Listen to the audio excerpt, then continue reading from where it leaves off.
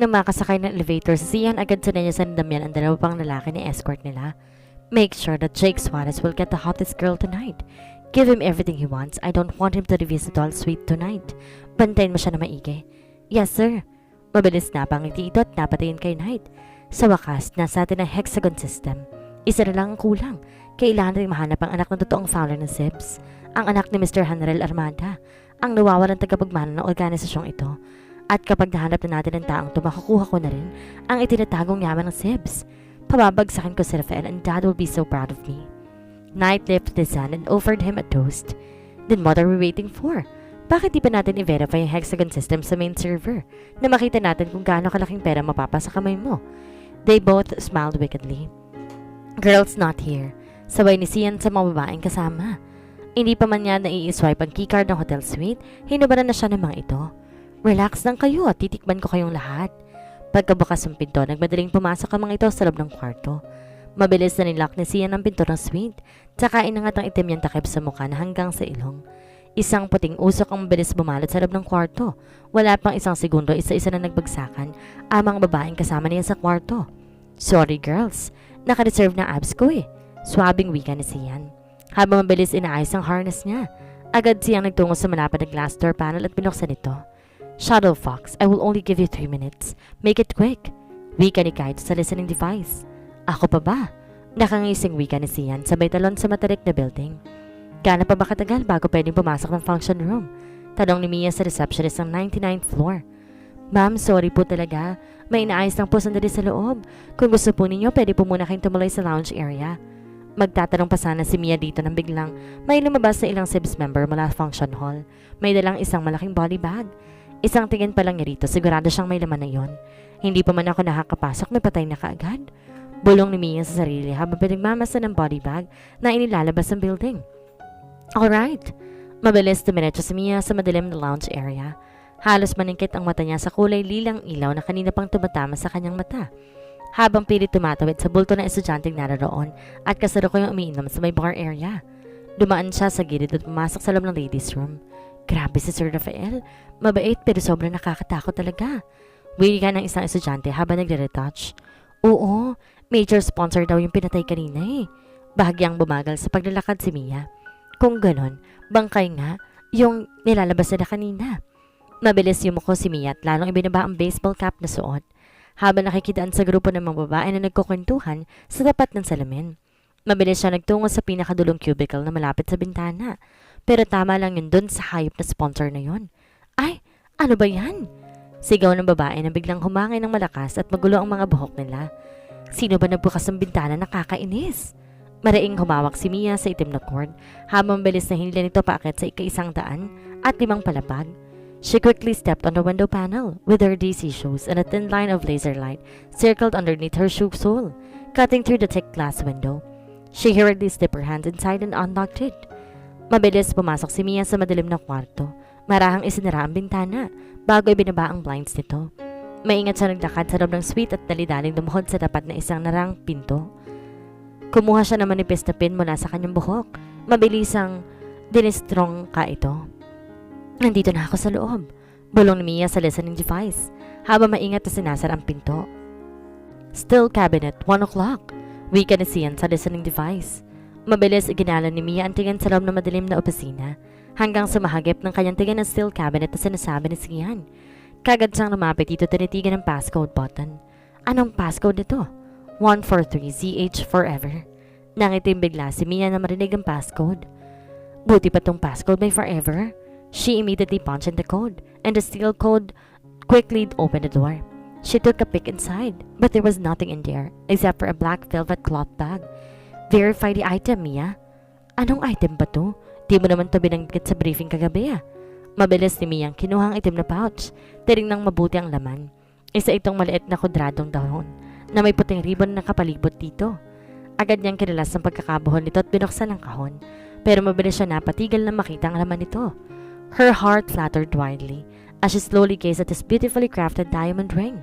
She quickly bit her trembling, yet smiling lips. But her eyes started to blur with tears, which she's been trying to hold back ever since she opened the box. Do you like it? Sian's voice was stuttering, unsure and nervous at the same time. Mula sa madilim na sulok ng opisina, isang anino ng lalaki na kaitim ang mabilis na naaninag ni Mia. Marahan itong tinanggal ang nakasuklob na hood na kanyang itim na jacket bago lumapit tungo sa kanya. Hindi man niya makita ang kabuuan ng mukha nito dahil sa takip ito sa mukha, sigurado naman siya si Sian ito. Nang magkalapit sila, masuyon itong hinawakan ng kanyang kamay. Ang lamig ng kamay mo. Natatawa ngunit naiiyak na wika ni Mia. Sorry, first time eh. Kinuha ni Sian ang singsing mula sa kahon. Hinawakang muli ang kamay ni Mia. I really don't know what you like. I did not have the luxury to look for the best one either. Sian slowly pulled down his black face mask and gently held her hand. He lifted the ring in front of her and lovingly gazed into her eyes.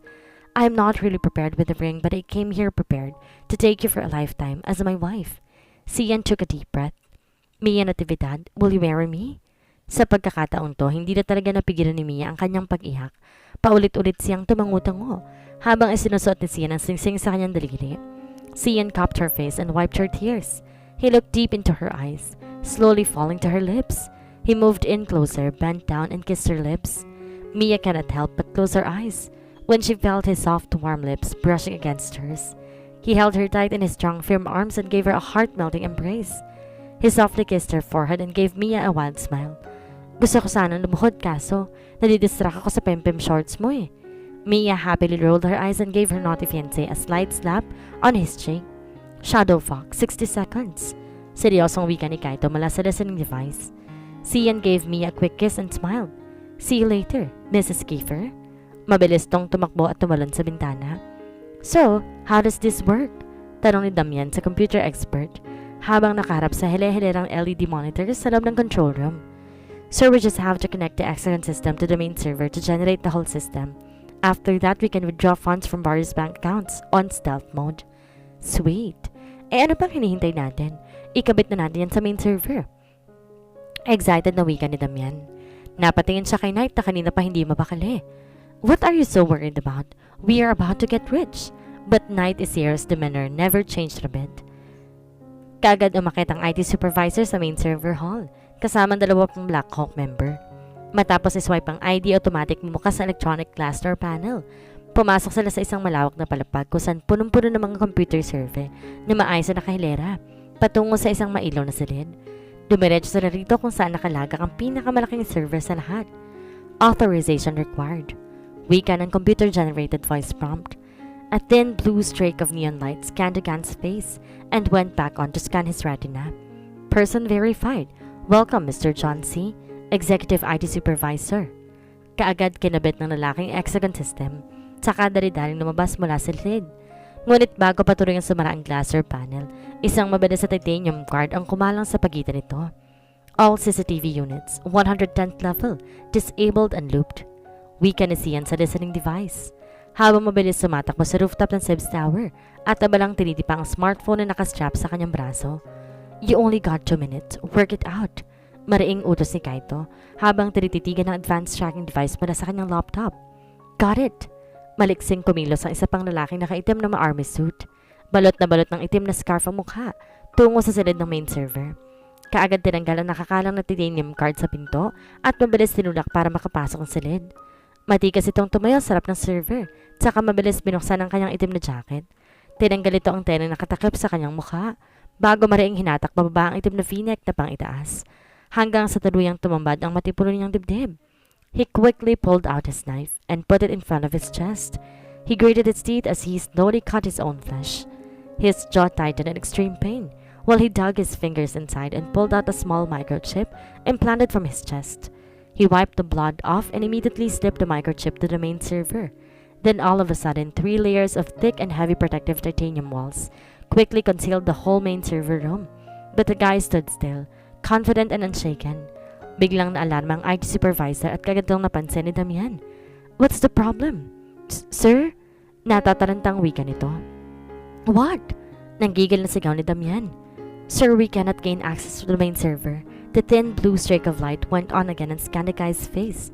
From his thin lips to his pointed nose, bowing through his well-chiseled face, the light went back on and scanned his deep brown cunning eyes. Person verified. Wika na voice prompt. Welcome, Mr. Joshua Lim Armada, Sib's primary successor. Isang ngiting tagumpay ang gumuhit mula sa mukha ni Joshua. Maraing ikarasa ni Kaito ang high-power sniper rifle na hawak niya at mabilis itinutok sa Sibs Tower. Prevent seals, it's showtime. Person verified, copy that, RS-05. Napangiti bigla sa Sian habang mabilis na nagpadaos-dos pababa ng tower gamit ang rappel cord. Kid, in 3 minutes, work it. Bulong ni Kaito sa listening device habang seryosong sinisipat ng tower. Mabilis itinipa ni Joshua ang touchscreen monitor ng main server. Please state or type command to continue authorized transaction. Wika ng voice prompt. Initiate font transfer, Joshua said. Initiating font transfer. Halos tumalsik lahat ng gamit sa ibabaw ng lamesa nang hampasin ito ni Damian. Anong ibig mong sabihin na hindi natin ma-access sa main server? Kulang na lang mapatid ang liti dito sa tindilang pagsigaw. Sir, nag-initiate po yung high security system. Nanginginig na sagot ng IT supervisor. Automatic po yun kapag nag-login yung founder o yung anak po niya. Pero pare-pareho silang tigilan nang biglang may lumabas na status bar sa gitna ng main LED monitor. Estimated time of fan transfer, 2 minutes. Halos lumaki ang mga mata ni Damian na marinig ng voice prompt. Mabilis nilingon ni Knight ang mga tauhan sa kanyang lugaran. On the top floor, now! Buong pagmamadaling lumabas si Knight. Mula sa control room, hinawakan ang kanyang listening device sa kanyang tenga. All Black Hawk members, proceed to the main server hall. I repeat, proceed to the main server hall. Mabilis nagsipagtayuan ng mga Black Hawk members sa 98th floor. Dumiretso ang iba sa elevator samantalang ang iba naman, mabilis sinahak ang daan papunta sa hagdanan. Kaagad pumasok ang isang grupo sa elevator. Mabilis pinindot ang palapag na kanilang pupuntahan. Ngunit hindi pa man sila nakakarating sa sunod na palapag, bigla na lang itong huminto at namatay ang ilaw. VIP elevator already disabled. Bulong na Sian sa listening device matapos puturin ang ilang kable sa loob ng electrical maintenance room. Halos bumalibag ang pito ng fire exit nang pumasok ang malaking grupo ng Black Hawk dito. Mabilis na nagsipag-akyatan sa hagdan, ngunit pagkalapat ng pintuan, biglang tumunog ang automatic lock system nito. Ganoon din ang pinto sa susunod na palapag. Sarado! Gigil na wika ng isa sa kanila habang kinakalampag ang makapal na salamin na pintuan. Basagin na natin yan, sigaw ng isa. Pero bago pa sila makaumang ng tadyak, mabilis nang binalot ng puting usok ang kulob na fire exit. Maraing nagtagis ang kanilang mga panga at halos maglabasan ang kanilang mga ugat sa sentido. Hindi sila makahinga at halos hindi na rin maidilat ang kanilang mga mata. Dala na matinding hapdi na idinudulot na makapal na usok ng tear gas. Wala na silang magawa, kundi umubo at mapaluhod sa nakakasakol na amoy nito. Paulit-ulit na pinindot ni Knight ang elevator pero hindi ito umiilaw. Confirm location, Group 1. Tanong ulit ito sa listening device. Sir, we're stuck in the elevator. Sagot ng isa sa mga tauhan. Knight gritted his teeth. Well, don't just stand here.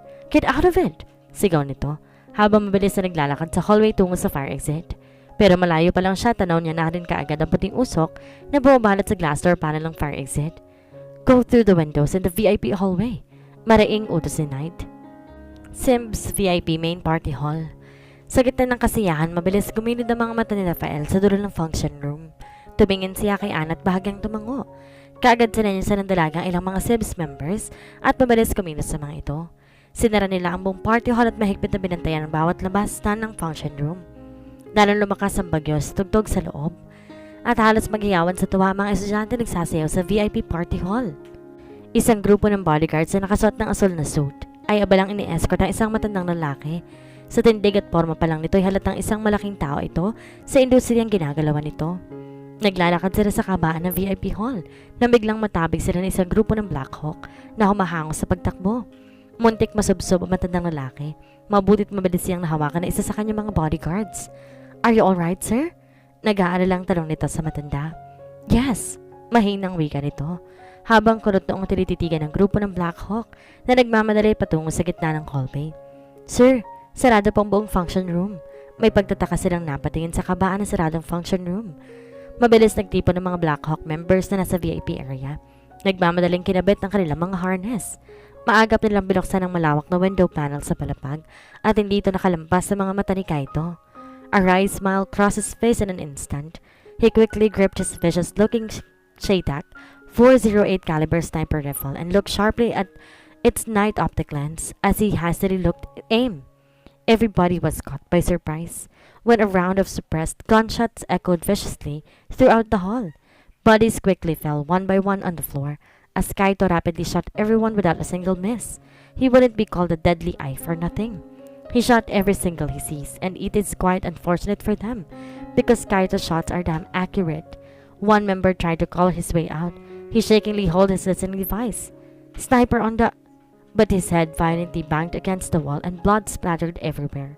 His head was completely blown off the moment Kaito saw the tip of his head. Arajin, kill the sniper. He's rounding up all our men. Maraing utos ni Knight habang umaakit ng mano-mano sa bintana ng bawat palapag.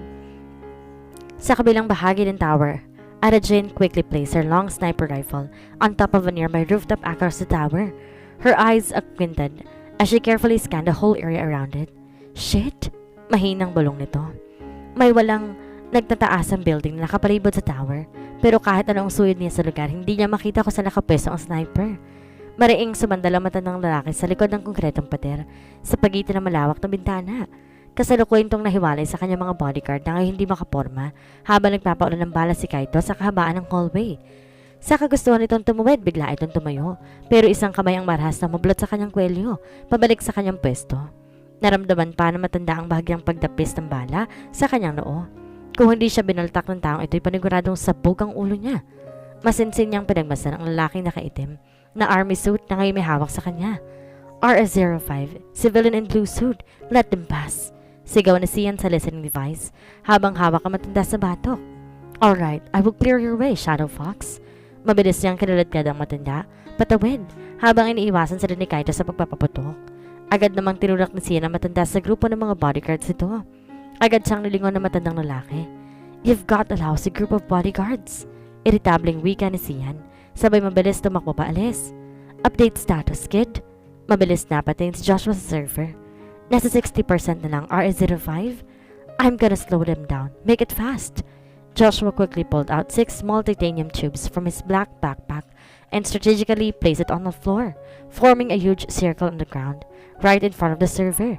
He pushed a small button on his wristwatch and the tubes immediately lit up, while he stood perfectly still in the middle of it. Font transfer status 70%. Damian's eyes widened. Every time he saw the font transfer progresses, make it stop. Nang gagalaiting sigaw ni Damian's supervisor. I'm sorry sir, I cannot stop it. I really can't. Takot na takot na wika nito. Damian gritted his teeth, totally shaking in anger. He quickly grabbed one LCD monitor and violently hurled it towards the main monitor. Rafael, fuck you. Mula sa bintana, muling pumasok si Mia sa powder room ng lounge area.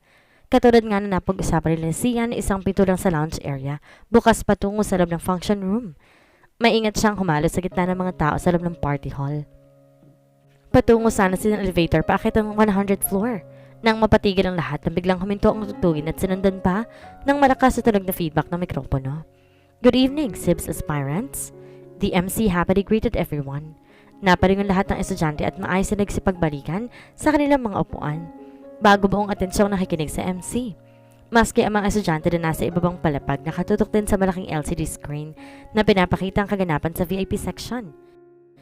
I know that everybody is excited for the party, but before that, let's hear it from the man who made this all possible. Let's all welcome the SIBS President, Mr. Rafael Mercado, for his upcoming remarks. Kaagad nagpalakpakan ng mga estudyante habang naglalakad si Rafael patungo ng stage. Hindi tuloy mapigilan ni Mia ang pagmasa ng binata. Good evening. Rafael in his usual deep cold voice, along with his signature evil smirk. Mabilis na pumasok si Knight sa bintana at agad dumiretso sa server hall, kung saan inabutan niya ang halos para 10 miyembro ng Black Hawk. Sir, hindi po mabuksan yung titanium wall. Bulletproof po. Wika na isa sa mga tauhan. Napatingin si Knight sa makapal na titanium barrier ng main server room. Arajin, shell out. Utos ni Knight. Mabilis ibinaba ni Arajin ang long rifle na hawak, saka binuhat ng isang malaki at mahabang itim na bag na kanina pa nakapwesto sa kanyang gilid. She quickly unzipped the bag and brought out a huge shoulder-fired missile launcher. She swiftly mounted the high-power launcher on her shoulders and immediately took aim. Move out, bitches. Font transfer 90%. Joshua stood still as he seriously waited for the font transfer to be completed. Mabilis na patingin si Kaido sa kabilang gusali. Kaagad napansin si Arajin na may hawak na missile launcher. Fuck! Joshua, get out! He nervously said. No matter how hard he took aim at her, Arajin is quite too far for his rifle's range. Font transfer 95%. I said get out. Kaito shouted. Sandali na lamang ito. Pagpapumilit ni Joshua. At a Jane smirked to fire the missile launcher, and it ferociously blasted its way across the Sib's tower. Transfer completed. Joshua immediately pressed his wristwatch and the 6 titanium tubes blew the whole floor, sending Joshua down to the next floor, just in time, before the missile blasted the main server hall. Everybody is all ears, the moment Raphael opened his mouth to speak, but everybody was stunned when they suddenly felt the ground shook. Raphael quickly cleared his throat. As I was saying, trying to call everybody's attention.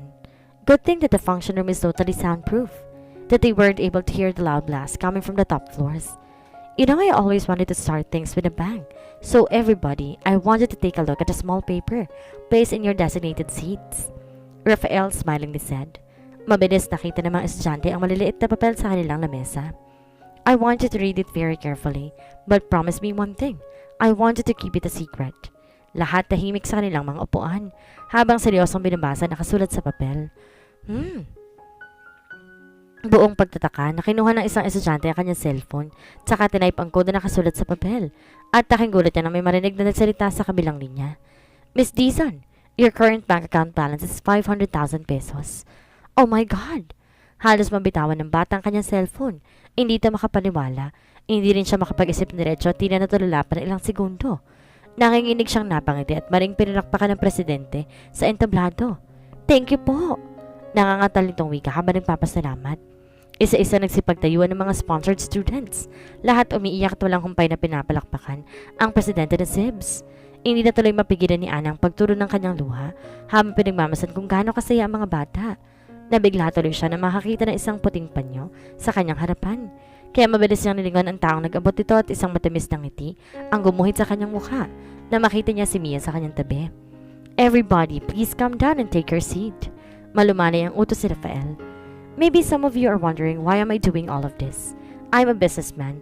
I should be more concerned with my profit than handling my non-profit organization that gained me nothing but enemies. Rafael happily smirked. But believe it or not, when I was at your age or even younger than your age, I've done a lot of unimaginable and horrible things just to survive. As a kid, when you're put in a desperate situation, there is no other way but to fight back and take desperate measures. And believe me, I learned the hard way. Rafael slowly took a deep breath and looked at the students once more. But then I met a great man. Biglang napamaang si Mia. Tuloy ang napako ang kanyang tingin kay Rafael nang marinig ang sinabi nito. Parang biglang may kumurot sa kanyang puso na tila ba alam niya na kung sino ang taong tinutukoy nito. He accepted me amidst all of the terrible things that I've done in the past, and even the terrible things that I might do in the future. He believed in me when no one else does, and treated me like his own son, regardless of knowing who I am, my past and my true intentions. He is more than a mentor and most definitely more than a father to me, and for that I am truly grateful that I'm so willing to put my life on the line for him. Raphael's voice was shaking at his last words, but then he said, no. He said, if you ever feel grateful towards me, do not be imprisoned with your deep gratitude, but be the man that you wanted to be, and return the favor to those who needed your help, the same way I did to you. Sunod-sunod pumatak ang mga luha ni Mia. Agad din siyang sinalo. It was indeed coming from his dad, and every line struck Mia's heart. Dad will surely be proud of you. I am proud of you. Isip ni Mia habang pinagmamasan si Rafael sa stage. So if you ever feel grateful towards Sibs, why don't you return the favor by helping others in your little own way, the same way this organization did to all of you? That's all. Thank you. Have a great night, everyone. Sabay-sabay nagtayuan ng mga estudyante at walang tigil na nagpalakpakan ng mga ito habang mabilis bumaba ang presidente hanggang sa makalabas ito ng VIP hall. Tahimik na pumasok si Rafael sa isang malawak at eleganteng opisina. Puno ito ng mga nakahilerang eskaparate na tila ba isa itong malawak na museo. Yun nga lang, puro bungo ng taong nakalagak dito. Lumakad siya hanggang marating niya ang dulo ng silid, kung saan isang eskaparate na hindi hamak na mas magara at espesyal ang itsura, kumpara sa ibang nararoon. Mahigit sa 20 ang nakalagak doon, pero napakontay ni Rafael sa nag-iisang bungo na nakapwesto sa pinakamataas na bahagi nito. Everything went well, sir, he shakingly whispered to himself, trying his best to hold back his tears that kept welling up in his eyes. Pero bigla siya napatigil na nakarinig siya ng pagbabalagbag ng pinto. Mabilis niyang nilingon ito at pareho pa silang nagulat ni Mia na makita nila ang isa't isa. Rafael almost went out of breath. Everything went well according to your plan, except for her. Mabilis na lihis ang atensyon ni Mia na mapatingin siya sa isang bongong nakapwesto sa pinakatuktok ng eskaparate. Nanlamig bigla ang buong katawan niya at tuluyang napakong kanyang paningin sa bongong iyon. Halos maparunok siya habang masinsing pinagmamasdan ang suot itong itim na army cap na may pilak na simbolo ng Raven Seal sa gilid. Dad! Mangiyak-ngiyak na wika ni Mia. Isang tusong ngiti ang gumuhit sa labi ng matandang lalaki na kanina pang nanonood sa loob ng kanyang madilim na opisina. Hindi nito mapigilan ng halos natuwa na kanyang nadaramdaman. Habang pinagmamasan si Mia na ngayon nakatitig na kay Rafael sa loob ng Hall of Fame area. The old man looked at her intensely. From her beautiful face, her eyes, her lips, and the way she stares. That look, that exact same look. His vicious grin grew even wider, the longer he looked at her, as if he's seeing someone he wanted to see for a long time. You look exactly like your mother, Azalea, the old man whispered to himself. Kill her. Napatigil bigla si Rafael nang marinig ang tinig ng founder mula sa speaker ng Hall of Fame area. Mabilis tuloy siya napatingin sa paligid. Nahagip ng kanyang parin ng mga nakapalibot na CCTV cameras na wala naman doon dati. Prove to me your loyalty once more, and I will make sure that you will be properly awarded. You wanted to have sibs, right? You love the kids. I will give everything to you, everything I own. Mia gritted her teeth. Her whole body was shaking in deep anger, and her eyes hungrily scanned the whole place. Just hearing the sound of the founder's omnibus voice makes her terribly sick. Why don't you come here and kill me yourself, you heartless? Mia shouted. Well, I guess I am. How I love your mother. Lalo nang gagaliiti sa galit si Mia. Lalo pa na marinig na nakakasuklam na tawa nito. Nanginginig ang bawat laman ni Mia. Kinakain ng matinding galit ang buong sistema niya at para may nakabarang kung ano sa kanyang lalamunan, tila gusto niyang masuka. Kill her. The old man's deep, cold voice sounded like pure evil. Rafael took a deep breath and slowly gazed at Mia. His eyes almost about to turn red as he tried his best to hold back his tears, looking terribly sad and tired of everything but his gentle, sad eyes slowly turned into a vicious one.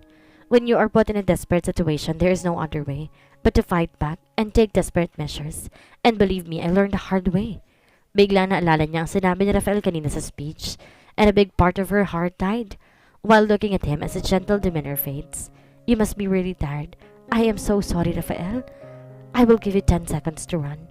Rafael in his most unsympathetic voice. Mariing kinuyom ni Mia ang kanyang mga palad. Tinitigan ang bungo ng ama sa eskaparate. Hindi ako haalis sa lugar na to hanggat hindi ko nakukuha ang ulo ng tatay ko. Then I'll give you 10 seconds to get it. Rafael paused for a moment and looked at her. But after that, I have to get your father's head back, along with yours. Mabilis pinahid ni Mia ang kanyang mga luha, ngunit ang tanging bagay na nahigip ng kanyang mga mata ay ang makistap niya engagement ring. I promise someone that I will stay alive. No matter what it takes, I'm going to marry my man. I am going to marry Sian. Mia's soft demeanor changed in an instant. I will not die today, Rafael. But Rafael just gave her a timid smile. We'll see about that. Mabutit dumating ka na, Nix. Kanina pa kita hinihintay. Mahinahang wika ng founder. Habang komportable ito nakaupo sa swivel chair, abalang pinanonood sa ni Mia sa malaking LED monitor. Pero hindi sumagot ang kanyang kausap, kaya marahan siyang humarap dito. Halos mapaurong si Sian sa kanyang kinatatayuan. Nablangko ang kanyang isip, tuluyang hindi nakapagsalita, na makita niyang mukha ng founder. Ikaw? Hindi makapaniwalang talong nito, na para bang ayaw nang lumabas ng sariling yon sa kanyang bibig.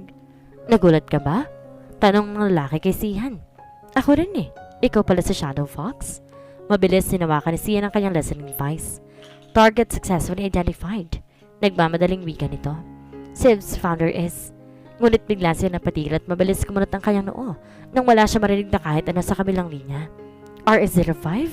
Mahinang bulong na Sian. Shit! RS-01. RS-01, do you copy? Natatarantang sambit ni Sian habang nakatingin sa nakangising lalaki. The founder sat comfortably on his chair, smilingly rested his back on it and gave Sian an amused look. So, this is how it looks like, of a cunning fox totally trapped in a lion's lair. He wickedly said, This place is highly equipped with advanced signal jammers, so no matter how hard you call your friends, they won't hear you. Hindi malaman ni Kaito kung bakit bigla na lang siyang kinabahan. Mabilis siyang binitawan ng rifle na hawak at tinawakan ang kanyang listening device. Shadow Fox, confirm location. But all he heard was nothing but static noise. Shit! Nagdagis ang bagang nasihan, tsaka matiim tinitigan ang lalaki. Nanginginig ang kanyang mga kamay dala ng matinding galit. Ngunit mabilis na nalihis ang kanyang atensyon nang biglang bumukas ang pinto. Napatingin siya sa isang binata na nakasakay sa wheelchair na ngayon papasok na sa loob ng silid. Maangas itong hinawi ang braided nitong buhok tsaka salilid ang kamay sa bulsa ng kanyang asul na varsity jacket. Sian's contact lens quickly generated and scanned the guy's face. Person identified, Nick's UWF, Black Hawk, Hong Kong Mercado household. Thirdly, halos mapama ang Sian sa marinig mula sa voice prompt. Mercado household? Marahang tumulo ang butil ng pawis sa kanya noo habang pinagmamasan si Nix. Third leaf? Sian cannot help but remember what happened 11 years ago. He was exactly 18 years old when he encountered someone from the Mercado household. He was badly injured and left for dead. He almost died that time and it was the fourth leaf. And now he's going to face another one again, a rank higher than the fourth. Sian quickly pulled out 4 razor-sharp karambit knives and looked intensely at the guy on the wheelchair in full alert. Umayos na upo ang founder. Buong ngisi niyang pinagmasan ito. Tingin mo bubuhayin pa kita pagkatapos mo ako makita? A wry smile slowly crossed Nick's face. Ready to die, Shadow Fox? So you are from the Mercado household. Sian quickly pulled out 4 razor-sharp karambit knives and looked intensely at this vicious-looking guy sitting on the wheelchair. He might look totally harmless because of his disability, but sinister glint in his eyes tell otherwise. Umayos ng upo ang founder. Buong ngisi siyang pinagmasan mula ulo hanggang paa. Tingin mo ba bubuhayin pa kita pagkatapos mo ako makita? Matiim na tinitigan ni Sian ang matandang lalaki. He was about to open his mouth to speak, but a sudden ring on the phone interrupted them all. Agad na rin na matanda ang kanyang cellphone. Mabilis kumunot ang noon nito na makita ko sinong tumatawag. Agad itong lumayo at mabilis siningon si Nix. I just have to check on something, he coldly said and looked at Sian once more. But when I come back, I want to see his head right on top of my desk, the old man demanded, before he went out of his office. A wry smile slowly crossed Nick's face. His dark, ruthless eyes narrowed towards Sian, like a hungry predator looking at his sumptuous prey. Ready to die, Shadow Fox? Sian's lips slowly formed a sharp smirk. You have no idea how badly I wanted to have a rematch with the fourth leaf. Nick slightly chuckled. Well, too bad. You're stuck with me. You are the third leaf, right? Ibig sabihin kapag tinalo kita, hindi hamak na mas kaya kong talunin ang fourth leaf ninyo. Tama ba? Ngunit isa nakakalokong tawa lang sinuklay sa kanya ni Nix. Marahan itong inangat ang kanyang kamay. Bumunot ng kung anong bagay mula sa kanyang tigliran. Ang tanong, matatalo mo ba ako? Nick slowly brought out a Kyoketsu shogi knife, a savage-looking 9-inch sharp curved blade with a long thin metal chain attached at the pommel of this knife and has a small yet heavy pointed triangular metal at the chain's end. Mariing hinawakan ni Nick ang patalim gamit ang kanyang kanang kamay habang pinaikot naman ng kaliwa nitong kamay ang kadena hanggang bumilis ang pag-ikot ito sa gilid ng kanyang katawan. Huminga ng malalim siya nang maramdaman niya ang marahang pagtulo ng kanyang pawis mula noo. Habang pinagmamasan ng mabilis na pag-ikot ng kadena, sa ugong pa lang ng pagwasiwas ito sa hangin, paniguradong isang maling kilos sabog ang bungo niya.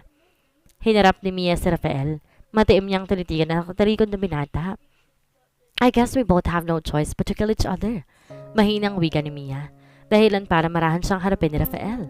Choice is a privilege, Mia. I've already given you countless opportunities to run, but you are really good at wasting it. Scanning person's identity. Please stay still. Napatigil bigla si Mia na marinig ng voice prompt at nagsimula ang face scanner. Person verified.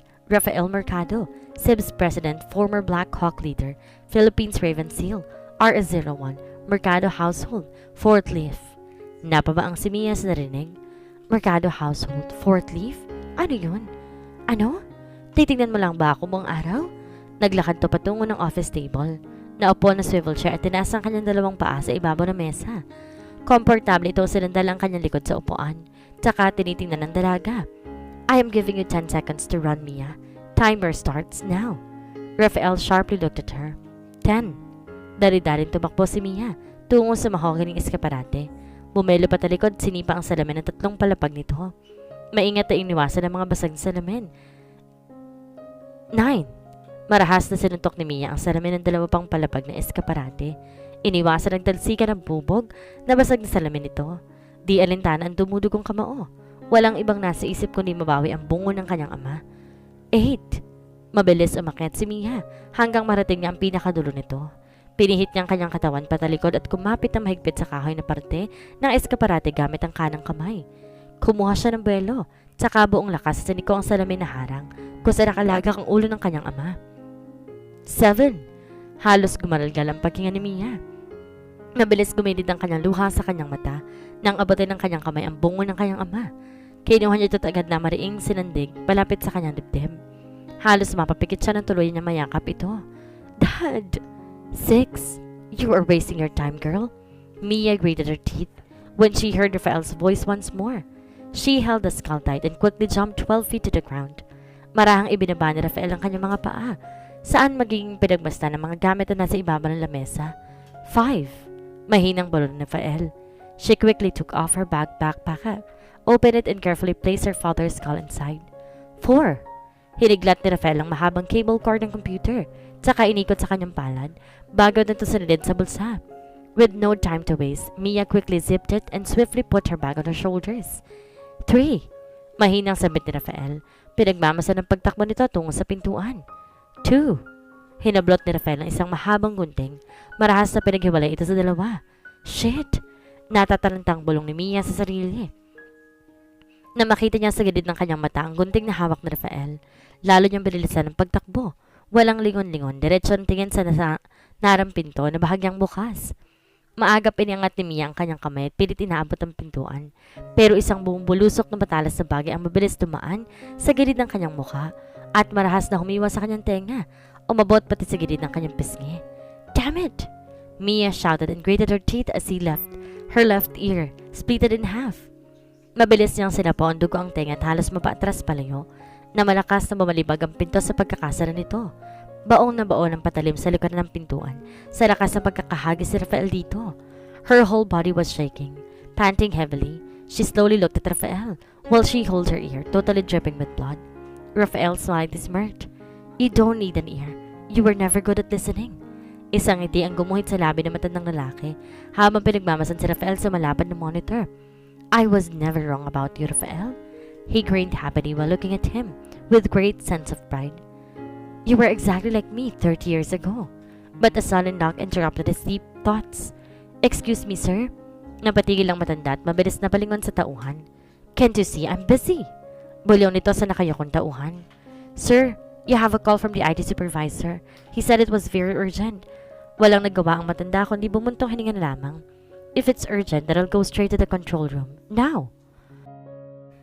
Nix tightly gripped the chain, spinning wildly at top speed, while Cian stood perfectly still, looking intensely at the weighted metal tip of the chain as he carefully played his plates in between his fingers.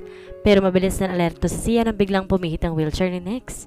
He angled his body and tilted the wheelchair sideways, maneuvering it swiftly. Cian's eyes widened as Nix dangerously swiveled the whole damn thing, doing a 6 somersault move in midair. He quickly let loose of the chain and violently hurled it towards Cian. Pero hindi nagpahuli sa Cian. Nakipagsabayad siya at mabilis nagpakawala ng 4 na matalim, ngunit walang kahirap-hirap itong sarilag ni Lex, gamit ang kurbadong kutsilo sa kanan niyang kamay.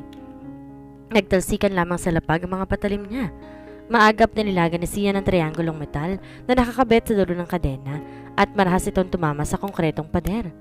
Muntik pa siyang tamaan ng mga nagtalsikang durog na piraso ng konkreto. Sa lakas ng pagtama nito, mabilis ding dumistansya sa Cian sa binata kung tinamaan sa lantirang nun, paniguradong nadurog ang buto niya. He swiftly flipped another set of plates and hurled it straight to him at breakneck speed, but Nix quickly pulled the chain back and swung it in full force, and it completely deflected all of his knives straight into the ground. Mabilis pinaikot ni Nix ang kadena, paikot sa kanyang kaliwang braso, tsaka paikot sa batok, pero mabilis itong kinabig ang kadena papalayo. Gamit ang parehong braso pabalik, sending the metal chain to rotate in a reverse motion, while his wheelchair automatically glides effortlessly, as if it were his own 2 feet. Anak ng, paano niya ginagawa yun? Bulong na Cian sa sarili. Napangisi tuloy si Nix na makita ang kabadong itsura ni Cian. Mukhang kukulangan ng dalamong kutsilyo ah. Nix chuckled and his automatic wheelchair rushed towards him. He violently whirled the chain and swayed it wildly. Cian almost ran backwards, trying to avoid the heavy metal end of the chained knife that rapidly struck in between his legs. Halos madapa pa si Cian kaliwa sa kadena. Napaulit-ulit pinupunteriya ang pagitan ng hita niya. Huwag naman yan! Sigaw ni Sian.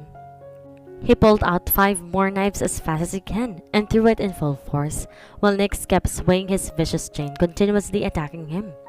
Sian quickly took a sidestep, rotated his body and made a fast sweeping reverse motion with his leg, landing a devastating roundhouse kick on the metal end of the chain, sending it violently straight to Nick's face. But the third lift is quite too fast. He quickly maneuvered his wheelchair sideways and effortlessly dodged the attack. Kanina ka ba? Ano bang atraso sa ng pagkalalaki ko? Hinihingal na wika ni Sian. Lalo tuloy natawa si Nick sa kanya. Marahang kinapani siya ng knife holder sa kanyang bewang at halos mapanunok siya na makapani ang dalawa na lamang ang natitira niyang patalim. Nagsimula na namang paikutin ni Nick ang kanyang kadena, pero sa pagkakataon to, yung dulong kutsilyo na ang pinaikot nito.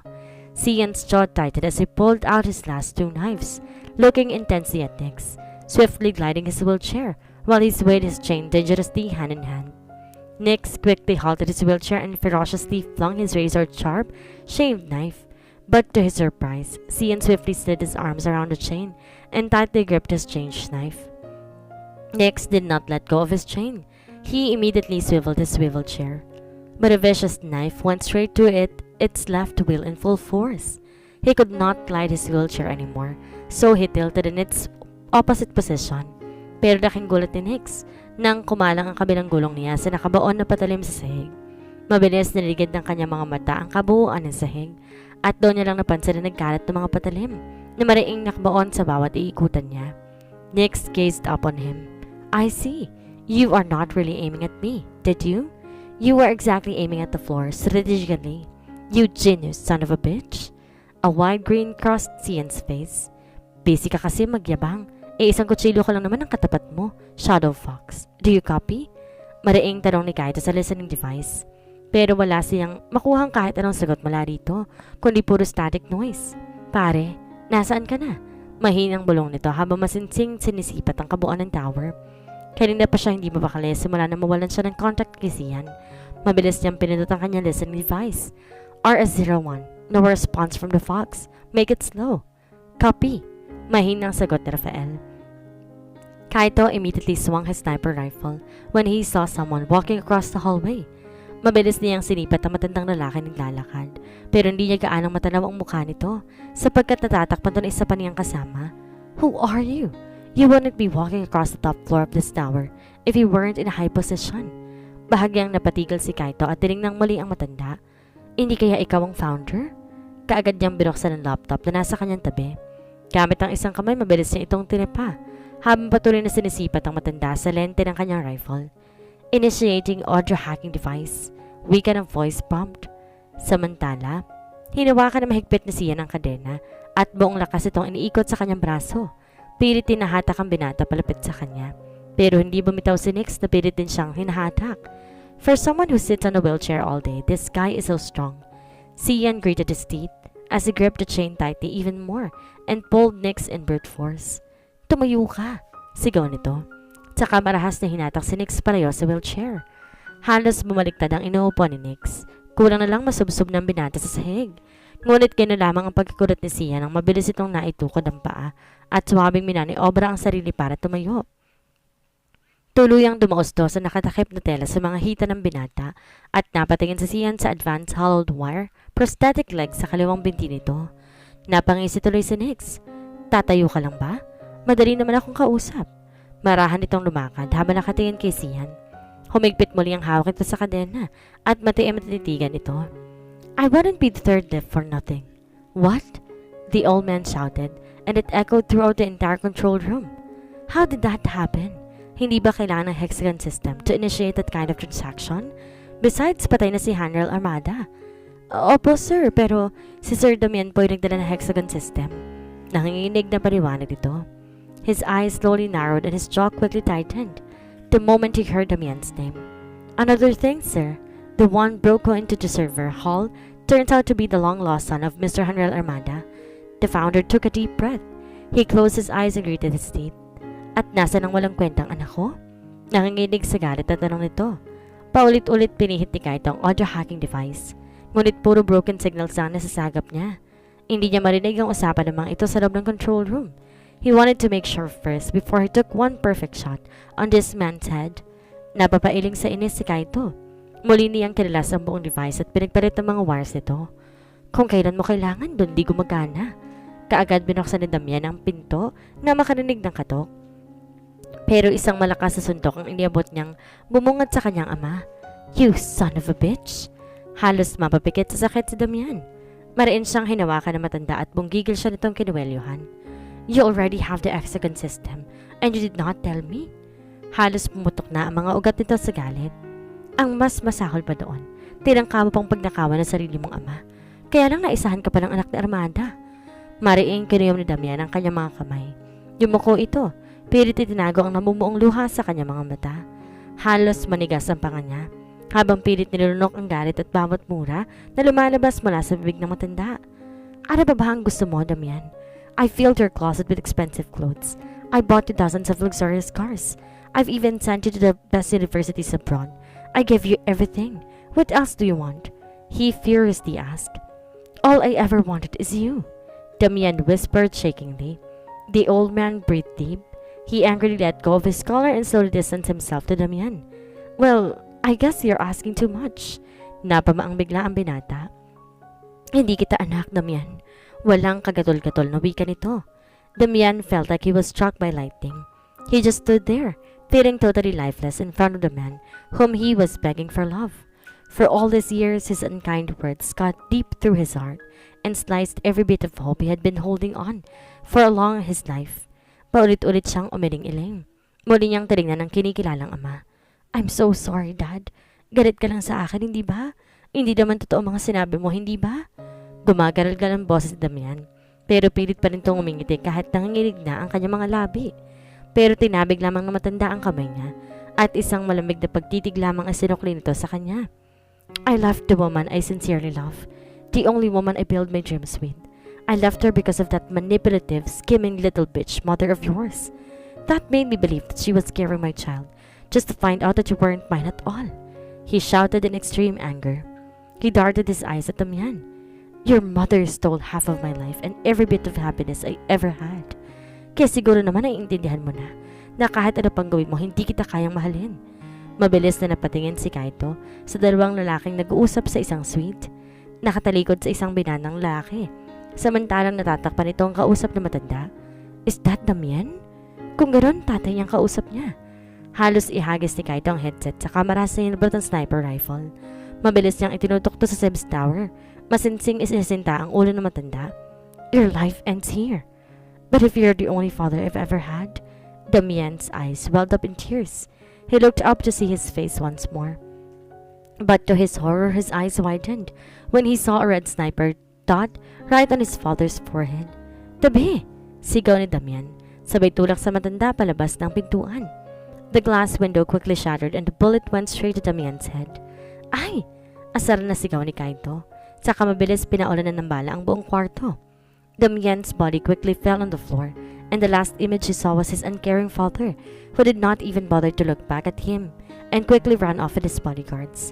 His final tears slowly fell on the cold floor, a son's love that got totally wasted.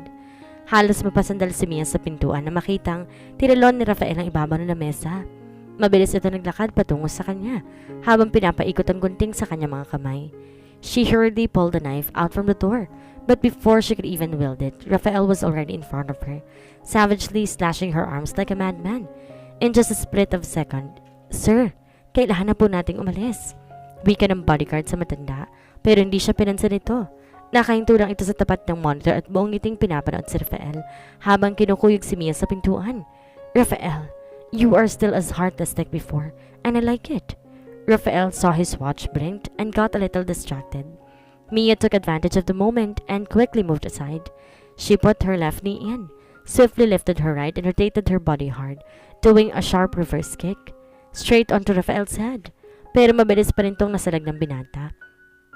Kaagad dumistansya si Mia kay Rafael. Hindi ba niya tinamaan ito'y sapat na ang sipang iyon para makalayo siya rito, bago pa siya tuluyang kami ng banata. Yun na yun, Mia? Iritableng tanong ni Rafael habang ibiniwisik ang dugo mula sa kanyang gunting.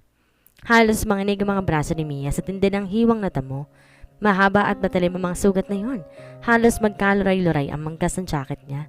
pero pilit pa niyang hinahawakan ang mahabang kutsilyo na nagbistulang walang kwenta sa pinaghiwalay na gunting na hawak ni Rafael. Shadow Fox is a knife expert. Yan lang ba ang tinuro niya sa'yo? Marahang itinago ni Rafael ang gunting sa kanyang bulsa, tsaka ngumiti. Sige, papartidahan kita. Mabilis umikot si Rafael. Buong pwersa nagpakawala ng malakas na sipa, pero biglang bumukas ang pintuan. At isang lalaki na nakaitim ng army suit ang mabilis na humata kay Mia paatras. Kaagad silang tumakbo patungo sa elevator. Pero halos mapaupo si Mia nang hatakan pabalik ni Rafael ang backpack niya. Kaagad pumasok ang lalaki sa loob ng elevator, pero nagulat ito na makitang naiwan si Mia. Mabilis tong bumunot ng patalim tsaka marahas na inihagis isa-isa kay Rafael. Mia ran as fast as she can towards the elevator, while the guy in front of her was too busy doing deadly knife throws at Rafael. But unfortunately, Rafael is just too swift. He moved in between the blades and effortlessly deflected every single hit. Pilit iniwasan ng lalaki na tamaan si Mia. Halos gahibla lamang ang pagitan nito habang tumatawid sa pagitan ng kanyang katawan. Mabilis na pumasok sa loob ang dalaga. Kulang na lamang bumuo ng daliri nito kapipindot sa close button habang pinagmamasa ng unti-unting paglapit ni Rafael dito. Rafael saw the door was about to shut. He quickly pulled the scissor out and threw the blade in full force, but the door caught the blade in between as it shuts completely. Parang nabulutan ng tarik ang lalamunan ng dalawa nang tuluyang sumarang elevator. Rafael quickly gripped the stock scissor and yanked the door open. He looked deep under the dark elevator's pathway, and with no time to waste, Rafael fearlessly jumped right into it. Pinagmastang maigi ni Mia ang lalaking kasama, mula sa matika sa tindig nito, malapad na balikat, hanggang sa balot na mukha. Joshua? Pero mabilis na lihis ang kanilang atensyon nang may marinig silang malakas na pagbalagbag mula sa kisame nito. Sakto sa tunog ng bell ng elevator, marahang bumukas ang pintuan nito, pero halos lumaki ang mga mata nila na makita naman nila si Knight sa bungad. Kagad sinugod ni Joshua sa Knight at pilit itong nilayo sa dalaga. Mabilis siyang nilingon ng binata at tinenyasan para tumakbo. Palabas na sana siya nang mapatingin siya bigla sa itaas.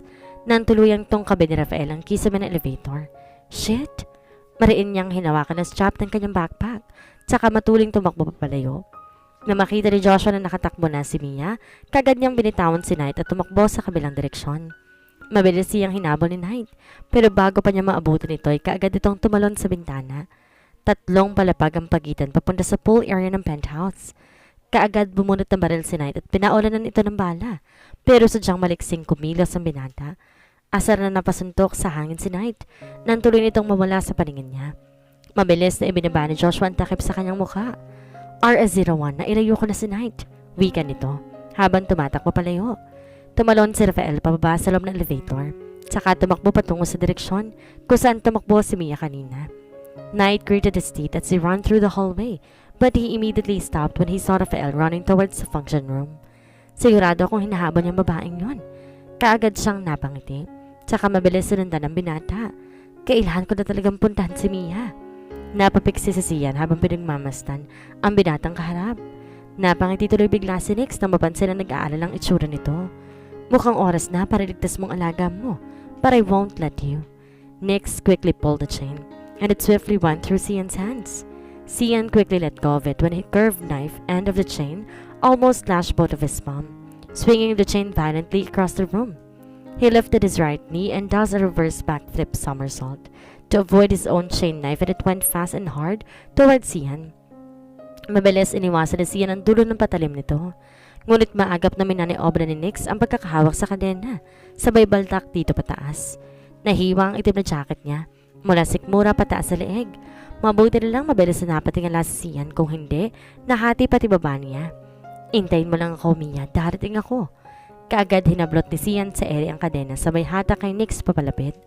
Nang maabot ang binata ay mabilis niyang tinadtad sa braso nito paakyat sa leeg, sa loob lamang ng 1 segundo. Pero bago pa umabot sa leeg ang tama nito, nahawakan na siya ni Nix at mahusay na nakipagpalitan ng saksak kay Sian. Swift and highly skilled with blades, they both tried their best to kill each other. The excruciating sound of blades clashing echoed inside the room. Blood splattered everywhere, but no one dares to stop, not until one of them falls onto the ground. You will never see her again. I won't let you. Sian gritted his teeth. I would go to hell and back if that's the only way to see her again. Then I will send you to hell first, Nix shouted. Mabilis sinabol ni Rafael ang dalaga na tumakbo sa gitna ng function room. Hinablot ni Rafael ang mantel na mesang nadaan, saka mabilis na isinaklob ito sa kanya. Kaagad niyang pinaikutan ng USB cable ang daig nito at mariing sinakal. Halos mapapilig ang paa ng dalaga nang bitbitin siya ni Rafael sa leg at sinampa sa likuran nito. Dali-daling pumasok si Knight sa function hall kung saan naabutan niyang papasok si Rafael sa kusina. Bit-bit ang nakatalokbong na dalaga na sakal-sakal nito sa leeg. Hindi tuloy niya mapigilan ng pangiti. Nang mapansin niya ang lacy shoes na suot ng babae, mabilis na napalingon si Rafael nung bumalagbag ang pinto. "Anong ginagawa mo dito, Knight?" Tanong niya habang hawak ang nagpupumigla sa dalaga. "Gusto ko makita kung kaya mo talagang patayin ng babaeng yan." Rafael smirked. He put down the girl, let go of the cable cord around her neck, and removed the tablecloth. Biglang nabama ang si Knight sa nakita. Tamang-tama, walang CCTV dito. Nakangiting wika ni Rafael. "Ikaw nang bahala sa kanya, Ana." Mabilis na napangiti si Ana at saka marahas na pinag-umpog ang dalawang kamao nito. Maraing hinawakan ni Kaito ang kanyang listening device. "RS01, confirm location. VIP hallway. Susundan ko si Mia. Sisiguraduhin kong makakatawid siya papuntang East Wing." Mahinang sagot ni Rafael habang mabilis naglalakad sa mga pasikot-sikot sa hotel. "Nasaan na ba si Shadow Fox?" Iritableng tanong nito. "Wala na ako narinig sa kanya. Wala na umakit siya ng penthouse ng founder. Ako na ang pupunta dyan." Mabilis tumayo si Kaito at nagmamadaling binitbit ang kanyang rifle. "Rafael will be forced to kill you, but you don't have to. All you have to do is to take your father's head and run. Avoid him as much as possible. Facing Rafael is like facing death. But if worst comes to worst, kill him, Mia." Bigla niyang naalala mga sinabi sa kanya ni Sian habang mabilis nang tumatakbo papunta sa East Wing. Paliko na sana siya, ngunit laking gulat niya na masalubong niya ang binata. "Mia!" Mahinang bulong ni Rafael, pero mabilis itong umiwas sa kanya. "What are you waiting for? I told you to kill that woman." Matigas na wika na matanda mula sa speaker sa hallway. Palihim na liligid ng kanyang mga mata ang buong palagad at halos mapapakit si Rafael sa inis nang mapansing puno pa rin ng CCTV camera ang buong hallway. "Kill her." Rafael breathed deep and looked at her. "I'm sorry." Napasinghap si Mia. Inihanda ka agad ang sarili at saka mariing hinawakan ng patalim. He pulled out the scissors and skillfully maneuvered it in between his fingers before gripping it. "I will make it quick." And a fast spinning scissor leg landed viciously at Mia's jacket sleeves. That one arm that holds the knife, and it totally pinned her against the wall. Mabilis na lingon ni Mia ang kanyang braso, ngunit pagbalik ng kanyang tingin sa binatay halos nasa harapan niya na ito at nakaumang na ng saksak. She quickly threw the knife on the other hand, while watching him thrust his blade in full throttle. She closed her eyes and swiftly shoved the whole thing. "Stop!"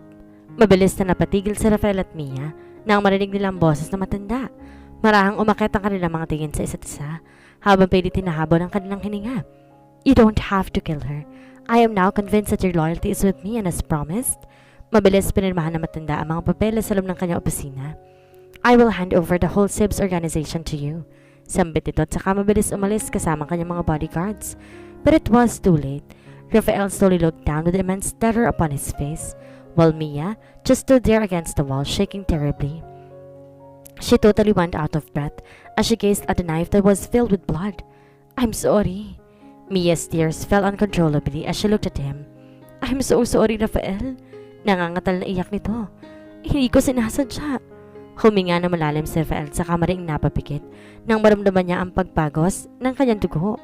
Buong persang hiniglat ni Mia ang manggas ng kanyang jacket. Natatarantang hinawakan ng mga kamay ng binata, pero lalo siyang napahagulhol ng iyak na makita niya ang pagkakahawak ni Rafael sa gunting. He never intended to kill her in the first place. He was holding the leg of the scissors in reverse position, and all he did was a fake move. But Mia got scared. She stabbed Rafael right into his stomach. Mariing niyakap ni Mia si Rafael. "I'm so sorry." Iyak niya habang hinahaplos ang buhok ng binata, pero marahan siyang itinulak nito palayo. Rafael smilingly looked at her and gently wiped her tears. He slowly leaned forward and softly kissed her cheek. "Congratulations," he whispered. "Your ring looks beautiful." And with that, Mia cried even more. Inawakan niya mabuti ang kutsilyo na katarak sa kanyang sikmura. Halos nanganig ang buong kalamnan niya nang bunutin niya ito. "You should go. Hinihintay ka na niya." Paulit-ulit na umaling si Mia. "No, dadalhin muna kita sa my private clinic dito sa tower. Huwag kang mag-alala. Bahagyang umiti si Rafael sa dalaga. Ang masamang damo matagal mamatay. Her hands trembled as she gently cupped Rafael's face. He bit her lips and her all-welled-up eyes worriedly looked into his. Go! Mahina pero mariing utos si Rafael sa kanya. With a heavy heart, Mia turned her back at her dear friend and ran away, feeling completely miserable. Bakit ba hindi kami pwedeng sumakay ng elevator? Angal ng isang estudyanteng babae.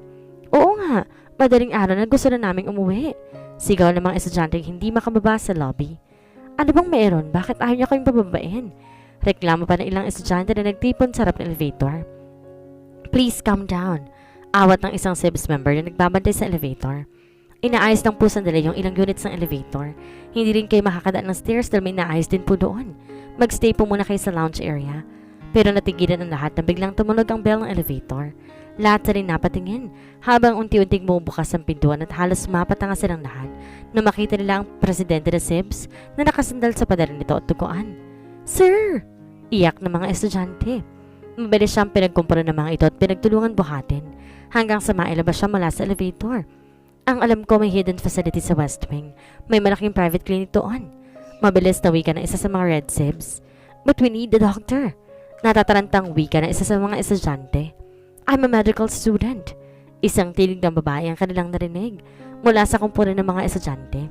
Lahat sila'y napatingin sa babae na salita na ay naglalakad na papalapit sa kanila. Ito'y walang iba kundi ang top student na tinulungan nila Ana at Rafael kanina laban sa mapang-abusong major sponsor. Graduating pa lang ako this year but I'm confident na kaya kong procedure. I will help. Nursing student naman ako. Sigaw pa ng isa. Tutulong din ako. Anesthesiologist ako. Wika ng isang alumni. Ako rin. But we don't need your confidence. We need your license. Mariing pagtuto ng isa sa mga official ng tower. Sir, top student po siya ng AIC at nagmamasa na sa Harvard next year. For sure, kaya po niyang procedure. Sabat ng isa pang estudyante. Even if she is a top student, we will not allow her to perform a major procedure. She is not a licensed doctor. Buhay ang nakataya dito. Baka lalong mapurnada ang license at pagpunta mo sa Harvard kapag nagkamali ka. Nagsitahimik lahat ng mga estudyante. License. Harvard. I don't care what will happen to me after this, but I'm going to save this man no matter what it takes. We will never permit you to...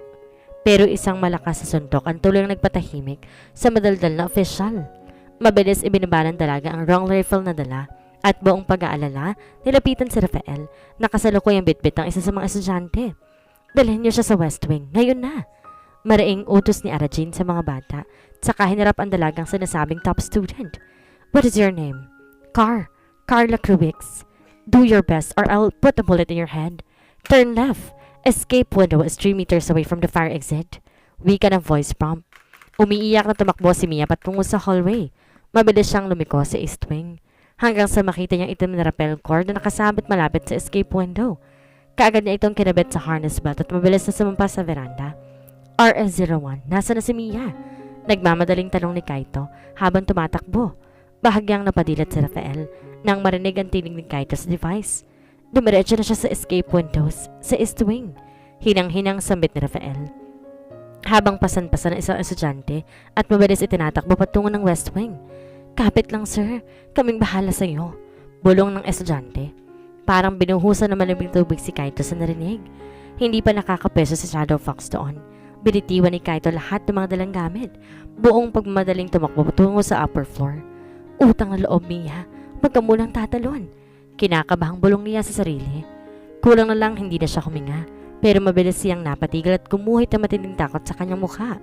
Nang matanaw niya sa hindi kalayuan, ang isang lalaking duguan, nakatayo malapit sa rappel cord at may hawak na patalim. Mia!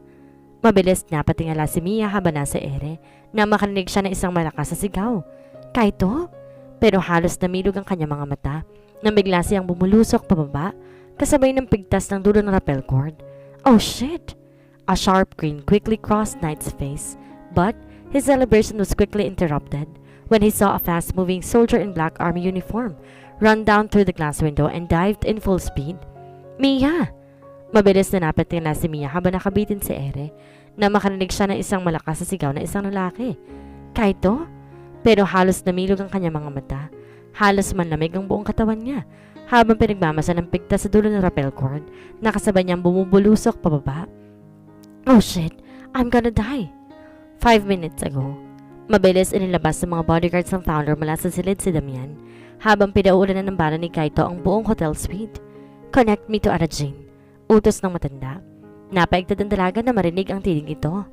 Kaagad niyang binitawan ang rifle na hawak at digli ang ginanap ang hikaw niyang listening device. Sir, I will put you in charge of this. Blackhawk, mariing utos nito. Napangiting bigla ang dalaga, saka mabilis na iginasa ang long rifle. Bago magising, sinipat ang lente nito. And kill all men in black army uniform. I want all Raven Seals dead. She immediately swung her rifle and looked fiercely at its optic lens. Hunting me, baby. Kitchen area. Napauro ng todo at di makaporma si Knight habang sunod-sunod siyang binabayo ng malalakas na sipa ni Ana. Napalabas na Rizal sa function room at kaagad namang tumakbo ang lalaki patungo sa hallway. He quickly pulled out 3 knives and viciously hurled it in breakneck speed while running. But Anna savagely swung her legs in full force and finally kicked each knife straight into the glass window, shattering the glass panels completely. Hindi ka uubra sa akin. Malutong na mura ni Anna. Nakataas ang paa nito sa ere. Sa kamaangas si Tanabek and DC shoes niya nakaparehong-kapareho ng kay Mia. Hindi niya tuloy mapigilang umiti. Pakiramdam niya magkamukha na sila ni Mia. But Knight just flashed a nasty smirk, raised his knife and signaled her to come close. Anna chuckled. She rushed towards him and quickly leaped up for a hard-spinning kick, while Knight is waiting for her attack, but a series of suppressed gunshots rounded up the entire hallway. Anna fell hard into the ground, panting heavily while holding her wounded shoulder. Nagdagis ang kanyang panga. Habang pinagmamasan si Knight na mabilis na nakaiwas sa mga bala at walang kahirap-hirap na nakatakas, samantalang siya'y nakandusay sa lapag at tuguan. Lintik! Sigaw ni Arajin habang hinahanap kung saan nagtungo si Knight. Masyado talagang madulas itong taong to, nakakainis. Gumapang si Anna sa sahig pero laking gulat na lang niya nang biglang may humatak sa kanya.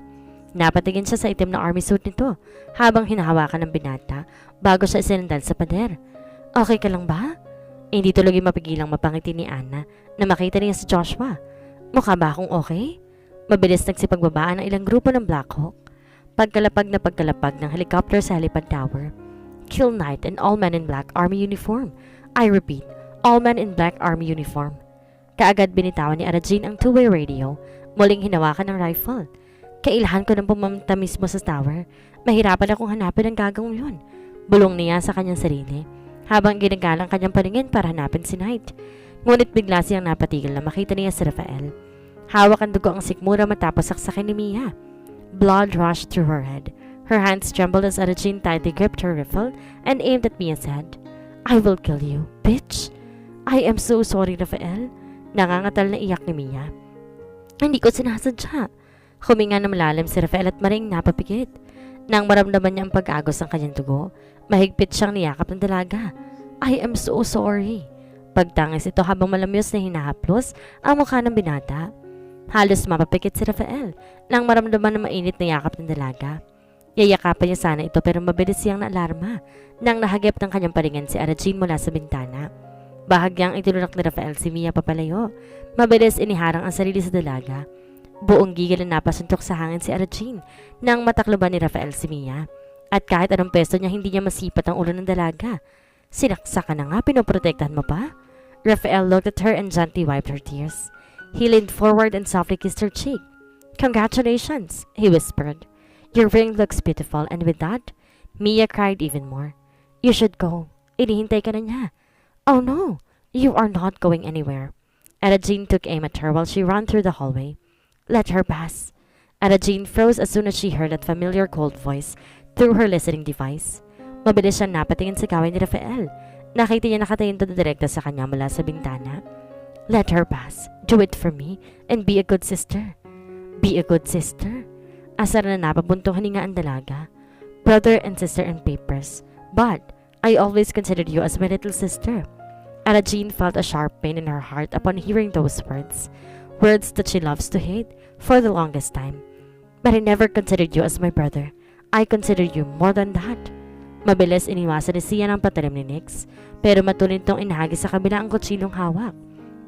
Mariing nagtagis ang bagang ni Sian nang maramdaman niya ang marahas na pagbaon nito sa kanyang balikat. Nix shoved him hard against the wall, but Sian tightly gripped Nick's left arm and swiftly slid his, pinning his right in between his armpit. Mabilis na pinalibutan ni Sian ang kadena sa braso ni Nix, saka buong persang sinipa ang putol na bintig nito. Halos mapahiyaw ang kanyang kalaban nang maramdaman nito ang malutong na pagkakabali na itaas sa bahagi ng kanyang hita. Sa pagkakataong ito, siya naman ang binalibag ni Sian sa pader. Binunot niya ang nakatarak na patalim sa kanyang balikat at saka mabilis na iniratrat ang leg nito paikot. Sa loob lamang ng ilang segundo, hindi man na nagkaroon ng pagkakataon na makadaing sinig sa nangyayari. Sian gritted his teeth. He savagely slashed Nick's lifeless neck and blood splattered across the cold wall. Nobody beats me with a knife. Parang iba talaga akong patayin, ha? Gigil na bulong ni Knight habang mabilis tumakbo patungo sa helipad ng tower. Ngunit bigla siyang napahinto sa pagtakbo na mapansin ang nakakalang na rappel cord sa malaking tubo ng pasimano. Kaagad niyang nilapitan ito at sinilip kung saan patungo ang cord. Hindi niya mapigilang mapangiti na makita niyang si Mia ang may gamit ito. Biruin mo nga naman ang pagkakataon. He swiftly flipped his knife, but got totally distracted when a young man in black army uniform appeared out of nowhere. The guy quickly pulled out his gun in order to stop him, but Knight did not waste time and dashed the rappel cord relentlessly. Kaito froze in extreme terror. Mia! His celebration was interrupted when he saw a fast-moving soldier in black army uniform run down through the glass window and recklessly dive in full speed. Biglang napatigil sa pagtakbo si Joshua nang makita mula sa bintana ang isang figura na isang taong nakaitim na mabilis bumulusok pababa ng tower. Agad siyang lumapit sa bintana. Binuksan ito at halos na pamaang siya habang pinagmamasdan kung gaano katarik at kung gaano kadelikado ang tirilon niya. Tama nga si RS-05. Hindi basta-basta si Shadow Fox. Sino ka ba talaga, Jake Suarez? Mahinang usa ni Joshua sa kanyang sarili. We spoiled a man wearing a black army uniform, gliding across the tower. Good! Matigas na wika ni Arajin nang marinig ang tinig na isa sa mga member ng Black Hawk mula sa two-way radio. Blow him up! Mariing napapikit si Mia. Wala siya magawa kundi yakapin ang sarili. Damahin ng malakas hampas ng hangin mula sa kanyang likuran. Habang mabilis siya nahulog sa tower, she opened her eyes once more, but a distinct figure of a man wearing black amidst the starlit sky was fast approaching, right on top of her. With one arm on the rappel cord, he quickly extended his other arm and reached for her. He grabbed her close and hugged her tight. I got you, she almost cried when she heard Sian's voice. She buried her face under the shoulder and held him tight. He single-handedly maneuvered the cord and swiftly glided across the tower. Pagsandal niya, kaagad niyang nadama ang basang balikat ito, kaagad niya doon tinignan. Pero halos suminto ang puso niya na makita ang dugo ang balikat nito. May tama ka. Buong pag-aalalang wika ni Mia. Sus, kagat lang yan ng dinosaur. Natatawang biro ni Sian, pero hindi niya magawang matawa sa joke nito dahil ramdam niya ang panalamig ng kamay niya at pagkislot ng katawan ng binata. Tuwing madidiinan niya ang mga sugat ito sa dibdib. Kumapit kang mabuti. Marahas na pinihit ni Sian ang pagkakahawak sa cord. Eto na nga, mabilis na silang tatama sa malapad na glass panel, ilang palapag mula sa penthouse. Mahigpit niyang niyakap si Mia. Sabay inikot ang katawan para mapunta sa kabilang direksyon ng dalaga, nang sa ganoy siya ang maunang tatama sa salamin. Marahas na nagtalsika ng mga tipak ng salamin, matapos tumama ang katawan ni Sian. Agad niyang iniikot ang katawan at inihagis si Mia sa loob, pero kumalang ang rappel cord niya sa naiwang tipak ng salamin sa ibabaw ng bintana, dahilan para mamalis siya ng tapak sa pinto, at marahas na napasandal sa gilid nito. Mabilis tumayo si Mia at lumakad papalapit kay Sian. Mauna ka na sa parking, bilis. Sigurado ka? Pero isang malaking ngiti ang isinukli sa kanya ni Sian. Alam ni Mia na wala silang oras na dapat sayangin, pero diskumpiyado siyang iwanan ng kasintahan. I-start mo na yung kotse, susunod ako. Sigurado ka? Tumangutango sa kanya ang binata. I-start mo. Sige, bilisan mo ha. Tumalikod si Mia at tumakbo tungo sa fire exit. Buong lakas niyang inangat ang sarili mula sa pagkakasaksak ng kanyang likuran sa isang tipak ng salamin sa gilid ng bintana. Halos habulin niyang kanyang hiningat ng atog ang tuhod niya nang maramdaman ng pag-agos ng dugo. Sobrang lalim. Tumagos ito sa bulletproof vest sa kanyang suot. He gritted his teeth and bit his lips, trying not to make a sound until Mia was gone. He doesn't want her to see him in a bad state. She doesn't need to worry, for his sole mission is to protect Mia. Mission accomplished. Pero hindi niya napigilan ang pagsuka niya ng dugo. Biglang napatigil si Mia sa pagtakbo. Mabilis na lingon ng binata.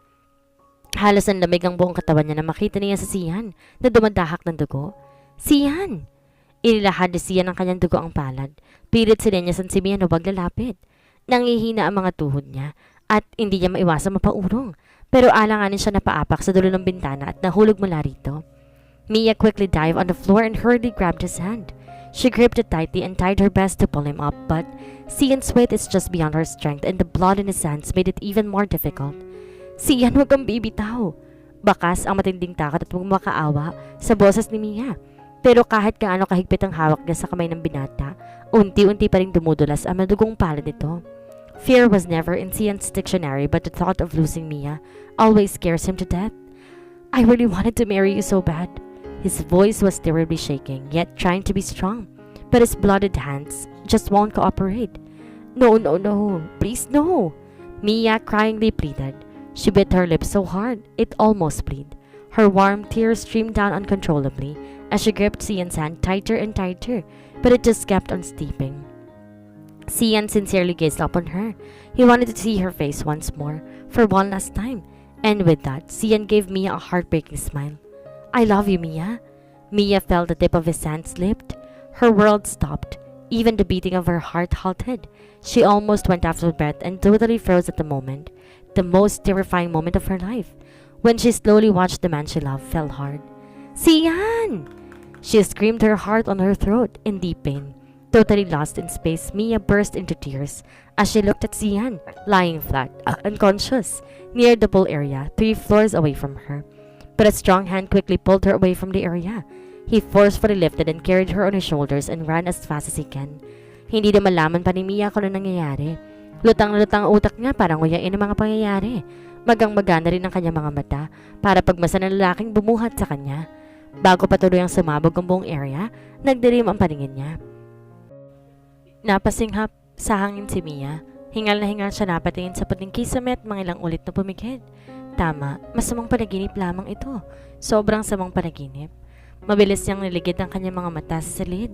Ngunit ang unang nahagip ng kanyang mata ang dextrose stand sa kanyang tabi at ang nakabenda niyang braso. Agad nangilid ang kanyang mga luha na mapagtanto niya na sa ospital siya totoong lahat ng mga nangyayari. Si Sian, namamaos ni Mia na wika. Nagising ang isang matandang lalaki na kayup-yup sa gilid ng kanyang kama. Agad tutumayo at mahigpit na niyakap si Mia. Na makita nitong nagising ng dalaga mula sa pagkakatulog. Thank God you're awake, he softly whispered. Uncle Nick, si Sian. Nakangatal ng iyak si Mia. Shh, calm down. Mahinang bulong nito habang hinaplos ang buhok ng dalaga. Relax, breathe in. But there are no amount of words that can calm her unless she saw Sian alive. Nasaan siya, Tito? Nasaan? Natataranta ni Mia ang tanong. Kailangan ko siyang makita sa ang kwarto. Gusto ko siyang makita, please. Buong pag-aalalang tinitigan ni Uncle Nick ang pamangkin, pero hindi niya malaman kung paano magpapaliwanag sa dalaga. At dahil dito'y lalo naiyak si Mia sa reaksyon na kuha niya mula rito. Wala siya doon, Iha. Hindi namin siya nakita. Halos mapanganga si Mia sa sinabi ng tiyuhin. Ha? Ilang ulit si Mia ang umiling-iling. Hindi, Uncle. Nandun po siya. Sa pool area. Nahulog po siya sa pool area. Walang tigil ang pagpatak ng luha niya at halos hindi na makapagsalita kakahikbi ng iyak. Nandoon siya. Nandoon. Malungkot na pinagmasa ni Uncle Nick ang pamangkin at di niya mapigilang madurog ang kanyang puso para sa dalaga. Mariin niyang niyakap ito at pilit pinatahan. Please calm down. No, I'll go there. I'll find him. Iyak ni Mia. Bago maring hiniglat ni Mia ang dextrose mula sa kanyang braso. Pero mahigpit siyang hinawakan ni Uncle Nick. Calm down, Mia, please. Pero walang makakapigil kay Mia sa matinding pagnanais itong makita sa Sian. Hintayin mo lang ako, Sian. Hahanapin kita. Nurse! Malakas na sigaw ni Uncle Nick. Mabilis nagsipagsuka ng mga nurse at agad na inawakan si Mia. Palabasin niyo ako dito, sigaw ni Mia. Mabilis na tumalikod si Uncle Nick. Hindi niya masikmurang tingnan ng pagmamakaawa ng pamangkin. I have to find him. Pagtangis niya, buong lakas na nagpupumiglas habang pilit tinuturukan ng pampakalma ng mga nurse. Mukhang matatagalan ka pa dito. Mahinang bulong ni Kaito habang nakaupo sa gilid ng kama. Sa loob ng madilim na silid ng ospital. We failed the mission for the first time, Raphael disappointedly said. Kaito released a deep sigh. Hindi naman pre, nabawi na natin ang SIBS. May pupwesto na natin ang totoong tagapagmanang organisasyon. Naipamahagi na rin ng parte ng fund sa lahat ng mga miyembro at hindi ito napasa kamay ng founder. Pero buhay pa rin ang animal na founder na yon. Putol ni Rafael. Panigurado mangangamkam na naman ang panibagong organisasyon yon at uulitin lang ang ginawa niya sa Sibs. Hanggang ngayon, patuloy pa rin niya tayong pinapaikot sa mga kamay at hindi pa rin natin malaman ang tunay niyang pagkatao. Idagdag mo pang nawawala si Shadow Fox at nakatakas pa si Knight. Mariing napapikit si Rafael nang bigla na lang kumirot ang kanyang sugat. Relax lang, bagong tahi pa lang yan, baka bumuka ang sugat mo. Di mapigilan ni Kaito mag-alala tuwing nababanggit si Sian. Bigla na lang kasing nawala ang katawan nito sa pool area at hanggang ngayon wala pa ring senyales kung saan ito pupunta. Kung buhay ba ito o patay na. Hindi nila malaman kung saan sila mag-uumpisa. Kailangan natin makita si Shadow Fox. Malakas ang kutob ko na nakita niya ang mukha ng founder. Saad ni Kaito.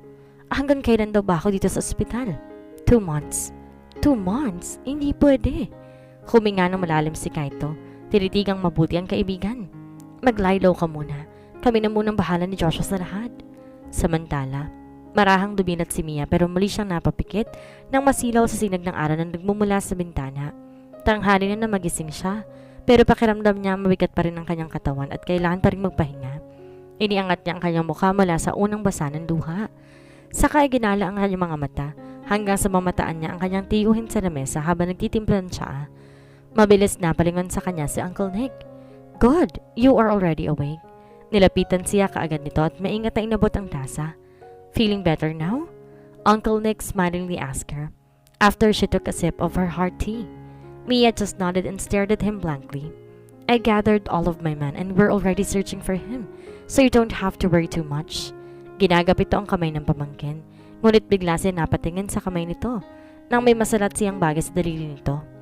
Napamaang bigla si Uncle Nick na makita ang makinang na diamond ring sa suot ng dalaga. He was utterly speechless, didn't know what to say. He wanted to congratulate her niece for getting engaged, but he also felt sorry for what has happened to her fiancé. Assuming it's Ian. "So, you're engaged?" "Yes." She chattered her teeth and struggled for words to say. But Sian's recent memories clouded her head and tears just fell non-stop. "I know it's hard for you, but you really need to take some rest." Uncle Nick took a deep breath and sighed and looked at her. "I relieve you from this mission until you finally recovered. From now, I wanted to rest."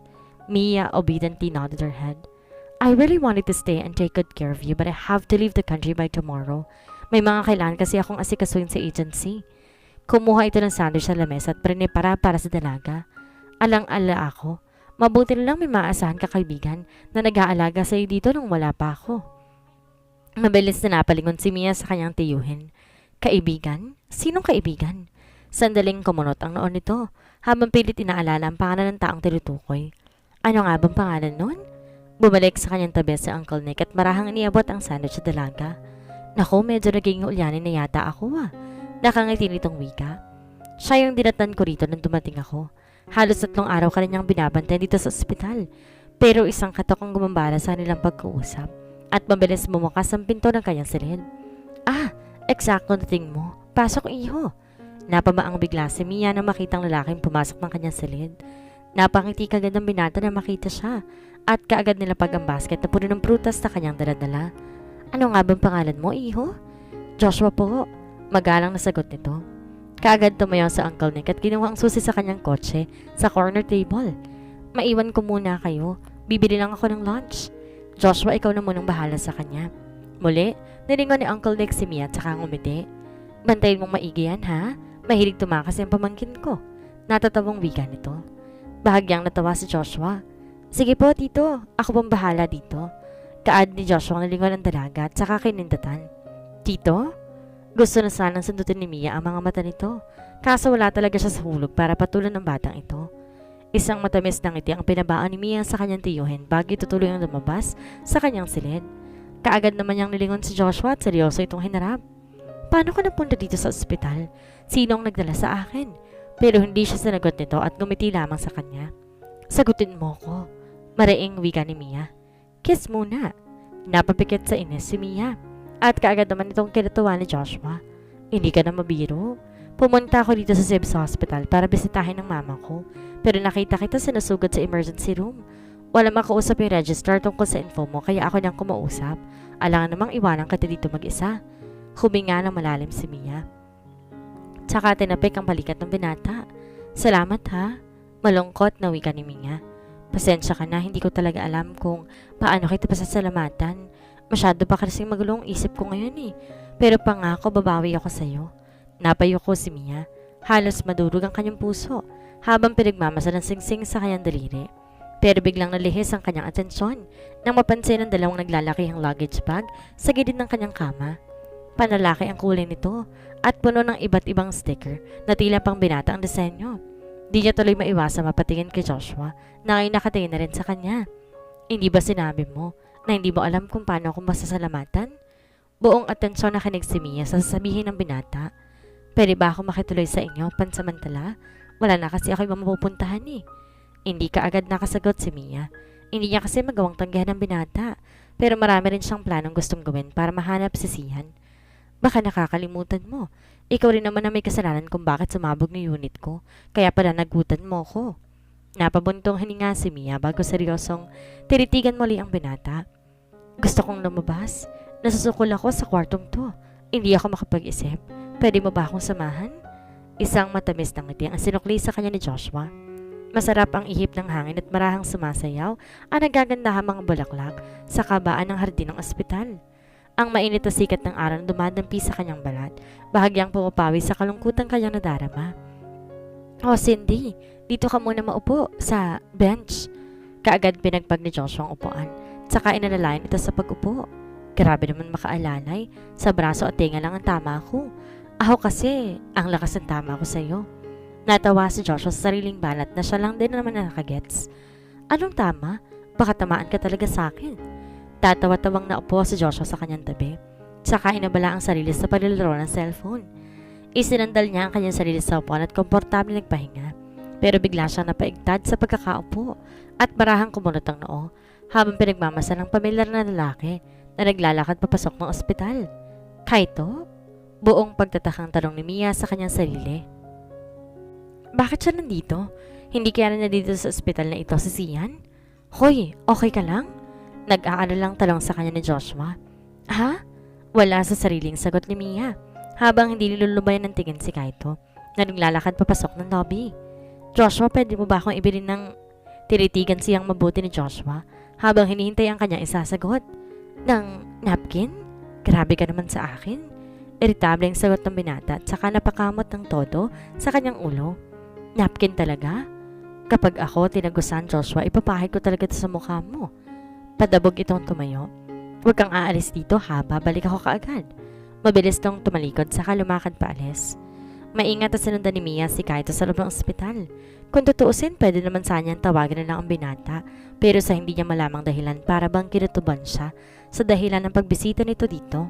Gusto niya sana magmanman muna bago niya turuyang kausapin at lapitan ito. Abala tong lumiko sa kaliwang pasilyo habang seryoso nakikipag-usap sa cellphone. Umakit ng hagdan saka naglakad sa private area ng ospital. Mula sa pasilyo, maingat na sinipat ni Mia ang pintuong hinintuan nito. Matapos sa ilang segundo, kagad lumapit si Mia sa silid. Kinuha niya ang manipis na hairpin mula sa kanyang buhok. Saka maingat na tumingin sa paligid. May nakuha akong bagong intel. Mukhang may malaking pinaplano ang mga Black Hawk sa Hong Kong. Mahinang wika ni Kaito kay Rafael. Sa Hong Kong? Pero bigla silang napatigil. Noong biglang bumukas ang pinto. Pare-parehong napako ang kanilang mga tingin sa isa't isa at sa sobrang pagkagulat wala nakapagsalita ni isa sa kanila. Magkakilala kayo? Naguguluhang tanong ni Mia sa dalawa.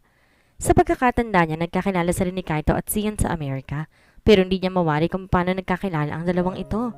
Gayong ni minsan hindi nabanggit sa ni Kaito ang pangalan ni Rafael. Kung sa bagay, hindi rin naman niya inakala na isang Raven Seal si Sian at mas na bilang si Shadow Fox. Bigla tuloy dumiin ang pagkakatitig ni Mia sa dalawang binatang kaharap. I had enough of you both. No more secrets.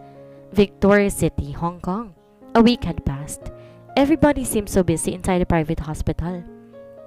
Except for an old man who's been patiently waiting outside the internal care unit for days. He may look old, but he got a dignified look of a wealthy businessman. A young man wearing a blue scrub suit came out of the ICU and hurriedly rushed towards him. Sir! The patient just woke up. Biglang nagdiwanag ang mukha nito, saka mabilis sumama sa kausap. Pumasok ang matanda na silid at agad lumapit sa binatang payapa na nakahiga sa patient's bed. Napangiti ang matanda na makitang may malay na ang pasyente. Natatandaan mo ba ako? Mahina nitong bulong. Marahang kumunot ang noon nito at matiim na tintigan ang binata. Naglikot ang mga mata. Tila ba naguguluhan sa kasalukuyang nangyayari? Ako yung matanda na nagligtas mo sa VIP hallway ng Sibs Tower. 1 linggo na nakakalipas. Hindi mo ba ako naaalala? Muli niyang tinitigan ang matandang lalaki.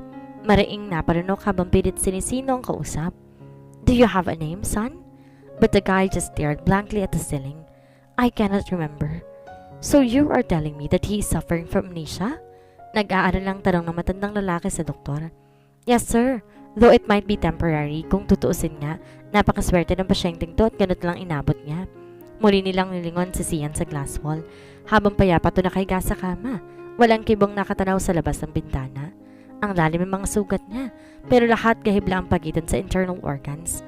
Yun nga lang, di niya na naiwasan ang severe head trauma na nahulog siya. Sulod-sulod nakatok ang umabala sa nilang pag-uusap. Kagad silang napalingon sa bagong dating na tauhan. Sir, nandito na po yung mga experimental drugs na in-order niyo mula sa black market. Good. Kaagad binalingan ng matandang lalaki ang doktor. I wanted to use every single drug I bought to speed up his recovery. Mahigpit ang bili nito. This is the listing that I can do for this young man for saving my life. Walang nagawa si Sian kundi mapabuntong hininga. He felt completely empty. He cannot hardly think of anything else since there's nothing left inside his head. Kamusta na ang pakiramdam mo? Agad napalingon si Sian sa kanyang gilid. Tinitigan na matandang lalaki nakaupo sa paanan ng kanyang kama. Hindi ko alam. Naguguluhan ako. Take your time to recover.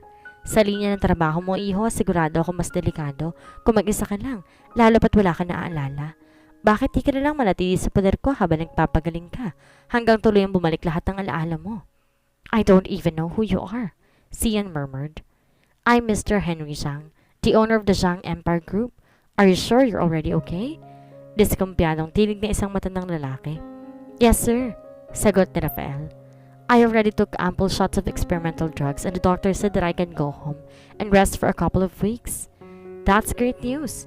I'll be out of the country for weeks and when I go back, I have a new task for you. Dahan-dahan nagpang-abot ng tingin nila Rafael at Kaito habang ako po sa gitna ng madilim niyang silid at tahimik na nakikinig sa usapan nila ng founder. Lalabas tayo ng bansa, Rafael? Mabilis nag-usap ang mga tingin ng dalawang binata. Saan po?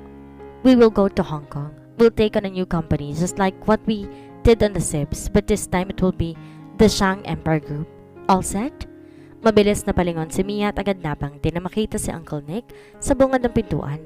Yes, tito. Inintay ko lang po si Joshua. Magiliw ang sagot ni Mia at saka humalik sa bisiyan ng tiyuhin. Bakit? Saan nagpunta si Joshua? Tanong nito habang kinakayag ng pamangkin para maupo. Baka nangahunting lang ng nurse yun sa itaas? Biro niya. Tito, kamusta na po pala yung paghanap niyo kay Sian? Unti-unti napawi ang ngiti sa mga labi ng matandang tiyuhin. Agad yung kinabigat ng loob ni Mia. Iha, wala pa kaming lead sa ngayon, pero hindi kami tumigil sa paghahanap sa kanya. Mabilis ginagap ni Uncle Nick ang kamay ng pamangkin. Maghintay pa tayo ng konting panahon kapag nag-resume na tayo sa mensyon at mahanap natin ang founder. Ayoko na pong sumama sa mensyon. Napatigil bigla ang batanda sa narinig. Anong ibig mong sabihin, Iha? Nakakapagod na, tito. Ang dami nang nawala sa buhay ko kakahanap sa founder na yan. Halos mabasag ang boses ni Mia. It cost me my father's life. I lost Rafael in the process. I missed half of my life in search for that demon. And now I finally found a new reason to spend and be hopeful that someday that I can live a happy life with the man I love. He took away another important person in my life, like he always did. She clenched her fist to stop it from shaking. Kaya, kaysa sayangin kong buhay ko, kakahanap ko sino yung founder niyan, mas gusto ko pong gugunin ng oras ko sa paghanap kay Sian. Mahigpit na niyakap ni Uncle Nick ang pamangkin. I know you are upset, but please, try not to be emotional about this. Sian worked really hard for this mission and you knew that very well.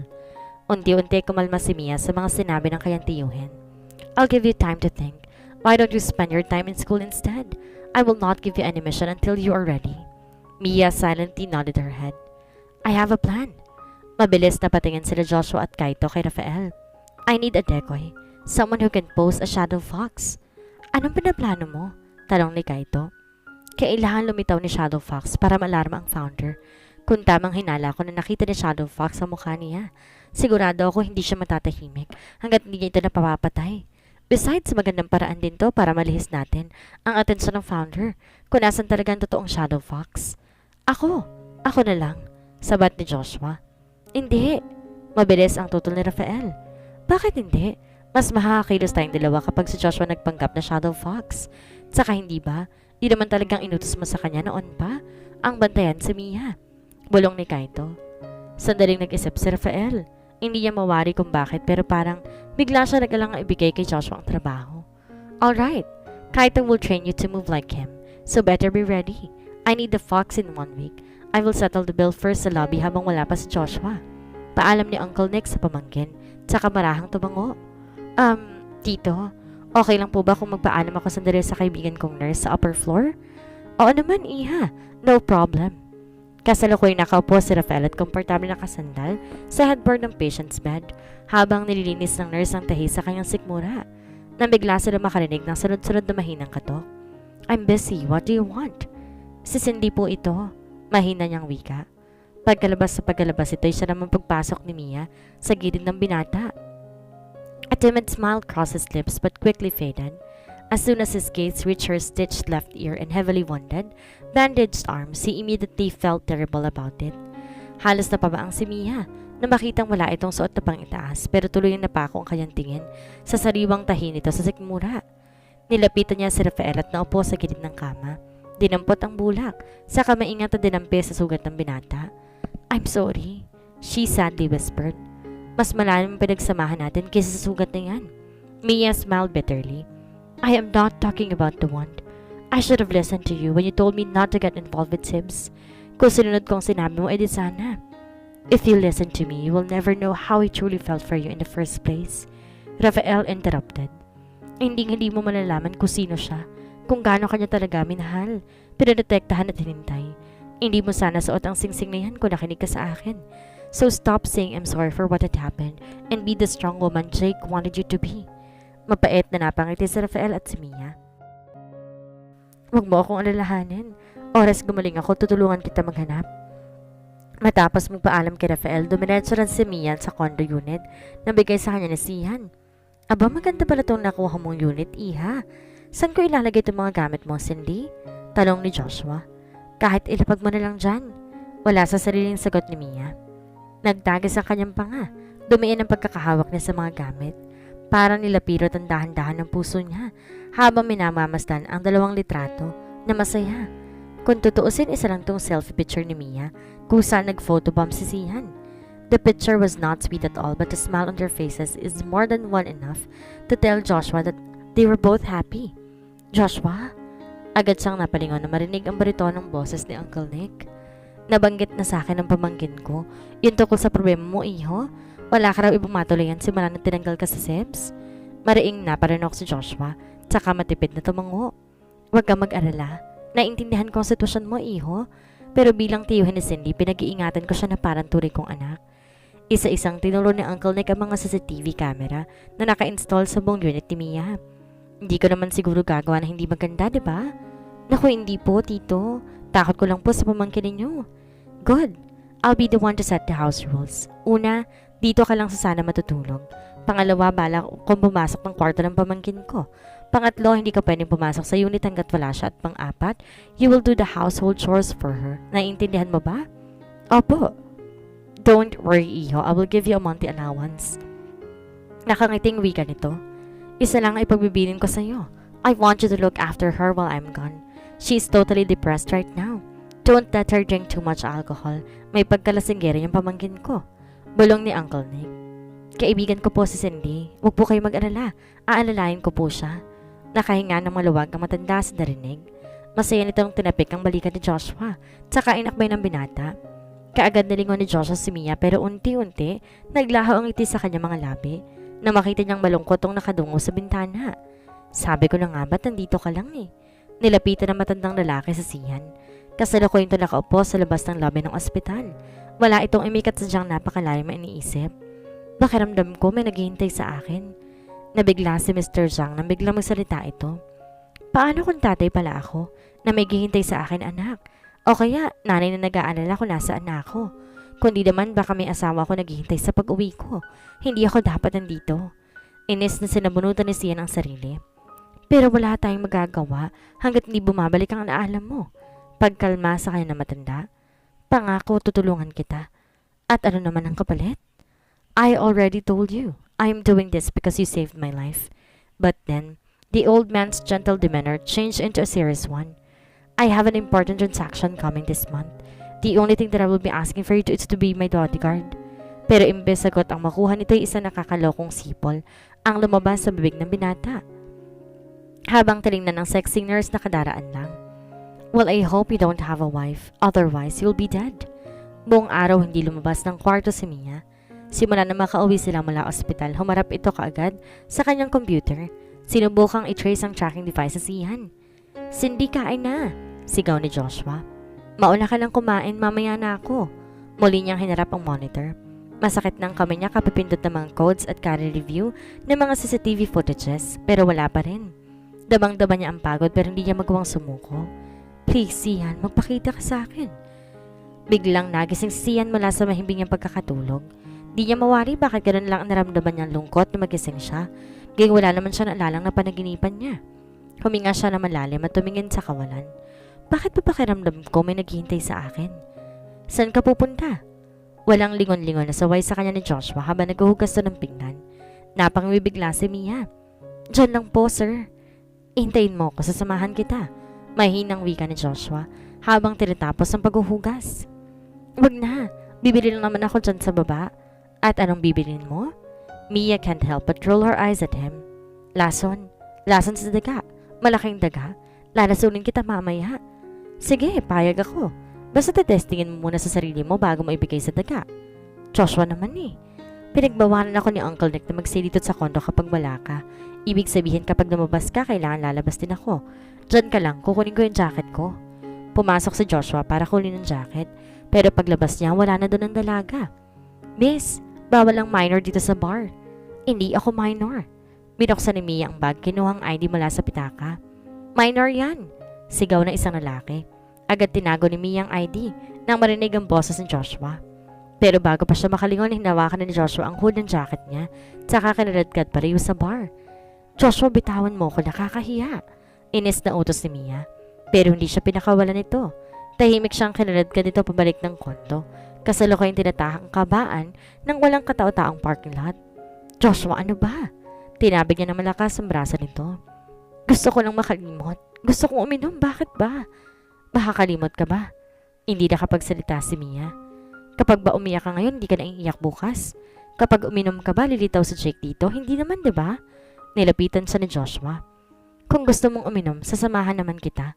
Di mo naman kailangan magsarili. Nagtungo sila sa hindi kalayo ang parking lot. Nakaupo si Mia sa gutter. Tahimik na ininom ang beer na inabot sa kanya ni Joshua. Malamig ang simoy ng hangin. Tila ba nakikiahin sa nararamdaman niya. Wala ring ibang taong dumaraan at tanging sila lamang ang naroon. Kailan mo pa nalaman ang tukol sa amin ni Jake? Matagal na. Nilapag sandali ni Joshua ang beer na hawak at saka tinitigan ng dalaga. Nakita ko kayo minsan ni Jake. Magkayakap sa harap ng cake nung dati mong tinitirahan. Yung gabing pinag-bake mo ako ng cake para sa birthday ng mama ko. Sandaling napatigil si Mia nang bigla niyang naalala ang kadududang kahon ng cupcake at isang baso ng frap na naiwan sa tapat ng gate niya nung gabing iyon. Kung ganoon kay Joshua pala galing ang mga yon. Lalo tuloy di makatingin ng diretsyo si Mia sa binata. Hindi ka ba nagtataka? Hindi ako nagtaka, Cindy. Nasasaktan ako. Huminga na malalim si Joshua at saka lumagok ng beer. Pero syempre wala naman akong karapatan.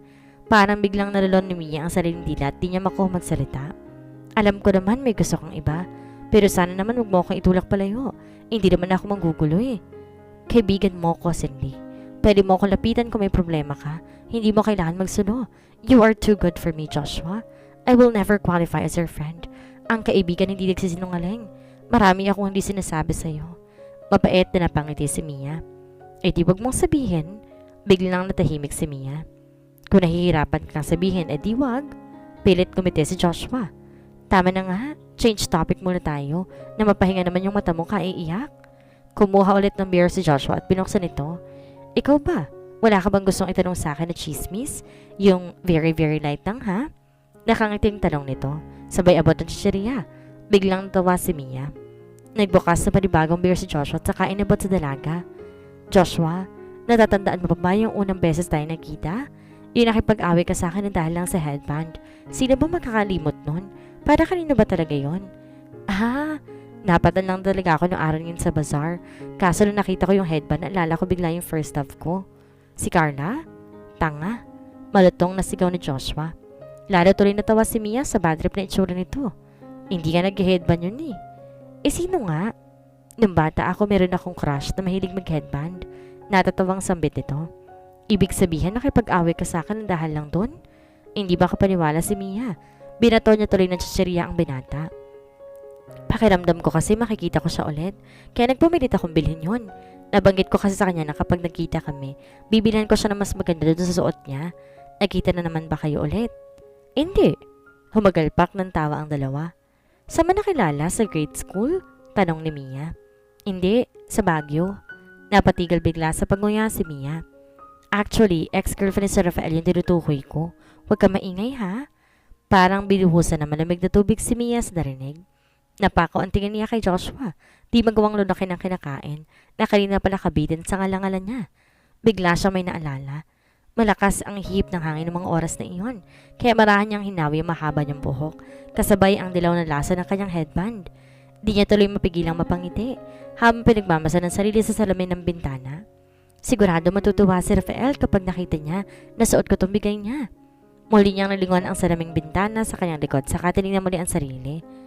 Mababasag na yung salamin, uy. Nagulat si Mia nang may tinig na isang batang lalaki. Ngayon lang napansin na may bata pala nakatayo doon sa bintana. Ngayon lang niya nakita ang batang ito at wala siyang ideya kung paano ito napadpad sa mansyon nila. Pero isang bagay lang sigurado siya. Kilala niya ang uniforme nito at nakatitiyak siya pumapasok ito sa isang mamahaling exclusive school sa Manila. Sino ka? Hindi ako sinuka. Sino ka ba? Bakit ka na dito sa mansyon namin? Mansyon? Ibang maid's quarter lang namin to eh. Aray! Napahiyaw sa sakit ang batang lalaki habang sapo-sapo ang namumulang tenga. Pagpasensyahan mo na ha, anak ni Mr. Hanrel Armada. Walang emosyong wika ni Rafael dito, tsaka sinamaan ang tingin ng bata. Lumabas si Rafael ng Teresa kasama nito, pero biglang napatigil si Rafael na makita ang dilaw na headband na suot ng dalaga. Nagustuhan mo ba? Hindi lang gusto. Gustong gusto. Ang ganda kaya. Hindi kaya, ang pangit. Kantsaw ng bata. Marami pang mas maganda dyan doon sa amin eh. Pag uwi ko ng Manila, ibibili kita na mas maganda dyan. Natawa si Mia sa sinabi nito. Talaga ba? Gawa ba sa ginto yung headband na yan? Baka wala akong pambayad dyan ha? Basta wag kang magpapaligaw sa iba. Kapag lumaki ako, niligawan kita. Sigurado naman ako sasagutin mo ko kasi gwapo ko. Isang malakas na batok ang inabot ng bata kay Rafael. Girlfriend ko yan, unggoy. Gigil na wika ni Rafael. Hoy Cindy, ano nangyari sa'yo? Bakit ganang itsura mo? Nag-aalala pero natatawang tanong Joshua. Sino bang mag-aakala na ang batang gusto niyang pinguti noon ay ang binata na palang kaharap niya ngayon? Ang laki mo na, hindi kita nakilala. Bakit ba naman natanong yung first love ko? Nagsiselos ka ba? Pang-aasar ni Joshua. Huwag ka mag-alala, mas maganda ka naman dun eh. Sa totoo lang, hindi ko nag-aalam matandaan yung itsura nun eh. Ang tagal na rin kasi saka pinigurado matanda na yun ngayon. Baka mamaya, 6 ng anak nun eh. Mia just smiled, ran her fingers through his hair and softly touched his cheek. Hoy Cindy, lasing ka na ba? Mia cannot help but giggle, even though his heart is terribly breaking this for this kid. You've suffered a lot in the past. Paano ko ba sasabihin sa'yo ang lahat nang hindi ka masasaktan? Joshua, may sasabihin ako sa'yo. Umayos ng upo ang binata. Buntis ka? Napangiwi si Mia at saka tinampalampisin ito. Tanga, hindi yun. Joshua, listen to me. Biglang napaigtad sa pagkakaapo si Joshua nang biglang tumunog ang cellphone niya. Wait lang ha. Kaagad lumayo ito at saka sinagot ang tawag. Pinagbasa ni Mia si Joshua at di niya maiwasang makaramdam ng awa sa bata. Anong pinaplano mo, Rafael? Bakit mo itinaboy ang batang to? Hindi ba't siya ang totoong may-ari ng SIPs? Naitanong ni Mia sa sarili. Matapos ang ilang minuto, binatikan din siya ni Joshua. Cindy, may kailangan lang akong puntahan. Baka pwedeng pahiramin mo ako ng susi, baka kasi gabihin ako eh. Okay. Tugon niya, tsaka kinuha ang susi sa bag. Tsaka, pautang na rin ng 20 ha? Wala kasi akong pamasahe eh. Natatawang wika nito. Napatanga tuloy sa kanya si Mia. Branded ang jacket mo, 20, wala ka? Pagkarating ni Joshua ng secret hideout, naroon na si Kaido sa training hall. Kasalukuyan nagja-train ng kendo. You are 5 minutes late. Sorry, kasama ko kasi si Cindy. Nahirapan pa ako magpalusot. Mabilis nagtungo ng locker room si Joshua para magpalit ng training gear. Pero paglabas ng training area, isang bumubulusok ng kutsilyo ang sumalubong sa kanya. Mabilis niyang nailagan ito pero nahagip pa rin ito ang kaliwang pisngi niya. Agad siya napatingin kay Kaito na ngayon nakatayo sa gitna ng training hall. Matiim tong nakatingin sa kanya habang pinapaikot ang maliit na kurbadong kutsilyo sa pagitan ng kanyang daliri. You want to be Shadow Fox, kid? Di agad nakapagsalita si Joshua. Mariin siyang naparanok. Tanging tangulang naisagot niya rito. Then watch me cut you into 10 pieces. Matapos ang ilang oras ng training, bumalik si Joshua sa kondo ni Mia. Lingid sa kanyang kaalaman, kanina pa nakasilip si Mia sa maliit na siwang ng kanyang pinto at masinsin siyang pinagmamastan. Saan galing ang isang to? Madaling araw na. Agad hinubad ni Joshua ang jacket na suot. Tinapat sa bukas na gripo ang dugo ang braso, natadtad ng hiwa at saksak. Shit! Halos manginig ang buong kalamnan ni Joshua na maramdaman niya ang matinding hapdi ng bawat sugat na natamo. Kinagat niya ang kanyang labi, tahimik na tiniis ang sakit. Habang napako naman si Mia sa kinatatayuan at pinagmamasa ng binata. Joshua, ano bang pinagagawa mo? Bulong niya sa sarili, habang pinakinggan ang impit na daing ng binata sa loob ng banyo. Ilang araw nang lumipas, mula nang tumira si Joshua sa kondo ni Mia, pero lagi nilang nasa labas sila nagkikita ng binata. Yan ay tuwing nag-aalmusal lamang sila sa fast food na malapit sa kanilang area. Ang taas ng araw, Joshua, naka-jacket ka? Kunot noong tarong ni Mia. Ganoon talaga kapag gwapo, tiis forma, kapag nagpawis ang kilikili mo. Hoy, itong pawis ko, ang may Versace yan. Pagmamalaki ni Joshua. Ang dami kayong gustong sumubsob dyan. Gusto mo ba itry? No thanks, hindi ako mahilig sa sinigang. Mula sa kanyang upuan, tahimik lang si Mia ang pinagmamasan si Joshua habang kumakain ta ng burger. Hindi ka na ba talaga papasok ng school? Halos mabulunan pa si Joshua sa pagtatanong sa kanya. Next week na lang ako papasok. Yun naman yung nakalagay sa excuse letter ko eh. Hindi din nagawang kumain pa ni Mia at pinagmasala lamang niya ang gutom na bata. Kung hindi gutom na gutom, pagod na pagod ang itsura nito. Ano bang pinagkakaabalahan ng batang to? Joshua, bakit lagi ka nalang gabi umuwi? Napatigil tong bigla sa pagnguya at napatingin sa dalaga. Bakit? Namimiss mo na ba ako? Nakangiting biro nito habang pulong-pulo ang bibig. Umuwi talaga ako ng gabi para siguradong nandoon ka na sa bahay. Mia glared at him, looking totally unconvinced. Huwag mong sabihin na may lakad ka na naman ngayon. Diyan lang, mag-grocery. Biglang kumunot ang noo ni Mia at saka tinignan ng binata. Bakit ka mamimili? Punong-puno ang ref. Hindi naman para sa bahay, para sa papa ko. Papa niya? Takang talong ni Mia sa sarili. Birthday ng papa ko bukas. Lagi naman sila celebrate ni mama yun eh. Kahit matagal nang wala ang papa ko. Bigla tuloy nalungkot si Mia sa narinig. Sorry ha. Sus, wala yun. Matagal nang patay ang papa ko. Si mama naman nagkaroon ng mental condition pagkatapos sa mga nangyari. Kalimitan nakatulala lang siya at di nagsasalita. Bakas na bakas ang lungkot sa boses si Joshua. Nilapag niyang baso ng soft drinks at kagad pinunasan ang bibig nito. O siya, mauna na ako sa'yo, Cindy, ha? Pagkatapos ko kasi mag-grocery, maglalakad pa ako eh. Grabe ang booking mo, Joshua. Namamakla ka ba? Ngumisi si Joshua saka kumaway paalis. Dumaan ang buong hapon hanggang dumilim na pero hindi pa rin bumabalik sa kondo si Joshua. Akala ko pupunta siya sa mama niya. Agad gumawi ang tingin ni Mia sa counter table. Pinagmasdan ng grocery bag na pinamili ni Joshua para sa kanyang ina. Mga ilang minuto pa yung naulinigan ng pagbukas ng pinto. Dahan-dahan binuksan ni Joshua ang pinto. May ingat na pumasok sa loob ng madilim na unit. Sinara niya ito ng walang kaingay-ingay at tahimik na nagtungo ng sala. Saan ka galing? Halos atakihin sa puso si Joshua sa gulat nang mabungara niya ang dalaga sa gitna ng madilim na silid. Ano ka ba naman? Bakit ka nakatayo dyan? Akala ko tuloy may white lady na dito. Huwag kang patawa, Joshua. Pulang-pula tong pantulog ko. Binuksan ni Mia ang ilaw sa loob ng sala pero halos mapmaang siya. Nakita niya ang banga sa mukha ng binata. Ano nangyari sa'yo? Kaagad umiwas ang tingin si Joshua. Wala to. Napatrobo lang sa kabilang school. Inawakan ni Mia ang mukha nito para masipat ang putok sa lamin nito at hiwa sa pisngi. Pero labas niyang ikinagulat ang mailit na temperatura ng binata. Nilalagnat ka. Sus, wala to. Marahang tinabig ni Joshua ang kamay nito at saka dumiretso sa sofa. Itutulog ko lang to. Bukas wala na to. Kaya matulog ka na rin. Pakipatay na rin ang ilaw. Agad nitong tinanggal ang sapatos. Huminga sa sofa. Sabay takip ng unan sa mukha. Good night. Napangawi na lang sa inis si Mia habang pinagmamasan ng lagain niyang binata. Hay, mukhang nakalimutin ng birthday ng papa niya. Kumunot ang noon ni Joshua at saka paulit-ulit kumurap.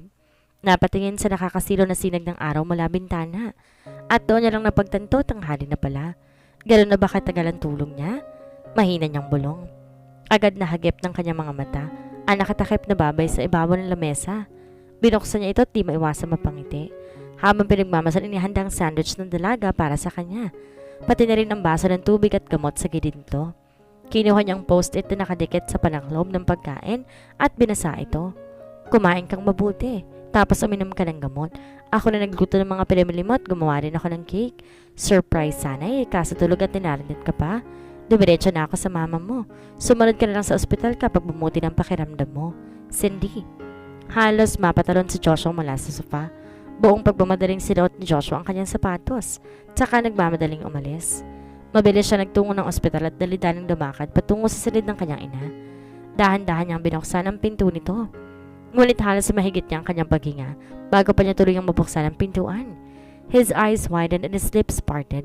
His grip tightened around the doorknob as his heart slowly melted at sight of the only girl he likes. Taking care of the most important woman in his life, his mother. His eyes started to well up in tears as he watched her talk to her mother like it was her own, while giving a gentle massage on her arms and shoulders. Wala man itong imik at nakatulala pa rin sa kawalan ng kanyang ina. Hindi naman nakalampas sa paring ni Joshua ang matipid na ngiti nito sa sulok ng kanyang labi. Hindi mapigilan ni Miyang mapangiti habang minamasayang ina ni Joshua. I always imagined doing this to my own mother but unfortunately, I did not have the chance. Ginagap niya ang kamay ng matandang babae, malambing na pinagbasa na nakatulalang mukha nito. Hindi niya tuloy maiwasang maalala ang sarili niyang mga magulang. I miss my parents. Mia took a deep breath, shook her head and plastered on a faint smile. Wag po kayo mag-alala, parating na po si Joshua. Pero habang wala pa siya, ako po muna mag-aalaga sa inyo. Malambing na wika ni Mia habang inaayos ang damit ng matanda. Maingat niyang hinawi ang buhok nito. Saka masuyong sinuklayan. Tahimik na isinara ni Joshua ang pinto at di niya na napigilan na mapasandaran tuluyan sa pader. At this very moment, it was already too late for him. No matter how hard he resisted, she already stole his heart. Sunod-sunod na malakas sa katok ang narinig ni Kaito mula sa pinto ng kanilang secret hideout. Kaagad niyang nilapitan ng door monitor at tinitigan ko sinong tao roon. Binuksan niya ang pinto. Ganun lang ang gulat na makita sa Joshua. Nagmamadali ka bang mamatay? Ay, hindi ba sinabi ko sa'yo magpahinga ka muna? That's strange. Joshua's voice full of determination. I want to be the fox. I want to be Shadow Fox. Wika ni Joshua. I want to be the fox. I want to be Shadow Fox. A poser Shadow Fox. Buong daing wika ni Kaito at Joshua. A mere decoy. Wala akong pake kahit ano pang itawag mo dun.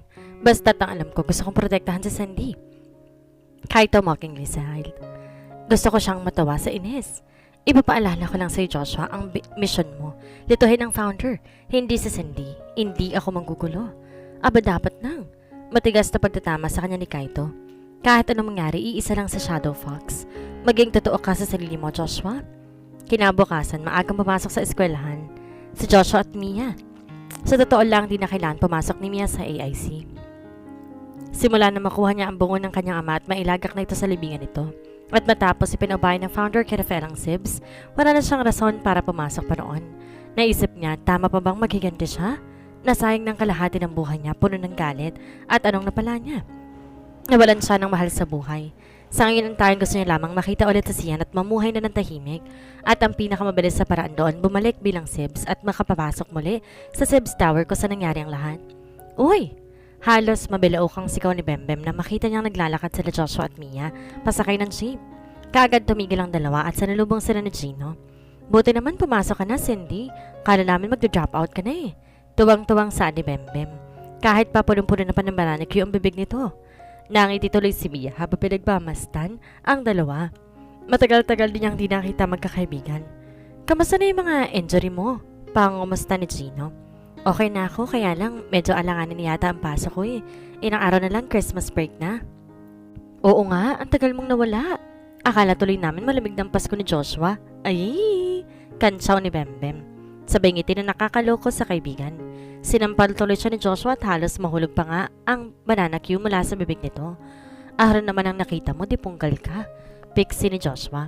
Saka inis na pumara ng jeep habang tinititigan ng masama ang dalawang nagtatawa ng kaibigan. Mabilis sumakay ang dalawa sa dulo, malapit sa driver. Samantalang magkatabi naman sa upuan sina Joshua at Mia malapit sa bungad ng pinto.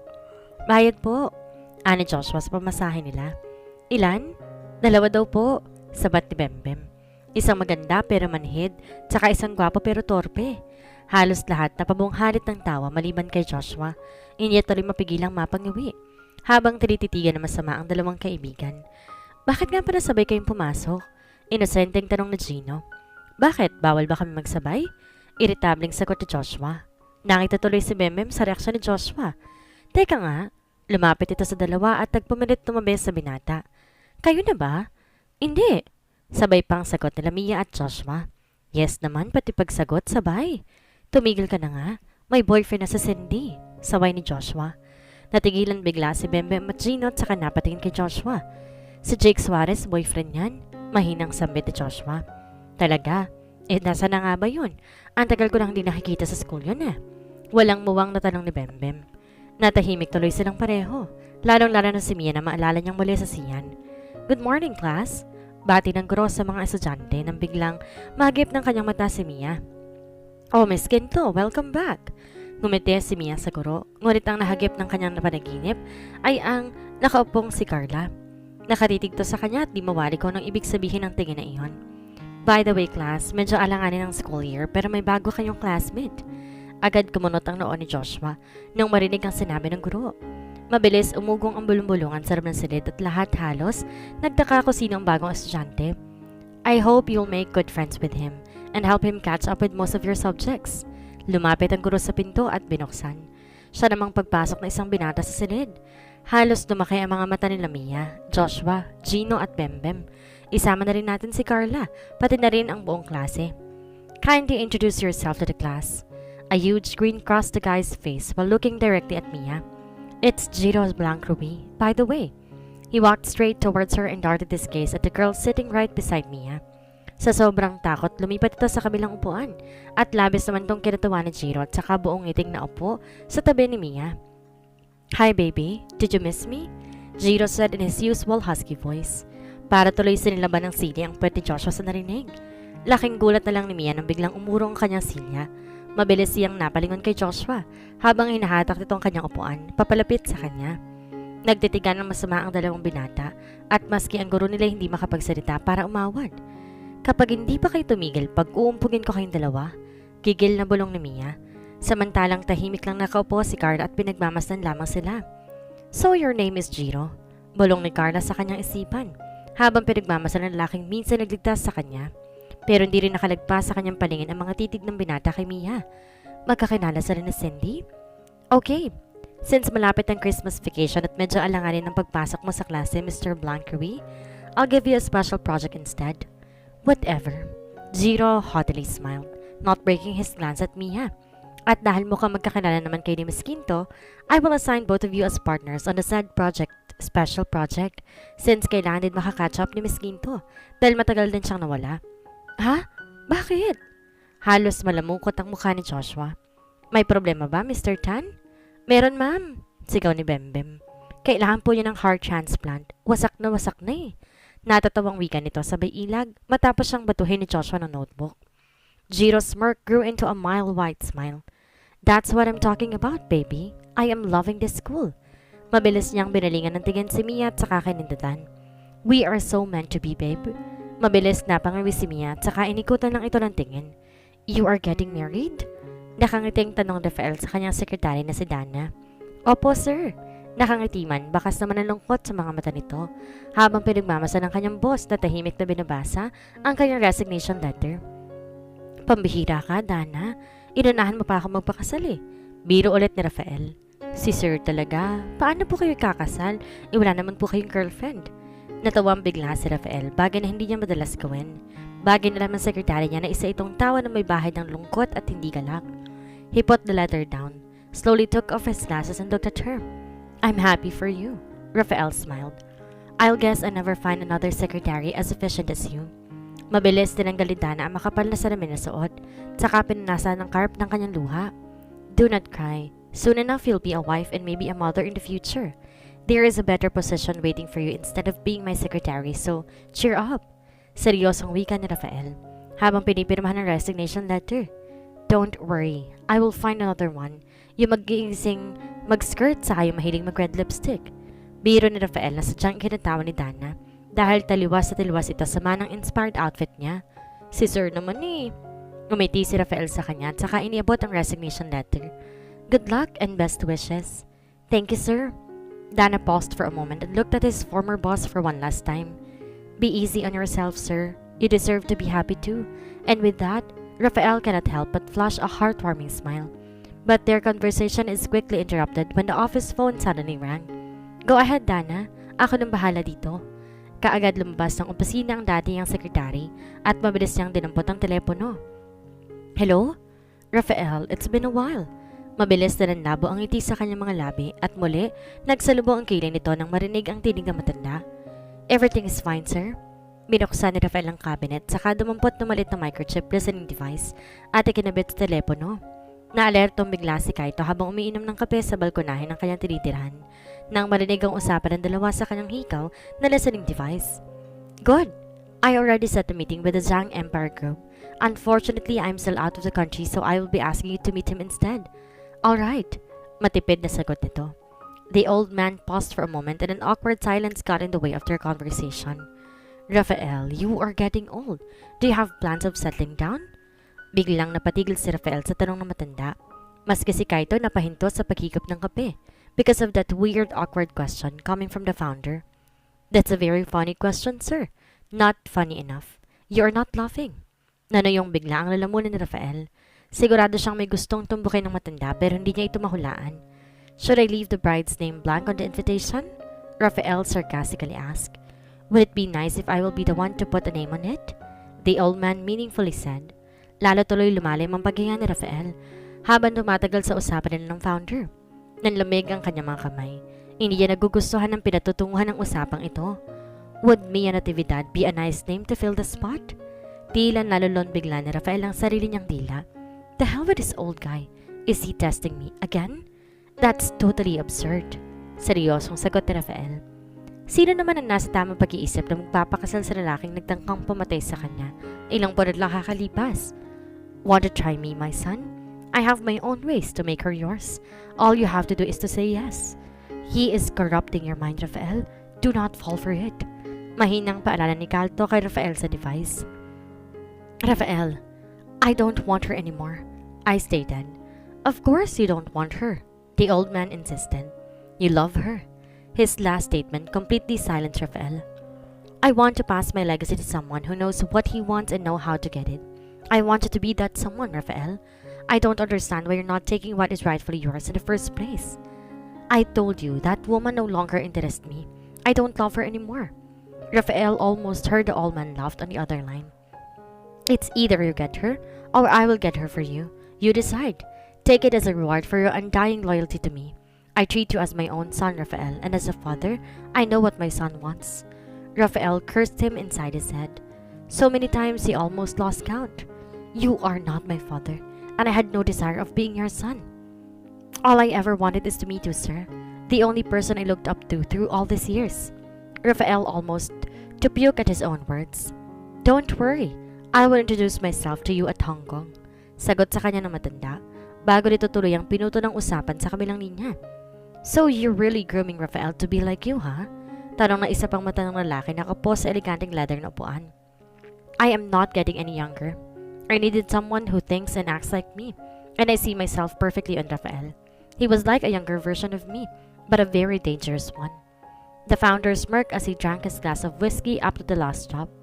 To the point that you're pushing him to get something you weren't able to grab when you were younger? Napatigil bigla ang founder. Tinignan na matandang lalaking kausap. What are you talking about? You see yourself to that kid, and you wanted him to get Mia, because you weren't able to get her mother as Azalea. Am I right? You wanted Rafael to leave the dream you never had. His smirk grew even wider. Watch me. I'm going to make a king out of him. King of the underground society. Tara, lunch tayo, Cindy. Pag-aya ni Bem kay Mia. Sige, mauna na kayo, Bem. Intayin ko pa kasi si Joshua eh. Naku, mamaya pa babalik yun. Tuwing lunch ka, nawawala na lang yun bigla. Talaga? Biglang napaisip si Mia. Matagal niya nang napapansin na bigla-bigla itong nawawala. Kalimitan gabi na rin umuwi. Ano kayang pinagkakaabalahan nun? Nakakaduda na eh. Guys, lumabas na yung test results. Sigaw na isa nilang kaklase mula sa pintuan. Mabilis naglabasan ang iba para silipin ang resulta sa bulletin board. Samantalang di nag-abala pang silipin ni Mia ang resulta at lumabas na ng silid para kumain. Naglalakad siya sa bakanteng pasilyo nang bigla niyang maramdaman na may sumusunod sa kanya. You did that intentionally, don't you? Napatigil bigla si Mia. Marahang lumingon at di nga siya nagkamali. Si Carla nga ang naroon. What? Sinadya mong pababain ng grades mo para makapeso ako sa top spot? Seryosong pagkukumpirma ni Carla. Like you said, hindi ko kailangan maging number 1. Wala akong hinahabol na scholarship. Bumaba ang tayo ni Mia sa knee socks ni Carla at napansin niyang meron pa rin mga bagong sugat at paso sa hita ng dalaga. Sinasaktan ka pa rin ng madrasta mo? Mahinang tanong ni Mia. Carla did not answer, but her sad eyes confirmed Mia's doubts. Why don't you join the Sibs para maalis ka na sa pamamahay na yon? Can you help me? Carla interrupted. Her voice is terribly breaking and she is about to cry. Mabilis na napitan ni Carla si Mia at niyakap ito. It kind of felt awkward for the both of them since hindi naman sila close. They were not even friends, pero ito lang ang tayong naisip ni Mia na tamang gawin sa mga oras na yon. Don't cry. Mahinang bulong ni Mia habang inaalo ang nanginginig sa pag-iyak na dalaga. Baka akalain nila inaaway na naman kita. Ayoko na mag-guidance office, bruha ka. Naiiyak man, hindi pa rin napigilan ni Carla na matawa sa sinabi nito. I'm sorry, Carla sincerely said. Nangiti si Mia sa narinig mula sa dalaga. She cannot imagine how these two simple words can erase the pain of their past.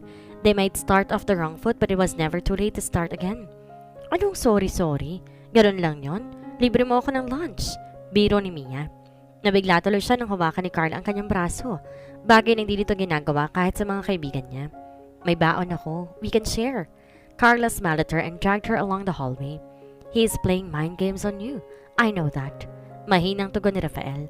Tsaka marahang ininom ang basa ng alak na kanina pa niyang hawak. Ines na napatingin si Kaito sa malawak niyang hardin mula sa kanatatayo ang balkonahe. Anong plano mo? Hindi ko pa alam pero sigurado akong kapag hindi ako kumilos, may gagawin na naman siyang hindi maganda kay Mia. Ikiniyom ni Rafael ang kanyang kamay at mariing na palunok habang malalim na nag-iisip. I really don't get it. First, he ordered me to kill her and now he wanted me to marry her? He is a psychopath. Binitawan ni Rafael ang basa ng alak at kaagad niyang dinampot ang telepono.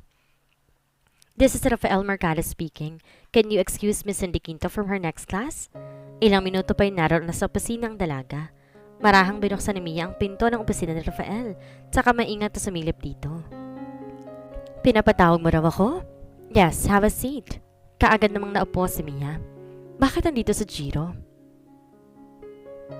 So, nagkita na pala kayo? Nagulat nga kami na Joshua nung nakita siya sa classroom eh. Sibs already absorbed the Blankery Corporation. He got nowhere else to go. So he ended up joining the Sibs Foundation as a sponsored student. Mas mabuti na yun para hindi siya habulin ng founder. He might end up dead if that happens. Why? Is he causing you any trouble? No, well, not yet. Walang ganang sagot ni Mia. Muli niyang binalingan si Rafael habang seryoso ito nagbabasa ng spreadsheet. Bakit mo nga pala ako pinatawag? Bahagyang napatigil si Rafael at tuloy nitong ibinaba ang diaryong hawak. He rested his back against his chair and gazed at Mia's beautiful face. Can you be my secretary? Biglang natawa si Mia sa sinabi nito. Joke ba yon? At ano naman ang job scope ko as your secretary, Aber? Well, you're required to make me a cup of coffee. Wear extra short skirt, a pair of sexy high heels, and hot red lipstick in high contrast. Yung tipong mabubulag ako sa sobrang tingkad. Lalo tuloy natawa si Mia, pero hindi na rin ito nagtagal. Madalang lang magbiro ang binata at karaniwan niyang ginagawa ito kapag marami itong iniisip. Ano bang kailangan mo sa akin? Bakit di mo na lang ako diretsuhin? Do you trust me? Tanong ni Rafael sa kanya. Seryosong tanong. Hindi nakakapagsalita si Mia at tanging tango lang ang naisagot ito sa kanya. I need you to be on my side. Sinabi mo sa akin dati na babawi ka sa lahat na nagawang pagkakamali. Maniningal na ako ngayon. Biglang nanuyo ang lalamunan ni Mia. Ni hindi niya makapagsalita habang hinihintay ang mga susunod itong sasabihin.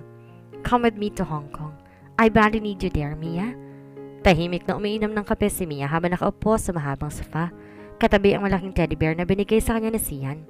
Brightly colored lights kept twinkling in her eyes as she looked blankly at the huge well-decorated Christmas tree standing tall right on the corner of their living room.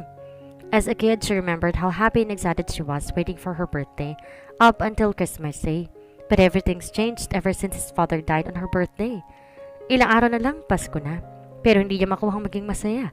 Bukod sa hanggang ngayon wala pa rin senyales mula kay Sian, ilang araw na rin siyang binabagabag na napag-usapan ni Rafael.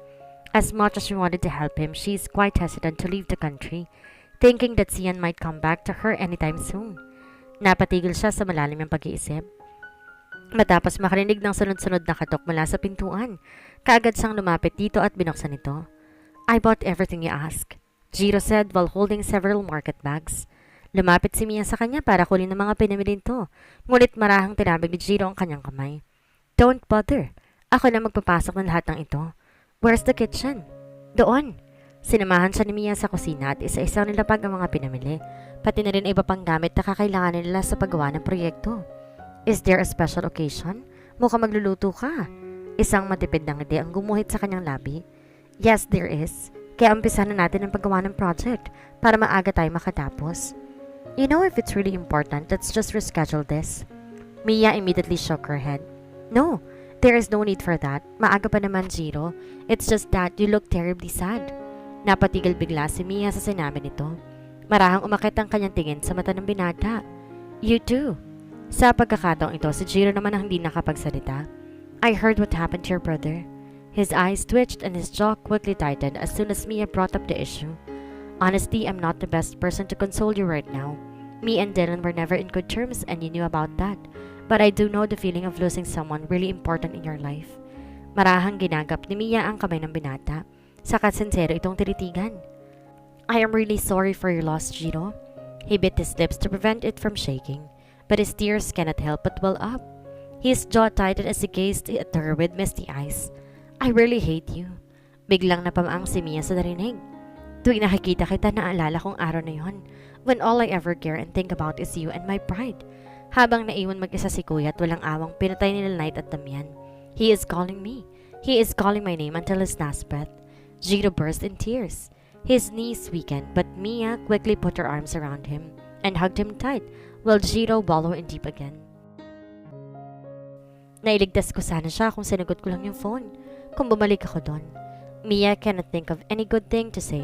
The only thing she can do is to cry with him in his lowest point of life. His moment of great despair. Madilim na makarating sa Joshua ng kondo. Dating gawi. Dahan-dahan niyang binuksan ng pinto at saka tahimik na pumasok. Pero laking gulat niya na madatnan niya si Mia na nakaupo sa hapagkainan. Kumain ka na ba? Malumani ang tanong ni Mia.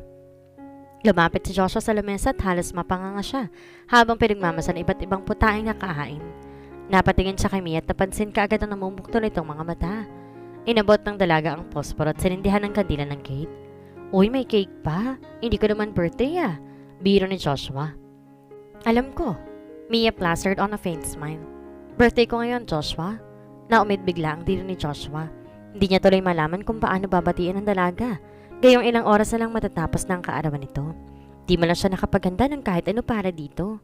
Ba't di mo kaagad sinabi? Sana nabilhan mo lang kita ng regalo. Bahagyang natawa si Mia. Sus, 20 nga inuutang mo pa sa akin eh. Pero laking gulat ni Mia nang unti-unting binuksan ni Joshua ang butones ng kanyang polo. Special dance number na lang. Sexy dance, gusto mo? Mabilis binato ni Mia ng paper cup si Joshua. Diyos ko, bata ka, mahiya ka nga sa tatay mo. Sabay turo sa picture nito nakapwesto sa harap ng lamesa. Death anniversary din ng daddy ko ngayon. Biglang umayos si Joshua at saka matinong naupo sa upuan. Sorry po, daddy. Napangiti nilang si Mia sa kalokohan nito. Dito rin maiwasan ni Joshua mapatingin sa dalaga. Ngumingiti man ito, kitang-kita pa rin ang matinding lungkot sa kanyang mga mata. Paano ka nga ba maging masaya sa birthday mo kung ito rin ang araw ng pagkamatay ng kanyang ama? Huminga na malalim si Joshua at saka marang hinawakan ng kamay nito na nakapatong sa lamesa. Napatingin tuloy sa kanya si Mia. Happy birthday, he sincerely whispered. Joshua was about to let go of her hand when he suddenly felt a ring sitting on her finger. His lips slowly parted and he gazed at her as if asking a question with an obvious answer. Engaged ka na? Halos pumiyok pa ang boses ni Joshua sa pagtatanong. Kaagad-agad? Parang tinadyakan ng paulit-ulit ang dibdib niya nang tumangutango ang dalaga. Hindi niya maintindihan kung paano naging engaged ang isang high school student sa isang lalaking hindi hamak na mas malaking agwat sa edad niya. Maliban na lamang kung di talaga ito high school o talagang baliw na baliw ito kay Jake. Muli siyang napatingin kay Mia. Mahal mo talaga, no? Her lips trembled and tears burned her eyes.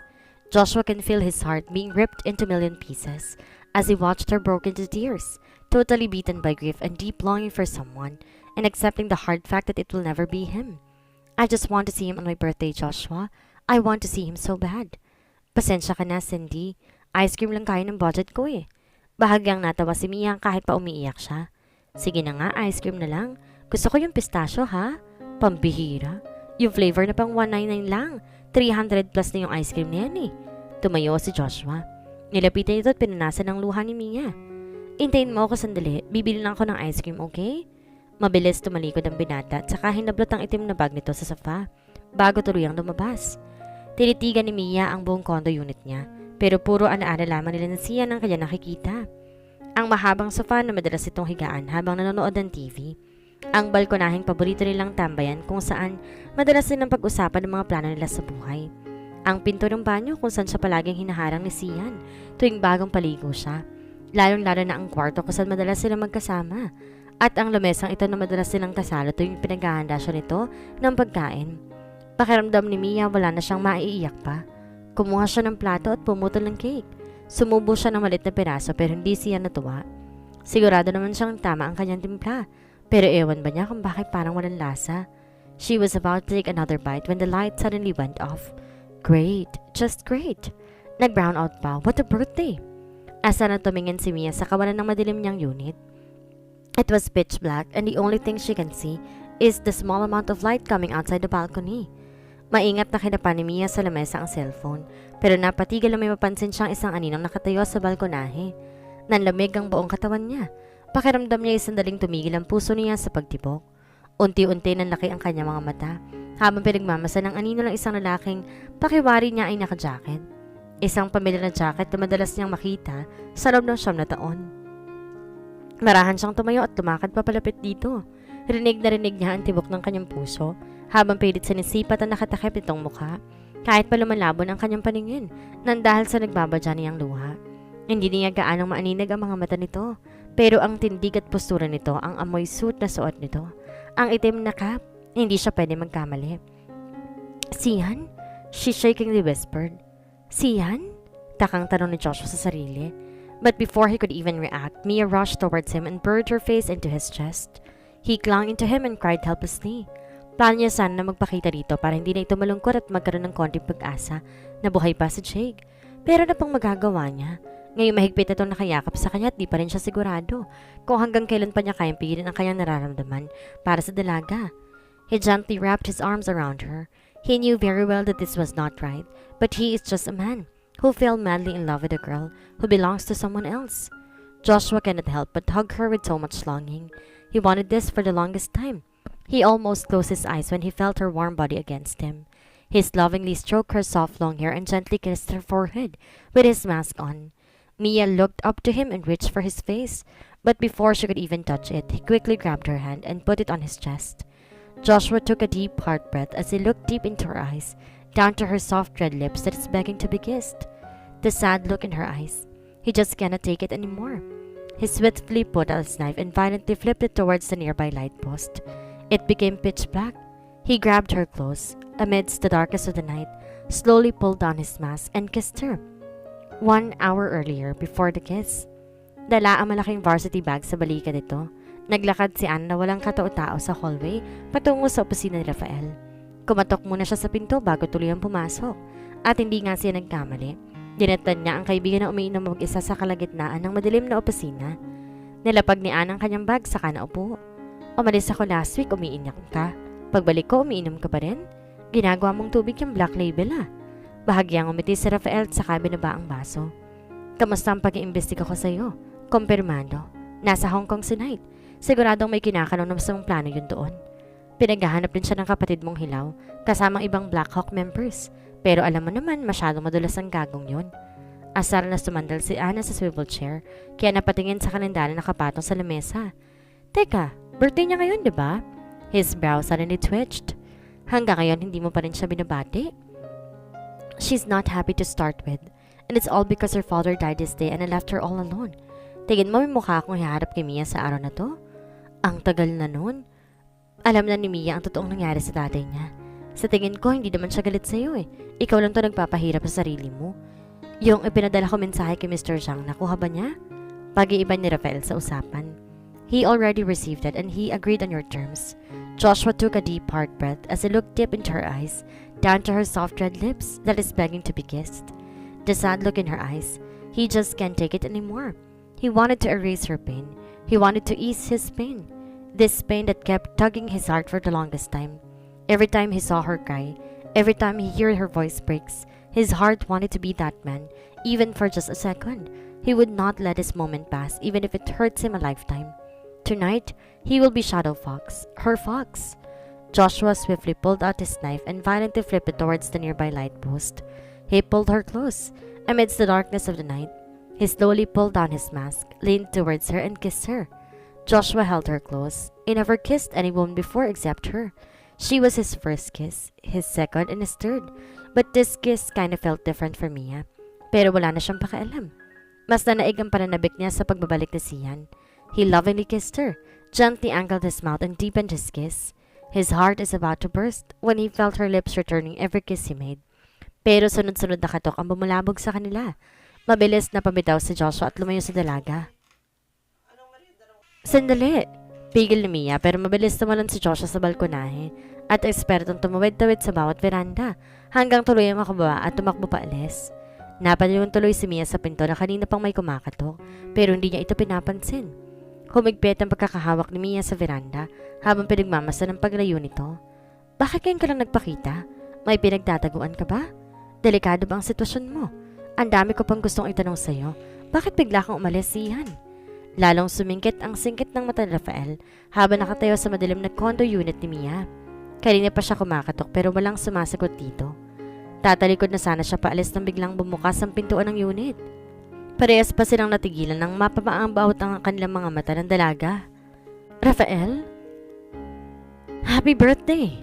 Alangan pa itong tumingin sa kanya, sabay abot ng pulang kahon sa kanyang dala. Cupcakes. Alam ko mahilig ka sa matamis kaya bumili din ako. Pero hindi na naituloy pa ni Rafael ang sasabihin. Tuluyang na estatwa ng bigla siyang yakapin ni Mia. Nakita ko na siya, Rafael. Pinuntahan niya ako. Biglang kumunot ang noon ni Rafael at kahit hinanap ang kanyang mga mata si Joshua. Buhay siya. Mangyak-ngyak na bulong sa kanya ni Mia. Marahang hinaplos si Rafael ang buhok nito. Tsaka pinatahan ito sa pag-iyak. Samantalang mabilis tumakbo si Joshua sa madilim at pasikot-sikot na kalsada. Sa totoo lang, hindi niya alam kung saan siya pupunta. Gusto niyang lumayo, gusto niyang magwala. Galit na hiniglat ito ang kanyang maskara at pabalibag na tinapon to sa kalsada. Ang tanga mo, Joshua. Sobrang tanga mo. Bulyaw niya sa sarili. Habang tumatakbo sa madilim na eskinita. Galit na napasuntok siya sa hangin at sinipa ang bato na nakakalat sa daan. Parang bigla siyang nanghina. Napasandal siya sa pader. Ngunit isang kamay ang marahas na humatak sa kanya papasok sa isang tagong siwang ng yerong pader. Mahigpit itong hinawakan ng kanyang bibig at buong lakas na inipit sa braso ang kanyang leeg. Huwag kang maingay. Mabilis na tumigil si Joshua nang mauninigan ang tinig ni Kaito. Matapos ang ilang segundo, isang itim na kotse ang dahan-dahan na dumaan sa eskinita ng kanilang kinaroroonan. May 3 pang kalalakihan na nag-iikot sa lugar at tila ba may hinahanap. Sandali pang nanatili ang kotse sa kalsada bago ito tuluyang umalis. Kaagad hiniklat ni Kaito ang kwelo ni Joshua at buong lakas na ibinalibag sa pader. Sunod-sunod niyang pinagsusuntok si Kaito at sinalahat iyon ang mukha ni Joshua. Hindi mo lang ito nagtangkang umilag. Standard protocol, hindi ka masusunod. Ang akala mo ba makakatulong ka kay Cindy? Pinapaasa mo lamang siya. At anong plano mong gawin, ha? Tanong nito habang paulit-ulit siyang hinahampas ni Kaito sa pader. Hindi ko na kaya. Galit na sigaw ni Joshua. Bahagyang napatigil si Kaito. Tsaka matay-matalitigan ang binata. Hindi ko na kayang makitang umiiyak sa Cindy. Ayoko na marinig yung paghikbi niya tuwing gabi. Ayoko na siyang abutang nakatulala habang nag-aabang sa bintana. Kahit kailan hindi mo maintindihan, hindi mo alam yung pakiramdam ko. Then quit! Bulyaw ni Kaito. Pabalibag siyang binitawan nito at saka huminga ng malalim. Hindi lang ikaw ang nahihirapan, Joshua. Mga kaibigan kong tinuring ko na parang kapamilyang pinag-uusapan natin dito. Inaayos ni Kaito ang suot na army cap. Muling isinuot ang itim niyang mask. Hindi ko na ito ipaparating kay Rafael dahil paniguradong mas malilintikan ka. Tumalikod si Kaito sa kanya pero hindi ito kaagad umalis. Mag-iba ka ng ruta pa uwi. May sumunod sa'yo kanina pa. Huwag kang pabaya, baka kusan ka pulutin. Kung ganon, buhay na ang Shadow Fox at umaaligid pa rin kay Myla. Mariing wika ng founder na kausap ito sa cellphone. Yes sir, nakita namin siya nang galing sa mismong unit ito. Nasundan niyo ba? Opo, kaya lang po biglang lumitaw na isa pang black army suit. Kagaya ng kay Shadow Fox. Nalito po kami kung sinong susundan noong naghiwalay sila ng daan. Mga inutil, sigaw ng matanda. Mariing nagtagis ang bagang nito. Hindi yung malang minragahan? Masyado po silang mabilis kumilos. Naligaw po kami sa pasikot-sikot sa lugar. Pasensya na po, sir. Galit na ibinaba ng matanda ang tawag. You look terribly upset.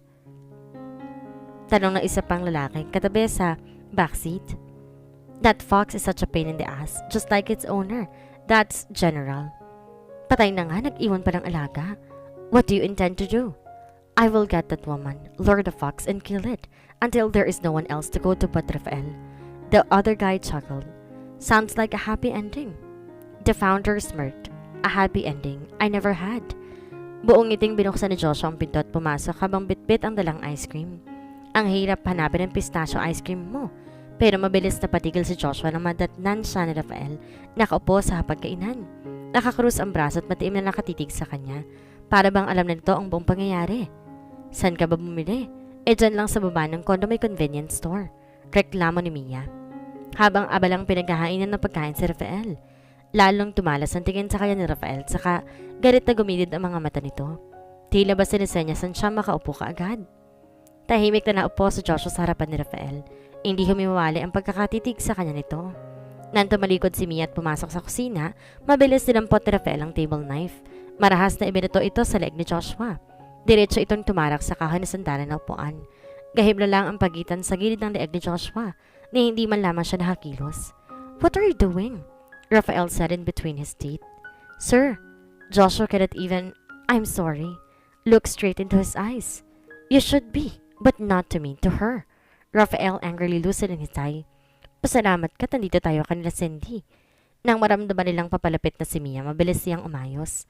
Tinabig ni Joshua ang table knife na nakatara sa kanyang upuan. Nakunway na hulog sa lapag. Tara, kumain na tayo. Aya ni Mia sa dalawa. Ay teka, nakalimutan ko yung manok sa oven. Tulungan mo nga ako, Joshua. Ako na. Kaagad tumayo si Rafael saka tinulak si Mia papasok sa kusina. Wala tuloy nagawa si Joshua kundi pagmasdan ng dalawa.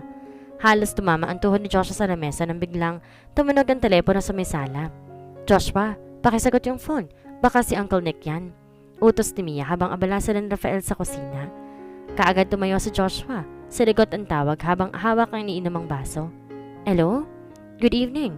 May I speak to Miss Mia Natividad, please? Bahagyang natigilan si Joshua sa narinig. Mia Natividad? Saan ko ba narinig ang pangalang yon? Sorry pero walang ganoong pangalan dito. Are you sure? Ito po kasi nakasulat na alternate contact number sa registration form. By the way, ako po yung wedding coordinator ni Mr. Cian Kiefer at Mia Natividad. Nagnigas bigla ang buong katawan ni Joshua sa narinig. Cian? Marahang napatingin si Joshua sa dalaga sa kusina. Dalagang kinikilala niya bilang si Cindy. I've been trying to reach Mr. Cian pero hindi po siya sumasagot. Sorry for the late call. We need lang confirmation po kasi. If tuloy po yung ocular visit sa Baguio for the event. Baguio? Parang binuhusan na malabig tituwig si Joshua nang bibigla siya maalala. Psst! Tawag ni Joshua sa hardinero habang nakaupo sa veranda. Ano nga yung pangalan na masungit na anak ng amo ninyo? Pilit niyang tanong dito. Habang nakatingin sa dalagang kanina pang sinusuklay ang buhok at inaayos ang suot itong dilaw na headband. Yung anak na General, Mia Natividad ang pangalan nun. Nabitawan naman ni Joshua ang telepono at gayon din ang basong hawak. Matapos maalala kung saan niya narinig ang pangalan. Kaagad naman napatingin ang dalawa kay Joshua nang marinig ang pagkabasag ng basa sa sahig.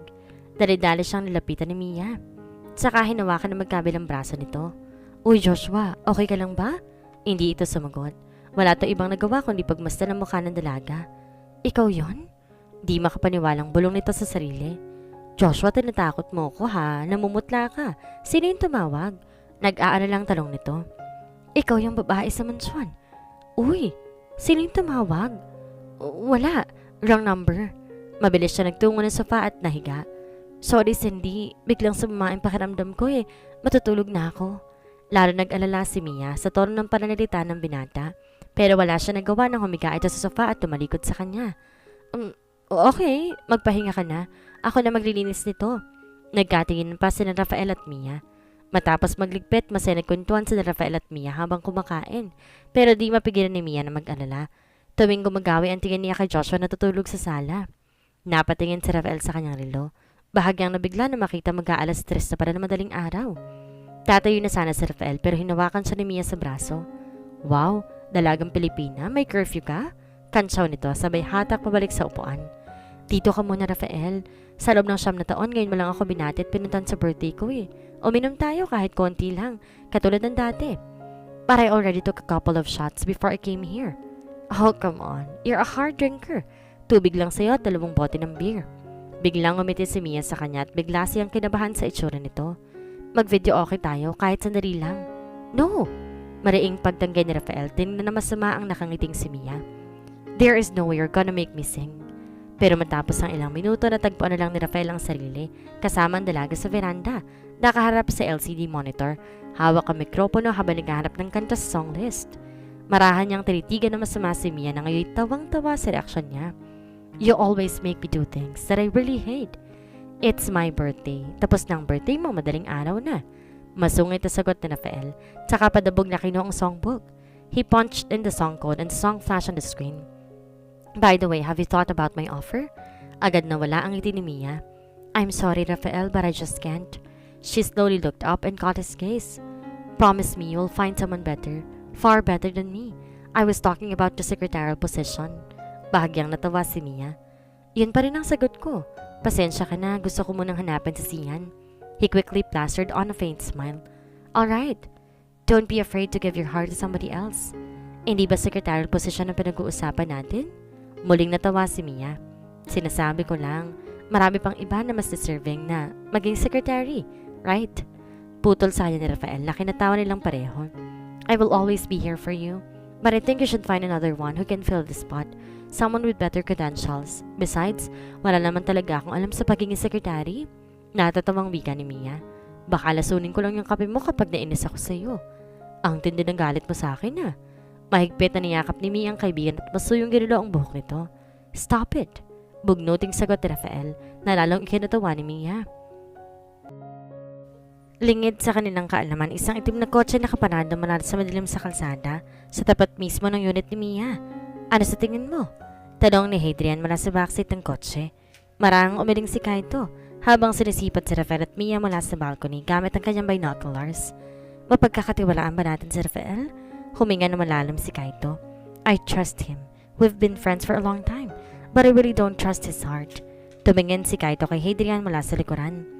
People do crazy things when they're madly in love, and Rafael is a dangerous mix. He is insane, he is mad, and he is in love. And the founder is such a scheming asshole. Then, a plan C might come handy, right? Kinabukasan. Halos hindi magkamayo si Dana at ang HR manager habang natatanantang pinupulot ang mga nagkalat na resume sa sahig ng opisina. Is that all we got? Wala na bang iba? Galit na bulyaw ni Rafael sa dalawa. I want a highly competent professional that can work with me. Go find me one. Yes, sir. Mabilis lumabas ang dalawa. My God! Unang araw ba ng leg na ni Sir? Bulong ng HR kay Dana. Biruin mo na ubos yung mahabang pila ng mga aplikante kanina. Wala man na nagustuhan ng isa. Ipatawas na kaya natin. Sige, para pati posisyon mo mabakante. Bulong ni Dana habang nire-review ang iba pang resume. Look no further. Hawi ni Ana sa dalawa saka pumasok sa opisina. Dumiretso siya kay Rafael sabay lapag na resume sa lesmesa nito. You are looking for someone capable. How about her? Napatingin kagad si Rafael dito. Hindi ba ito yung top student ng SIBS na papuntang Harvard? Unfortunately, hindi siya makakapunta roon. After doing a medical procedure on you during the SIBS party nang walang license, inireklamo siya ng malpractice. Hindi siya pa pwede maging doktor ngayon. Rafael can't help but release a deep sigh. Nalungkot siya sa narinig. Sabi niya gusto niya mag-aral ng law, Pero dahil hindi na siya covered ng SIBS program, bakit di mo na siya kunin as your secretary? To make ends meet. Her name is Car, right? Yes, Carla Cruwix. Pupungas-pungas pa si Joshua na makarinig ng katok sa pintuan. Napapikit pa siya na masilaw sa sinag ng araw na nagmula sa bintana. Shit, umaga na pala. Tamad na tamad siya nagdakad patungo sa pinto para buksan ito. Pero mabilis siyang naparetso ng tindig na makita niya si Uncle Nick sa bungad ng pintuan. Joshua, bati nito. Tito, good morning po. Pasok po kayo. Pumasok ito at kaagad dinanap ng kanyang paningin ng pamangkin. Pero puro nakatakip na pagkain sa lamesa ang kanyang nakita. Mukhang nag-celebrate kayo kahapon na. Nasaan si Cindy? Tanong ni Uncle Nick bago naupo sa sofa. Tulog pa po, Tito. Napuyat po kasi.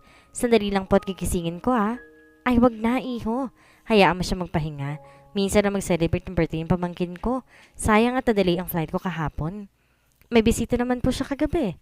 Talaga? Sino? Classmate niyo? Hindi po. Yung presidente po ng organization sa school namin, si Mr. Mercado. Nawangala ang ngiti sila namin na matatanda. Talaga? Opo. Magkasama po sila hanggang madaling araw. Malalim na nag-isip ang matanda. Gumawi ang kanyang mata sa cabinet hanggang sa nagip ng kanyang mga mata ang urn ng kapatid. Ang abo ng ama ni Mia. Marahan siyang lumapit dito at mariing itong hinawakan malapit sa kanyang dibdib. Don't worry, I will take her as my own daughter like I always did. Mula sa mga gamit inilabas ni Uncle Nick ang isang lumang picture frame at inilagay ito sa tabi ng urn. Litrato ito ng 5 lalaki magkakaibigan at isang babae na kamukhang kamukha ni Mia. Magkakasama ito nakaupo at masayang kumakain habang nagkakamping. Napatingin tuloy si Joshua sa larawan at laking gulat niya na makita niya ito. May ganitong picture si Papa, ganitong ganito. Bulong ni Joshua sa sarili habang pinagmamasa ng sariling ama sa larawan. Napangiti si Uncle Nick na mapansing interesado si Joshua sa litrato. Gwapo ba ako ng bata?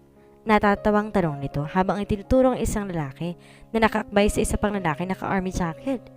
Itong katabi ko, yan ang daddy ni Cindy, nakatatandang kapatid ko. Gumawi ang tingin ni Joshua sa babaeng katabi nito at nagulat siya na makita ang itsura nito. Oh, kamukha ni Cindy. That's her mom, si Azalea.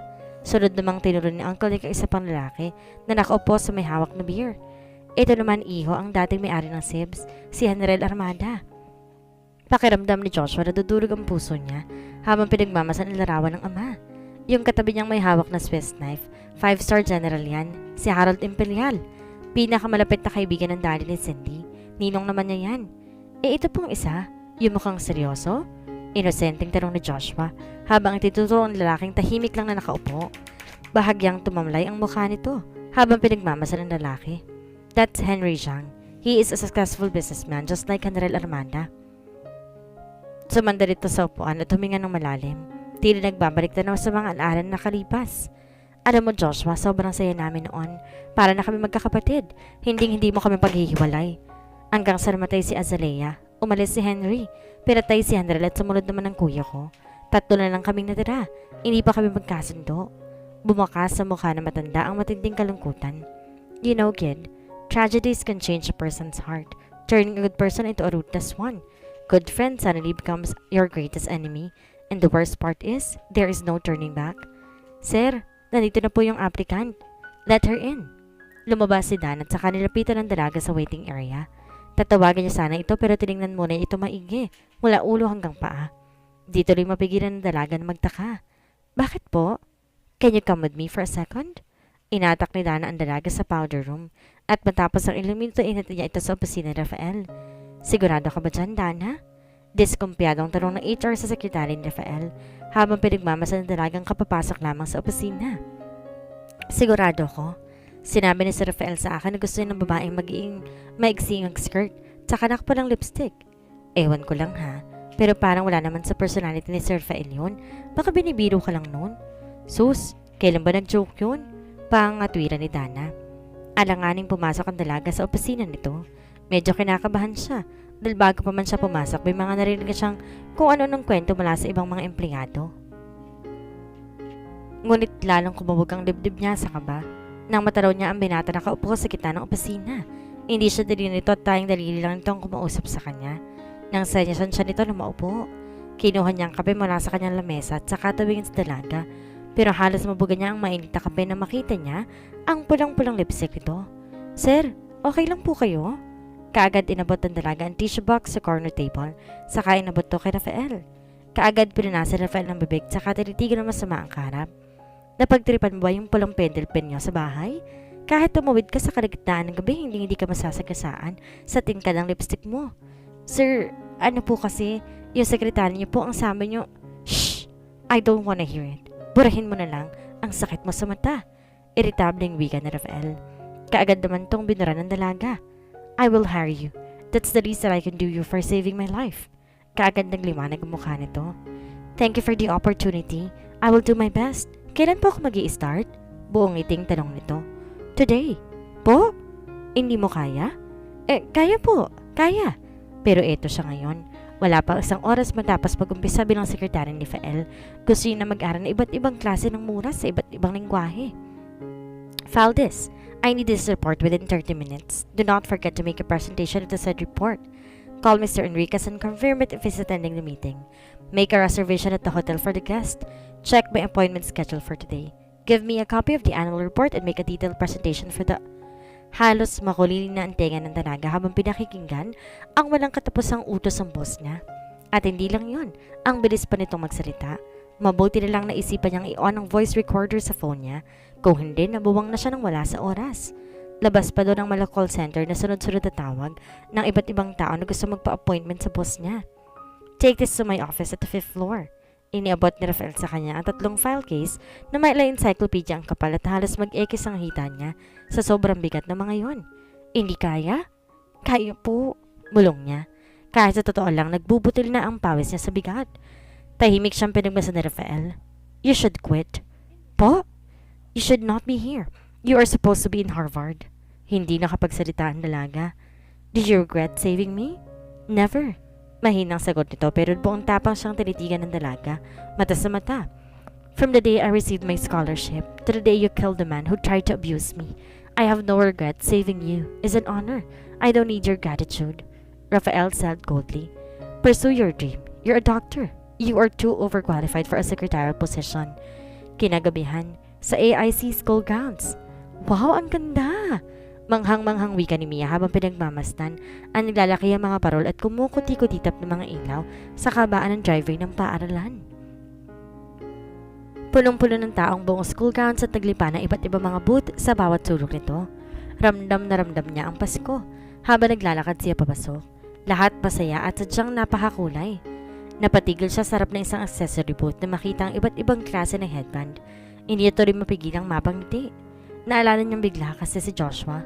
Miss, magkano to? Tanong ni Mia sa tindera habang itinuturo ang pulang feather headband. Sorry miss, naka-reserve na po yan. Ganun ba? Sayang. Napangiti lang si Mia at dumiretso na sa paglalakad. Lumiko ang isang itim na kotse sa tapat ng school gate pero kagad tong hinarang ng gwardya. Sir, sorry po pero sarado po ang gate 1. Hindi po makakadaan yung kotse ninyo. Christmas party po kasi sa school grounds. Pwede po kayong umikot sa kabilang gate. Pasensya na po talaga. It's okay. Dito rin lang kami bababa. Wika ni Mr. Zhang sa driver. Sigurado po kayo, sir? Oo. Maglalakad na lang kami sa loob ng school. Masyado ma-traffic. Ayoko malate sa appointment ko. Besides, gusto ko rin makita kung ano meron sa Christmas party. Napatingin na matanda sa binatang katabi at napansing titig na titig ito sa bungad ng paaralan. Are you alright, iho? Mabilis tong napalingon sa kanya at ngumiti. Yes, sir. Parang pamilyar lang kasi sa akin tong lugar na to. Aba, wala pa lokong batang yun. Saan napunta yun? Makailang ulit na napatingin si Mia sa kanyang orasan, pero hanggang ngayon wala pa rin si Joshua. Kaya naman tahimik siyang naapo sa gilid ng fountain at tahimik na naghintay sa gitna ng mga tao. Rafael walked through the school grounds to check the Sib's Christmas booth setup, but as he walked further, he noticed Mia sitting on the fountain in the middle of the crowd. Halos malamukot na mukha ni Carl sa sobrang pagod. Sandali siyang naupo sa fountain saka tinanggal ang high heels na sapatos. Ang pagkakaalam niya kasi interview pa lang. Malay ba niyang mapapasabak siya agad sa trabaho? Paskong Pasko ang view, pero malaimpyerno ang unang araw niya sa trabaho. Sa ilalim nagkikisla pa mga ilaw at naglalaki ang mga parol, napatingin si Carl sa magandang dalagang nakaupo roon. Agaw pansin kasi ang magandang mukha nito na kahit mga estudyanteng dumada ay napapatingin dito. Ever since he studied in AIC, her admiration for him and his works quadrupled. For her, he is the untouchable standard, self-righteous, strong, determined, and feared by men. Why does he look so sad? Carr cannot help but feel bad for him. It doesn't take a genius to notice that he is hurting deep inside. Si Rafael! Tawag ng isang estudyante. Kaagad nagtago si Carr nang biglang lumingon si Rafael. Sir, baka gusto niyo pong bumili? Alok ng isang estudyante. Kaagad ngumiti si Rafael na makita ang mga bata. Ano ba to? Wishing sky lanterns po, sir. Bale, isusulat niyo po rito yung wish ninyo. Tapos, sabay-sabay pong palili pa rin to mamaya. Yung proceeds po mapupunta sa mga street children. Project po ito ng student council. Dagdag pa ng isang estudyante. That's a good one. Magkano bang lahat yan? Talaga po? Buong ngiting tanong ng mga bata. Wait lang po, bibilangin lang po namin, sir. Nakangiting ganoon ni Rafael ang buhok ng isa sa mga bata. Bibilhin kong lahat pero bigyan mo lang ako ng 2. Hindi mapigilan ni Carr na mapangiti. Isa kasi talaga ang kilala ng Rafael. Mukhang masungit pero magilo sa mga bata. Nakita mo ba yung babae nakaupo sa fountain? Bulong ni Rafael sabay turo kay Mia.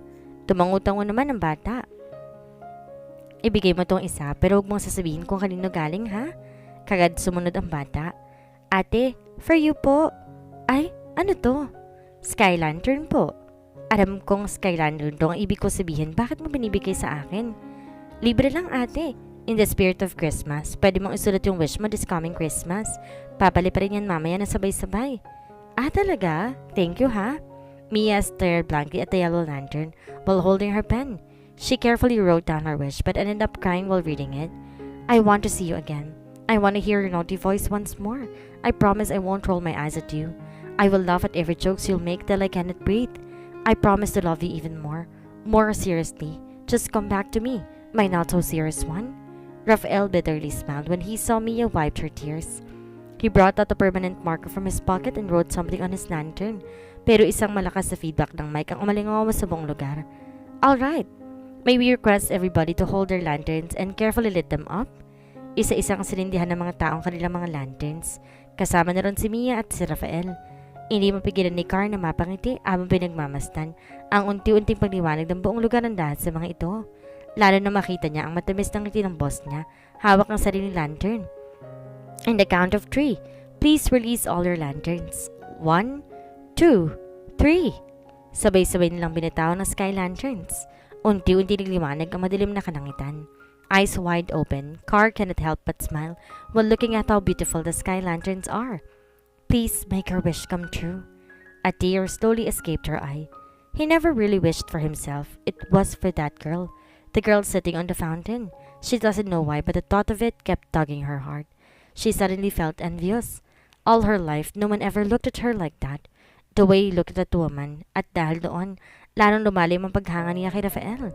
Rafael quickly turned his back and walked away with his casual poker face. But after tonight, Carr's perception of him will never be the same. Sabi ko hindi na ako iiyak eh. Ang hirap palang gawing hobby to. Saway ni Mia sa sarili habang pinupunasan ang sariling luha. Yung mga ganyang klaseng lalaki hindi dapat iniiyakan yan. Samantalang may iba dyan naghihintay lang. Gwapo na, mabait pa, at higit sa lahat mabango. Her world suddenly stopped. Her eyes widened and her lips started to quiver as she slowly looked at her side. These words are the exact words you told me when I first saw you 9 years ago. Biglang naalala ni Mia ang nakaraan.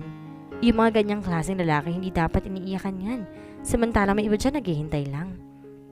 Wait, you are my Kali instructor, right? Sorry, but what's your name again? Sir? May sir pa talaga. Hindi ba pwedeng baby na lang? The guy looked at her and handsomely smiled. It's Sian Kiefer. She extended her hand, which she gladly took. I am Mia Natividad. But to her surprise, Sian did not let go of her hand and looked intensely at her eyes. Mia Natividad, Kiefer, bagay. He naughtily smiled at her and winked. Muling ikinarap ni Mia ang kanyang mga mata. Hindi siya namamalikmata. Hindi siya pwede magkamali. He just stood there and looked into her eyes along with his signature naughty smile. Sian? Halos tumigil ang mundo ni Mia. Her eyes widened and her lips started to quiver upon hearing that familiar voice. Mia slowly looked on her side and her heart fluttered wildly at the sight of him. Standing there, looking at her deep into her eyes, along with his signature naughty smile. Hindi siya kaagad nakapagsalita. Lalo tuloy nangiti si Sian. Hala, natulalayan yata siya sa kagapuhan ko. Tatakbo na sana si Mia patungo sa kanya pero bigla, nagputukan ng mga fireworks sa campus ground. Naglapitan ng mga tao papuntang fountain para sa mas magandang view, dahilan para magkahiwalay ang dalawa sa dami ng tao. Jared! Agad napalingon si Sian sa lalaki nakaitim na suit na lumakad sa gitna ng mga tao. Hinahanap ka ni boss. Pilit umiwas si Mia sa bungkos ng tao pero kaiiwas niya bumunggo siya sa isang matandang Ginoo. Azalea? Azalea Natividad.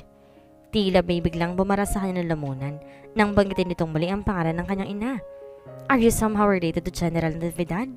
Bahagyang napatras ng hakbang si Mia. Who is this guy? Mia looked at the old man closely. And she can't reveal such information. Lumapit si Ian sa magandang Ginoo, lalo pang gumulong utak ni Mia. Bakit ganun? Bakit parang di niya ako nakikilala? Excuse me sir, I just received a call. Mr. Mercado is already waiting for you in his office. Tell him I will be there. Mabilis ang tugon nito at saka muling bumaling ang tingin kay Mia.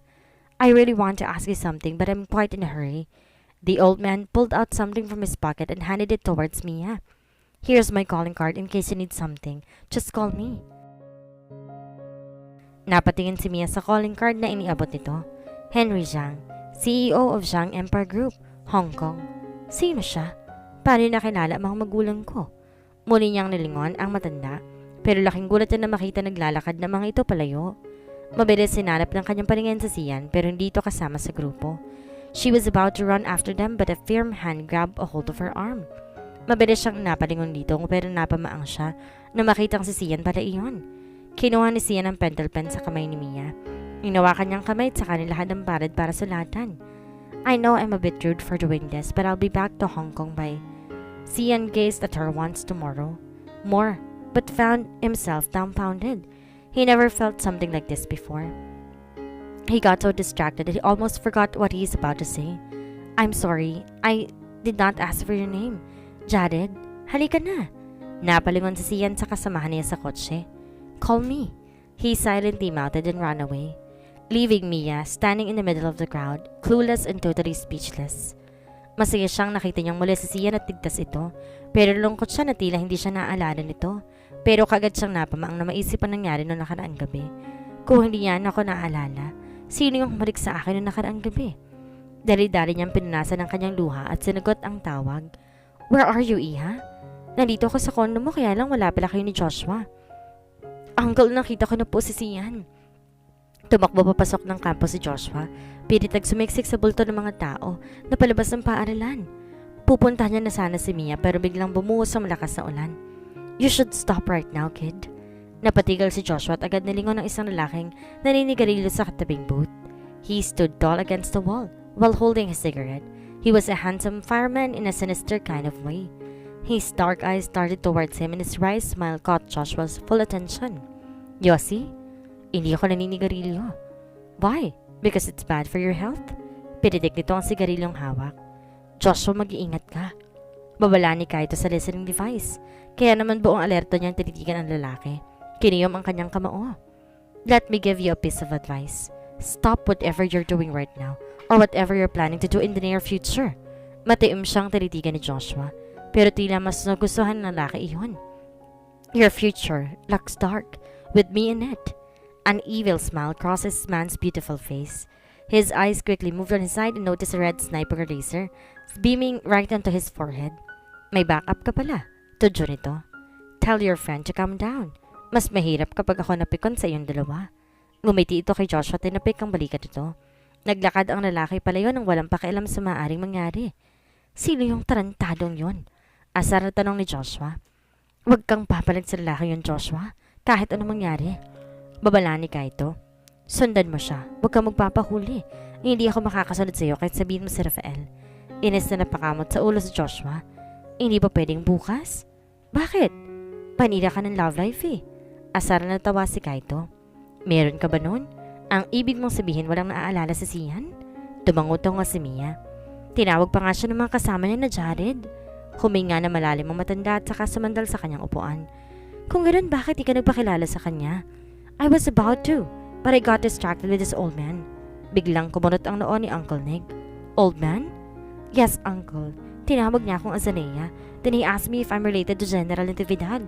Napaangat bigla sa pagkakasandalang matanda sa narinig. Did you tell him anything? Mabilis na umiling-iling si Mia. Hindi ako sigurado kung kakampi o kalaban ng lalaking yon, kaya wala akong sinabing kahit ano sa kanya. Mia pulled out the calling card and handed it to her uncle. He gave me this. Do you know him? Kaagad yung kinuha ng matanda at tinitigan. Henry Zhang, his eyes slowly narrowed. Yes, he was an old friend of ours. He took a deep breath and looked at Mia. He left the country nung nagpakasal ng daddy at mommy mo. We did not hear anything from him, except that his business is doing good in Hong Kong. And now that you mentioned it, I know that his attention is coming back in the Philippines and Sian being outside. The only thing I know is that his company is the next target of the founder. Bigla, kinabahan si Mia na mabanggit ng kanyang tiyuhin ng founder. Kung ganoon malalagay sa alangan ni Sian kapag nalaman ng founder magkasama sila. Parang ganoon na nga iha. Ginagap na matanda ang kamay ng pamangkin. Tsaka seryoso itong tinitigan. I think it's high time that you come back in the mission. Mia nodded her head. I was about to say the same thing. Alright then, I will introduce you to your new partner. Biglang napamaang si Mia. You partner? Yes. Since Ian won't be around, I chose someone who is highly competent to be with you towards her room. You can come out now. Unti-unting lumaki ang mga mata ni Mia. Namakita ang anino ng isang matikas na lalaki. Naglakad palabas sa kanyang madilim na kwarto. I believe you already met him. You were on the same training camp abroad, right? Di kagad nakasagot si Mia. Napakauntingin dito. Yes, sir, pero baka nakalimutan niya na ako. It has been 9 years already. He extended his hand towards Mia and gave her a timid smile. Hi, I am Kaito Nakama. Bring this one to the meeting room, then this one to my office. Utos ni Rafael sabay abot ng attache case kay Car. Pero halos makuba ang dalaga na ipatong pa ni Rafael ang isa pang mabigat na case sa mga bitbiti nito. Shit! Pilit niyang binabalanse ang gumewang na takong ng high heels niya sa sobrang bigat ng pinapadala sa niya ni Rafael. Kaya? Kaya, sir. Kahit sama niyo pa yung ref dun sa office. Sir? Napatigil si Rafael at agad tumalikod kay Car nang marinig ang boses ni Joshua sa listening device. Ano yun? Tahimik na sinundan ni Joshua ang binata habang naglalakad to sa kahabaan ng school grounds. Buong ingat siya nagkuble sa likod ng mga pinasundang lalaki sa akin ni RS-05. Kane daw ang pangalan. Mabilis tumalas ang tingin ni Rafael na marinig ang sinabi ni Joshua. Kalmado na naglakad sa gitna ng tahimik at walang katao-taang pathway sa school grounds. Ngunit madalas, nagumilid ang mata nito sa gawin ni Joshua. He slightly lifted his jacket sleeves and reached for his thick arm bracelet. Slowly, he pulled out 4 long needle-like figures and effortlessly flipped on his side at top speed. Joshua was caught off guard, but his sharp eyes quickly saw the thin streak of lights reflecting from those needles and expertly dodged every single piece of it. Ano yun? Tanong ni Joshua kay Rafael. Mariing nagtagis ang panga ni Rafael. Siguraduhin mong hindi ka tatamaan yan. May lason lahat ng gamit niyan. Bakit ngayon mo lang sinabi? Buti na lang nakailag ako. Pero lingid sa kanyang kaalaman, may maliit na para siyang dapli sa kanyang leeg. I hope you like my welcome gift, kid. Napangiti ito sa katahimik na nagpatuloy sa paglalakad patungo sa opisina. Marahas sa lingon ni Rafael si Car. Drop everything on the floor. Po? Drop everything on the floor. She can see the sense of urgency in Rafael's eyes and she cannot help but feel nervous about it. Salubungin mo si Mr. Zhang sa baba. Dalhin mo sila kagad sa VIP lounge area. Make sure to delete the log information in the front desk. And if you ever encounter a tall, handsome guy who smiles like pure evil, hold him off in the waiting area. Yes, sir. Hi, I have an appointment with Mr. Mercado. Nakangiting samit ni Mr. Zhang sa receptionist. Good evening, sir. Umahangos si body ni Car habang nagmamadaling tumakbo patungo sa kanila. Mr. Mercado will meet you in the... Halos mapatanga si Sian kahihintay sa putol-putol na salita ng dalaga. Hinihika na yata ito eh. Napangiti si Mr. Zhang pero kaagad din niyang sinaway ang binata.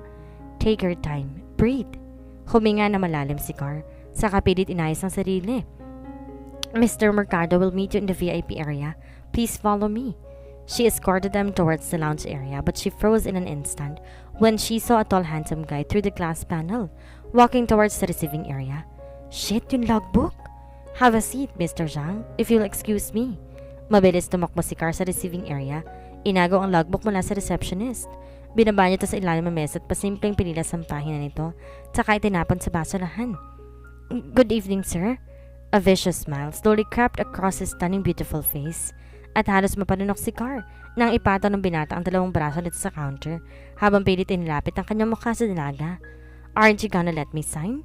I'm a visitor here. Nanginginig na inabot ni Carl ang logbook. Kinuha ito ng lalaki at saka binuklat. Pero biglang tumalas ang tingin nito na makita ang naiwang piraso ng pila sa pahina ng logbook. I'm here to see Rafael. Tell him it's Kane Mercado. Biglang napamaang si Car. Mercado? He's in a meeting right now, sir. You can wait for him at the waiting area. Ihatid na siya na sa nito pero hindi siya pinansin ng binata. Dumiretso patungo sa elevator. I'm sorry, sir, pero bawal po kayong umakit sa... What? He asked and smirked. What are you gonna do? Natatakot may pilit na nandigan si Car, sabi ni Rafael. Tumayo to sa harap ng elevator at hinarang ang lalaki. Pasensya na po talaga, sir. You got a pretty set of legs. Putol sa kanya ng binata. Halos nagtindigan lahat ng balahibo niya sa katawan habang dahan-dahan umakyat ang tingin nito sa kanya.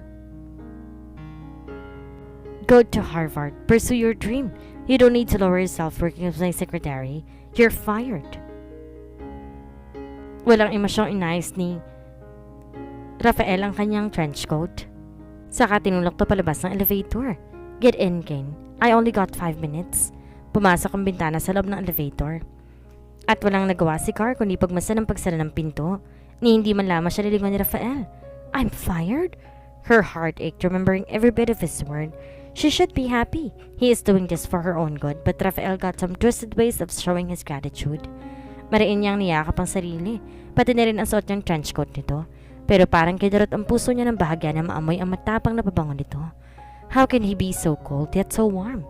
Pagkasara ng elevator, kaagad pinindot ni Rafael ang emergency stop button, saka hinarap ang binata. Why are you here? Is that how you welcome your older brother? Napangisi si Rafael sa narinig. I don't have a brother nor a sister. We both know that we're all adopted in the Mercado household. That's why I kept telling Arajin, but she kept calling me brother. Well, except for you. How I miss my fake sister's luscious legs. You're still a pedophile.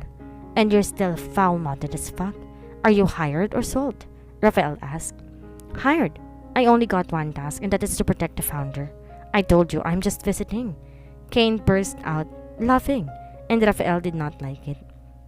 Lumapit ang binata kay Rafael. Nilapit ang kanyang mukha sa tenga nito. I really don't care what you and your secret friends are doing behind the founder's back. I just want to see how legendary the legends are. A wry smile crossed his lips once more. Red Velvet, RS05. That kid, and of course, Shadow Fox, who left our third leaf with 93 fatal stab wounds and a hideous slash on his neck. Kilala mo ako, Rafael. Hindi ako nakikipaglaro sa mga pipitsugin lang. Huwag kang mag-alala. Ligtas ang sekreto mo sa akin. Marahang inilabas si Sian ng cellphone mula sa kanyang bulsa, saka sinilip ito. Pero inis niya itong silid sa kanyang bulsa nang wala nakitang tawag o text man lang mula sa dalaga. Punta lang ako sa CR sandali. Paalam ni Sian sa kasama at saka lumabas sa lounge area. Pero pagdating sa comfort room, isang pirasong papel ang bumungad sa kanya. Out of order. Kung wala ka ng ibang sasabihin, makakaalis ka na. Pinindot ni Rafael ng elevator at agad bumukas ang pinto nito. Ngunit bigla siyang estatwa noong bumungad sa kanila si Sian. Kaagad kumunot ang noon ni Sian na makita niyang matikas sa binata naka-white polo. Hindi ko gustong hilat siya ng pagmumukha ng isang tuwa. Ewan ba niya kung bakit pero bigla na lang kumulo ang dugo niya nang walang malamang dahilan. Tahimik siyang pumasok at pinindot ang second floor. What are you doing here? Napatingin si Rafael sa kanya at napansin niya ang mahabang tahi sa likod ng ulo nito na bahagyang natatakpan ng buhok. Marahang gumilid ang kanyang mga mata kay Kane at ramdam niya ang tindi ng pagkakatitig nito kay Sian, lalo na sa kamay ng binata. Your hand looks wickedly pretty. Bahagyang natawa si Sian. Mag-CR ka na lang, may masasalubong ka pang fans. Tumunog ang bell ng elevator at lumabas ito na parang walang nangyari. Buong ngiting napatingin si Kane kay Rafael nang sumara ang pinto. The fox did not remember me? Astonished, he let out a manic laugh. He is $1 million malfunctioning agent. I guess he is rather useless in your group now. Should I kill him first? Hindi umimik si Rafael. Palihim na kiniyom ang kanyang palad sa loob ng kanyang bulsa. Naletse na. Ano bang nangyayari sa'yo, Shadow Fox? You will be leaving for Hong Kong tomorrow morning. I'm afraid that you will be spending your Christmas there. Paano po pala si Joshua? Nag-aaralang tanong ni Mia. He is a grown man. He can take care of himself. Sabat ni Kaito. Uncle Nick was about to say something when his phone suddenly rang. Excuse me? Tumayo ito at lumabas sa balcony para sagutin ang tawag. Marahang tumingin si Mia kay Kaito. Ibubuka pa lang niya ang kanyang bibig para magsalita. Kaagad na siyang tinanasan ng tingin niya para sawayin. Sorry, Iha, but I have to go. May kailangan lang akong kitain na tao. Okay po, mag-iingat kayo, Uncle Nick. Lumapit si Mia sa tiyuhin saka humalik sa pisngi nito. Na makaalis sa matanda, kaganyang sinara iyon at sinanyasan si Mia dumiretso sa kwarto. Sumunod naman kaagad sa kanya ang dalaga. All CCTV cameras stopped recording and looped the last recorded video footage. It also jammed all signals across the unit, allowing both of them to safely talk. Wala ba kayong plano ni Rafael na sabihin kay Uncle Nick lahat ng pinaplano ninyo? We are following strict protocol. You are the only exception to the rule. Seryosong sagot ni Kaito. Mas konting tao, mas konting komplikasyon. Matipid na sagot ng binata. Ang unfair naman yata yun sa tito ko na ginagamit yung ahensya niya. Biglang napalingon sa kanya si Kaito. Unfair? Full-time agent ako sa ahensya niya, katulad ni Sihan. Pero maliban doon, may sinumpaang tungkulin kami sa Raven Seals, ang grupong itinatag ng daddy mo. If Uncle Nick's agency and Raven Seals are on the same side, I don't see anything wrong with that. Pinag-cross ni Kaito ang kanyang mga braso sa kanyang dibdib. Tinitigang mabuti si Mia. Ibahin mo ako, Mia, ha? Stricto ako pagdating sa trabaho. Hindi ako katulad ng dalawang kasama ko. Wala akong gusto sa'yo. Natawa tuloy bigla si Mia at napangiti naman si Kaito. Tinabihan niya ang dalaga sa pagkakaupo sa kama, pero bumagsak ang tingin niya sa nakasulat na numero sa palad nito. Hindi nakapagsalita si Mia. Paano niya nalaman? Huwag mo siyang tatawagan. Hindi mawala-wala ang ngiti sa mukha ni Kaito habang tinitingnan ang handwriting nito. Walang hiya yun. May amnesia na, bumibira pa. Mia, kaibigan ko yung ugok na yon. 12 taon. Alam ko bawat liko ng bituka nun. Pero gusto ko talaga siya makausap. Alalahanin mo, hindi ka niya natatandaan. You are a nobody to him right now. Kapag tinawagan mo siya, iisipin nun madali ka lang yung makukuha. Kaya nga patay na patay sa yung tao eh. Pahirapan ba naman ang 9 na taon? Grabe naman makakonsensya to. Natawa lang sa kanya si Kaito.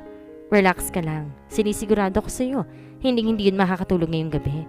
Naiisip pa lang ni Kaito na tatawa na siya. Matapos ang meeting na Sib's office, kaagad umalis ang grupo nila Mr. Zhang. Kasalukuyan nakahiga sa siyan si airplane seat.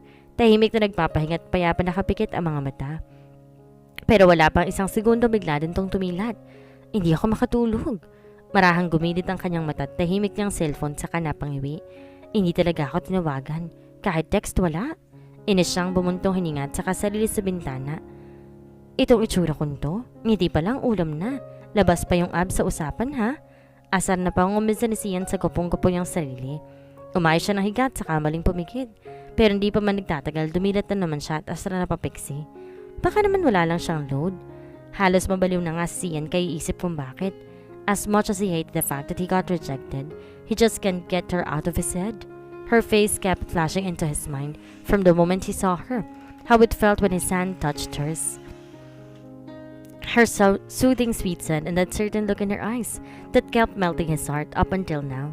Napahawak tuloy si Sian sa kanyang dibdib at ramdam na ramdam niya ang mabilis sa tibok ng puso niya. Kalma, libog lang to, makakatulog ka rin. Sabay napalingon sila Kaito at Mia na marinig na may nag-doorbell. Kaagad dumbas ang dalaga mula sa kwarto, dumiretso sa door monitor. Si Joshua, naiwan ba niya yung susi niya? Takang tanong ni Mia na makita niya ang ulo nito sa screen. Kaagad niyang binuksan ang bintana sa kanyang balikat. Inawakan niya na mahigpit si Joshua. Kaito! Naramdaman niya ang lalamig na katawan nito. Sumigaw si Mia. Agad tumakbo si Kaito sa pintuan at nagulat na makita si Joshua na walang malay sa balikat ng dalaga. Kaagad niyang inakay ito. Pero mabilis na nahagip ng kanyang tingin ang nangingitim na tama dyan sa leeg. Marahas na lingon ni Kaito si Mia. Tawagan mo si Harry. Mabilis na binuksan ni Kaito ang pinto at kagad na pumasok si Harry. Lumapit ito kaagad kay Joshua na kasalukuy nakahiga sa sofa. Wala itong malay, namumutla at pawis na pawis. Baka anong oras nangyari Kaito? Seryosong tanong ni Harry. Habang pinagmamasang maigyang gumuguhit na nangingitim na mga ugat sa braso ng binata paakit sa mukha nito. Estima ko mga 30 minutos na nakalipas ang tamaan siya. Mabilis siya napatingin sa kanyang relo at di napigilang mapailing. Kaagad niyang nilingon si Mia na maingat pinupunasan ng pimpong mukha ni Joshua. May experimental drugs ka ba rito? Meron. Mabilis ang sagot ni Mia. Good. Get me 3 C809, the blue-green serum and G909, the black one. I also need fresh towels and 2 sets of pill. Make it fast, please. Walang sinayang na oras si Mia at agad tumayo at nagtungo sa kanyang kwarto. Dali-daling labas ni Harry ang kanyang mga gamit mula sa malaki niyang silver luggage. Alam mo ba kung anong blood type ni Joshua? Tanong niya kay Kaito habang abalang naghahalukkat. Hindi. Shit. Kakain pa ng oras ang blood testing. Nag-aaral ang usal nito. Tsaka maling napatingin kay Joshua. Buong pagmamadaling binuksan ni Mia ang malapad niyang closet. Tsaka hinawi lahat ng kanyang damit. Pinindot niya ang palong button sa gilid nito at isang alsul na translucent hologram screen ang umangat mula sa gilid nito. Authorization required. Isinalong ni Mia ang kanyang kamay at agad itong iniscan ng hologram device. Authorization complete.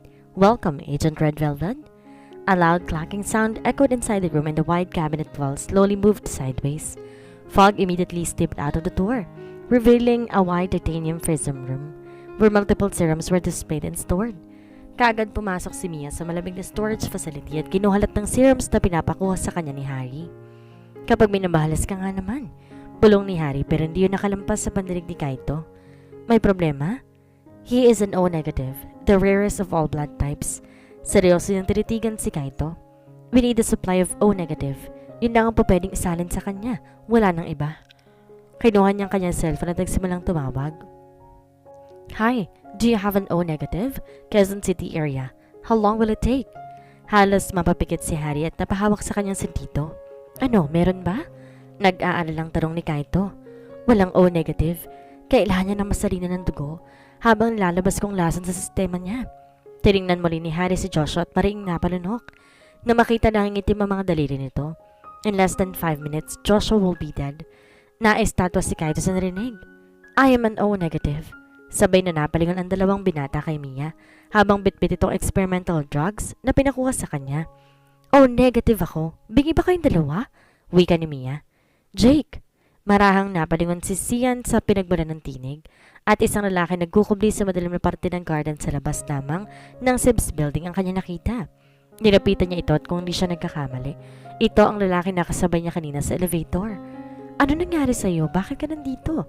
Masyadong delikado dito. Mahinang sambit sa kanya ng binata. Hindi mo ba ako natatandaan? Sarili ko nga hindi ko matandaan, ikaw pa kaya? Asar na napangawi ang kausap niya. Piloso pa rin tong gagong to, kahit may amnesia na. Bulong nito sa sarili. I don't remember anything. Mind telling me who you are? Tanong sa kanya ni Sian. I am Rafael. Rafael Mercado. Umayos ng higa sa Sian sa airplane seat, tsaka malaya man nag-isip. Habang inaalala ng pag-uusap nila kanina ng binata. Rafael Mercado. Parang pamilyar nga sa akin ang pangalang iyon. Lalong lumalim ang tingin niya sa kawalan habang pilit inaalala kung ano mang alaalang nawawala sa kanya. Ewan ko ba kung bakit? Parang di ko gusto yung pangit na yun. Samantala, pinagbasta ni Mia ang pagtawid ng kanyang dugo sa mahabang tubo na nakakonekta sa kanilang dalawa ni Joshua. Nakaupo siya sa gilid ng sofa, inaalalain ng binata, na pilit sumisinghap ng hangin. Kaagad kinabitan ni Harry ng oxygen mask si Joshua, saka isa-isang tinurok ang mga experimental drugs sa braso nito. Inawakan ni Mia ang nalamig itong kamay, tsaka masuyo itong tinitigan. Joshua? Mahina niyang bulong dito. Bahagyang kumurot ang noo ni Joshua na para bang naiintindihan siya nito. Huwag mo muna kaming iiwanan, please. Usal ni Mia sa sarili. Lumapit sa kanilang dalawa si Kaito, pinagbasta ng binata. Kamusta na siya, Harry? Ilang minuto pa bago mapekto ang mga gamot. Doon ko palang masasagot ang tanong mo. Kung ano-anong aparato ang kinabit ni Harry sa katawan ni Joshua habang tinututukan maigi ang vital signs ito mula sa sinet-up niyong monitor. Matapos ang ilang minuto ay pagod na napasalampak na upo si Harry. Ipinahinga niya ang kanyang likod sa gilid ng sapat sa kanilingon ng pasyente. I have to wait. Unti-unti nang nararamdaman ni Mia ang panghihina ng kanyang katawan kaya inihilig niya ang kanyang ulo sa gilid ng safa. Ipidikit niya ang kanyang mga mata ngunit muli siyang napadilat nang maramdaman niya ang maring pagpisil ni Joshua sa kanyang kamay. Biglang tumunog ang aparato sa gilid nito at kaagad na patingin si Harry sa monitor. He is safe. We can all relax now. Ilang oras na nakalipas, bandang madaling araw. Unti-unti kumurot ang noo ni Joshua na makaramdam ng pananakit ng katawan matapos niyang pumaling sa pagkakahiga. Iminulat niya ang kanyang mga mata at nakita mga medical aparato na nakakabit sa kanya. Inangat niya ang kanyang braso ngunit isang kamay ng dalaga ang kanyang nakita. Dahan-dahan niyang nilingon ang kanyang gilid at nakita si Mia na mahimbing natutulog sa gilid ng sofa. May ingat niyang tinanggal ang oxygen mask sa kanyang bibig, saka masuyong pinagbasta ng pagtulog nito. Hindi maiwasang mapangiti ni Joshua. Dahan-dahan niyang hinawi ang buhok nito at saka malambing na hinaplos ang pisngi. Nilapit niyang kanyang mukha sa dalaga at akmang hahalikan ito. Ngunit isang magaspang na kamay ang nahawakan niya, imbes na pisngin ni Mia. Hindi ka nga namatay kay Kane. Mamamatay ka naman sa kamay ni Cindy. Pinaggagawa mong bata ka. Saway sa kanya ni Kaito. Napangiwi ka agad si Joshua. Natatuwang tumayo si Kaito at saka nagtungo sa banyo. Huwag mo yung gisingin. Sinalinan ka niya ng dugo. Nangihina pa yan. Oh, negative siya? Oo, pasalamat ka. Muntikan ka na namin paglamayan kagabi. Bilib na nga sana ako ng butong pakwan sa kalata ng biskwit. Muli, binaling ni Joshua ang kanyang tingin sa dalaga. Sobra ka na, Cindy. Hindi ka na nakontento sa puso ko. Ngayon pati buhay ko, utang ko pa sa'yo. Kahit anong mangyari, paprotektahan kita. Pangako ko sa'yo yan. Wika ni Joshua sa sarili. Pagputok ng araw, gising na sina Kaito at Mia. Dali-dali sila nag-ayos ng kanilang mga gamit habang mahimbing natutulog si Joshua sa labas ng sala. Wala pang 10 minuto nakaayos na ang dalawa at handa nang umalis. Palabas na sana si Mia ng unit ngunit bigla siya napatigil nang madaanan niya si Joshua sa may sala. Sorry Joshua, sa susunod na magkita tayo sasabihin ko na sa iyong lahat. Hindi ako magsisinungaling sa pagkatao ko. Kaagad silang lumabas ng building ni Kaito at sumakay sa na van na saktong pumarada sa harapan nila. Kaagad isinara ng driver ang collar wall partition saka pinandar ang van.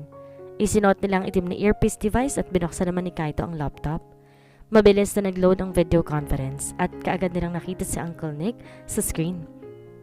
Agents, you have a new mission. Isang imahe ang biglang lumitaw sa screen. Isang high-class tower sa gitna ng syudad. Matarik at sadyang napaka-elegante ng kumikinang ng mga pulang ilaw sa tower. This is the Red Tower, a well-known high-end casino in Hong Kong. It might be beautiful in everyone's eyes, but its beauty hides all sorts of abominable crimes. Illegal drug trade, prostitution, organ smuggling, illegal cage fights, and trade gambling. Nabatas bigla ang kilay ni Mia. Wow, parang Sib's Tower lang ah. Precisely. Red Tower is owned by the founder himself. His Hong Kong group is called the Red Group. Ganun na ka-big time ang taong yun? Pixie ni Mia. Kaya lagi siyang wala sa Pilipinas dahil sa Red Group siya nakafocus.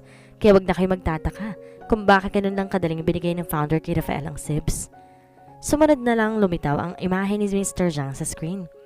Henry Zhang, a successful businessman and a well-known philanthropist. He donates funds to different organizations not just in Hong Kong but worldwide. Siya ang target ngayon ng founder. His company has good reputation and that makes it the perfect camouflage for the founder. Nawala ang imahe ni Mr. Zhang sa screen. Napalitan to ng panibago. Muli, mariing nagtagis ang pagang ni Mia at matiim niyang pinakatitigan na sumunod na larawan. I know you are close to this man. He was like a father to you ever since. At malapit na kaibigan mong anak niyang lalaki, hindi ba? Isang mapait na ngiti ang namutawi sa labi niya habang pinagmamasa ng litrato ng kanyang ninong, Harold Imperial, the silent but deadly general. Siya ang pumalit sa posisyon ng daddy mo nung namatay ito. Halos lahat ng inside man natin siya ang itinuturo pero hanggang ngayon hindi pa rin tayo makakuha ng solidong ebidensya para madiin ito. Sang-ayon si Mia. Ilang beses na niyang inimbestigahan ng ninong niya pero sadyang wala siya makalap na kahit ano mula rito. Your mission is to protect Mr. Zhang and his company. Mariing utos ni Uncle Nick. But the hardest part is we have to let his company burn under the founder's wing while you are protecting it. With all due respect, sir, medyo malabo po yata ang gusto ninyong mangyari, sabat ni Kaito. Poprotektahan namin ang Zhang Empire Group tapos isasakripisyo din namin? Poprotektahan niyo si Mr. Zhang habang isinasakripisyo natin ang buong kumpanya niya pansamantala. There is no way you can infiltrate the Red Group without going under it. And Zhang Empire Group is our easy access. Pero hindi po ba delikado para kay Mia at Sian na maging parte ng Zhang Empire? Alam na lang founder ang pagkatao ng dalawang to. Kontra ni Kaito. Hindi gagalawin ng founder si Mia because the founder has a deep connection with her mother. Samantalang may amnesia naman sa Sian, kaya gusto ko bantayan ninyo siya. Sigurado kung babalaki yun ng founder. Hindi umik ang dalawa. Pinagmastang mabuti ni Kaito ang tiyuhin ni Mia. Something does not sit well with him upon hearing the plan. You will be expecting there by afternoon. To better prepare yourselves, I'll keep in touch with you as soon as you get there. May aasikasuhin lamang ako. Lumabas ng opisina si Rafael kasamang iba pa niyang mga assistants na maingat na bitbit ang kanyang mga gamit. Sasakay na siya ng elevator nang bigla siyang harangin ni Carr. What are you doing here? I came here to work. Hindi ba sinisante na kita kagabi? Kinuha ni Carr ang cheque sa kanyang bulsa Kaagad niya yung iniabot kay Rafael. You told me not to lower myself. Hindi ko po matatanggap to. Hindi po ako namamalimos. Rafael chuckled in disbelief. Hindi kita nililimusan. Trabaho ng SIBS na tumulong sa mga nangangailangan. Kung ganoon, handaan niyo po ako magtrabaho sa SIBS, sa organisasyong tumulong at nagpaaral sa akin. You told me to pursue my dream. My dream is to serve this organization in every way I can. My dream is to serve you. Bulong niya sa kanyang sarili. Hindi nagsalita si Rafael. Tahimik na pinagbasa ng checking, pilit sinasauri ng dalaga. Do you have a passport? Yes, sir. Kurot noong sagot ni Carr. Ibigay ninyo sa kanya lahat ng gamit. Halos manlaki ang kanyang mga mata sa tuwa nang isa-isang iniabot ng mga assistant ang mga gamit ni Rafael sa kanya. Sumunod ka sa akin sa kotse. Utos nito. You are coming with me. Napangiti si Mr. Zhang matapos sumigop ng kape. Ibinaba nito ang diaryong hawak at pinagbasa ng binatang kaharap niya sa coffee table. Kanina pa kasi ito nakatulala. Nakaumang nasa labi ang straw ng frap na hawak, pero hindi naman niya ito iniinom. Mukhang di ka nakatulog ng maayos ah. May bumabagabag ba sa'yo? Asar na napasimangot si Sian. Hindi ako pinatulog ng babaeng yun. Wala po sir, jet lag lang po siguro. Excuse me sir, dumating na po sila. Bulong ng isa sa mga tauhan nito. Good, tell them to join us. Kaagad sumenyas ang assistant sa isa pang tauhan sa may pintuan ng coffee shop. Iinom na sana si Sian, pero napatingin siya sa pintuan nang bigla itong bumukas. Isang matikas na lalaki na nakasuot ng itim na suit ang lumakad patungo sa kanila. Matangkad, may matikas sa pangangatawan na halos kapareho ng sa kanya. Matalas kung makatingin sa mga mata nitong singkit kung makaasta ay mukhang maibubuga. Sinulubong tanig pa mga security ni Mr. Zhang. Ngunit mukhang pipitsugin ng mga ito ng matabi sa binata. Sir, this is Mr. Kaito Nakanama. Siya po ang pinadala ng agency para maging head of security ninyo. Good morning, sir. Inilahad ni Kaito ang kanyang kamay. Kaagad naman tong inabot ng matanda. Bahagyang umurong ang binata na tila nagbigay ng daan para sa isa pang panauhin. Isang pares ng puting high heels ang kaagad napansin ni Sian na naglalakad patungo sa kanila. Unti-unti umakit ang kanyang tingin sa mahaba nitong hita na natakpan ng asul nitong palda na hapit sa makorba nitong balakang. Bahagyang nakalabas ang balingkinitang bewang nito mula sa bitin nitong blusa, habang ang mga balikat natatakpan ng puting blazer na rano nagpaangat sa makinis at maputi nitong leeg. Bagay na bagay sa ginto nitong kwintas na kulang lamang lumubog ang pendant sa lalim ng cleavage nito. Hindi tuloy malaman ni Sian kung bakit siya napapadunok, ngayong wala pa naman siyang hinihigop. Umakit ang kanyang tingin sa mukha nito at tuloy siyang napamaang na makitang muli ang dalaga. Sa sobrang gulat niya, imbes na isubo, muntik nang pumasok ang straw sa ilong niya. I believe you were already expecting her. Malumanay na wika ng assistant. Indeed. Tumayo ang matanda at masayang kinamayan ang dalaga. Good morning, bati ni Mia. I am Mia Natividad, your new secretary. Halos takasan ang hininga sa siya nang marinig ang pangalan ng dalaga. Mia Natividad? Nice to meet you, Iha. Magiliw na wika ni Mr. Zhang sa kahamarap kay Sian. By the way, this is Jared, my personal bodyguard. Kaagad tumayo sa Sian at nilapitan si Mia. This was not the first time seeing her but his heart kept beating faster. Inilahad niya ang kanyang palad, pero imbes na si Mia ay si Kaito ang nakipagkamay sa kanya habang maloko siyang iningitian. Nice to meet you, Jared. Napasimango tuloy ang loko. I think it's much better kung sa opisina tayo mag-usap kaysa dito sa hotel's cafe. Shall we? Yakag ng matanda sa kanila. Saka maingat na inalayan si Mia palabas. Tahimik na natutulog si Joshua sa sofa. Marahang kumunot ang kanyang noo nang uminit bigla ang pakiramdam niya. Bigla'y bumigat ang kanyang paghinga kaya naman bigla siyang dumilad. Ngunit laking gulat niya nung tila umiikot ang paningin niya. Pilit siyang naupo kahit pa dumudoble na ang kanyang paningin. Nangihina siyang napasandal sa kanapatingin sa nakakabit na dextrose. Ngunit na alerto siya na makita may nakasaksak doong syringe. Finally, you're awake. Hinanap niya ang pinagbaran ng tinig hanggang sumasipat niya ang anino ng lalaki na kaupo sa recliner chair. Sino ka? Paano ka nakapasok dito? Bahagya itong natawa. Ang tanong, bakit naman ako hindi makakapasok? Slowly, the man leads towards him. Hanggang sa masinaga ng liwanag mula sa bintana ang mukha nito. Halos manlaki nga ang mata ni Joshua na makita ang kaharap. Ikaw? Maraing nagtangis ang panga ni Joshua. Pilit niyang ginagalaw ang kanyang katawan pero unti-unti itong napaparilisa. Ikaw ang founder? Tama. Ngumiti ito sa kalalong ini-inject ang laman ng syringe dextrose. Hayop ka? Halos maiyak si Joshua sa galit. Hindi niya na maramdaman ng binti, braso pati dila niya. Hindi siya makapagsalita. Sa totoo lang, natutuwa ako sa iyo, bata. Ngumisi ito at saka nilapitan lalo si Joshua. Pero depende sa sagot mo kung bubuhayin kita. Naging abala si Mia buong araw. Hindi niya naman layan na gabi na pala. Buong araw kasi nakipag-meeting si Mr. Zhang. Napasabak tuloy siya ng todo sa trabaho bilang sekretary nito. Kape ka muna. Napatingin si Mia sa tasa ng kape sa kanyang harapan. Nilingon niya ang nag-abot nito at kaagad siyang napangiti nang makita niya sa siyan. Thank you. Walang kiss? Kiss? Pilyo itong natawa at saka masuyong nilapag ang dalang clubhouse sandwich sa lamesa niya. Sabi ko walang cheese. Ito kiss ka agad. Ikaw rin. Magkapapatol pa naman ako. Inismeran lamang siya ni Mia. Hindi siya bingi. Alam niya ang narinig niya. At totoong gusto niyang ikiss ang gwapong mokong na to kung di lang sila nasa opisina. Jared? Kaagad na patingin siyan sa singkit na mata ni Kaito na nakasilip sa siwang ng pinto ng opisina na lalong sumisingkit sa kaharutan ng dalawa. Paalala ko lang ha, si Mr. Zhang yung babantayan mo, hindi yung sekretarya. Natawa lang si Mia nang hatakin ni Kaito ang kaibigan palabas sa kanyang opisina. Noon pa man ganito na magbiroan ang dalawa. Kaagad niyang kinuha ang sandwich. Hindi pa yata siya nakakain simula na napapagsili sa Hong Kong kaninang umaga. Kakainin niya na sana ito ngunit halos umikot ang sikmura niya nang maamoy ang makapal na mayonnaise dito. Kaagad niya itong nalapag. Inilayaw ang plata sa kanya. Nahilo ko bigla. Nagbutil ang pawis niya. Wala naman siyang problema sa amoy ng mayonnaise noon. Nagtaka tuloy siya kung bakit gano'n na lamang ang ikot ng sikmura niya matapos maamoy ito kanina. Pagod lang siguro to. Huminga siya ng malalim tsaka sandaling nagpahinga. Nang bahagyang umigi ang kanyang pakiramdam. Marahan siyang tumayo at naglakad papunta ng CR. Tahimik siyang lumakad sa hallway.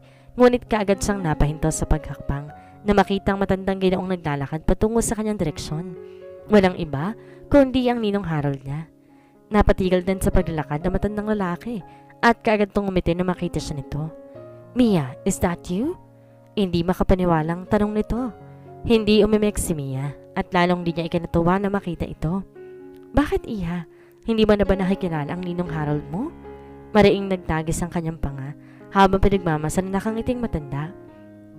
Lumapit ito sa kanya at mangyayakap. Ngunit mabilis siyang umiwas sa mga braso nito. Dahilan para sumeryoso ang mukha ng kanyang ninong. May problema ba tayo, anak? Nag-aaral lang tanong nito. Naalala ko pa noon, ako ang unang-unang hinahanap mo. Bata pa kasi ako noon eh. Putol sa kanya ni Mia. Madaling maniwala, madaling utuin. Umayos ng tayo ang Ginoo, tsaka pagkak na natawa. Such an irony. Kung kailan ka tumanda at nag-iisip, dun mo pa hindi maintindihan kung anong tunay na nangyayari sa paligid mo. Mabilis nagsalubong ang kilin ni Mia. Matilitigan ang kausap. Bakit naman kasi ang layo ng tingin mo, anak? Kaya hindi mo makita kung sino talagang hinahanap mo. Tila bumara lahat ng gusto niyang sabihin sa kanyang lalamunan at tinanako pa magsalita ni Mia. Marahang gumawi ang mata ng matanda sa kanyang gilid.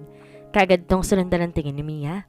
Pero tumigil ang kanyang mundo na makita ang tiyuhin na palakad sa hallway. Dama ang tensyon sa pagitan ng dalawang matanda at naipit pa si Mia sa gitna nito. Dumiretso ka sa kotse, Mia. Mag-uusap lamang kami ng ninong Harold mo. Tahimik na sumunod si Mia sa utos ng kanyang tiyuhin. Lumakad siya patungo sa elevator. Ngunit napahinto siya ng pigilin ng ninong Harold niya ang braso niya. Madalas yung pinakamalapit sa iyo, yun ang unang sumasaksak sa iyong patalikod. Mag-iingat ka, Mia. Nanginginig ni Mia ang pinindot ang elevator button saka sumakay doon.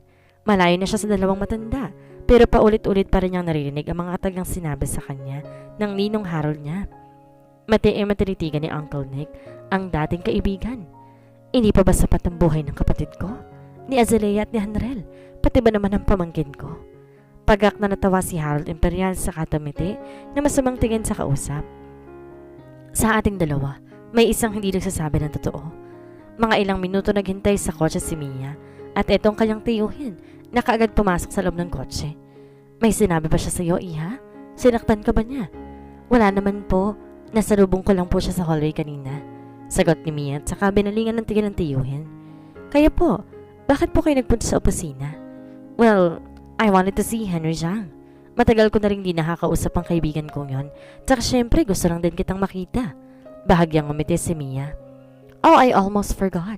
Kinuha nito ang hard case na nasa passenger seat, saka maingat itong iniabot kay Mia. Take this. Ano po ito? Experimental drug yan. This might help Sian to recover all of his lost memories. Kaagad na patingin si Mia sa tiyuhin. Talaga po? Yes, Iha. Hinanap ko talaga yan sa black market and fortunately I was able to acquire this rare item. Kaagad yung binuksan ni Mia at pinagbasan ng highly secured serum sa loob ng refrigerated glass case. Ipainom mo to sa kanya, but we have to do it secretly. Kaagad kumunot ang noon ni Mia. Secretly? I don't get it. Bakit di ko pa paliwanag kay Sian kung sino siya talaga, kung ano kami at bakit kami nandito? And if it doesn't believe you, do you think he will willingly drink the serum? I bet not. Huminga ng malalim ang matanda. This serum won't last for a long day, Mia. Kailangan niyang mainom to kaagad. Kung nagka-amnesia ka at kinausap ka ng taong di mo kilala, basta-basta ka maniniwala, tingin mo inumin niyo tong serum. Pinilit ko makakuha rito para makaalala siya kaagad. This is the quickest and most efficient way para makabalik sa atin si Sian. Tahimik na nilakad si Mia pabalik sa opisina. Huminto siya sandali at maingat na nilapag ang bitbit na hard case sa wooden bench. Saka naupo na maayos dito. Isinandal niya ang kanyang likuran sa upuan. Nagpakawala ng malalim na hininga. Ang gulo ng isip niya. Ang dami niyang iniisip. Ang lalim. Kaagad siyang napalingon sa kanyang gilid at nabigla pa siya na makita niya si Sian, prenteng nakaupo sa tabi niya. Ang lalim ang iniisip mo ah. Nalulundod ako. Kailangan ko yata ng mouth to mouth. Ngumiti sabay tingin kay Mia. Inis siyang napangiti sa hirit ito. Fist to mouth, gusto mo? Sian heartily laughed. San ka ba galing? Kanina ka pa namin niintay dun sa lobby. Pinahanap ka tuloy sa akin ni Mr. Zhang. Tumayo si Sian. Kinuha ang hard case ng serum sa kanilahan ng balat sa danaga. Halika na, bumalik na tayo. Inabot ni Mia ang kamay sa pag-aakalang tinutulungan lamang siya nitong tumayo pero hindi na binitawan pa ng binata ang kamay niya hanggang sa mabalik sila sa opisina. Get in the car, M. Napatigil bigla si Mia. What did you just call me? Sian took a step closer and looked deep into her eyes. He slowly gazed at her face and gave her a heartwarming smile. M, he whispered. I will call you M from now on. Ako lang tatawag sa'yo niyan, ha? Masuyo ni Sian hinawi ang buhok ng dalaga, saka inipit sa likod ng tenga. Pero nabigla siya nang bigla itong lumapit sa kanya at saka tumingkayad para maabot ang mga labi niya. Bahagya siyang yumuko. Sino ba naman siya para hindi humilig sa Mia? Ngunit halos mapatalon sila sa gulat nang biglang mag-slide pabukas ang pinto ng van. Pasok! Saway sa kanila ni Kaito na kanina pa palang nandoon sa loob ng van. Kaagad niyang tilitigan na masama si Mia para sawayin to, pero nag-make face lamang ito sa kanya. Magsasalita sana si Sian nang biglang mag-ring ang cellphone niya. Kaagad itong sinagot na makitang si Mr. Zhang ang tumatawag. Pumasok si Mia sa loob ng kotse pero hindi pa rin siya tinantanan ng naniningkit na mga mata ni Kaito. Mauubos ang dugo ko sa'yo, babae ka. Sorry na, namiss ko talaga siya. Hindi ko na nga alam kung anong gagawin ko eh. Mia sighed and held the case tightly. Ano yan? Tanong ni Kaito habang pinagmamasa ng hard case na hawak niya. Experimental drug, ibinigay ni Uncle Nick. Bulong niya rito habang sinisipat si Sian sa labas ng kotse.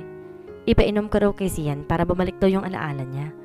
Hindi nagsalita si Kaito pero gano'n na lamang ang pagtaas ng kanyang tingin sa hard case na hawak ni Mia. Hindi ba nabanggit sa ito ni Uncle Nick? Sabi ni Mia nagkausap daw kayo kanina. Bahagyang kumunot ang noon nito at seryosong tubingin kay Mia. Magtatanong pa sana si Kaito pero biglang bumukas ang pinto ng kotse at sumakay sa Sian. Let's go! Utos ni Kaito sa driver na kaagad naman itong in-start ang kotse. Palabas na sana sila sa driver na biglang may sumulpot na kotse sa gilid nito. Kaya mabilis itong pumreno. Galit na binusinahan ng driver ang dumaang kotse pero mabilis ito nakalayo. Ano ba yan? Hinawi ni Mia ang kanyang nagulong buhok. Hinanap ang kotseng muntik nang bumundol sa kanila. Muntik na siyang masubsob sa sandalan sa upuan. Mabuti na lang at mabilis siya nahawakan ni Sian mula sa kanyang likuran. Magpapasalamat na sana siya rito.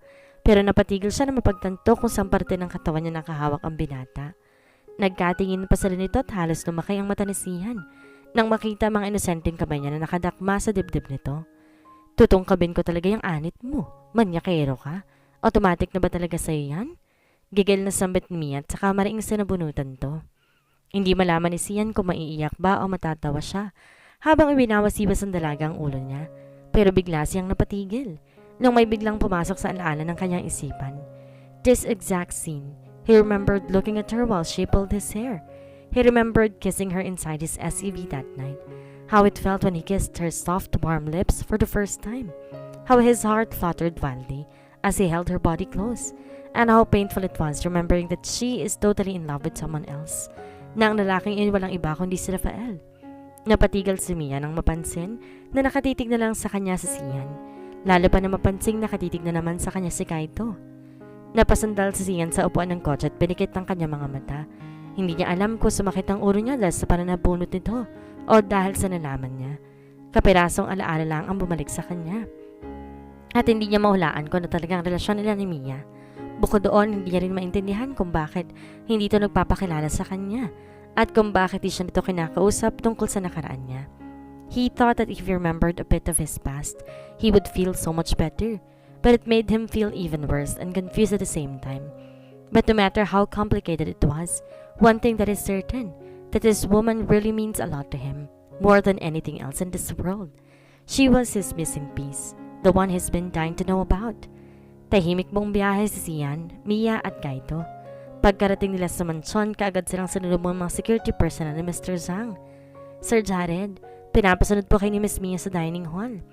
Pababa na sana si Mia, ngunit napatigil siya nang kunin ni Kaito ang hard case sa kamay niya. Pumunta na kayo sa dinner hall. Ako nang bahala sa gamit ninyo. Kaagad silang sumama sa mga tauhan. Samantalang si Kaito naman pumasok muli sa kotse. Pinagmasan ng hard case na kanina pang hawak ni Mia.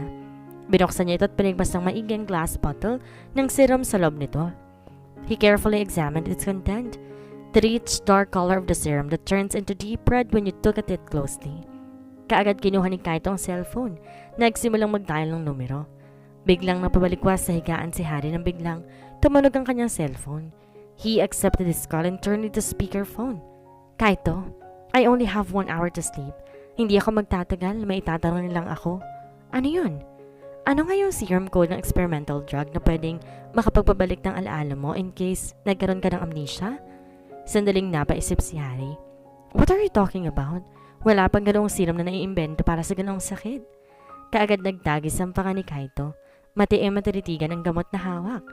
Then how would you know if the serum is lethal? If it's dark, it's certainly not good. Walang ginawa si Mr. Zhang kundi pagmasdan si Mia hanggang sa matapos nung kumain ng hapunan. Napangiti tuloy siya na mahuli siya mismo ng dalaga. I am sorry, Iha. I don't mean to be rude. I just cannot help but be amazed. You look exactly like your mom. The old man bitterly smiled. Sa totoo lang, I do not need a secretary. I just wanted to get to know you and how you've been. Unfortunately, I don't have the luxury of time to do that. So I thank you for accepting my offer and flying all the way here. I just wanted to know, did you had a good life? Mia wanted to smile, but she just can't. No. Not really. Let me know how can I help. I'm a good friend of your mom. In fact, ako pa nga napakilala sa mommy mo sa daddy mo. Can you tell me about her? Mapait na napangiti si Mia. I never had a chance to meet her. Napakabait ng mommy mo pero sobrang tapang. Natatawang bigan nito habang inaalala ang nakaraan.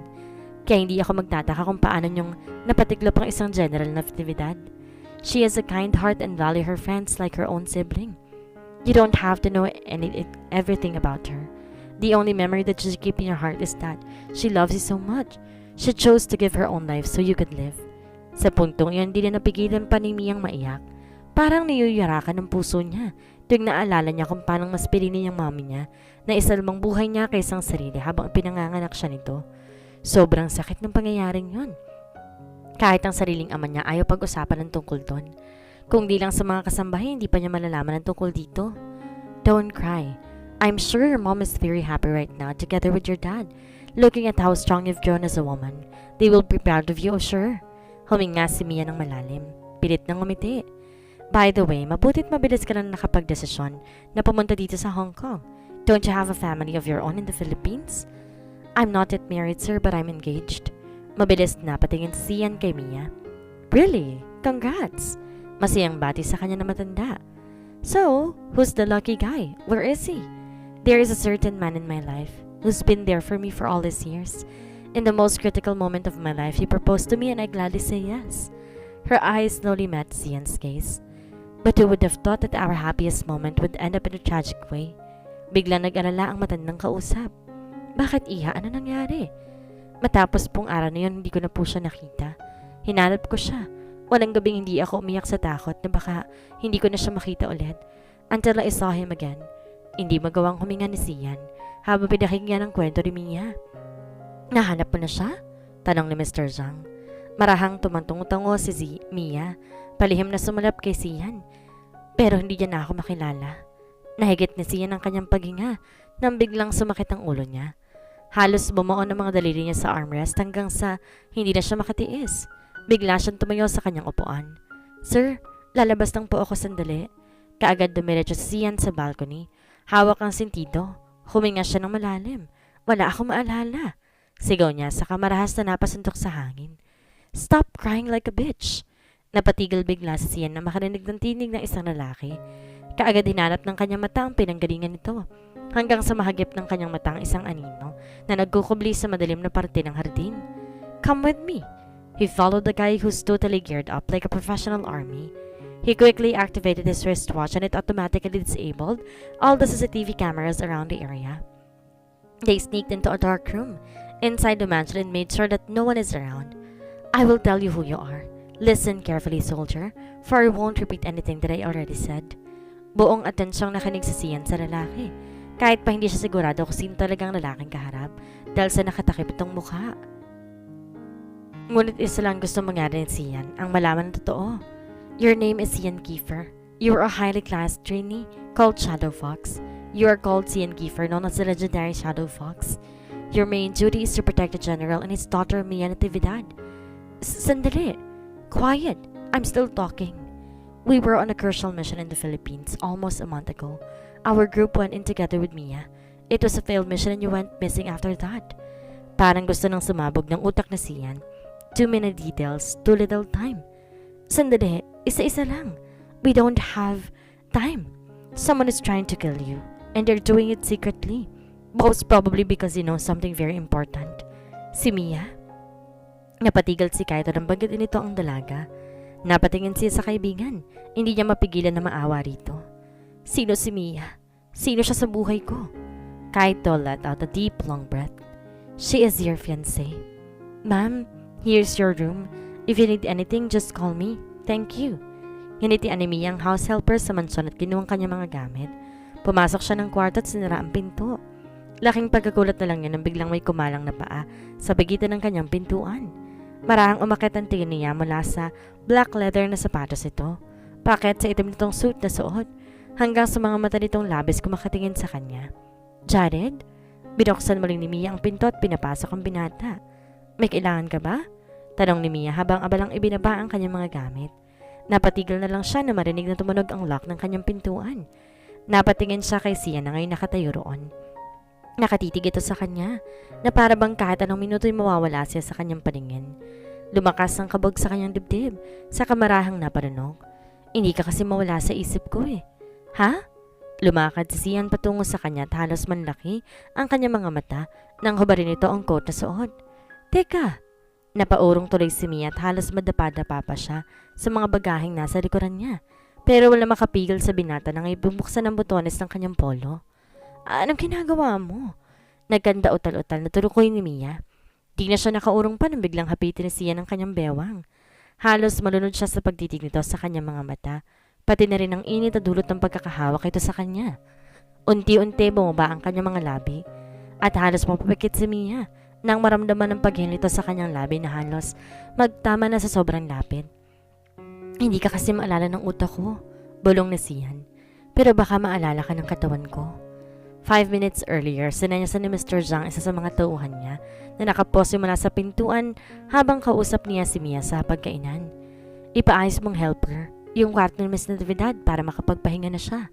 Ipaakit mo na yung mga bagahe niya sa kwarto para hindi na siya mahirapan magdala mamaya. Yes, sir.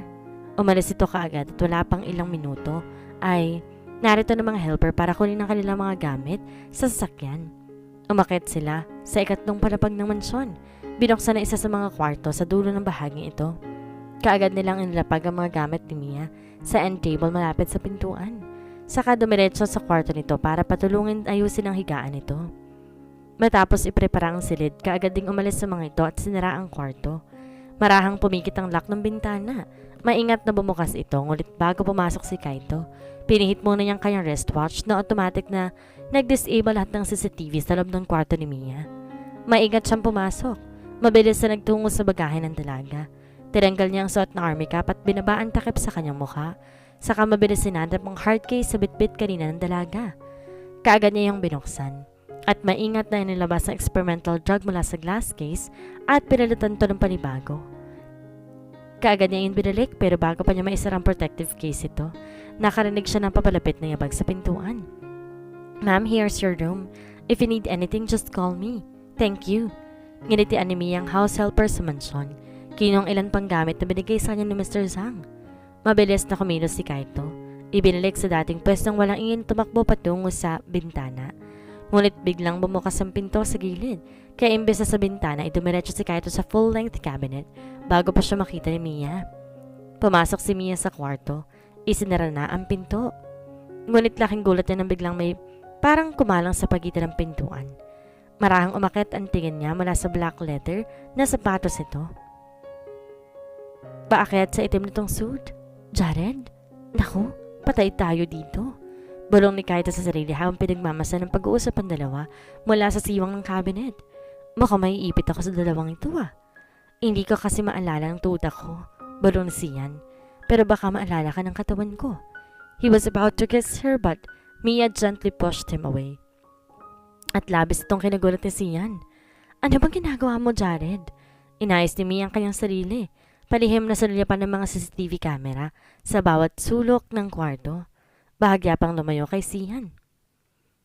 "Pero baka maalala ka ng katawan ko." I remember who you are." Putol sa kanya nito. Bumalik na yata yung ibang alaala ko. Pero marami pa mga bagay ang hindi ko naiintindihan. Ang tanging malinaw lamang sa akin ngayon ay ikaw, tayo. Sabik na sabik siyang niyakap ni Sian. Saka masuyong hinalikan sa mga labi. "Huwag dito." Nag-aalala niyang bulong habang panay ang tingin sa paligid ng kwarto. "If you are too worried about the CCTV, I already disabled it in the control room," he whispered and cupped her face for a deep long kiss. His heart fluttered wildly when he felt her supple lips brushed against his. He gently caressed her cheeks, slowly pulled away and lovingly looked at her face. "I've been dying to kiss you. The night I saw you underneath those sky lanterns, I never forget your face ever since. I can't sleep," he softly whispered.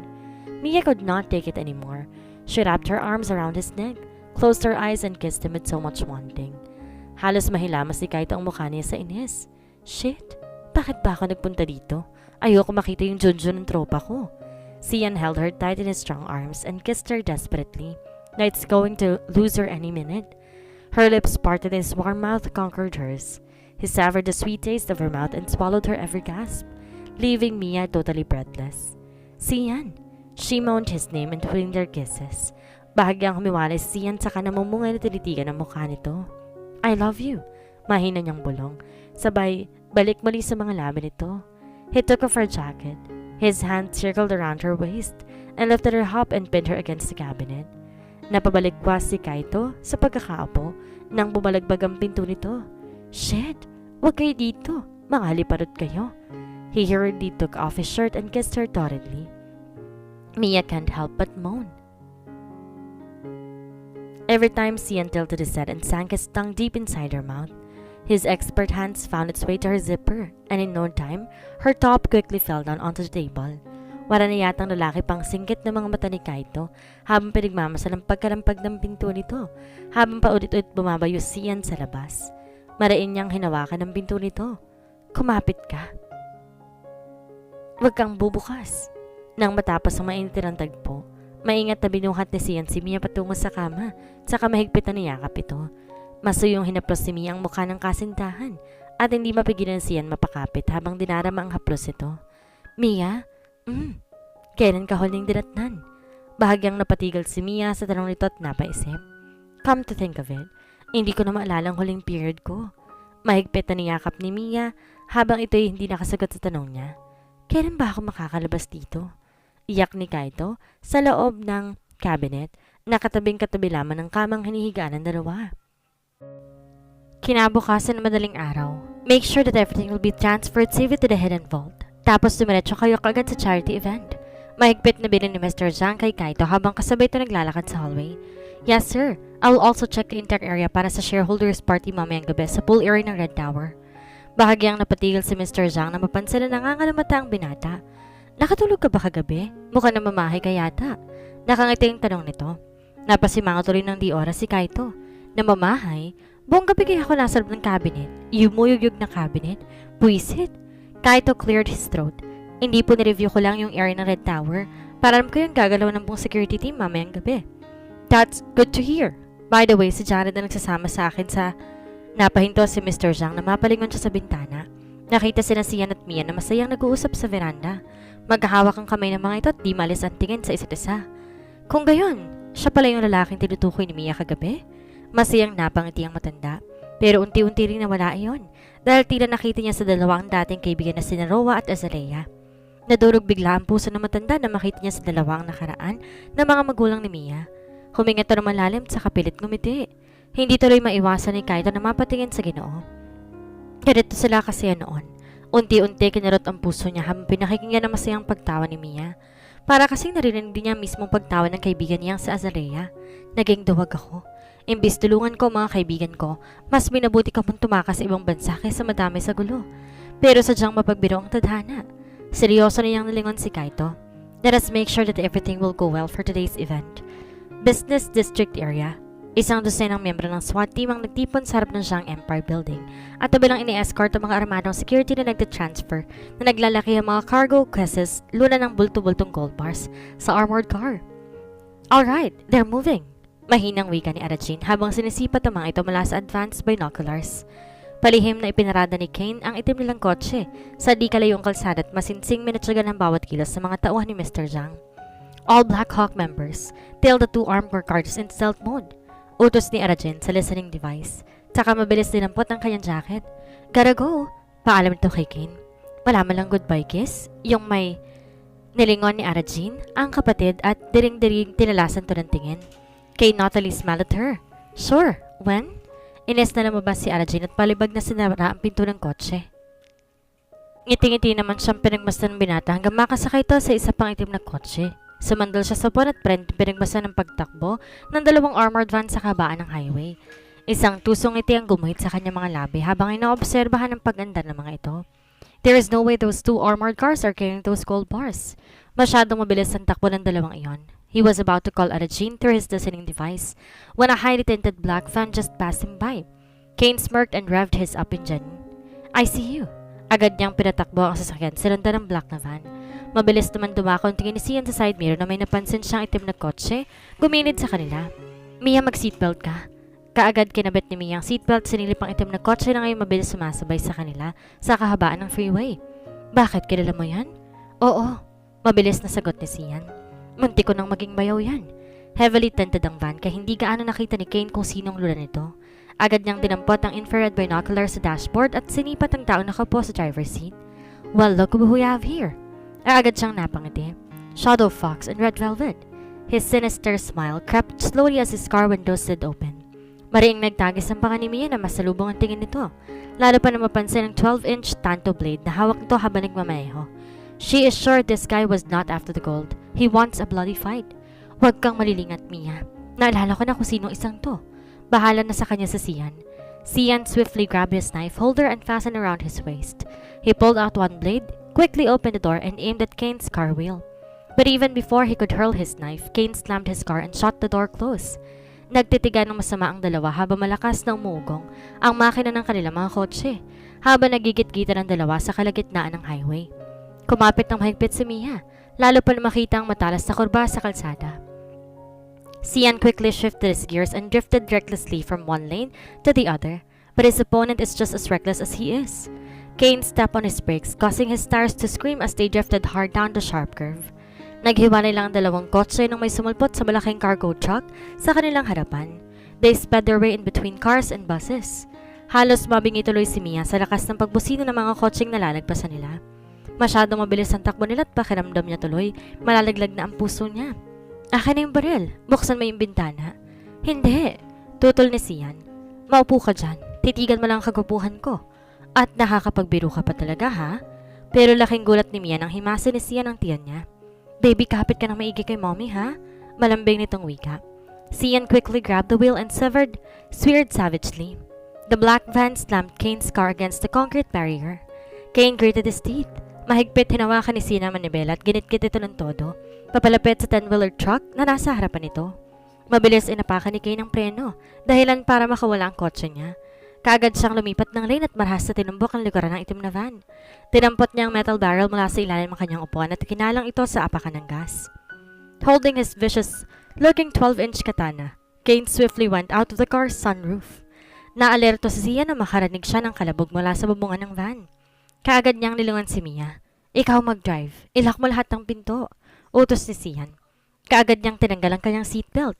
Binuksan ang bintana at saka mabilis na umakyat sa bubungan. Welcome back! Nakangising wika ni Kane habang tinatapik-tapik ang kanyang katana sa kanyang balikat. Ano, naaalala mo na ba ako? Oo naman, basta't mukhang tubol, madali kong maalala. Pareho sila napangisi at sinugod ang isa't isa. Marahas naman na ni obra ni Mia ang manibela at saka binuwelto paikot ang sasakyan. Mahigpit na kumapit sa Sian sa naiwan niyang karambit knife na nakabaon sa bubong ng van. Samantalang nahulog si Kane mula rito. Ngunit eksperto pa rin tong napatayo pabagsak niya sa highway. Maring nagtagis ang kanyang bagang habang pinagmamasa ng van nila Sian na ngayon mabilis na tumatakbo sa kabilang lane. Pero lalo siyang nainis na makita niya si Mia na nakadungaw sa sasakyan at nakataas sa middle finger. Kasunod ang 3 armored car, lulan si Kaito na naka-middle finger din. Matapos i-secure ang mga gold bars sa hidden vault, agad pumunta sila Mia sa charity event. Ang daming bata ang naroon na magmula pa sa iba't ibang orphanage. Masayang naglalaro ang mga ito sa amusement park at ang iba pa'y panay pang kain. Ang dami! Hindi malaman ni Mia kung saan unang lilingon. Samantala, dumating si Rafael sa Hong Kong, isang araw bago ganapin ang gold transfer ang charity event. Huminto ang magarantong itim na kotse sa entradang Red Tower at pagbukas ng pinto'y agad sinalubong ng mga staff ang binata. Kinuha ng mga ito lahat ng kanilang mga gamit at mabilis niyang inisikaso patungo sa receiving area. Habang si Carr naman manghang nilingon ng bawat sulok ng magkarabong kasino. Ngayon lang siya nakapunta ng Hong Kong at lalo ngayon lang siya nakatapak sa ganito kaliganteng lugar. Hoy! Kunot noong tawag sa kanya ni Rafael. Anong ginagawa mo? Hindi to field trip. What is my schedule this afternoon? Dali-daling hinabol ni Carr ang binata papasok sa elevator. Saka mabilis tinipa ang tablet na hawak. You have a meeting with the founder in 15 minutes, meeting with the Gret Group at 6, and a shareholders meeting tomorrow with the Sang Empire Group. Sasaransan ng pinto ng elevator nang biglang humarang ang isang kamay sa pagitan nito. Kaagad pinindot ni Carr ang elevator button para bumukas ito, pero laking gulat ni Rafael nang si Kane ang pumasok dito. Thanks! Kane gave her the most nasty smile while slowly chewing his gum. Kaagad gumilid si Carr at pasimple nagtago sa likod ni Rafael, na iwasan na makatabi ang binata. Natawa tuloy si Kane sa kalalang pinagbasta ng mahaba at makinis na hita ng dalaga. Stop it! Sabay sa kanya ni Rafael. What? I just can't help it. Her legs look so pretty with those red heels on. Mabilis pinindot ni Rafael ang kasunod na palapag at pagbukas nito, kagad niyang hinatak si Carr palabas at halos mapadapa si Carr. Hindi niya malaman kung saan siya titingin, kung saan nilalakaran ba o sa kamay ni Rafael na nakahawak sa braso niya. Gamit ang isang kamay, iniswipe ni Rafael ang keycard sa VIP room. Agad pinasok si Carr sa kwarto. Mariing napalunok ang dalaga ng marahan siyang pagmasdan ni Rafael mula ulo hanggang paa. Do you really need to wear those heels during work?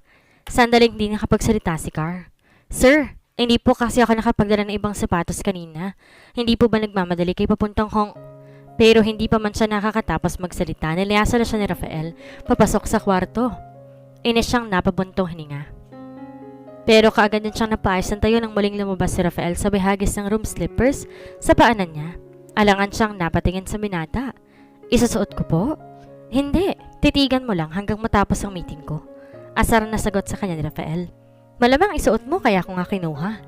Dali-daling tinanggal ni Carr ang suot na heels, tsaka sinuot ang itim na room slippers na binigay sa kanya ni Rafael. Lihim siya napapangiti habang pinagmamasdan ang malaking tsinela sa kanyang paa. Nakita niya na kasi ito minsan na sinuot ni Rafael sa opisina. Nalingon niya si Rafael pero halos suminto ang kanyang puso na makitang nakatitig sa kanyang binata. Dinampot ni Rafael ang kahon ng saka inihagis yun sa dalaga. Wipe everything off. Sambit niya sabay mesra sa mukha ng dalaga. Kaagad pinunasan ng tissue ni Carr ang kanyang mukha pati na rin ang kanyang labi hanggang sa matanggal ang suot niyang lipstick. Lumapit sa kanya si Rafael at halos manigas siya sa kinatatayuan. Nang dumampi ang daliri nito sa gilid ng kanyang labi at punasan ang naiwang lipstick doon. Asar na napapiksi si Rafael habang pinagmamasa ng mukha ng dalaga. Why does she still look pretty? Hindi na siya magtataka kung bakit pinagtangkaan ng dating sponsor ang dalaga. Binitawan niyang mukha nito at saka tumalikod. No heels, no short skirt, no makeup during work, do you understand? Mariing utos ni Rafael. Bumukas ang pinto ng conference room at pumasok si Rafael. Kaagad napangiti si Kane na makitang muli ang sekretary nito. Ngunit kaagad na sinara ni Rafael ang pinto at iniwan ang dalaga sa labas. Shall we proceed with the meeting? Dumalim ang silid at kaagad umilaw ang video feed sa projector. How's your trip? Good. Matipid ni Rafael na sagot sa founder. Well then, let's go straight to the point. Kaagad nag-flash ang litrato ni Mia, Sian, Kaito at Henry Zhang sa masayang magkakasama sa hotel kanina. Bahagya itong kinagulat ni Rafael at lihim naman ikinangit-ngit ni Kane. These two men will lead Henry Zhang's gold transfer. They will also secure the charity event and shareholders meeting tomorrow. Anong ginagawa ni Mia dyan? Putol ni Rafael sa founder na ikinitawa nito. You tell me. Ang huling sabi mo sa akin, makukuha mo si Mia. Kukunin ko si Mia kahit di mo ako utusan. Printing itira si Rafael ang paa sa lamesa at saka sumandal sa kanyang upuan. And when I did, I want to see you face to face. I want to know why you're so obsessed with my woman. Natawa ang founder sa tinura nito. I am not so sure if she is still your woman, but regardless, I wanted to bring her here. Sumandal ang founder sa kanyang upuan, saka kinuha ang basa ng alak at ininom ito. Sa ngayon, gusto ko muna mag-relax. Maglaro muna tayo bago tayo magseryoso. Isang litrato ng batang lalaki ay nag-flash sa screen. At kaagad kumibot ang kilid ni Rafael na makita ito. Do you know this kid? No. Walang kagatol-gatol na sagot ni Rafael. Tamad niyang nilagay ang kamay sa kanyang batok tsaka walang gana na pinagbasta ng larawan. Sino ba yan? This kid will be our playmate tonight. The founder chuckled easily. Matapos ang ilang minutong paghihintay ni Carl sa labas ng bahay, ay kaagad lumabas si Rafael sa conference room. Sinundan niya sana ito, ngunit kaagad siya nitong sinenyasan na huwag sumunod. Dumiretso si Rafael sa madilim na hallway sa lumiko patungo sa fire exit. Pinindot niya ang relong suot at kaagad namatay ang ilaw ng CCTV camera doon. Dali-dali niyang sinuot ang earpiece at agad kumonekta sa listening device ni Kaito. Kaito, answer my damn call. Hindi sumasagot. Kaagad na patigil si Rafael. Tsaka marahang nilingon si Kane na kanina pa palang naandoon. I'm calling my driver. What do you want? I can drive. Kane smiled. Total hindi ka naman pwedeng ipag-drive ng mga kaibigan mo. Can you just shut up for just a damn minute? I'm just trying to make a call here. I'm just concerned. You're still my brother. Sarikasi ko natawa si Rafael. Kane, they don't trust you. Rafael kept silent and continued to call. What a bunch of ungrateful bastards. Bulong ni Kane saka pinagbasan si Rafael. Biruin mo, tinilikuran mo dati mong grupo para makipagtulungan sa kanila. Tapos ikaw pa'y nasa pinakadelikadong posisyon sa lungga mismo ng kalaban. And yet they cannot even make one stupid call to notify you that they already arrived in Hong Kong. Sarkastikong wika ni Kane. Yung totoo, kasali ka ba talaga sa grupo? Wala si Rafael pakialam sa sinasabi ng demonyong kapatid niya. Ang tanging alam niya lang kailangan niya makausap si Kaito. They will never trust you, Rafael. Do you know why? An evil grin crossed Kane's lips. Because they are afraid of you. You are a mercado. You are Raven Seal's black sheep. It is better to get you on your side than to be your enemy. Hindi mo ba nakikita, Rafael? Ginagamit ka lang nila. Nanatiling tahimik si Rafael habang asiwang pinagmamasa ng kausap. Mabuti pa nang masama ka. Hindi ka nasasaktan. Nakukuha mong lahat ng gusto mo. You got in the palm of your hands, including her. Rafael's eyes twitched as soon as he mentioned her into the conversation, and Kane very much knew he hit the right spot. She loved you more than anything else, even though she knew you were nothing but danger. She embraced your dark side wholeheartedly. I don't see any reason why she can't love you right now. Alam ni Rafael kung anong eksaktong pakay ni Kane sa usapang ito. Ang demonyohin siya, pero hindi niya maikakailang kumikirot ang puso niya sa mga pinagsasabi nito. Masakit pa rin pala. Tuwing naiisip niya, hindi na siya ang mahal ni Mia. Nawala ang lahat sa iyo. Simula na maging mabait ka. Ano bang meron ka ngayon, prinsipyo? Natatawang singhal ni Kane habang pinagmamasan si Rafael mula ulo hanggang paa. You have all the qualities of a great leader, but the general did not choose you. Mariing nagdagis ang panga ni Rafael. Ayaw niyang pakinggan ng mga sinasabi nito, pero hindi niya mapigilang mapaisip. He chose the sniper, not you. Why? Because you are just his puppet. Magsasalita pa sana si Kane, pero marahas siyang kinuwelnahan ni Rafael at inihampas sa pader. I am nobody's puppet. Yes, you are. Natatawang sambit ni Kane saka kamawala sa pagkakakwelyo nito sa kanya. You are the founder's favorite puppet and you're still that silly puppet who kept protecting that woman, hoping that she will love you again. Matanong nga kita, Rafael, masaya ka ba sa pinagagagawa mo? Mabilis na umikot ang Parker pen sa kamay ni Rafael saka manahas na bumaon yon sa pintuan. Pero lalo lang nangiti si Ken at di natinag kahit kahibla lang ang pagitan noon sa kanyang mukha. Tumahimik ka na, bago ko makalimutan na pareho tayong merkado. Nangiti lang si Ken saka marahang binuksan ang pintuan. Ngunit laking gulat ni Rafael na makitang nakatayo doon si Car. Hindi nakakilos ang dalaga. Hindi ni Rafael alam kung nagulat ba ito sa narinig o nagulat dahil tumagos ang Parker pen sa pinto at puntik na siyang matamaan ito. Dumakad palabas ng fire exit si Kane, saka inakbay ng dalaga. Yung takot na takot ka sa akin pero dyan sa sinasamahan mo hindi? Tumawa si Kane sa tenga ni Car at halos magtindigan lahat ng balahibo ng dalaga. Ang itim, kahit anong pilit mo hindi magiging puti, Rafael. Paalala nito bago bitawan si Car at naglakad palayo. Biglang umilaw ang listening device na makapag-establish ng connection. RS01. Kaagad yung ginagap ni Rafael na marinig si Kaito sa kabilang linya. Iniwan ng dalagang nakatayo doon mag-isa. Kahapon pa ako tumatawag, hindi kayo makontak ni Joshua. Ang dami nangyari, mamaya na ako mag-update. We have a serious situation here. Ikaw nang bahala, pre. Putol sa kanya ni Kaito. Natahimik si Rafael nang di man lang siya pinagsalita ni Kaito. I trust your judgment, soldier. Do what you do best. Bahagyang tumaas ang kiling ni Rafael. Which is, maging masama. Magaling ka doon. Gawin mo lahat mapaniwala mo lang ang founder. Mapait na napangiti si Rafael. Hindi niya tuloy maiwasang maalala mga sinabi sa kanya ni Kane kanina. Sinabi mo yan ha? Matapos masecure ang gold bar sa Hidden Vault, dumating si Sian, Mia at Kaito sa amusement park kung saan ginaganap ang event. Sakay ng dalawang magkaibang sasakyan. Halos mapunong malawak na parking lot doon. Bukod kasi sa mga bus na sinakay ng mga bata, may iba pang mga officials at media ang nagko-cover na naturang event. Kagad silang bumaba ng kotse. Di naman sila nahirapang hanapin si Mr. Zhang. Kitang-kita naman kasi ang nagkukumpulang security na nagbabantay sa matanda. Kaagad kumaway si Mr. Zhang kay Kaito na makita ito. House transfer. Everything is secured, sir. Napangiti si Mr. Zhang at tuwang-tuwang tinapik ang balikat ni Kaito. By the way, kailangan ko nang umalis for the shareholders meeting sa Red Tower. Do I have to escort you, sir? Tanong ni Kaito. No, Jared will come with me instead. Mahigpit na pinasal ni Sian ang kamay ni Mia. Nginitian ito bago siya lumapit kay Mr. Zhang. If you don't have anything to do tonight, baka gusto mong sumama sa Red Tower. For sure, maging masayang shareholders party sa may pool area. Nangiti si Mia sa alak na matanda. Thanks sir, but I'd rather stay with the kids. Hindi naman po kasi ako mahilig sa party, lalo na mag-swimming. Alright, ihatid mo na lang sa akin yung files later sa event. Then you're free to go. Yes sir. Mabilis ang sagot ni Mia. Muling nilingon ng matanda si Kaito.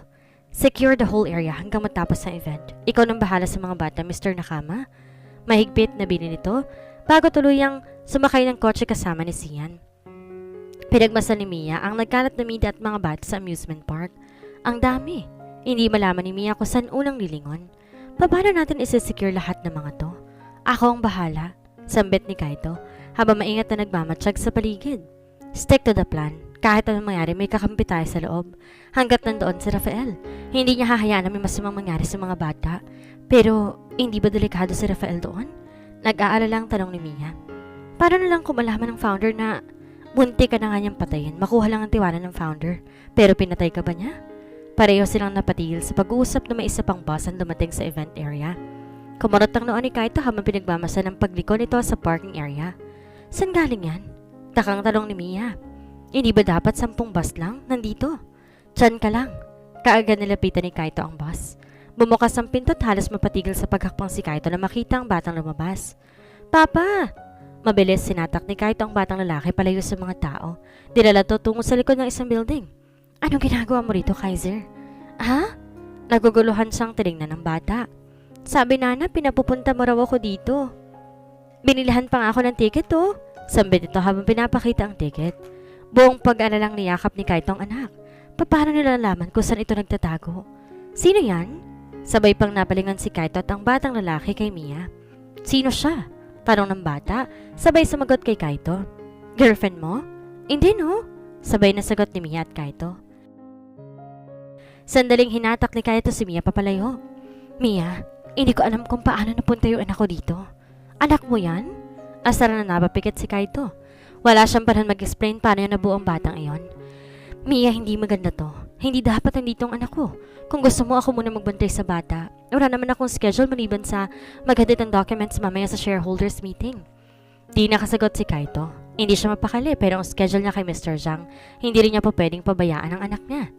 Kailangan kong maibook ng flight si Kaiser pabalik ng Pilipinas. Hindi ba mas delikado yun? Kontra ni Mia. Wala siyang kasama pabalik. Buong ngiting binuga ni Kane ang usok mula sa kanyang sigarilyo habang pinagmamasal ng dalawa mula sa itim nitong kotseng nakapark malapit sa building. Ano sabi ng founder? Tuwang-tuwa ang loko. Sagot ni Kane sabay hit-hit sa sigarilyo. Ang saya kasing tingnan kapag natataranta sila eh. Hindi ba dapat ang red group ang mataranta dahil nandoon ka? Nakangising tanong ni Knight. I'm hired. I'm the founder's personal bodyguard. Kane, ikaw? Putol sa kanya ni Knight. You hate the fact that everyone in the Mercado household is being hired or sold because you wanted all of your members to serve your own group. A sly smirk crossed Kane's face as he blew circles of smoke in the air. Andaya mong pasakali, Knight. Ano ba talagang gusto mo? Tinutulungan mo si Rafael para makuha ang buong red group pero... Handang huli. Papatayin mo rin naman ang founder, hindi ba? Inagaw ni Knight ang sigarilyo nito saka humithit. Kapag si Rafael ang napo bilang pinuno, magiging superior ang Mercado household sa buong underground society at yun ang matagal mo nang gusto, hindi ba? Ang tanong din ba ang gusto ni Rafael? Tatawa-tawang ibinuga ni Knight ang usok sa mukha ng kausap, pero madali din naman tong naiwasan ni Kane. Ako? Isa lang naman ang gusto ko eh. I wanted to kill that ungrateful old man, whom I loyally served for 11 years, but threw me under the bus like a piece of shit. Iisa lang naman ang gusto natin patayin eh. Why don't we kill the founder? And that woman? Biglang kumunot ang noon ni Kane. Woman? Yes. Nakangising tugon nito. Rafael's woman. Huwag mong sayahing ng oras ko, Knight. Ano na ba kukuha mo sa babaeng yun? Pangalawa, wala akong planong galitin ang kapatid ko. Rafael is not your brother. We both know that. Kane chuckled evilly. He put his hands on his pocket and gave him a mocking grin. Ang akala mo ba hindi ko alam na matindi ang galit mo kay Rafael? He might not be my brother, but I respect my comrade as my own. Now let me tell you one juicy detail that you've been terribly missing out of the big picture. A wry smile crossed Knight's face and it totally got Kane's attention. The founder just signed his will last week. All his properties, assets, and yeah, that includes the Red Tower. Everything goes to only one name. Unti-unti sumeryoso mukha ni Kane at lalo naman tong kinalapad ng ngiti ni Knight. You guessed it right. It's named after Mia Natividad. Hindi umimik si Kane at nanatili lang nakatingin kay Knight. Napabanghalit tulad ng tawa si Knight. Si Mia Natividad lang naman, ang pinakamamahal na pamangkin ng founder na si Ramon Natividad. Mula sa magarbong suite, pinagbasa ni Ramon Natividad si Rafael mula sa CCTV habang walang pakundangang kinakarni ang isa sa mga miyembro ng kalabang drug cartel. You must be really proud. You groomed him just like you. Hindi niya mapigilang mapangiti. The only question is he greedier than me? Hinablot itong basa ng alak at kaagad itong ininom. Dapat lang talaga na siya ang pakasalan ni Mia para hindi masayang lahat ng pinaghirapan ko. Napangiti si Mia habang pinagmamasan si Kaiser habang abala ito na kumakain ng ice cream. Sino ba naman na mag-aakala na may anak pa pala ang kaibigan niyang si Kaito? Gayong wala itong kahilig-hilig sa babae at noon pa may asenso, seryoso ito pagdating sa trabaho. Kaya naman di na siya nagtaka kung siya ang napili ng kanyang ama bilang maging leader ng Raven's Hills. Napatingin sa kanya ang bata at kagad siya nitong sinimungutan. Natawa tuloy si Mia. Hindi nga ako girlfriend ng papa mo. Alam ko, mas maganda kaya sa iyong mama ko. Lalo pang natawa si Mia. Nasaan bang mama mo? Nasa heaven. Nawalang bigla ang ngiti sa mga labi ni Mia.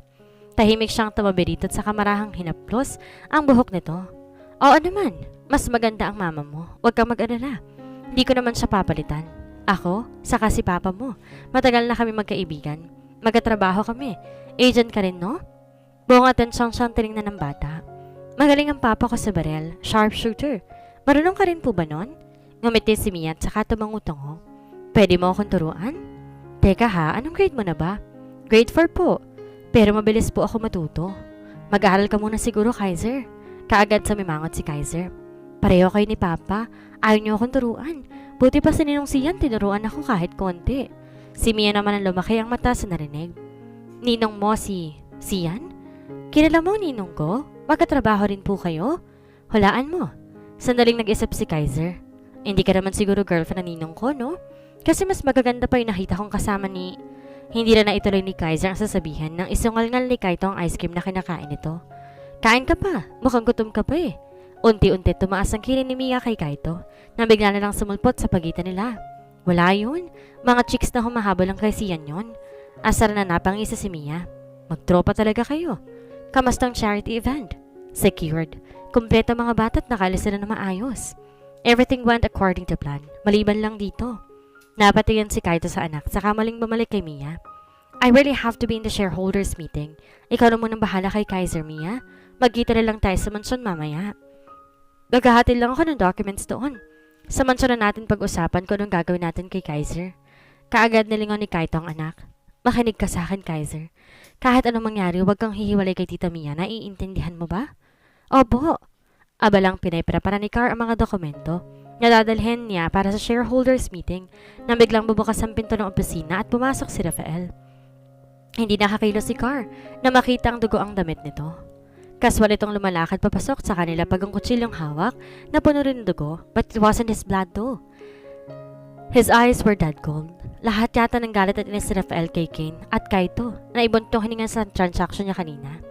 Dili ko na sana siya papuntang banyo na mahagip ng kanyang mga mata ang inosente niyang sekretary na naistato sa tapat ng lamesa. Humakbang siya papalapit dito at kitang-kita niyang takot na bumakas sa mukha nito. Gustong umalis ni Car. Gusto niyang sumigaw pero hindi makagalaw ang kanyang mga paa sa takot at lalong hindi siya inahayaang makaalis ni Rafael. Matapos siyang kulungin sa braso nito sa pagitan ng mesa. Slowly he leaned towards her and the scent of fresh blood along with his strong masculine perfume made Car immobilized. Do you like what you see? He whispered to her ear. Do you still think that I'm that kind of person you look up to? As you can see, I'm not really a good person. I know. Nanginginig na tugon at napahigikik na tahimik kay Rafael.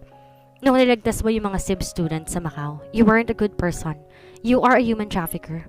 Nung pinamahagi mong kalahati ng SIB's funds sa mga less fortunate and sponsored students, you are not a good person. You are a thief. Nung pinatay mong lalaki na tagtanghang gumahasa sa akin, you weren't a good person either. You are a murderer. Pinagbastan siyang mabuti ni Car.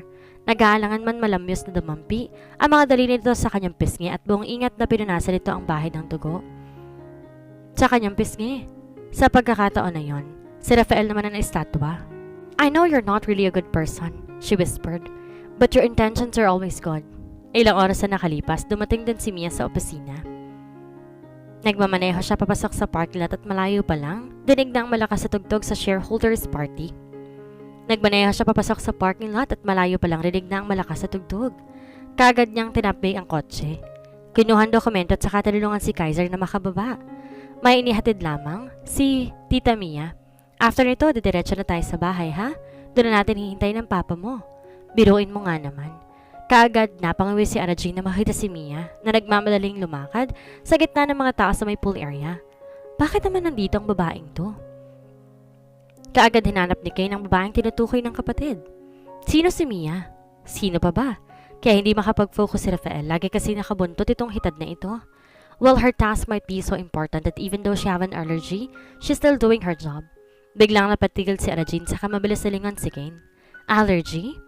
Rafael once mentioned that she is allergic to strong chemical scents. Guess what? This place is reeking of chlorine. Muli, nalingon ni Arajin si Mia at saka malapad na napangiti. Madilim at puro laser lights na nangibabaw sa buong party. Lahat ng tao na nagsasayad at iba pa naman ay umiinom sa bar area. Hawak ang mga papeles sa kaliwa at sa kanan si Kaiser. Pigil hiningang naglakad si Mia na wag lang malanghap ang chlorine sa pool area. Isang grupo ng kalalakihan ang biglang sumiksik sa daan dahilan para mapidaw sa kamay niya ang bata at matisod sa gutter. Mabilis niyang hinablot si Kaiser bago pa ito mahulog sa pool area. Tita Mia! Iyak ni Kaiser. Mia quickly moved her feet just to get onto the water surface. But no matter how hard she tried to gasp for air, her lungs are already clogged up. Halos maglabas ang lahat ng ugat sa sentido niya sa tindi ng sakit na namumuo sa kanyang dibdib. Kulang na lang pumutok ng ulo niya. Hindi na siya makahinga. Tumakbo ka, Kaiser. Sigaw ni Mia bago tuluyan siyang lumubog sa tubig. Ilang beses pa nagpigil ang kanyang katawan hanggang tuloy ng lamunan ng tubig ang kanyang baga. Unti-unting dumilim ang kanyang paningin sa kamarahang napapikit. Nang bigla na lang may humiglat sa kanyang braso at mahigpit na hinapit ang kanyang bewang. I got you! I got you!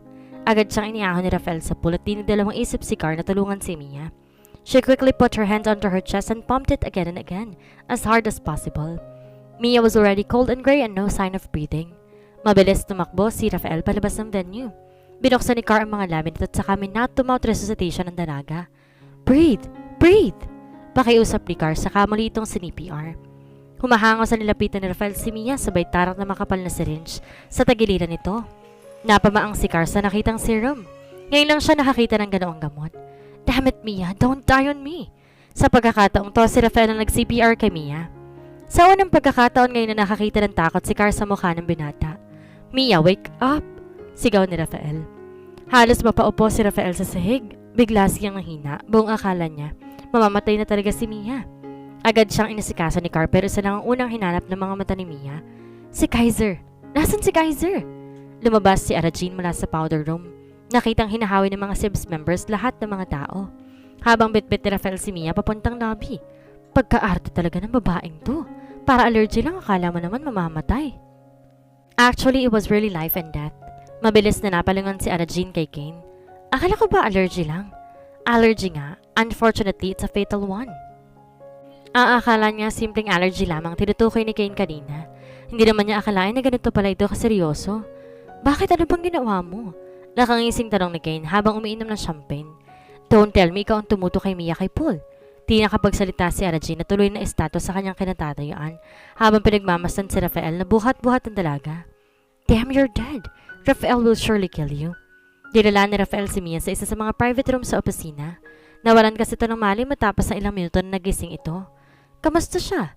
Sinuri ni Car ang vital signs ni at saka muling nilingon si Rafael.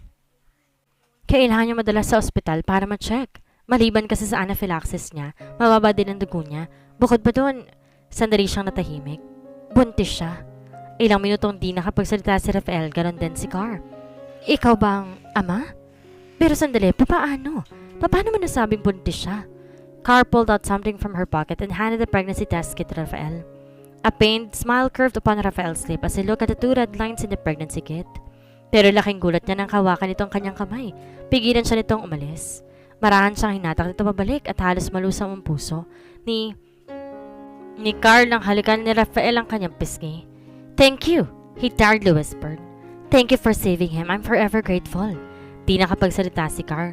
Tahimik lang pinagbasan si Rafael na maupo malapit kay Mia. You never said thank you when I saved your life, but when it comes to her, make a call. Mahinang sambit ni Rafael. Tell them I'll be late for 30 minutes. Di mapakali si Kaito habang paulit-ulit ang tingin sa LED clock ng boardroom. Nagtama ang kanilang tingin ni Sihan. Hindi rin mapakali sa tabi ni Mr. Zhang. Biglang bumukas ang pinto ng boardroom at lahat napatingin ang pumasok sa Rafael. From his cunning sharp gaze, strong stance and killing aura, no one dared to make a noise. Kane walked with him side by side along with his secretary Car. Isang tusong iti ang kagad kumurba sa mga labi ni Rafael na magtamang tingin nila ni Kaito at Sihan sa boardroom kasama si Henry Zhang. Good evening, Mr. Mercado. I'm glad you're able to come. Masayang pagbati sa kanya ng Ginoo. The pleasure is all mine, Mr. Zhang. Naupo si Rafael sa eleganteng swivel chair at kagad sinenyasan si Car para ihanda ang mga dokumento. Shall we start the meeting? Bahagyang kumulot ng noo ng Ginoo sa sinabi nito. I am so sorry, but most of the shareholders haven't arrived yet. I apologized for the delay. Rafael let out a devilish smile. Last time I checked, I'm the sole shareholder of this empire group. Natawa si Mr. Zhang sa pagkakakalang nagbibiro ito. You're a very funny man, Mr. Mercado. Pero hindi magawang matawa nila Sian at Kaito. Tahimik nilang pinagmasdan si Rafael. Pilit pinabasa ang utak nito. Sinanyasan ni Mr. Zhang ang isa sa mga tauhan at mabilis naman tong lumapit sa kanya. Tawagan mo nga yung iba pang shareholders para magkumpirma na tayo kaagad. I already did, sir. Pero karamihan po sa kanila hindi po sinasagot yung tawag. At ilan po sa shareholders natin nagsabi na matagal na silang ginigipit ng Red Group para ibenta ang shares nila. Mabilis na lingon ni Mr. Zhang, si Rafael na ngayon buong ngising nakatingin sa kanya. I own most of your company shares and if my figures are right, my figures are always right. I own 75% of your company. My company. Maraing kaliyom ni Mr. Zhang kanyang kamay. Matiim na umakit ang tingin sa kausap. Kung gano'n, ano pa bang pag-uusapan natin dito? Gayong kinamkam mo na pala ang kumpanya ko. But I am not done yet. A nasty grin crossed Rafael's face. I want all of your gold bars transferred to the founder's name. And why the hell should I do that? Or else I'll dissolve your company. Rafael said in the most omnibus voice. That will make 9,560 good employees unemployed, 240 subsidiary companies that will surely collapse and say goodbye to the 300 charity organization that relies heavily on your company's funding. All of them in exchange of your gold bars. Ang gagahama ninyo, hayop ka! Nanginginig sa galit na sigaw ni Mr. Zhang. O ang puso mo, maupo ka kasi hindi pa ako tapos. Pakiramdam ni Mr. Zhang, umakit na lahat ng dugo niya sa kanyang ulo habang pinagmamasa ng demonyong kaharap. What else do you want? What else, Mr. Mercado? I have the kids from the charity event earlier. Natigilan silang lahat sa sinabi nito maliban kay Kane na sanay sa ganitong uri ng transaksyon. Biglang nanamig si Kaito na marinig ang tungkol sa event. Mr. Nakama, hindi ba pinasecure ko siyang buong event kanina? Nag-aalalang tanong ni Mr. Zhang. Yes, sir. Sinigurado ko pong ligtas na nakasakay ang 300 mga bata sa bus hanggang makaalis sa venue. Pero kaagad ding napatigil si Kaito sa pagsalita. Maliban na lang kung hinarang nila ang mga bus sa gitna ng daan. Nanginginig ang mga kamay ni Car, di siya makapag-type ng minutes ng meeting sa kanyang laptop. Marahan niya nilingon si Rafael at di siya makapaniwala sa mga narinig niya mula rito. Ano bang makukuha mo sa mga bata? That's a good question. Kaagad sumeryoso ang mata ni Rafael. Make it 300 kids and that will be 1,893,600 dollars. Yun ang makukuha mo kay Mr. Henry Zhang. With a big crime like that, you won't be able to get away with it. With money like that, I can get away with everything. Rafael mockingly said. I am telling you, once they investigated this matter, all evidences will point to you and your company, not me. Itinaraas ni Rafael ang dalawang paang nasa lamesa, nakangising sa mandal sa kanyang upuan. Unless you give me something that can satisfy my need. Samantala, marahang naginat si Mia habang nakahiga sa sofa. Dilirat niya ang kanyang mga mata at nakitang eleganteng kisame na silid. Mabilis siya napabalikwas nang bigla niyang maalala si Kaiser. Kaagad siyang tumayo at tumiri siya sa pinto, ngunit muntik pa sila nagkabanggaan ni Car. Ikaw yung sumama ka sa akin. Putol sa kanya ni Car. Tigilan mo si Rafael. Tell me, what do you want? Mr. Zhang desperately asked. Pero bago pa makasagot si Rafael, biglang bumukas ang pinto at pumasok si Mia. His devilish smile immediately crossed his lips. I want your secretary. Pare-parehong natigilan si Kaito, Sian at Mr. Zhang. Maski ang mismo sekretary ni Rafael na si Car hindi nakaimik. You already have a secretary. Kontra ni Sian. I can have 10 secretaries if I want to. Rafael smirk. No, Mr. Mercado. Hindi ko ugaling ibenta mga tauhan ko. Trading with people's life is my damn expertise. You should have known that before you considered doing business with the Red Group. 300 kids in exchange for one woman seems to be an awfully fair deal. Rafael glared at the old woman once more. Unless you want me to butcher all the kids tonight. You're heartless. Marahas na hinampas ni Mr. Zhang ang lamesa, pero kaagad siyang hinawakan ni Kaito at inalalayan itong maupo. Hindi ito totoo. Hindi makapaniwala si Car sa mga naririnig mula kay Rafael. Nakita niya kung gaano ito nagigiliw sa mga bata, mula sa kanilang paaralan hanggang sa orphanage na kanilang pinanggalingan. Malungkot niyang pinagmasa ng walang ahong mukha nito, malayong malayo sa masungit itong mukha na gustong gusto niyang tignan. You and your evil ways, you can never fool me, Rafael. Lumapit si Kaito sa matanda at bumulong. Sir, wag po kayo magpadala sa mga kagustuhan niya. Huwag niyo pong hayaan na makuha niya si Mia. Gagawa po kami ng paraan para mabawi ang mga bata. Mukha yatang hindi kumbisita itong mga nakatransaksyon mo, Rafael. Mukha ba tayo nagjo-joke? Napatay ng buong grupo nila Mr. Zhang kay Kane. Lalo pa ng senyasan nito ang tauhan sa may pintuan. Ipasok ang bata. Binuksan ang tauhan ng pinto. Isang batang lalaking pinasok ito sa loob ng boardroom. Unti-unti nanlaki ang mga mata ni Mia, Kaito at Sia na makita si Kaiser sa boardroom. Hindi tuloy mapigilan ni Kane na mapangiti habang pinagmamastan ang reaksyon ng mga ito. Inakbay niya ang bata at nilahad to sa tabi ni Rafael. Shall I butcher this kid? Kaiser! Maring nagtagis ang panga ni Kaito habang pinagmamasan ng walang kamalay-malay niyang anak. Why don't you say hi? Kane grinned while looking directly at Kaito. Hi! Alanganing bata ng bata saka tumingin sa kanyang ama. Good boy! Lumakad si Kane sa likod nito. Tahimik na binunot ang tanto blade mula sa kanyang tagiliran. Eksperto ito pinaikot-ikot malapit sa batok ni Kaiser. Mahigpit na hinawakan ni Sia ng braso ni Kaito na kanina pa nagpipigil ng galit. Kalmado man to nakaupo pero kanina pang namumula ang gilid ng mga mata nito dala ng labis sa pagkamuhi. Marahang gumilid ang mata ni Rafael kay Ana. Tila nagtatanong ngunit umiling na ang dalaga sa kanya na mukhang nagulat din sa mga nangyayari at hindi yun nakalampas sa mga mata ni Mia. Sigurado siya na walang kinalaman si Rafael sa pagdukot kay Kaiser dahil noon pa man alam na niya ang espesyal na lugar ng bata sa puso nito. Kane smiled as he twirled his blade right beside Kaiser's neck. Kaito kept on silent and stared blankly at his son. Isang maling kilos ang ni Kane, hindi siya magdadalawang isip na pasabugin ang utak nito.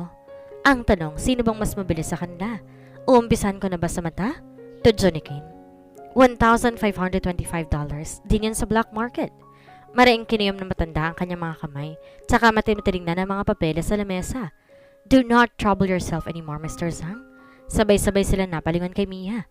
I will go with him. Umupo ka. Mariing nagtagis ang panganisiyan habang pinagmamasa ng pagkakaarag ko, nangiti sa mga labi ni Rafael habang tinitingnan ng kasintahan. Sasama ko sa kanya, si? Pero bago pa matapos si Mia ang sasabihin, kaagad siyang hinatak na siyan, palabas ng conference room. No, let them be. Awat ni Rafael sa ilang miyembro ng Red Group, naahabol sana sa dalawa palabas. Wala magawa si Mia kundi sumama sa akin. At bakit ka sasama? Para matapos ang lahat ng to. Kumbinsa ni Mia sa kasintahan. May tiwala ako kay Rafael, pero doon sa kay na yun wala. Siguradong hindi doon palalagpasin si Kaiser. Tingin mo hahayaan namin na mangyari ni Kaito yon? Singhal ni Sian. Nakaagad din kinalamang sarili at saka masayong hinawakan ng mukha ni Mia. Buong buhay ko, prinotektahan kita. Handa akong itay ang buhay ko para sa'yo. Sa tingin mo, hayaan kitang pumunta doon? Mas may tiwala ka ba kay Rafael kaysa sa akin? Huminga na malalim si Mia at saka hinilikan ng mga labi ni Sian. Kung may isang taong pinagkakatiwala kong buhay ko, pati puso ko, walang iba yon kundi ikaw, Sian. Bulong ni Mia at saka mahigpit niyakap ang kasintahan. I've been in the most dangerous places, doing the most dangerous task. I'm an undercover girl, but you've always seen by my shadow fox. Tingin mo natatakot akong pumunta doon? When I always know that you have my back, you are my ride and die, Sian. Wika ni Mia. Nakakainis ka. Bulong ni Sian saka din, hindi mo pigilang mapangiti. Alam na alam mong marupok ako pagdating sa'yo. Napangiti ka agad si Mia. Napatay ng lahat ng pumasok muli ang dalawa sa conference room. Tahimik na po si Sian sa tabi ni Mr. Zhang at dumiretso muna si Mia patungo sa tabi ni Rafael. Nasa iyo na si Mia, paano naman yung mga bata? Tanong ni Kaito. Sila niya sa ni Rafael Sian at kagad naman tong lumapit kay Kaito, dalang isang tablet kung saan pinapakita ang pagpapakawala sa mga bata mula sa event. Paano naman ang mga batang yan? Sabat ni Sian sabay turo kay Kaiser. This kid will stay with me. Sambit ni Rafael sabay kabi kay Kaiser. This will be my reassurance that you will keep the end of your bargain. I want to gold bar in 2 days. Kinuha ni Rafael ang kamay ni Mia at saka ipinatong iyon sa kanyang puso. Lumakad sila, patungo kina Mr. Zhang sa katusong umiti. It's such a pleasure doing business with you. Asar na kumibot ang labi na matanda na labi sa kinatawa ni Rafael. Iniisip niyo talagang matatalo niyo ako sa larong to? I kill for fun, Mr. Zhang. I always get what I want. Sambit ni Rafael sa kamarahang tumingin kay Sian. I never lose. Hindi malaman ni Carl ang mararamdaman habang pinagmamasan si Rafael. Hindi niya alam kung magagalit pa siya, maawa siya dito. Maaaring nakahawak na mahigpit si Mia sa baso ni Rafael, ngunit ang mga mata nito'y nakatuon lamang sa iisang binata. She is in love with somebody else. Halos mapasinghap si Carl na mapansin ang tingin ni Mia sa matikas sa bodyguard na matanda. Kaya pala siya malungkot ng gabing iyon. Kaya hanggang tili lang si Rafael kay Mia doon sa fountain kasi may gusto na itong iba. Nadulog ang puso niya para sa binata. Nakita niya kung paano itong mag-alala sa dalaga noong naahatid ito sa pool kanina. Kung paano itong binantay ng bawat paghinga ng dalaga hanggang sa bumuti ang pakiramdam nito. Pero hindi niya maintindihan ay kung papaano napalabas ang ginawa ni Rafael. Ngayong gabi, ganun ba siya kadesperado na makuha si Mia? Lumakad palabas ang dalawa. Kagad hinatak ni Mia si Kaiser patungo sa tabi niya, palayo kay Kane. Sumunod si Anna palabas at Lim na nag-uusap ang mga mata ni Kaito. Walang kibuan sa loob ng kotse. Si Rafael at Mia na pinagigitnaan ni Kaiser. Si Carl na passenger seat at si Anna nagmamaneho. Ilang minuto lang lumipas, kagad din sila nakarating sa Red Tower. Pinagmasdang mabuti ni Mia ang bawat sulok ng lugar. Mula sa matayog na building nito hanggang sa magarbong interior nito. Gusto niyang masuka sa galit. Nanlamig ang mga kamay niya. Buong akala niya malaking organisasyon ng SIBS, pero wala pa para to sa kalingki ng Red Group dito sa Hong Kong. Nabigla siya nang hatakin siya ni Rafael sa kanyang bewang at sinabay siya maglakad patungo sa lobby. Sandali! Awat ni Mia kay Rafael sa kanilingon si Kaiser. Nakihawak na ni Anna. May pupuntahan lang si Tita Mia ha? Babalikan kita kaagad. Mabait si Mia ang napangiti ng mabait na tumango-tango ang bata. By the way, kaagad niyang nilingon si Car. Ikaw yung nagpalit ng damit ko kanina? Alangang napatingin si Car kay Rafael saka tumango. May nakita ka bang gamit dun sa bulsa ng blazer ko? Hindi ka agad nakasagot si Car. Lalo pa rin tarasan siya ng tingin ni Rafael. Wala ko nakita. Nagpabalik-balik ang tingin ni Ana sa tatlo. Ano bang bagay yung hinahanap mo? Si Mia naman hindi makapagsalita at tanungin siya ni Rafael. Paano ba niya sasabihin sa dating nobel na pregnancy test kit ang laman ng hinahanap niya? Nahulog kaya sa pool? Inis na napakagat sa labi si Mia. You're spacing out.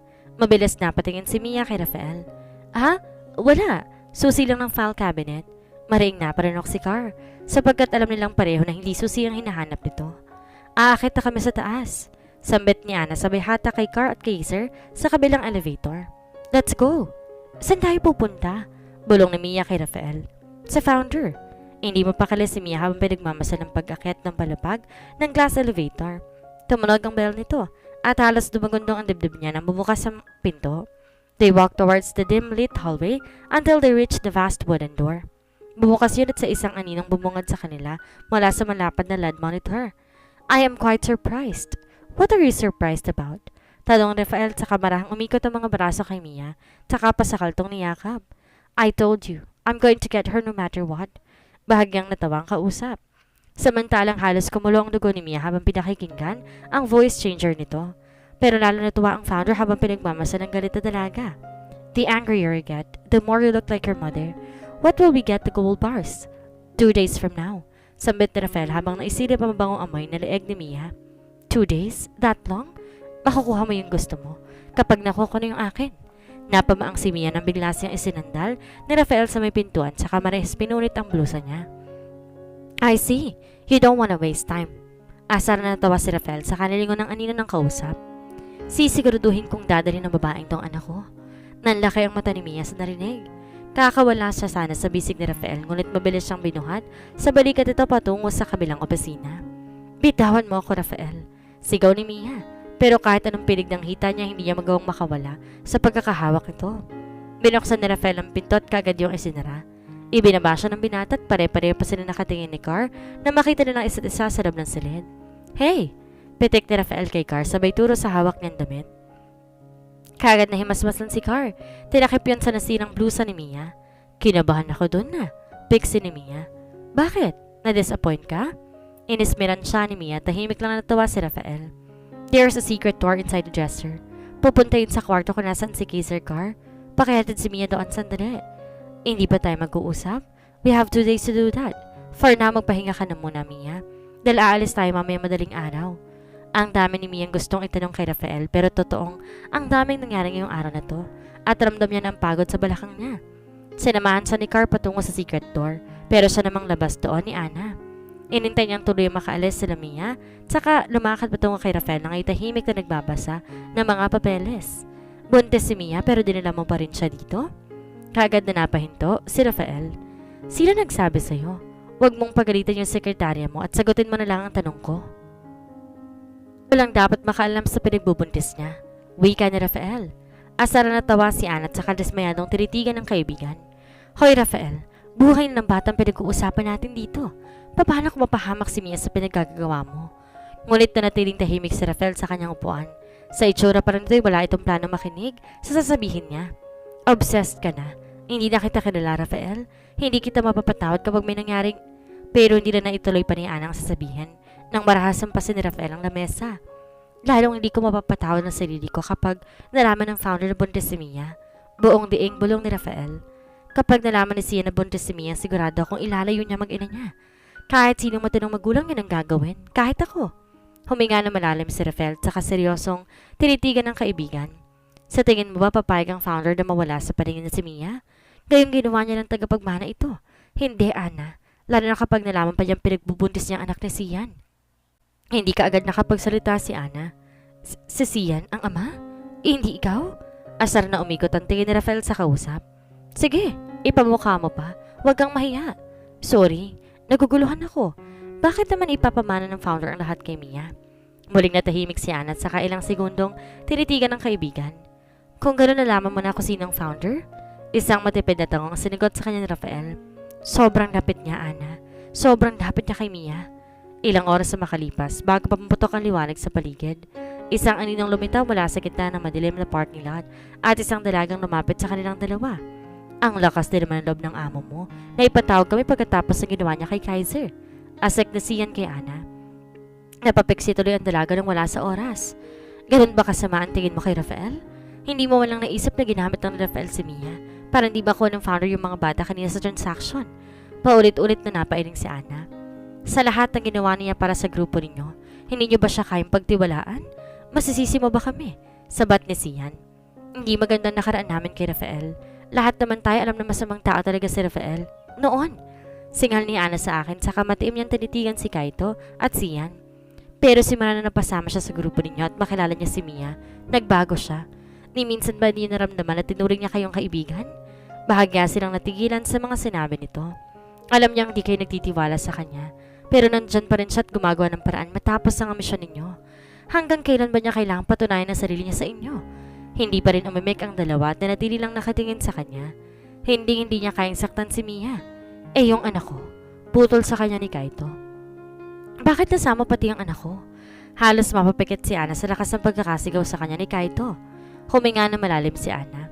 Naiintindihan niya kung magwawala si Kaito. Sino ba namang matinong amang hindi mag-aalala sa sariling anak? Ang founder ang nagdala kay Kaiser. Sa tingin ko sinusubok kayo si Rafael kung titimbrihan niya kayo. Asar na ginalo ni Kaito ang kanyang buhok. Ines na napasuntok sa hangin. Bakit pa kasi hindi niya kami kausapin kung anong plano niya? Dahil yun ang gustong makita ni Kane na nag-aaway kayong lahat. Mahinang paliwanag ni Ana. Sabihin mo sa kanya na aalala ko ng lahat na hindi niya na kailangan mag-alala pa kung kaya kong protektahan si Mia. May plano kami ni Kaito, Ana. Kaagad na pangiti ang dalaga. Sige, sasabihin ko sa kanya. Si Kaiser? Mahinang tanong ni Kaito. Kamusta na siya? Nasa pangangalaga siya ni Rafael. Magkasama sila ni Mia ngayon. Si Kane? Tanong na siyan. Nakabantay siya kaya hindi ko maitaka si Kaiser ng basta-basta. Hindi rin makakilos ng maayos si Rafael hanggat nandyan ang lalaking yun. Kaya ako ang kumikilos para sa kanya. Mabilis na pailing sa siyan. Mahihirapan ka kay Kane kung hindi yun naging second lift ng ganon-ganon na lang. Anna just rolled her eyes at him. May choice ba ako? Kung hindi sana kayo nag-away-away, di sana hindi akong gumagawa ng trabaho ninyo. Bumunot si Iliana ng isang puting invitation mula sa kanyang bulsa. Iniabot iyon kay Sil at isa para kay Kaito. Nagkati ng pandalawang binata bago nila buksan to at basahin. Yan daw muna, bago ang lahat, sabi ni Rafael. Red Tower, Presidential Suite. Mabilis na palingon sa pintuan si Mia at Kaiser nang biglang tumunog ang smart door lock ng unit, saka bumukas. Ninong! Kagad tumakbo si Kaiser at salilubong si Rafael para magmano. Kagad namang tumayo si Mia at nilapitan din ang binata. Kinuhang bitbit itong mga gamit pati na rin ang paper bag ng takeout na pagkain, saka masayang nitian ito. Samahan mo muna si Kaiser at ihanda ako na ito sa dining para makakain ng batang to. Magilaw na wika ni Mia. Napangiti tuloy si Rafael habang pinagmamas ng dalaga sa paglakad ito papasok sa kusina. Ganun pala ang pakiramdam na may asawa na sumasalubong sa iyo tuwing dumarating ka sa bahay. Naputol ang kanyang pag-iisip na mapatingin sa kay Kaiser na ngayon maloko lang nakangiti sa kanya. Uy, panunokso nito. May gusto ka kay tita. Shhh! Saway ni Rafael dito at saka malamyang piningot si Kaiser na hindi tumigil kabumungis-ngis. Ninong si Papa po? Tanong nito at pinagmamasa ni Rafael na maigyang inaanak at mapait na napangiti.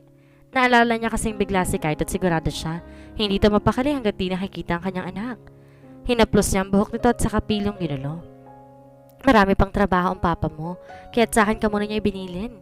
Napasimango tuloy si Kaiser at walang ganang naupo sa may sofa. Dumingon to sa bintana at malungkot na pinagmasdan na makulay at kumukuti-kutitap na ilaw ng Christmas tree sa tabi nito. Mahirap po ba maging agent? Inosenteng tanong sa kanya ni Kaiser. Kahit sino pwede maging agent pero ang mahirap ay maging magaling na agent katulad ng papa mo. Lalong sumimangot si Kaiser. Paano ko magiging magaling? Ayaw naman akong turuan ni papa. Gusto niya lang mag-aral ako sa school. Kaya ka nga pinag-aaral ng papa mo kasi gusto niya maging magaling kang agent. Tandaan mo, walang tangang agent. Hindi umimik si Kaiser at natatiling nakasimangot. Pareho lang kasing sinabi ng papa at ninong niya at hindi niya ito maintindihan. Pero kung gusto mo, pwede kitang turuan. Biglang lumiwanag ang mukha nito at buong atensyang tumingin sa kanyang ninong. I will teach you something I know, if you promise that you'll be a good boy. Matapos kumain, hinintay muna ng dalawa na makatulog ang bata bago nag-ayos para umalis. Sigurado ka bang tulog na si Kaiser? Oo, tulog na. Bulong ni Mia habang pinagmamasdan nito na may natutulog sa kwarto. Good! Kaagad nilingon ni Rafael ang tauhan sa pintuan. Bantayan niyang maigi ang bata sa loob. Siguraduhin ninyong walang makakalapit sa bata. Ilang oras lang nandito na si Ana. Kapag may nangyari, tawagan ninyo ako agad. Yes, sir. Sabay-sabay nitong sagot saka mabilis bumesto sa paligid ng unit.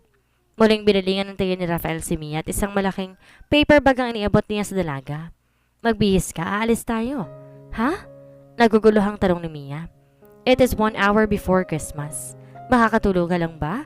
Ngumiti si Rafael saka bumunot ng kung ano sa trench coat nito. Napatingin si Mia sa nilabas itong lumang Hello Kitty na notebook.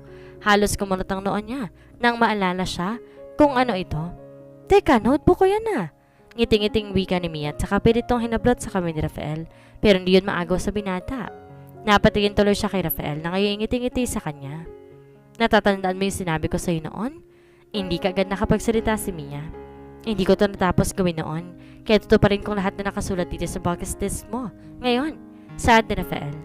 Mabilis pumasok sa kwarto nila si Mia at nagbihis. Napangiti siya habang pinagmamasa ng sarili sa salamin. Suot na magandang damit na binigay sa kanya ni Rafael. Mia went out of the room and Rafael suddenly went breathless. She looked stunning on that lazy white dress he bought. Kaagad niyang sinilubong si Mia at malugod naman tong sumama sa kanya. Naglakad sila tungo sa parking lot at pinagbuksan pa siya ni Rafael ng pinto. Sumakay siya ng kotse pero nagulat si Mia sa sobrang laking teddy bear na nakasakay sa likod ng kotse. Hindi matigil kakatawa si Rafael na makita reaksyon ni Mia nung makita ang teddy bear na mas malaki pa sa kanya.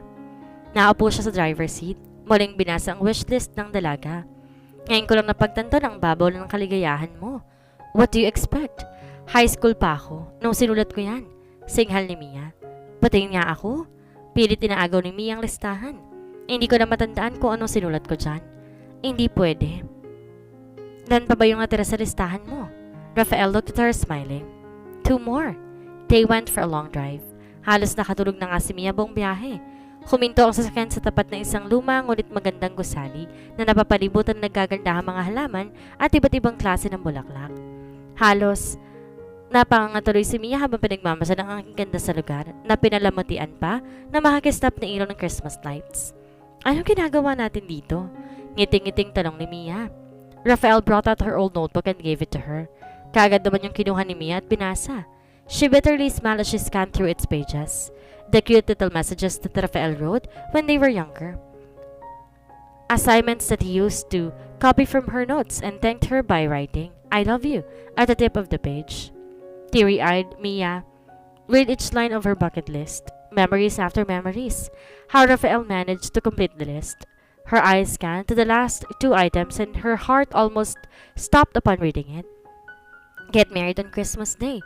Walk down the aisle with Rafael. Napamaang bigla si Mia. Hindi niya na naalalang may sinulat para siyang ganun sa bucket list niya. Sobrang tagal na ng panahong iyon ang sinulat niya ito at sila pa nga noon ni Rafael. It was indeed her ultimate dream, to walk down the aisle with the man she loves. And that time it was Rafael, the only man that holds her heart. But things changed through the years and Rafael will always have a special place in her heart. But unfortunately, it has been already belonged to someone else. Uminga siya na malalim at mapait ang ngitian ng binata. Rafael, alam mo naman, diba, na hindi na tayo pa pwede. I promise you that I will complete everything on our list. Mia slowly closed her eyes to stop her tears from falling. Pero Rafael, may iba na akong, I promise, I will make you the happiest girl in the world. Giit ni Rafael saka mahigpit na hinawakan ang kamay nito. Pilit hinahatak si Mia patungo sa chapel. Rafael, please. Pero napatigil bigla si Mia nang bumukas sa malaking pintuan nito. Unti-unting bumungad ng mga nagagandahang bulaklak na nakailera papasok sa altar. Pati na rin ang nagkalat ng mga rose petals sa palang carpet. Tinanton ang paningin ni Mia ang loob nito at halos mahigit niya ang kanyang paghinga na makita niya sa siya na nakatayo sa kabilang dulo ng altar. Hindi kaagad nakapagsalita si Mia. Napako na lang ang kanilang tingin sa isa't isa. Hindi niya na napigilan pa ang kanyang pangiti habang pinagmamasan si Sia na mukhang mauuna pang maiyak sa kanilang dalawa. But a bitter smile crossed upon her lips as she slowly looked down and met Rafael's loving gaze. Rafael offered his arm and she gladly took it. Her heart suddenly warmed upon seeing his smile. Rafael tightly held her arm and looked at her sincerely. I told you, I'll make it the happiest girl in the world. I told you, I'll make it the happiest girl in the world. The deep sound of his voice and those words, it echoed through her ears and through her mind. She looked up and met Rafael's gaze and a soft, heartfelt smile deepened on the corners of his lips, and it slowly pierced her heart like warm arrows. Looking at this man, the man who meant the whole world to her, the one she used to love. Rafael looked at her and got lost in her misty eyes. 11 years ago. Bakit ka ganyan makatingin? Nakangiting tanong sa kanya ni Mia habang nakaupo sa veranda ng mansyon. Wala. Matipid na sagot ni Rafael saka umiwas ang tingin sa dalaga. Huminga siya ng malalim. Tahimik na pinagmasdan ang mumunting mga bitoy na nagkalat sa madilim na kalangitan. Hindi niya alam kung bakit siya nalulungkot. Kung dahil ba sa malamig na hangin o dahil sa nilalapit nilang misyon. Pakiramdam niya kasi maghihiwalay na sila ni Mia.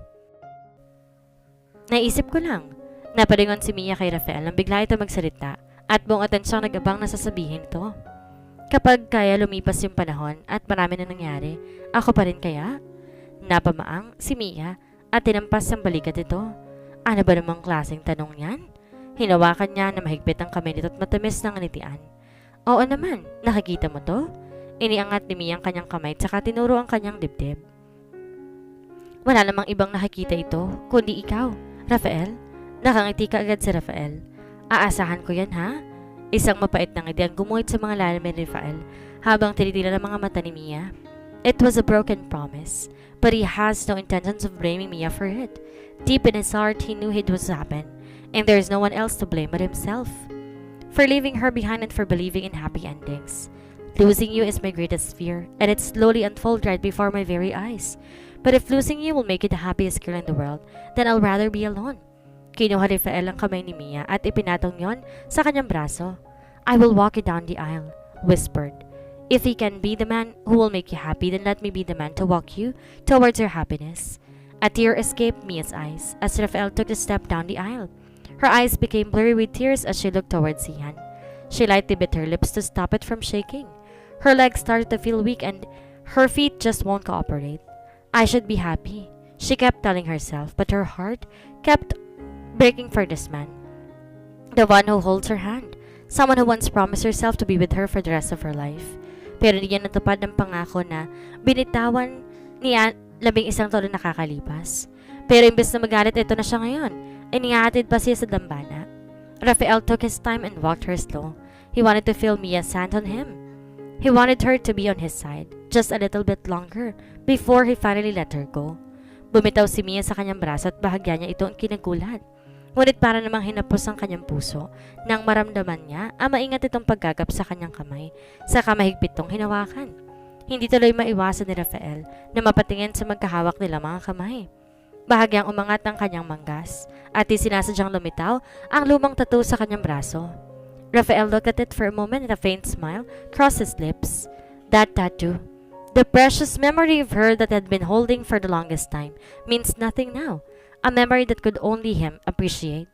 Mahigpit niyang hinawakan ng kamay ni Mia at pilit nang umiti. Lumakad siya ng diretso at inalayan si Mia patungo sa altar. Papunta kay Sian. Napatingin si Sian sa dalawa mula sa kabilang dulo ng altar. Marahan siya napangiti habang pinagmamasdan si Mia. Mula sa magdamag nitong mukha pababa sa magkahawak nilang kamay ni Rafael. Isang alaala tuloy ang sumagi sa kanyang isipan. Mariing nagtagis ang panga ng isa pang binata na halina pa nagkukubli sa likod ng malaking puno sa madilim na parte ng hardin. Lihim na pinagmamasa na magkasintahan na kanina pa nakaupo sa veranda ng mansyon. Wala na maiba nakakakita dito kundi ikaw lang. Rafael, parang paulit-ulit tinadya ka ng dibdibesiyan nang marinig niya mga salitang iyon mula kay Mia. Mula sa matamis nitong ngiti at masaya nitong mga mata kay Rafael nakatingin.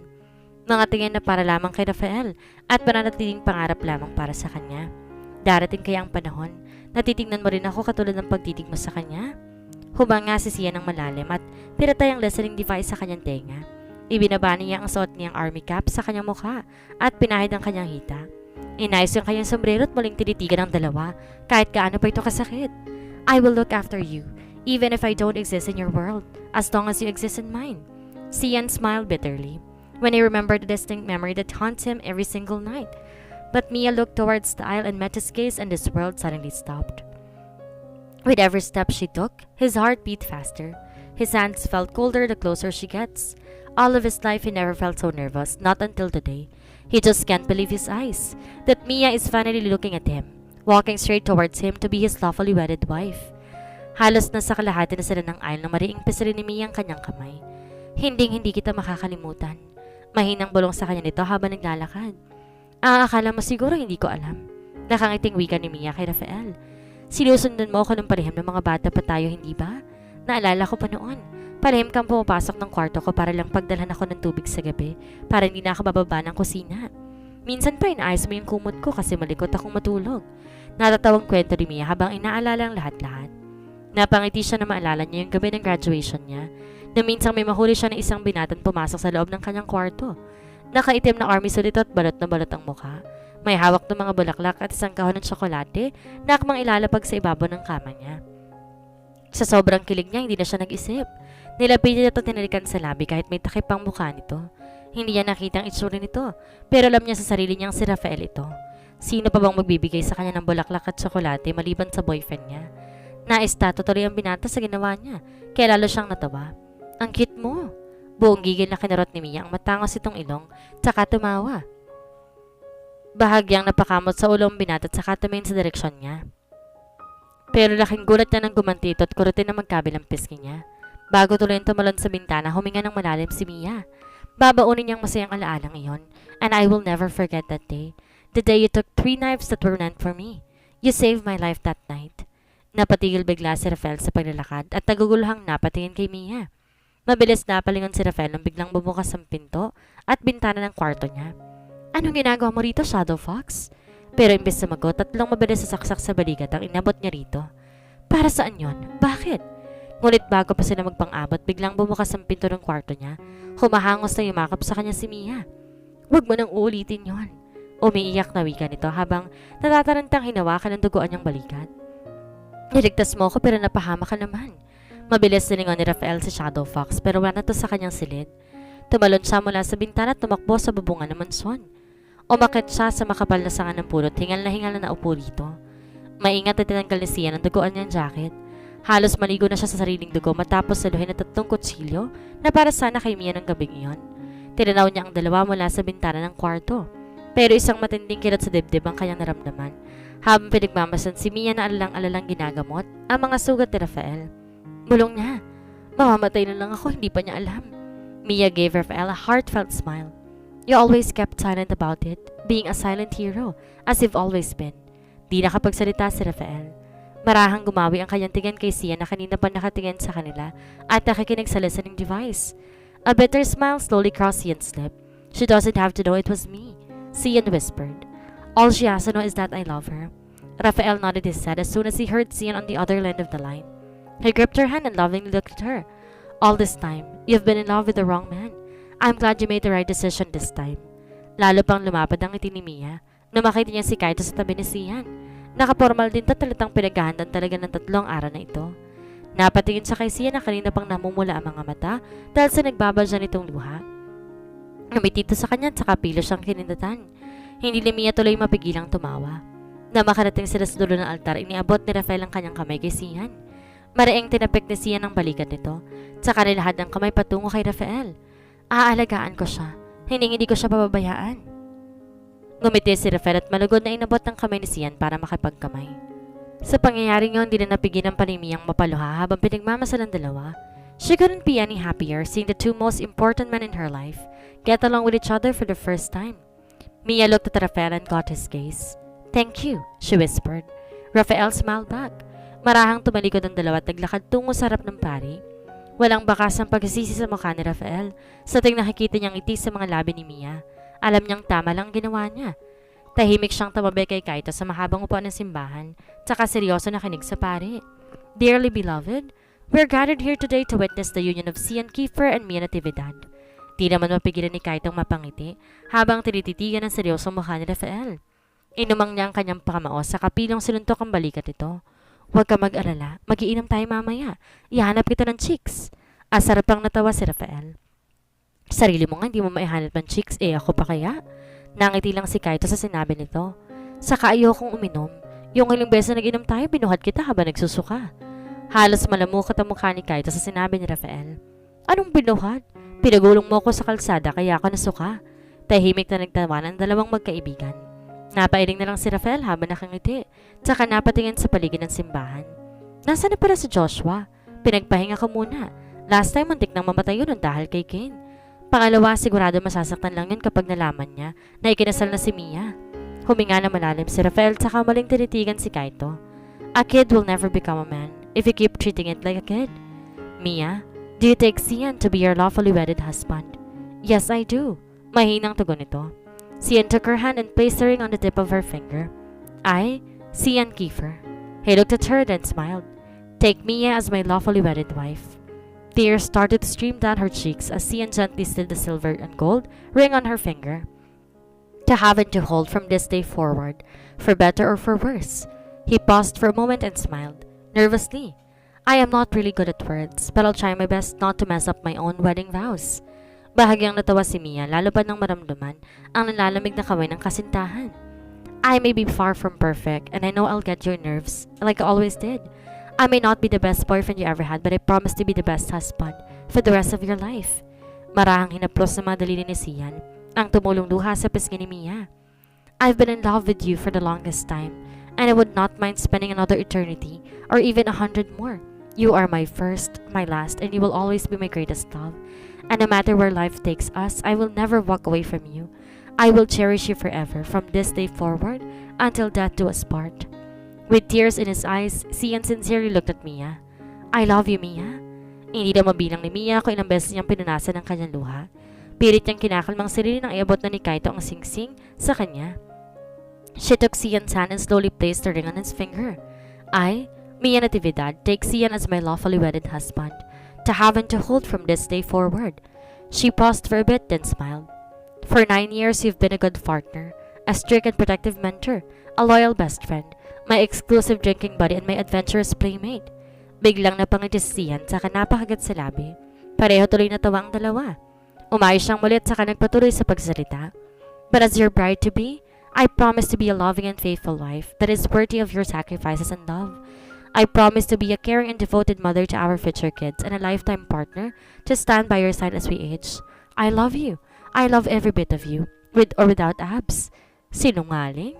Pilong-biro nito sa kakmahalikan si Mia sa labi. Hoy, mamaya pa yung kiss. Awat sa kanya ni Kaito. The wedding went on with laughters and tears, and after the priest gave them the final blessing. Finally, you may now kiss the bride. Sian smiled as he gently caressed her soft cheek. Her eyes were bright and her face is glowing with happiness. He gazed at her with amorous eyes, leaned towards her and gave her wife a long deep kiss. Matapos ang kasal, kagad ring nagpaalam si Rafael at Kaito. Aalis na kayo kaagad? Awat ni Mia sa dalawa. Aalis na kami. Kanina pa ako sinisenya sa ng asawa mo. Natatawang sambit ni Kaito. Bakit di mo na kayo sumaglit dito? Hindi po pwede, Mia. Tanggay ni Rafael. Kailangan na naming bumalik. Baka makalata na silang wala ka sa Red Tower. Ngumiti siya sa dalaga at saka binalingan ng tingin sa Sian. Ihatid mo siya doon. Sana pag-usapan natin bukas. Ikaw nang bahala sa kanya. Congratulations! Tatalikod na sana si Rafael nang pigilan siya ni Sian. Salamat pre. Bahagyang napangiti si Rafael. Ilang taon din niyang di narinig ang salitang yon mula kay Sian. Yumakap si Mia kay Rafael at ganoon din kay Kaito, tsaka nagpaalam sa dalawang kaibigan. Kagad lumabas si Rafael sa front door ng simbahan. Samantalang si Kaito ay tahimik namang dumaan sa underground tunnel sa bandang likod nito. Maingat silang naglakad patungo sa kanilang mga kotse at kaagad sumakay. Sinuri muna ni Rafael ang tahimik na parking lot bago nagmaneho palabas ng simbahan. Tumingin naman si Kaito sa rearview mirror at siniguradong walang ibang kotse na nakasunod sa kanya. Hindi pa man nakakalayo, biglang tumunog ang listening device niya. Inabot niyang Bluetooth earset na nakakabit sa tenga niya at inactivate ito. Iba yata ruta mo, tinig ni Rafael mula sa device. Kukunin ko si Kaiser sa Red Tower. Siguradong inaabangan ka ni Kane. Huwag kang magpadalos-talos, Rafael. Hindi ako matatahimik hanggat di ko nababawi ang anak ko. Akong bahala. Huwag kang gumawa ng kahit anong hakbang. Patatakasin ko siya. Napapiksi si Kaito habang nagmamaneho. Walang alam ang anak ko na kahit anong self-defense or survival tactics. Tingin mo makakatakas siya sa second leaf ng Mercado household? Bakit? Matigas ang tanong ni Rafael. Hindi ba nakatakas ka sa pinakamadugong Yakuza assassination noon sa Tokyo? Natahimik bigla si Kaito. Without skills and proper training, you managed to escape the first leaf. You were 8 years old that time. May malalim akong dahilan kung bakit ayoko mamatay ng araw na iyon. Sambet ni Kaito. Humigpit ang pagkakahawak niya sa manibela. Nanginig ang mga kamay niya na maalala niyang insidenteng iyon. Maybe it's high time that we teach your son how to survive. Nagtungo sa isang exclusive resort na malapit sa isla ang bagong kasal. Lumabas si Sian sa kwarto matapos magpalit ng damit at kagad hinalap ng kanyang mga mata si Mia sa loob ng kanilang tinutuloy ang bahay. Nagtungo siya sa living room. Napangiti na makita niya si Mia nakatayo sa may veranda. Nakatanaw to sa malawak na karagatan at tahimik na pinahinga ng paghampas ng alon sa dalampasigan. Dahan-dahan siya naglakad tungo sa kanya at masuyo itong niyakap mula sa likod. Anong ginagawa ng matandang misis ko dito? Mahinang bulong na Sian habang malamyos na inaamoy ang buhok nito. Ang ganda dito. Nakangiting wika ni Mia habang pinagmamastan ang kabuuan ng beach resort. Lalo pang hinigpitan ni Mia ang kanyang pagkakayakap, tsaka sinserong tinitigan ng mga mata ni Mia patungo sa matangos itong ilong hanggang sa mapapulan nitong mga labi. Ang ganda! Mahinang bulong niya sa tinga nito, saka humalik sa pisngi ng asawa. Ano exactly trabaho ni Shadow Fox? Bahagyang natigilan si Sian sa inosenteng tanong nito. Dad never talked about you. He did not even mention your name, not even once. Marahan niya nilingon si Sian na hindi bumibitaw sa pagkakayakap sa kanya. Kahit ikaw hindi mo rin nababanggit sa akin kung anong parte mo sa grupo. Huminga si Sian ng malalim at saka ngumiti. Personal bodyguard... Sabat ni Mia. Parang si Rafael. Napangawing bigla si Sian. Siya kasi yung bodyguard ko eh. Asa na napabuntong hiningang binata. Talaga ba? Kaya pala lagi ka na lang napapahamak. Kaagad napangiti si Mia sa pagkiselos nito. Alam mo, ang cute mo kapag nagsiselos. Marain ni Mia ang kinarot ang matangos sa ilong ni Sian. Pero laking gulat niya nang bigla siyang gantihan nito at pinanggigilan rin na kurutin na magkabila niyang pisngi. Naestato si Mia sa ginawa nito. Ang paghawak ito sa pisngi niya at kung paano siya pinanggigilan nito. Parehong-pareho sa binata na kaitim na army suit na minsan niyang nahuli na palihim pumasok sa kanyang kwarto at nag-iwan ng bulaklak at kahon ng tsokolate sa ibabaw ng kanyang kama. 11 taon na nakakalipas. Mabilis sinawakan ni Mia ang dulo ng damit ni Sian. Hoy! Saway ni Sian. Teka, anong ginagawa mo? Natatawa pero natatarantang tanong niya kay Mia habang pilitong hinuhubad ng pangitaas na suot niya. Sandali lang, mapapunit yung damit ko. Willing naman ako eh. Napayo ko siya nang yakapin siya nito mula sa leeg. Marahang hinaplos si Mia ang likod ng balikat ni Sian at halos mangilid na nga ang luha niya. Matapos makapa ang tatlong mahabang peklat sa likod nito. Ikaw yung lalaking yun, hindi si Rafael. Mahigpit niyang niyakap si Sian at pasuyong hinaplos ang buhok nito. Bakit di mo sa akin sinabi? A heartfelt smile crossed his lips. He put his arms around her and embraced Mia tenderly. Ibig sabihin matagal mo na akong pinoprotektahan bago pa man ako maging agent? Marahang tumango-tungo si Sian. Napabuntuhan nga si Mia. Hanggang ngayon hindi siya makapaniwala na ang taong matagal nang pumoprotekta sa kanya noon ay walang iba kung hindi si Sian. How long did you wait for me? It doesn't matter, Sian whispered. You're worth it. Lalong humigpit ang pagkakayakap sa kanya ni Sian. Saka masuyong hinalikan ng kanyang mga labi. Mahal na mahal kita, Mia. Binuhat siya ni Sian papasok sa kwarto habang patuloy siyang sinisiil nito ng halik. Where are you? Nasa parking lot na po, sir. Bulong ni Car sa cellphone habang aligagang naglalakad at tinatakpan ng mukha ng mahaba niyang buhok. Did you wear the dress? Yes, sir. Pinutol ni Rafael ang tawag at maangas sa sumantal sa kanyang itim na Maserati. Pero kaagad din siyang napaayos ang tindig na matanaw niyang dalaga na naglalakad na papalapit sa kanya.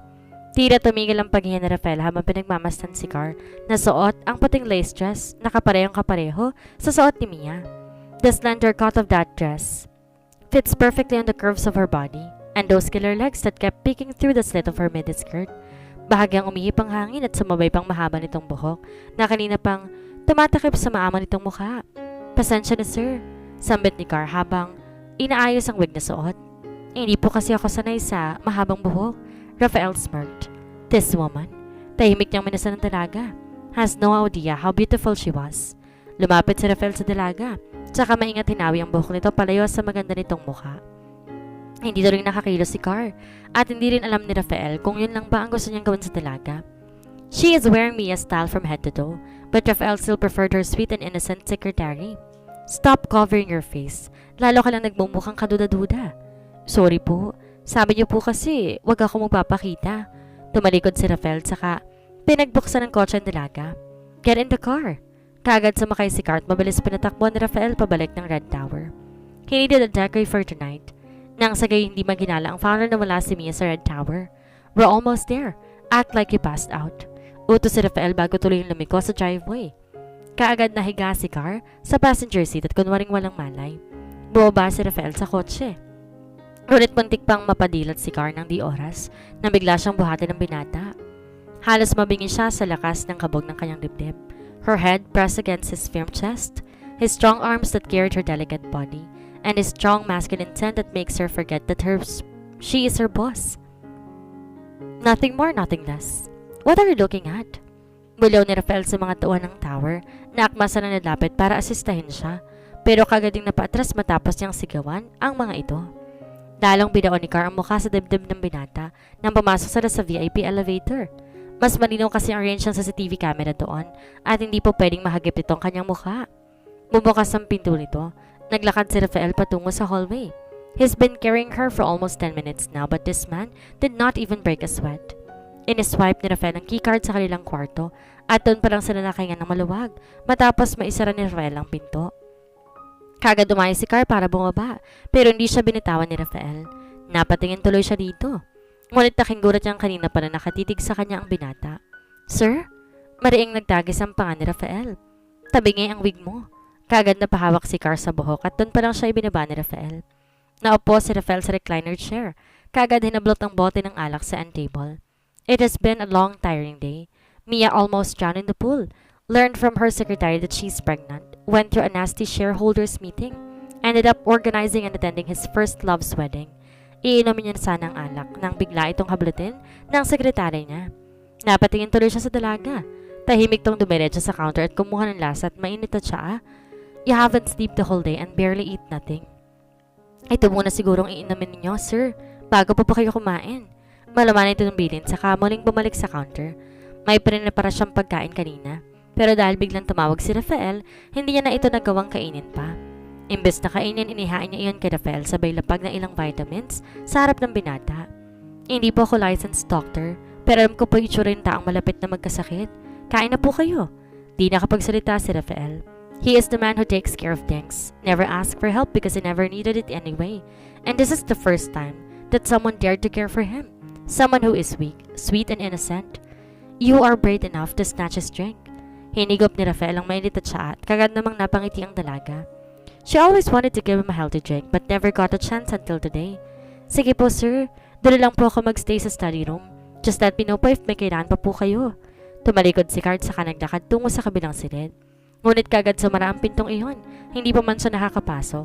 Napatingin siya sa kamay na nagsara noon at halos dumagundong ang puso niya ng pindutin itong lock. Unti-unti siyang humarap sa binata pero hindi siya nakapaghanda nang masalubong ang tingin nito. Do you need anything else, sir? Yes, Rafael breathed. You. 20 minutes later, kasamang ilang tauhan ng Red Group, lumakad si Kane palabas ng opisina ng founder. Kaagad nahawi ang mga tao sa hallway. Walang gustong humarang sa daraanan ng buong grupo. Marahang gumilid ng kanyang tingin sa pintuan ng opisina ni Rafael. Ngunit bahagyang kumibot ang kanyang Kane na mapansing walang ilaw sa ilalim ng pinto. The CEO have it arrived yet? Not yet, sir. Unti-unting tumalas ang tingin ni Kane. Sa pagkakaalala niya umalis to kasama ni Mia kanina. The fact that Mia went out with Rafael so willingly after what happened in the shareholders meeting doesn't sit well with him. Mabilis siyang lumiko papuntang control room at pinagmasdan ang CCTV footages sa buong tower. Sir, kaliliko lang po ng kotse ng CEO sa driveway. Kaagad nalingon ni Kane ang screen ko sa nakita niyang itim na Maserati na huminto sa harap ng tower. Bumaba roon si Rafael at binuhat ang walang malay na dalaga papasok sa lobby. Pinagmasdan niyang maigi ang dalawa hanggang makarating to sa loob ng VIP elevator kung saan mas klaro ang kuha ng CCTV camera. His gaze sharpened towards the woman on Rafael's arms, from her long wavy hair down to her elegant white lace dress. But a wry smile slowly curved in the corner of Kane's lips as he noticed those familiar soft, long luscious legs. For someone who is highly trained as an agent, those legs looked delicate to run a mile. Kaagad nangiti si Kane. Sinong niloloko mo, Rafael? That's your secretary. Pinagbasta ni Rafael ang pinipira ng dalaga para sa kanya. She serves him with no question. Trust his wicked ways, not knowing his true intentions. She is being loyal and kind. What did I do to deserve you? Hinigop ni Rafael ang mainit na tsaa at kagad namang napangiti ang dalaga. Carr always wanted to give him something healthy, but never got a chance until today. Sige po sir, dala lang po na ako magstay sa study room. Just let me know if may kailangan pa po kayo. Tumalikod si Car saka naglakad patungo sa kabilang silid. Ngunit kaagad, sumara ang pinto niyon. Hindi naman siya nakakapasok. Napatingin siya sa kamay na nagsara nun at halos dumagundong ang puso niya ng pindutin nito ang lock. Unti-unti siyang humarap sa bintana pero hindi siya nakapaghanda na magsalubong ang tingin nito. Do you need anything else, sir? Yes, Rafael breathed. You. Slowly he leaned towards her. Halos sumabog ang puso ni Car sa sobrang kaba habang papalapit na papalapit ang mukha ng binata. Wala siyang ibang nagawa kundi manatili sa pagitan ng mga bisig ni Rafael at mariing pumikit. Ipinangako niya sa sariling paglilingkuran niya ang binata. Malaki ang respeto at utang na loob niya rito. Pero sa pagkakataong to, hindi niya nasigurado kung simpleng utang na loob pa rin ba ang nararamdaman niya para dito. His dark, amorous eyes softened as his lips kept getting nearer. Rafael, pupunta si Kane dyan. Tila biglang nagising si Rafael nang marinig ang boses ni Ana mula sa kanyang listening device. Kaagad niyang hinatak si Car papalayo sa pinto nang sunod-sunod na katok ang bumulabog dito. Open the door, Rafael. Kane muttered patiently. Open the door while I'm asking nicely. Rafael greeted his state. Sandaling tumigil si Kane, tahimik na naghintay. Ngunit matapos sa ilang segundo ay marahas niyang sinipa ang pinto nito at kaagad niyang bumukas. Dali-dali siyang pumasok sa opisina at namataan na nagkalat na ilang piraso ng damit sa sahig, lalo na ang puting lace na dress na suot ng babae kanina. Nakarinig siya ng impit na ungol mula sa study room kaya naman kaagad siyang pumasok dito. He saw Rafael on the couch, on top of a woman, topless. He immediately shoved Rafael's shoulder out of his way, but to his surprise he saw Mia instead of Rafael's secretary, unconscious, laying on the couch half naked. What are you doing? Hindi nakasagot si Kane. Pinagmasdang maigi si Mia habang wala itong malay sa sofa. Hindi siya po pwede magkamali. Hindi itong babaeng pinasok niya kanina. I don't know exactly what you're doing, but you better not mess with the founder's plan. Asara na tawa si Rafael. Ano sa tingin mong ginagawa ko? Kahit araw-araw ko nang gawin to, sisiguraduhin ko ipabubuntis sa babaeng tong anak ko. Siguraduhin mo lang. Buong ngising banta ni Kane. Hindi ako titigil hanggat hindi mo napapasa kamay ang Red Tower. For the sake of the whole Mercado household, don't do something funny. Baka nakakalimutan mo, Mercado ka. Sir, nawawala na po ang bata. Kaagad sinapo ni Kane ang communication device sa kanyang tenga, saka matiim na napatingin kay Rafael. Anong ibig mong sabihing nawawala? Wala po dito sa unit ang bata. Damn it! Ines na nagmadaling lumabas si Kane saka dumiretso sa unit ni Kaiser. Ngunit ang tayong inabot na lang doon ay ang bukas itong bintana at putol na rappel cord. Muli, naikayom ni Kane ang kanyang kamoo. So it's all a plot to divert my attention. Mabilis na dumilat si Mia. Oras na marinig niyang paglock na Rafael sa pinto ng study room. Buti bumalik kayo? Paano hindi na kami babalik? Tumawag si Uncle Nick. Gusto raw niya ako makita ngayong Pasko. Sambit ni Mia tsaka mabilis na nagdamit. Bumukas ang bintana. Suot ang itim na army suit at mahabang rappel cord sa bewang nito. Tahimik na pumasok si Sian sa unit kaya nagmadali kami bumalik dito. Mabutit na kausap ko si Kaito at nalaman namin na ginamit ko yung sekretary mo bilang decoy. Saktong-sakto. Sigurado na itakasan ni Kaito si Kaiser sa mga oras na ito. Dumiretso si Rafael sa cabinet at binuksan ito tsaka inilalayang lumabas doon si Car na halos nanigas na sa nerbiyos. Buong ngiting pinagmasdan ni Mia ang dalaga mula ulo hanggang paa. Lumapit siya rito tsaka marang hinawi ang nagununtong buhok palayo sa maamon nitong mukha. Ikaw nang bahala magpasensya dito sa boss mo, ha? Magaspang ugali niyan pero mabait yan. Sambit ni Mia tsaka kaagad nalingon si Rafael. At ikaw huwag mo masyadong pahirapan ng sekretaryo mo, ha? Pasensya na. Naabala pa tuloy ang honeymoon ninyong dalawa. Napabonghalit ng tawa si Sian. Di nga, parang kami pa ni Mia nakakaabala sa inyong dalawa eh. Tukso ni Sian tsaka malokong ngumiti sa labi habang pinagmamasan silang dalawa ni Car. Sige, ituloy ninyo na. Kunwari wala kami ni Mia. Napatakip tuloy bigla ng mukha si Car sa sobrang hiya. Umakit niya yatang lahat ng dugo sa pisngi sa tindi ng pagkakapulan nito. Hindi tuloy mapigilan ni Mia na matawa lalo na makita ang asartalong mukha ni Rafael. I know it's Christmas Day pero walang sinasantong Pasko ang founder. Kaagad silang natahimik sa sinabi ni Rafael. Tsaka seryoso nag-usap ang kanilang mga mata. I am fed up with this entire situation. Mia's jaw clenched. Tapusin na natin lahat ng to. Kaagad niliko ni Kaito ang kotse sa driveway ng airport kung saan nakita niya kaagad si Joshua na nag-aabang sa kanya sa entrada. Dali-dali siyang bumaba, dalang ilang gamit para sa kanyang anak. Kaagad niyang hinatid si Kaiser patungo kay Joshua. Mabuti naman nakarating ka kaagad. Abang kaya ako ng abang sa tawag ninyo. Bigla niyo na kasi akong iniwan ni Mia. Simangot ni Joshua na kaagad din namang kinuha ang gamit ng bata. Kamusta? Wala bang kakaibang nangyayari habang wala kami sa Pinas? Wala. Mabilis ang sagot ni Joshua. Ano naman mangyayari lahat kayo nandito sa Hong Kong. Joshua, ikaw nang bahala kay Kaiser ha? Sinulat ko yung address sa yung number ng taong kukontakin mo. Siguraduhin mo makakauwi ng ligtas itong nag-iisang anak ko. Tumango-tango si Joshua. Bahagyang lumuhod si Kaito sa kahinarap ang nakasimangot na anak. Kaiser, sumama ka muna kay Joshua mo ha? Pero Pasko ngayon, Papa. Pang-apat na Pasko na to na hindi kita kasama. Parang may kung anong bumara sa lalamunan ni Kaito sa narinig mula sa anak. Gusto niyang makasama ito pero hindi sa ganitong panahon at sitwasyon. Anak, pangako ni Papa, huling Pasko na to. Pagkatapos lahat ng to'y hihinto na si Papa sa trabaho. Gusto mo yon, di ba? Mahigpit na yumakap si Kaiser sa ama at ganoon din si Kaito. Masakit man, bumitaw si Kaito at iniwan kay Joshua ang anak. Kahit halos madurog ang kanyang puso habang narinig ang pag-iyak ng anak. Wala siyang sinayang na oras. Mabilis niyang pinatakbo ang kotse pabalik ng Red Tower. Tama ng 12 taon. Hindi na ako papayag na hindi pa matapos ito ngayon. Lalo niyang pinaangangkada ang makina ng kotse at pinaharurot yun sa freeway. Makabalik lang ng Red Tower. Inabot niyang listening device at kaagad sinuot iyon. Kamusta? Umabot pa sila Mia? Oo, saktong-sakto lang ang dating nila. Bulong ni Anna at saka tahimik na naglakad sa madilim na hagdan patungo sa 3rd level ng parking. Nakapunta ka na ba ng airport? Oo, naibiling ko na siya kay Joshua. Hindi ako matatahimik hanggat di ko nilalayo si Kaiser dito. San ka na ba? Malapit na ako. Magkita tayo sa East Wing. Ibinaba ni Ana ang tawag tsaka maingat na nagmasid sa paligid bago lumiko papunta sa kanyang kotse. Nang bigla na lang may humarang sa kanyang daraanan. Kung ganon, ikaw pa lang mata ng grupo. Unti-unti lumaki ang mata ni Ana nang marinig ang pamilyar na boses nito. Dumipas ang ilang minuto at eto na ang itim na Fortuner ni Kaito paakit sa East Wing ng Red Tower. Tahimik ang lugar at di ganun karami ang taong nagpapark doon.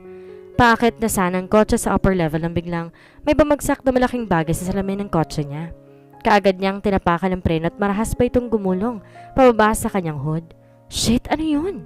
Tanong niya sa sarili. Mabilis bumunot ng baril si Kaito sabay kabit ng sound suppressor. Maingat siyang nababas ng kotse at nagmasid sa paligid.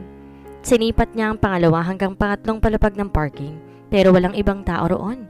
Dali-dali niyang nilapitan na nahulog na bagay ngunit para siyang binuhusan ng malamig na tubig na mapansin na katawan pala ng tao ito. Nilapitan niya pero kagad siyang napatigil sa paghakbang na makilala niyang dugo ang damit na suot nito. Halos manginig ang bawat himaymay ng katawan niya. Ana! Kaagad niyang inakay ito at pinulsuhan ng dalaga. Mahina ng tibok ng pulso nito pero humihinga pa. Hindi na magkamayo si Kaito nang buhatin niya si Ana pero halos maupo siya sa sahig na makitang mukha nito. Blood welled up from Anna's hollow eyes as several torn veins kept peeping out of her gouge eyes. Patikim pa lang yan. Kaagad siyang naalerto na marinig ang kasuklam-suklam na boses ni Kane mula sa kanilang listening device. As the leader of the Mercado household, I want to send a clear message to you, R05, leader of the infamous Raven Seals. Kane's voice is so deep and cold, it sounded like pure evil. Don't get in my way. Mabilis na niligid ng kanyang mga mata ang buong lugar.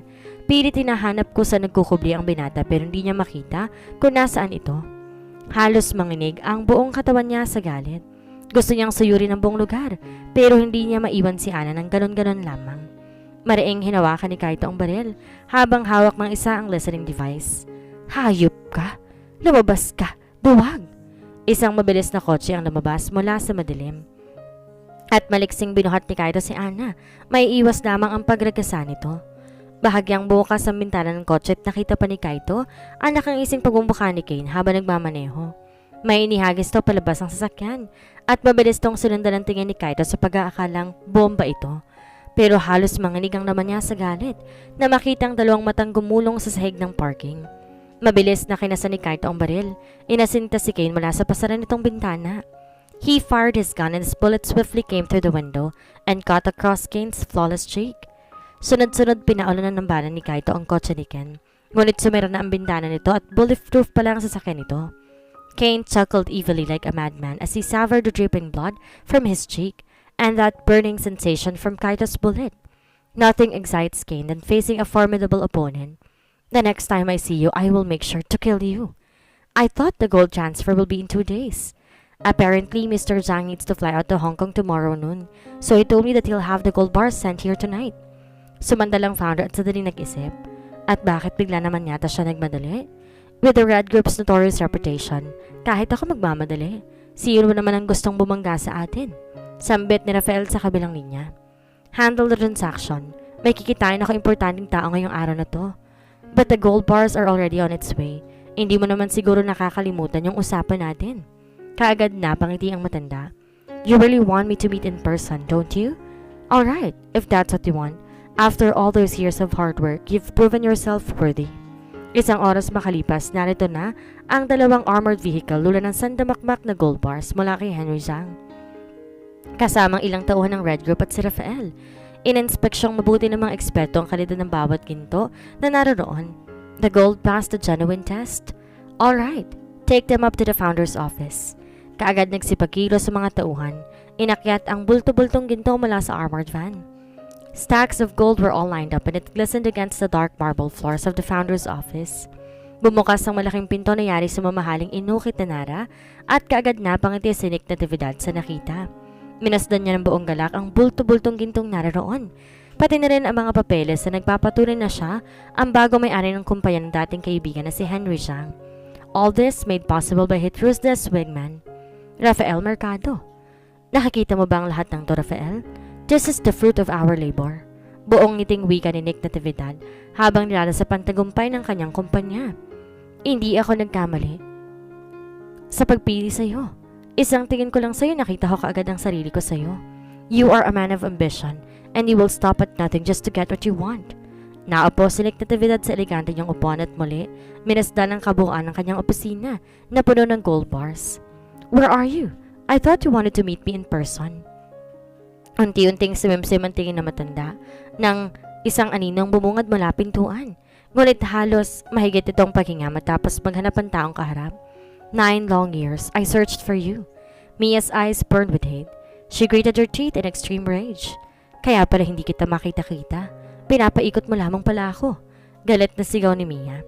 Samantala sa Victoria City, Raven Seal's underground facility. Tahimik na pinagbasta ni Kaito. Si Ana at tayong tunog lang ng heart rate machine ang kanya naririnig habang inooperahan ito ng mga doktor sa pamumuno ni Harry. Halos madurog ang puso niya habang pinagmamasa ng pagbebenda sa mga mata ng dalaga. Ang nakasemento nito mga balikat at isang katutak na tahi sa katawan. 8 broken bones, dislocated shoulders, 9 stab wounds. Mariing na ikuyom ni Kaito ang kanyang kamay at nagtagis ang kanyang panga. Demonyo ka, Kane. Hindi ka na nakontento. Dilukot mo pa pati mata ni Ana. His eyes burned in tears in extreme rage. He took a firm step backward and gave Ana a dignified salute. Undercover Agent Black Vixen, I relieve you from your mission. Ilang minuto pa'y natapos ng operasyon. Kaagad lumabas si Harry mula sa ICU unit at sinilubong si Kaito hawak ng isang pirasong papel. Ano to? Bakit may ganito? Sigurado ka ba rito? Tanong ni Harry sa kaibigan. As the leader of the Raven Seals, I'll take full responsibility for what happened to Ana. Parang sinaksak si Mia ng paulit-ulit sa loob ng ilang taon na paghahanap, ilang taon na pagpaplano at pagsasanay. Ang taong matagal niya nang gustong pagbayaran sa lahat ng pasakit na inabot niya ay ang kanyang ama. Ay ang parehong taong sinalubong niya ng yakap at halik sa pisngi. Ang taong tinuring niya bilang pangalawa niyang ama. Mia gritted her teeth. Her hands trembled at the sight of his loathsome emotional face that makes her want to slit his throat and tear him wide open. Paano mo nagawa yun? Nanginginig ni Miyang sambit. Paano mo nagawang ipapatay ang sarili mong kapatid? Wrong question. His eyes looked at her with dead coldness. Ang dapat na tanong ay, paano nagawa ng tatay mo na sarili kong kapatid na agawin ng nag-iisang babae na minahal ko? He bitterly smirked as he reached for the bottle of rum on top of his table and poured it out on his icy glass. Nung kinuha niyo ba sa akin si Azalea, naisip ba niya ako? Naisip ba niya na kapatid niya ako? I guess not. Ibinaba ni Uncle Nick ang bote ng alak tsaka matamang tinitigan si Mia. Ever since I was a kid, I always struggled to remain significant in everybody's eyes because my older brother is the epitome of the best. But when your mother came, everything changed. She's the only one who makes me feel important. She means the world to me. The pain in his old clouded eyes suddenly deepened with hate. But he took that happiness away from me, so I took his. You. And I never regret every single moment of it. Marahas na hinampas ni Mia ang lamesa. Minahal kita. Higit pa sa sarili kong ama. Pinagkatiwalaan kita, but her uncle just rested on his seat, playfully swiveled his chair and smiled wickedly at her words. The beast, who took an innocent child as his revenge but ended up loving her more than anything in this world. This beast built an empire for that little girl. She is my everything. Mia's gaze burned with hate, but tears kept gathering in the corner of her eyes. Pero kaagad niyang winaksi ang mga luhang yon. She will shed no tears for this lying old bastard. He doesn't deserve it. But why does this old man's word kept tugging her heavily betrayed heart? I only wanted the best for her, so I chose the right man and groomed him to be the king of the underground. So when I'm gone, I know that she'll be in good hands. Uncle Nick glanced at her little girl's pained eyes. I may be ruthless, but I did everything for you. Yet in the end, this beast remains a beast in your eyes. But this beast still loves you more than anything else in this world. Ininom ni Uncle Nick ang kanyang alak at nagpakawala ng malalim na buntong hininga. Pero pareho lang kayo ng nanay mo. Matapos kong ibigay sa inyong lahat, bandang huli hindi niyo ako pinili. Napatigil sila sa pag-uusap ng bigla, bumukas ang pinto at pumasok si Rafael sa opisina nito. Have a seat. With dead cold eyes, Rafael walked towards the old man. You don't look surprised. Mahinang sambit ni Uncle Nick habang nagsasali ng alak sa kanyang baso. Matagal mo bang alam na ako ang founder? No. Rafael unbuttoned his suit and sat comfortably on the leather couch. But I can smell my kind a while away. Pagak ng ngumiti si Uncle Nick sabay abot dito ng baso. Let's have a drink. He raised his glass and gazed at him with proud eyes. To the man I honed to rule my empire. To the man I cherished like my own son. To the man whom I entrusted my beloved niece. For one last time, Uncle Nick took a good look at his most prized wingman, Rafael Mercado, and to the ungrateful son of a bitch who bit his owner's hand. Cheers to your death, son. Napatayo si Mia nang biglang umugong ang mga pader ng silid. Unti-unti bumaba ang mga ito at tumambad ng halos 30 katao na mukhang kanina pa naroon at tila nag-aabang. Kasama si Kay na prente pang nakadikwatro sa kanyang kinaupuan. Mariing naparanok si Mia habang pinagmamasdan ang mga ito. There is something in this group that gave her chills. Everyone looked sharp on those white long sleeves and sleek black neckties. All of them were seated properly on their knees, but the savage glint in their eyes cast danger into the air. Akala mo ba hindi ko alam na parte ka pa rin ng Raven Seals? Matanda lang ako, Rafael, pero hindi ako tanga. Maraing bigkas ni Uncle Nick. Like you, I smell my own kind a mile away, and you weren't it. You are not the same cold and ruthless man I know before. So I groomed someone just like you, and you have no idea about it. Nag-igting ang panga ni Rafael sa narinig. Samantalang naguluhan namang napatingin si Mia sa tiyuhin. With just a little motivation, I got myself a new weapon. Isang lalaking pumasok ng silid at halos manlaki ang mga mata ni Rafael at Mia na makitang kasama nito si Kaiser. Shit! Bakit nandito si Kaiser? Hindi ba dapat kasama to ni... Kaagad na patigil si Rafael sa pag-iisip.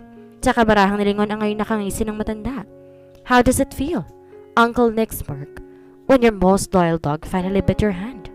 Hindi matinag ang mata ni Kaito sa kalsada habang bilis pinatatakbo minamanehong kotse sa freeway. Shadow Fox, give me an update.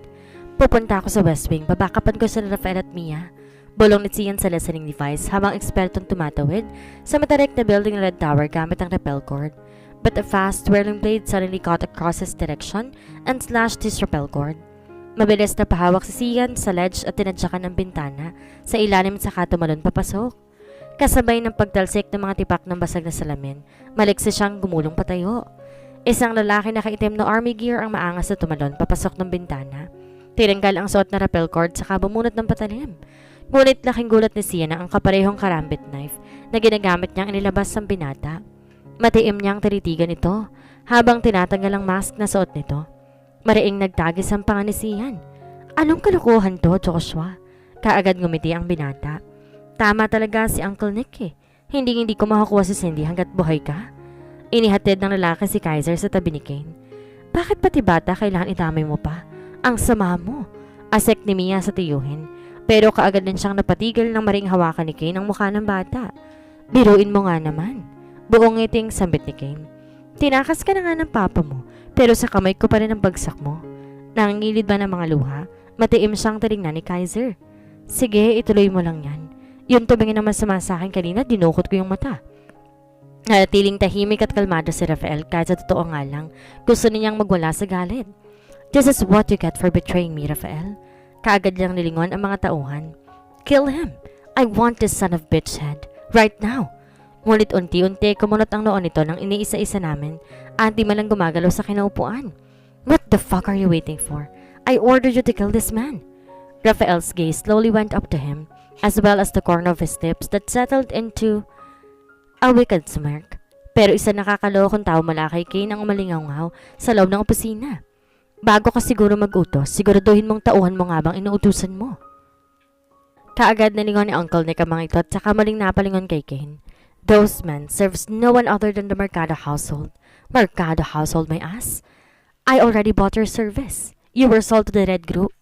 Pero bago ba matapos ang sasabihin, nilablot ni Kane ang ulo nito sa kamarahas na inampas ang nara sa lamesa. Red Group by us. I am Mercado. I am Kane Mercado. Maraing nagtagis ang panga ni Mia, pero hindi siya gumalaw sa akin na tatayuan. Her uncle deserved it. Every bit of it or even more. But there's a little part of her that is still concerned with its old bastard. And damn, she hated it. Kiniyom niyang maigi ang kanyang kamay. Hindi niya na dapat isipin pang matandang to. Nagkakatraidura na sa loob at kailangan niya mag-isip na mabilis. Iginala niyang kanyang mga mata. There is around 30 men inside the office and another 2 just waiting outside. Not even a single window in this goddamn office, and Kane stood right next to the door. Inis na napangisi si Mia. Hindi maganda to. Nilingon niya si Rafael. Pero hindi siya pansin ito. Nanatili lang ito nakaupo sa leather couch at pinagmamasang mabuti ang gintong estatwa sa ibabaw ng lamesa na para bang walang nangyayari. Shit! Anong plano mo, Rafael? Ngunit mabilis siya napatigil sa pag-iisip ng ibalibag ni Kane ang kanyang tiyuhin pasandal sa upuan. Halos lumungay-ngay ang dugong ulo nito sa sandalan swivel chair na marahas pang pinaikot ng binata para lang iharap sa kanya. You just listen to me, Kane whispered in between his teeth. I am trained to kill. Unfortunately, I'm not trained to kiss somebody else's old fat ass. Nilingon ni Kane ang tauhan sa pinto at saka ito sinenyasan. Dali-dali tong lumapit dalang isang laptop at saka nilapag sa lamesa. Why don't you make your life easy? Transfer all your funds to this account and maybe I'll think about keeping you alive. With bloodshot eyes, Uncle Nick gave him a mocking gaze and chuckled like a madman. Do you think I'm not that stupid? He smirked. I'd rather die than make that fan transfer. Ngumiti si Kane sa kamaangas na naupo sa lamesa. Pero bigla nang lamig si Mia nang sulipan siya nito at hagurin ng malagkit na tingin mula ulo hanggang paa. You know, your niece is very pretty. Kaagad na wala ang tusong itis sa mga labi ng matanda. Napalitan niyo na mariing pagtangis ng panga. Rafael, won't you let your finger on her? And who told you that? Rafael whispered as he flipped the page of the newspaper. Napatingin tuloy sa kanya si Mia. For a woman who has a constant habit of rejecting me, aren't you expecting too much? His eyes gave her a sullen glare. I am tired taking orders from you. Kane slowly clapped with triumph at sarcasm. Nice! Sambit nito at saka sineyasan ng dalawang tauhan sa may pintuan. Bring that nice piece of ass right here. Utos ni Kane sa kamaling nilingon ng matanda. Watch me, the shit out of your baby princess. Binalibag sa kanya ni Uncle Nick ang baso ng alak pero wala itong kahirap-hirap na naiwasan ni Kane. Huwag na huwag mong hahawakan ng pabangkin ko. Tumayo to para sugurin ng binata. Pero mahigpit siyang inipit ang tauhan nito pabalik sa kanyang upuan. Bitiwan niyo ako. Ang lakas na loob ninyong kalabanin ako. Kapag nalaman ng tauhan ko at ng black ako mga pinaggagawa ninyo, walang makakalabas sa inyo ng buhay. Yun ay kung may tauhan ka pa. Ngumisi si Ken sa pinindot ang laptop. Kaagad nag-flash ang CCTV footage ng tower at unti-unti nanlalaki ang mga mata nito matapos makita ang patong-patong na katawan ng kanyang mga tauhan sa underground parking lot. The Red Group is gone. Our household already took care of them. Kane smiled at him with such disdain. And guess what? The Black Hawk also turned her back at you and did not even have the slightest idea about it. Nanginig na nagdangis ang panga ni Uncle Nick. Lalo pa nang umiling-lingon ni Kane si Mia. Make the fund transfer or I will kill you right before your very eyes. Kung magagawa mo. Asik ni Mia na kanina pa nakukulili ang tenga sa mga sasat ni Kane. Kane smiled. Get her. Halos bumuan ng koko ni Uncle Nick sa kanyang upuan na magsimulang lumapit ang dalawa sa tauhan nito. Wala tuloy siyang nagawa, kundi lingonin si Rafael. But his last string of hope just sat there, legs crossed, reading the spreadsheets of the newspaper and had zero fucks to give. Maingat na lumistansya si Mia sa galaw at tindig ng mga ito, malayong kabilang to sa grupo sa likod. Sumugod ang lalaki. Maagap na umiwas si Mia, ngunit na-corner niya pa rin ito sa lamesa. Hinablot ito ang kanyang braso at saka buong persa siyang hinatak. But Mia expertly maneuvered her arms around her opponent, grabbed the bottle of rum on the table, and smashed it hard against the guy's head. Blood, glass, and liquor splattered all over the place. Humampas ang ulo ng lalaki sa lamesa, kasabay ng basag-basag na tipak nito. Ngunit hindi pa naman siya nakakabeloy, kaagad siyang sinilubong ng sipa ng isa pang tauhan. Maliksi siyang umilag, tsaka buong dahas at tinarak ang basag na bote sa leeg nito, pero hindi binitawan ni Mia ang lalaki. Marain niyang hinawakan ang ulo nito at pilit pinaharap ito kay Kay ng tauhan. Dahan-dahan gumilid ang mata ni Kane sa grupo at tahimik na tumayo isa sa mga ito. Raphael's brows twitched the moment he saw one of them move. Mabilis siyang tumayo at asal na binalibag ang dyaryo sa lamesa. Hindi ko alam na ganito pala kalampa ang Blackhawk ngayon. Sandaling huminto si Ken at minwestra ang tauhan para tumigil. Lumakad patungo ang lamesa si Raphael at sinipa pa nitong ulo na nakahandusay sa sahig. His eyes scanned the messed up table and ran his fingers on the curves of the golden lady statue before he turned his gaze at Mia. Pareho na kayo masakit sa mata ng tiyuhin mo. Mia looked at him with convinced eyes. Tama, sumakay ka lang. Kumbinse ni Mia sa sarili. Kahit anong mangyari, kakampi mo, si Raphael. Mia watched him on the other end of the table as he slowly took off his suit and rolled up his sleeves. Let's not waste our time anymore. You and your uncle will be dead anyway. Pero bago pa man mapakurap si Mia, ay mabilis nang hinablot ni Raphael ang baso ng alak sa lamesa. Things escalated so damn quick right before she could even breathe. And the next thing she knew, she was forced to run across the room, hands over her head, trying her best not to get struck by the hard liquor gases. Raphael hurled out in breakneck speed. Her heart pounded fast as the vicious sound of his deadly throws. She closed her eyes and made a blind run as the shards of glass splattered in their direction. Raphael, buntis ako! Sigaw si isip ni Mia habang tumatakbo tungo sa bookshelf. Maliksing binunot ni Raphael ang Parker pen sa kanyang bulsa at marahas tong binato kay Mia. Nahulin tong nilayan ng palda ng dalaga. Bumain yon sa kanto ng bookshelf. Shit! Anas ni Mia na muntik siyang madapa. Raphael did not waste time. He reached for the lady's statue on top of the table and twisted its arms. At laking gulat ni Mia nang bigla na lang umikot ang bookshelf. Kasama siya. Layers of high-security titanium doors shot right in front of her. The whole thing hummed to life and went straight up. Napaayos ang tindig si Kay nang bigla na lang nawala sa paningin nila si Mia. Binali ni Raphael ang kamay ng estatwa at siniguradong wala na ibang nakakasunod pa sa dalaga. Kane's eyes narrowed into a sharp, ominous glare. What is supposed to be a full-length bookshelf was a secret door exit, and Raphael has a solid plan right from the very start. Uncle Nick chuckled evilly. Sinasabi ko na nga ba, hindi ako nagkakamali sa'yo. Kaagad siyang tinapunan na masamang tingin ni Raphael. I did not do it for you. I did it for my son. You! Kane gritted his teeth. You betrayed our group right before our brother's eyes. Unti-unting tumayo ang mga kasamahan nito sa loob. I never betrayed anyone. It just so happened that I'm loyal to one group. I am a Raven Seal. I am a Raven Seal. Lalong sumiti ang galit sa mga mata ni Kane. There is no place for traitors like you in the Mercado household. You don't even deserve to be a Mercado. Kill him. Dali-daling pinaikutan ng buong grupo si Raphael. Pero imbes matakot ginisiyan lang niya mga ito. 30 men, you should have brought me here. Kane smiled in an irritating smug. I came prepared. A loud clicking sound hollered across the room. Walls started to wind down and small office turned into a huge function hall, filled with hundreds of men on standby. 1, 8, 7, Mercado? Kane shouted. He never felt so proud. Raphael froze as he eyed every single one of them in the room. Everyone has the eyes of a killer, stance of a killer. It was like staring at 100 versions of his old heartless self. So what do you think of our new breed of highly skilled assassins? Muling nilingon ni Kane ang mga ito. For your final test, bring his head, and you will assume his rank as the fourth leaf. The hunger to kill glistened into their bloodthirsty eyes. Kanya-kanya silang bunot ng sandata, sabik na bulong ng isa. Nice! Don't get too excited. Napatigil to't napatingin sa seryosong mukha ng katabi. Remember the little kid that our trainer kept telling us? That one kid. that killed 50 men using a sharp can lid.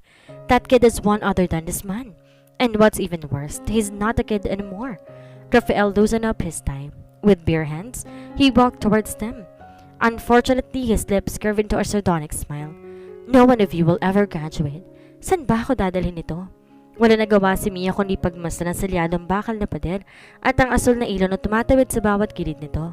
Umupo siya at inabot ng kanyang binti. Maingat niyang kinapa ang Parker pen na pumako sa palda niya. Ngunit kumunot ang kanyang noon na may makapasyang kakaiba roon. Nilingon niya ito at napansin na isang maliit na earring na nakasabit sa clip nito. With the looks of it, mukha itong listening device. Halos katulad na binigay sa niya ni Sia noon. Kinuha to ni Mia at kaagad kinabit sa kanyang tenga. Sabay sa pagtunog ng high-tech elevator, bumukas ang pinto nito. Ngunit laking gulat niya nang bumungad sa kanya si Knight. Long time no see. Mia clenched her fist. Sa dinami-rami na makakasalubong niya, ito pa talagang animal na pumatay sa tatay niya. It shouldn't be a problem. She wanted to kill him anyway, in the most brutal way possible. She's been waiting for this moment for so long, to finally get a chance to avenge his father. But the thing is, she's pregnant. Mas mahalaga pa bang paghihiganti kaysa sa pagtiyak ng kaligtasan ng bata sa sinapupunan niya? Marahang tumulo ang pawis sa kanyang noo habang pinagmamasan si Knight na nakaharang sa daraanan niya. Wala akong lulusutan. Kailangan kong lumaban, kundi siguradong mamamatay kami ng anak ko dito. Matiim ni Miyang tingin si Knight. Anak, kapit kang maigi. May itutumba lang si Mommy sandali. Akbang hamakbang si Mia pero bago pa lumapat ang paa niya sa sahig, isang mabilis na patalim ang numipis sa kanyang pisngi. Hindi nakakilo si Mia matapos bumuo ng kutsilyo sa pader. Gahibla lang ang pagitan sa pisngi niya. Kunin mo na, buyo ni Knight. Baka sabihin mo masyado kang dihado. Marahas niyang binunot ang kutsilyo at saka mabilis sinugod si Knight. Bumagsak si Knight sa sahig at habang niyang napasandal naman si Mia sa pader. Marahan niyang hinapos ang kanyang tiyan habang pinagmamastan ang walang buhay na katawan ng binata sa sahig. You don't deserve a quick death. Pasalamat ka, buntis ako. Sabihin mo sa akin, Joshua, kinonsidera ka ba talaga nila sa grupo? Isinasama ka kapag nagpaplano. Kung sa bagay, bakit ka naman nila isasama? Kung tutang sunod-sunuran lang ang tingin nila sa'yo. Halos sila ba ng puot at galit si Joshua? Hindi niya na maisip kung galit ba sa mandang kausap ang nararamdaman niya o galit dahil tila lahat ng sinasabi nito sa kanya ay totoo. Sasabihin ko sa iyo kung bakit. Dahil takot sila sa iyo. Gusto nila hawakan nila sa leeg. Bulong sa kanya ni Uncle Nick tsaka ngumiti. Naiintindihan kita kasi ganyan din ang ginawa nila sa akin. Ginawa nila ako masama sa paningin ng iba kaya tinutuo ko na. I will be that bad person they want me to be. Pero nakita mo naman, nakihiya ko ng lahat. Mariing hinablot ni Uncle Nick ang mukha ni Joshua. May gusto ka sa pamangkin ko, hindi ba? Natahimik bigla si Joshua. All you have to do is to kill the fox. Mariing kiniyom ni Joshua ang karambit knife na hawak matapos muling maalala na pag-usapan nila ng tiyuhin ni Mia. Tama si Uncle Nick. Sinunod kong lahat ng utos ninyo pero kinonsidera ninyo ba talaga ako na parte ng grupo ninyo? Hindi. Bata lang ang tingin niyo sa akin. Dahil bata ka naman talaga. Buwelta sa kanya ni Sian. Hindi ko alam kung anong sinabi sa'yo na matandang yon, pero baka nakakalimutan mo. Siya ang pumatay sa tatay mo. Sinungaling. Simula ngayon hindi na ako maniniwala sa'yo. Gagawin ko't kukunin ko kung ano man ang gusto ko. Pagod na ako maging tuta ninyo. Sumugod si Joshua at kagad sinalag na siya ng atake nito. Mabilis nagtagis ang kanilang mga patalim at buong gigil na pinigilan ng isa't isa. Umalis ka sa daraanan ko. Kailangan ko ng asawa ko.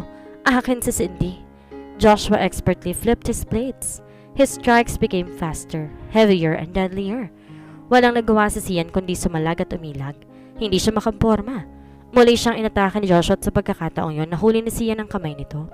But a fine razor wire quickly rounded around his arm, and Joshua pulled it hard and it slashed Sian's hands. Maiksi niyang pinulot ang razor wire at mabilis tumistansya sa binata. Walang tigil ang agos ng dugo sa nawakak na mga daliri niya. Halos hindi niya na magawang hawakan pa ang sariling patalim. Nag-igting ang kanyang panga.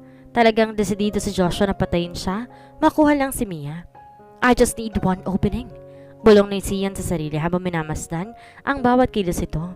Tumalas ang kanyang tingin sa galo ng mga paa nito at nang bigla itong huminto'y mabilis siyang umurong at sinalag ng kutsilyo ang sunod-sunod itong pag-atake. Mabilis na yumuko sa Sian para umilag pero nakaabang na palang tuhod ni Joshua sa panga niya. Marahas na kumubog ang ulo niya. But Sian expertly flipped his knife to his other hand and swung it across his opponent's stomach. Pero mabilis itong nasalag ni Joshua. Humagis sa ereng karambit knife niya at saka marahas na pinasadahan ng kutsilyo ang dibdib niya. Dali-daling lumayaw si Sian sa binata. Joshua is much stronger than expected. He is wearing a thick bulletproof vest, but his knife still managed to cut deep through his flesh. Alam niyang sinanay ito ni Rafael mula pagkabata at sinanay din ni Kaito para maging substitute niya. Pero hindi niya akalain ganito pala ito kalakas. Napangiti si Joshua habang pinagmamasdan ang diskumpyadong mukha ni Sian. He trained so hard this moment. He endured Kaito's gruesome training, but he never wanted to be his substitute. He wanted Shadow Fox dead. He wanted him out of the entire picture. Joshua spun towards Sian. With one swift move, he gripped his knife and lunged it into his throat. Mabilis gumilid si Sian at kinangiti iyon ni Joshua. Mabilis niyang inihagis ang patalim sa kabila niyang kamay, sabay unday ng saksak sa leeg nito. Pero laking gulat ni Joshua nang masara na Sian ang braso niya, tsaka buong persang binali ang balikat niya. Hindi na siya binitawan pa nito. Gamit ang kabilang kamay, kinarne ni Sian ang kamay ni Joshua, katulad ng ginawa nito sa kanya. Fury blazed into Sian's eyes. He has been waiting for the right moment, the right time to go in for a kill. Pero bandang huli, hindi niya magagawang patayin ang binata. Tama ka, sambit ni Sian sabay bitaw sa binata. Maaaring bata nga lang tingin namin sa'yo, pero kahit kailan, hindi namin inisip na hindi ka parte ng grupo. Baling-balikat, braso at tuwaktak na mga kamay. Pinagmasdan siyang mabuti ni Sian. Imbes na galit, awang hindi naramdaman niya para sa binata. Ayusin mo ang desisyon mo sa buhay, Joshua. Isipin ko pa lang na hindi nangyari to at hindi ko narinig ang mga sinabi mo. Sinipa ni Sian ang kutsilyo palayo sa kamay nito, tsaka tumalikod at naglakad papaalis. Ngunit lalong sumilab ang galit sa mga mata ni Joshua. Hindi ko kailangan ng awa mo. Mabilis na tumakbo si Joshua. Dugoan man ang kamay, pilit itong hinablot ang patalim sa sahig, sabay unday sa nakatalikod na binata. Pero laking gulat ni Joshua nang biglang humarang si Mia sa harapan niya. Pare-pareho silang napatigil. Mariing nagigting ang panga ni Sian nang hugutin ang patalim ni Joshua nang bumuon sa braso niya habang mahigpit na kayakap si Mia. Mariing nakatalikod siya. Pero nakita niyang mabilis sa pagtakbo ni Mia sa gilid ng mga mata niya. At kung may isang bagay na hindi niya hayaang mangyari, iyon ay ang mapahamak ang asawa niya. Tuluyang nablangko ang utak ni Mia. Habang pinagmamasa ng masaganang dugo na umaagos mula sa dibdib ni Joshua, she is confused as fuck. But the moment she saw Joshua try to stab her husband behind his back, she did not think twice. "I'm sorry, Joshua," she whispered. Even her voice did not have the courage to escape her mouth. Joshua let out pain smile as he coughed out his own blood. Nangihina siyang napaluhod saka bumagsak sa sahig na puno ng kanyang dugo. His body felt numb, but his heart was utterly destroyed. Wala na yatang masasakit pa kundi ang saksakin ka ng babaeng pinakamamahal mo. His head became blurry, his vision almost turning black, and the only thing he can hear was Mia's desperate cry and Sian's voice trying to reach the team through their listening device. "Take that old man to the secret vault," utos ni Kane sa tauhan sa kapaningbasan si Rafael habang pinapalibutan ang kanyang mga tauhan. "Kill him. I want his head on top of my desk." "Ninong Rafael," iyak ni Kaiser na kagading kilalad ni Kane para basang silid. Kasamang ilan sa mga tauhan nito na sabi ni Tanding Bitbit, si Uncle Nick. Men quickly gathered around Rafael. There was complete utter silence, waiting for each other's next move. Ipinasok ni Rafael ang kamay sa kanyang bulsa at kitang-kita pa niya ang pagtalas ng mga mata nito. "I am really on a tight schedule," he coldly whispered as he pulled out a credit card from his pocket. Asar pang dumurang isa. "That ain't gonna help you, asshole." Mabilis tong sumugod kay Rafael. With one swift move, the guy skillfully flipped his knife and swung it viciously down on Rafael's face. Ngunit laking gulat niya na saluhin ng credit card ang patalim niya at sa job pinahati ito ni Rafael sa dalawa. Even before he could blink, Rafael ripped his neck using its sharp edge and cut his throat open. Nanginginig na napanood ng lalaki habang sapo ang leeg na walang tigil sa pagdugo. It was just that second, and it was just a credit card. Nakangising pinatek ni Rafael ang credit card saka mataman silang tingnan ng isa-isa. "Ano? Ang lagay ako pang lalapit?" Gimanig ang buong function hall matapos sabay-sabay sumugod ang mga ito at kinuyog si Rafael. Blood splattered everywhere as soon as Rafael moved. Walang nakaporma kay Rafael nang mahawakan niyang paboritong gunting mula sa lamesa ng founder. Ibinisik ni Rafael ang dugo mula sa gunting na hawak. He was once a part of the secured unit, pero ang kalabanin ng 30 katao na halos kakalibre niya, isang maling kilos siguradong patay siya. It did not take long and the group was at him again. Pero laking gulat nila nang biglang sumabog ang mga bintana. Dumagundong ang malakas na ugong na helicopter sa labas. Isang grupo ng mga aninong mabilis na nagsipagtalunan sa kanilang palapag at halos nanlaki ang mata ni Rafael nang maaninag ang pulang varsity jacket na suot ng mga to. Napangiti si Rafael na makita mga pamilyar na mukha na mga dating estudyanteng nilalaban nila sa illegal underground fights noon. But they weren't kids anymore. They are the SIBS Alumni Elite Killer Group, ang grupong kinabibilangan ni Ana. Isa pang grupo ng SWAT team ang nagtalunan mula sa helicopter. Mula sa usok lumitaw si Hadrian. Hands in the air, Interpol! Sigaw ni Hadrian saka mabilis na lingon si Rafael. Sorry, we're late. But the Mercado household will never go down without a fight. Napangiti si Jiro. Pinaghahampas ang dalawang kamao. Come on, Papa! Papa! Hindi magkamayo na iyak ni Kaiser habang kinakaladkad siya ni Kane. Huminto ito at saka asa na tinulak ang binata sa tauhan. Patahimikin mo nga yan. Nakukulili yung tenga ko. Lumakad sila sa hallway nang biglang hinigin ng sunod-sunod na putok ang kahabaan ng bintana nito. Everyone was caught off guard, but the bullets did not manage to blast through the thick crust of the windows. Napahagalbak na rin ng tawa si Kane nang matanaw si Kaito sa katapat na building. You stupid ass! All windows on the top floor are bulletproof. Ngunit unti-unting napatigil si Kane sa pagtawa. Nung si Kaito na naman ang gumanti ng ngiti, pinindot ni Kaito ang remote control na hawak at biglang umilaw ang mga bumaon niyang bala sa bintana. The glass windows exploded and its concrete walls were blasted into pieces. Maliksing hinablot ni Kaito ang rifle, saka pinaulanan ng balang buong grupo. He shot everyone in the head with damn precision. Walang mintis, walang sinayang na bala. Blood sprayed across the hall, and Black Hawkmen were shot dead one by one. Sinamantala ni Uncle Nick ang pagkakataon. Tumakbo ito at tumakas habang nagkakagulong buong grupo. Maliksing nakaiwas si Kane, sabay hata kay Kaiser at pinagsalag sa bala. Papa! Kaagad na patigil si Kaito sa pagpaputok na makita ang sariling anak. Napangiti si Kane. Hinablot niyang bata at saka tumakbo sa East Wing. Kaiser! Maraing ikinasa ni Kaito ang high-power rifle. Mabilis siyang tumakbo sa rooftop sabay kabit na lang sa harness. Sa kanyang bewang at walang alinlangan tumalon patawid sa kanilang tower. Pumasok si Kane sa isa sa mga VIP room doon at pabalibag na inihagi si Kaiser.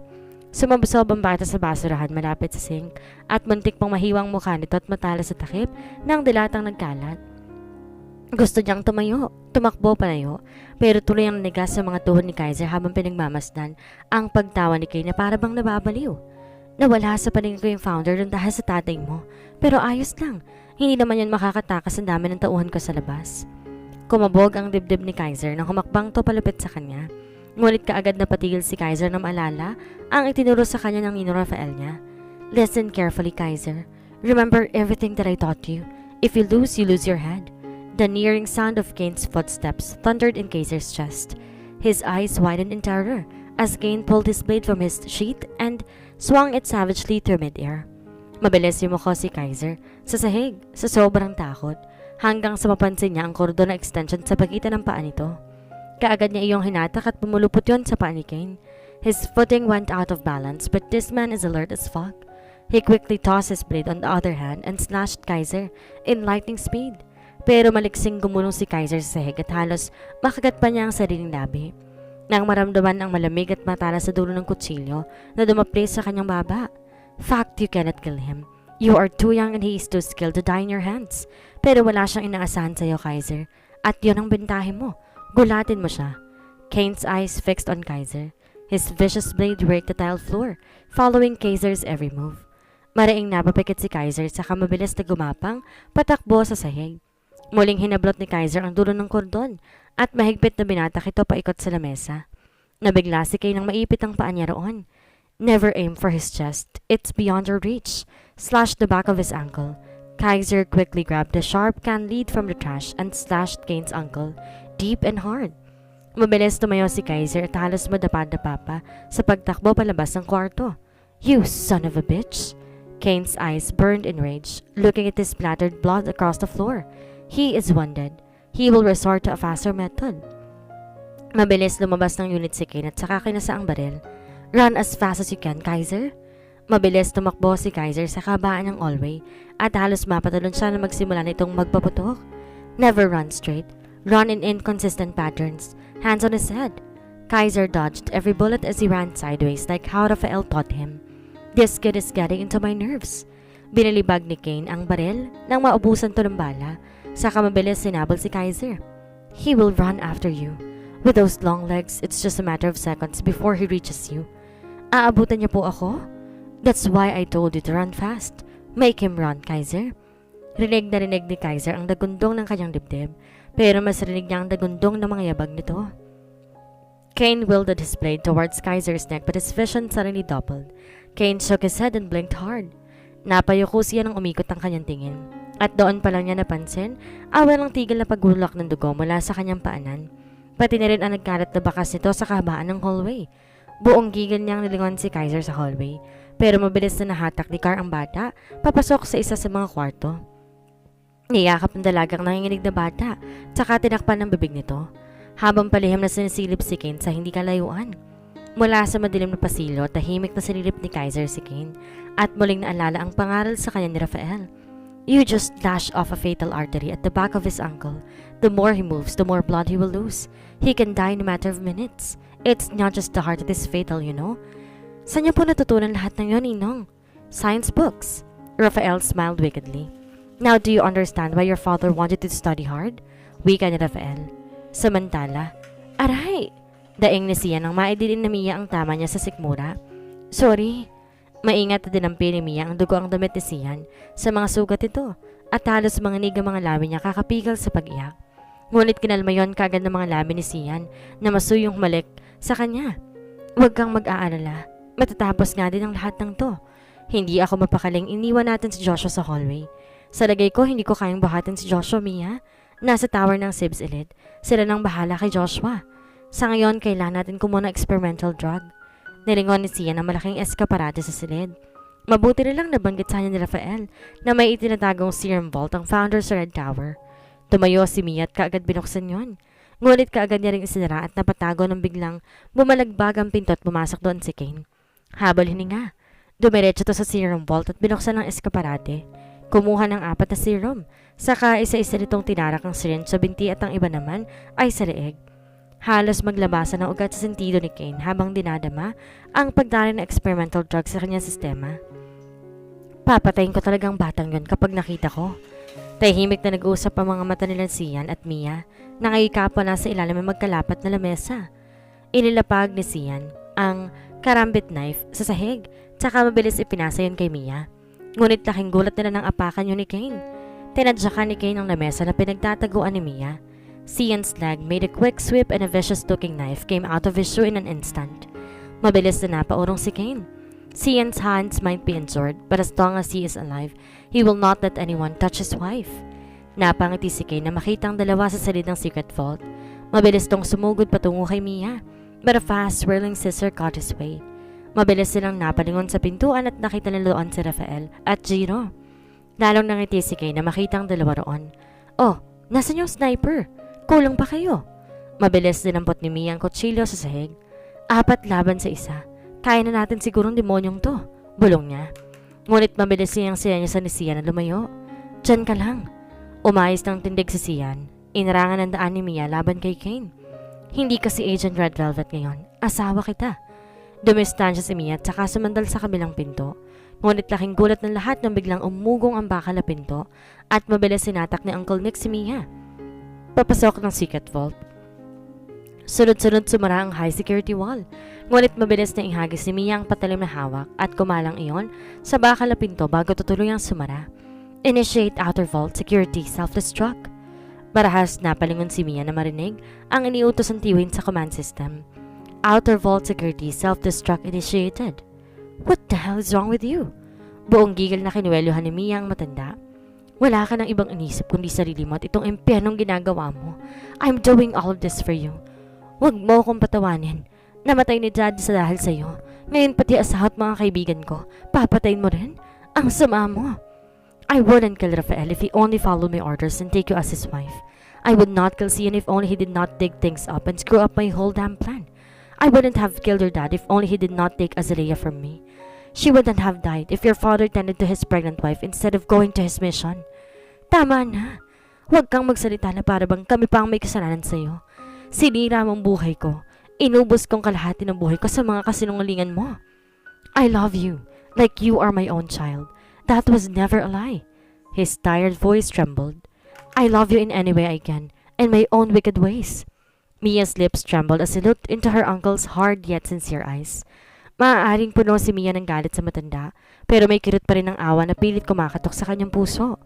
Ngayon alam ko na. Alam ko na kung bakit di ka nagawang patay ni Dad. Kasi kahit kaano ka kasama, mas matimbang pa rin yung pagmamahal niya sa'yo. Even if you don't deserve it, the blaring sound of the emergency alarm system continued to wail across the tower.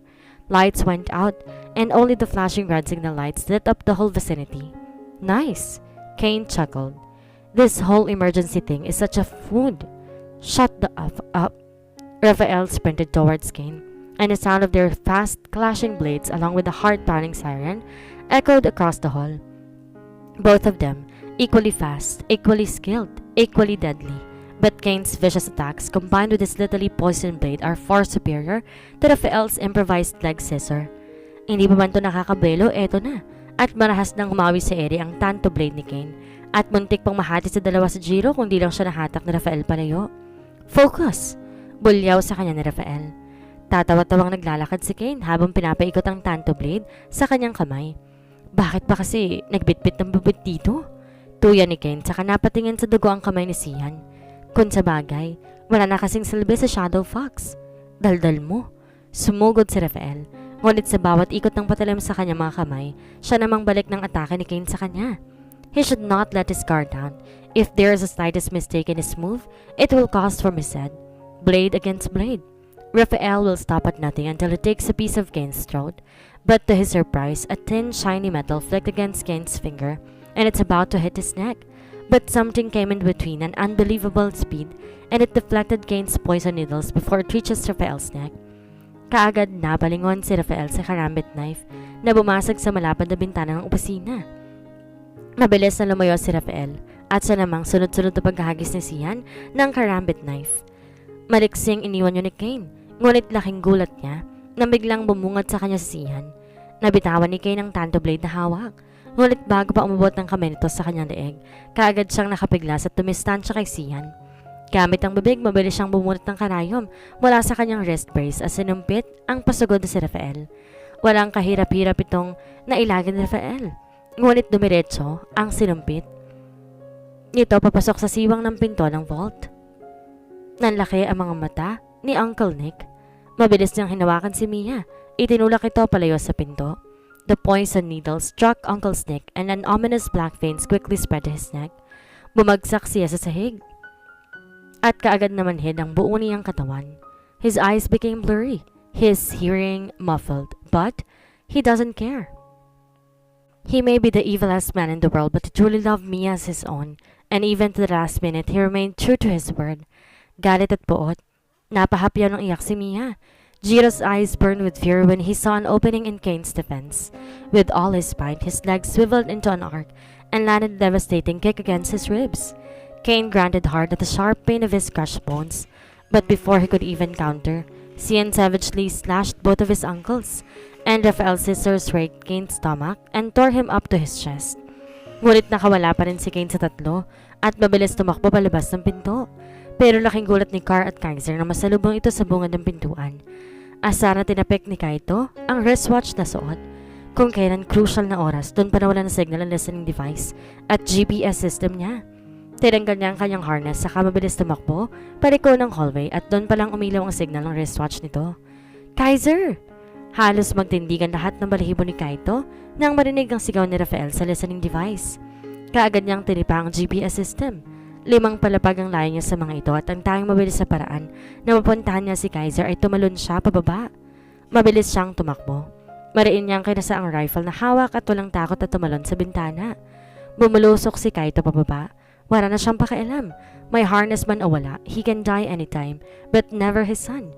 Mabilis niyang iniumang ang rifle. He only got one chance to aim, and failure is not an option. Kaya nang matapat siya sa eksaktong palapag at masipat ang ulo ni Kane mula sa basag na bintana, kaagad niya itong pinaputukan. Napatingin sila sa pinagbunan ng putok, ngunit halos maging balang buong grupo na makitang patulog si Kaito. Dali-daling tumakbo si Raphael, Sian at Mia patungo sa bintana. Pero halos pagbagsakan sila ng langit at lupa na makitang walang nakakabit na harness dito. Kaito let out a faint smile. He has no regrets. He was able to save his son, got a glimpse of his crew for the last time. With misty eyes, Kaito brought his hand up and gave his comrades our final salute. Mission accomplished, he victoriously whispered, and that's the last words they heard from his communication line.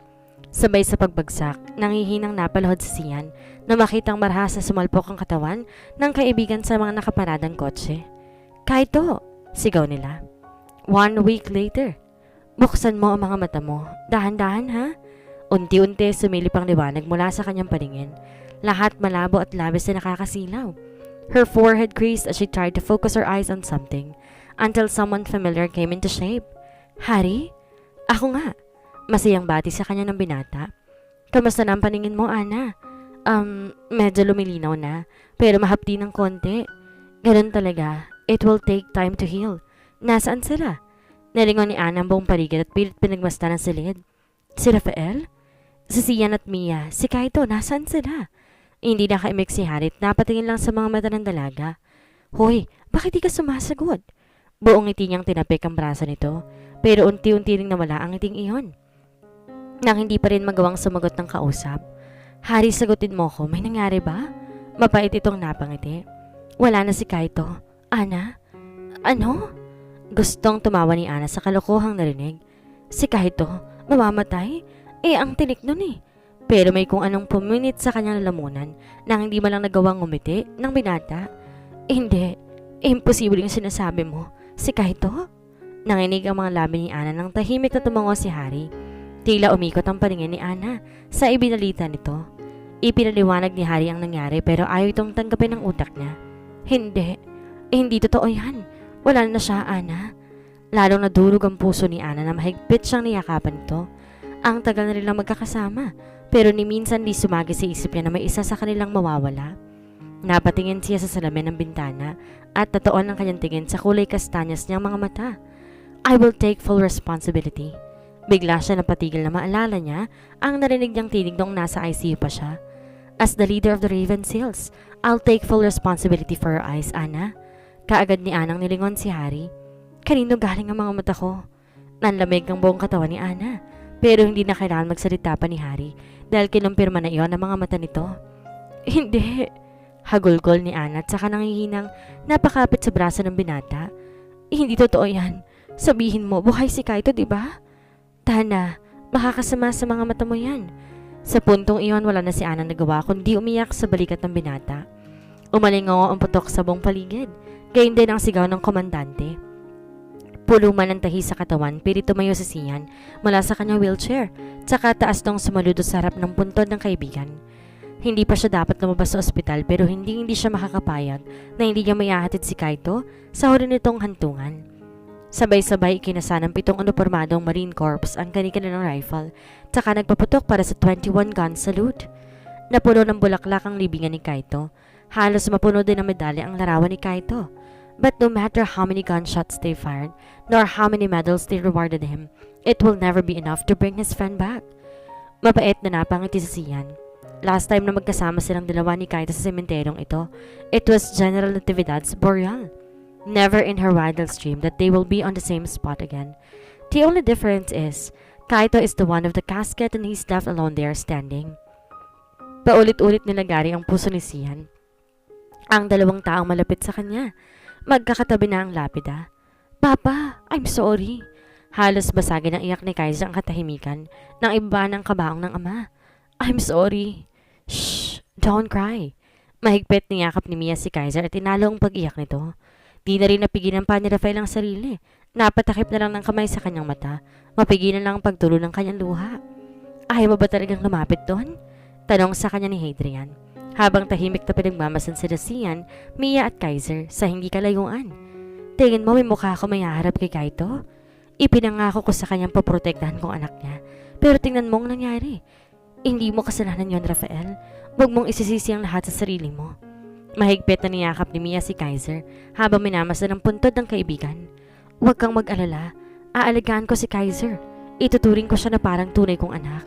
Mahigpit siyang inakbay ni Sian at sabay na silang mapait na napangiti. Masuyong hinaplos si Sian ang buhok ni Kaiser pero nasa ng luha nito. Huwag kang iiyak. Lalong malulungkot ang papa mo niyan. Isipin mo na lang binisita niya lang ang mama mo roon.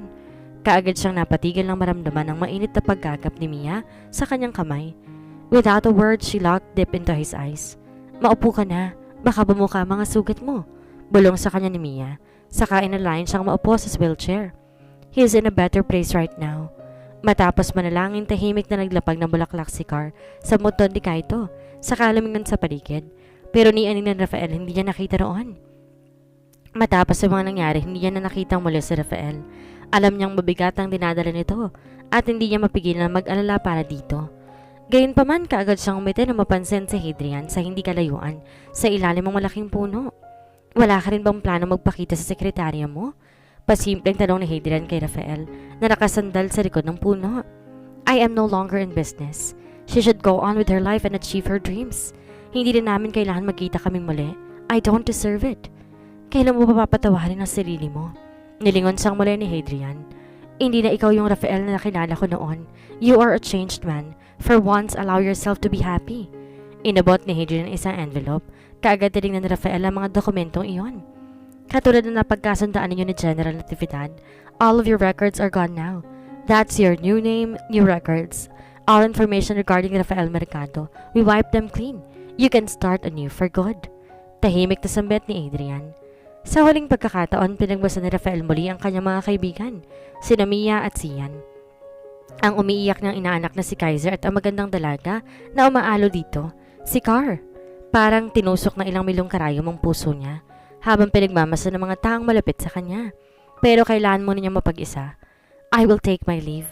Paalam ni Rafael kay Hadrian. I want a clean slate. I want to be whole again. Matapos ang libing, dumiretsang lahat sa tinutuloyan ni Hadrian. Lahat, walang imik. Lahat, lutang ang utak. Hanggang ngayon hindi pa rin sila makapaniwalang wala na nga si Kaito. Lumapit si Hadrian sa mesa. Nilapag ang dalawang silver case at may lang papeles sa lamesa. All of your records, your past identities and your last activities. I cleared it all out. Wika nito at saka naupo sa kanilang harapan. That is your full payment for the years of service and for the job well done. Kasama na rin dyan ang separation pay. Sian gazed at the commendation certificate awarded to the Raven Seals for the most outstanding superior unit in the history of undercover agents. He wanted to smile, but a shed of tear escaped his eye instead. He bitterly smiled. Hindi niya matatanggap. The piece of commendation paper, kapalit ng dalawang lang kasamahan, ang kapatid niyang si Kian, RS-03, at ngayon naman si Kaito, RS-05. Their mission might be over, but their bond will remain forever. Rafael refused to take his money. He said he did not need it. Instead, he asked me to deposit everything to Kaiser's name. Sian smiled and nodded his head. Nasaan na ba siya ngayon? He changed his name, left no traces. He is nowhere to be found. Napabuntong hininga si Mia. Siguradong sinisisi na naman ang sarili niya. Huwag mo siyang alalahanin, Mia. Isipin mong sarili mo. Magsimula ka rin ulit. This time, hindi mo na kailangan mabuhay para lang magigande. It is all over now. Para may kung anong mainit na lumukob sa dibdib ni Mia. Tama si Hadrian, tapos na ang lahat. Pwede na silang mabuhay ng tahimik ni Sian at nagiging maanak nila. Live well. You deserve to be happy. Ay, tama na nga yung drama. Bobo ka na naman tong sugat ko kakasi nga eh. Sambit ni Sian na hindi malaman paano pupunasan ng luha dahil sa nakabendang kamay. Sumasakit na naman ba? Aralang tanong ni Mia. Oo eh, sumasakit dito oh.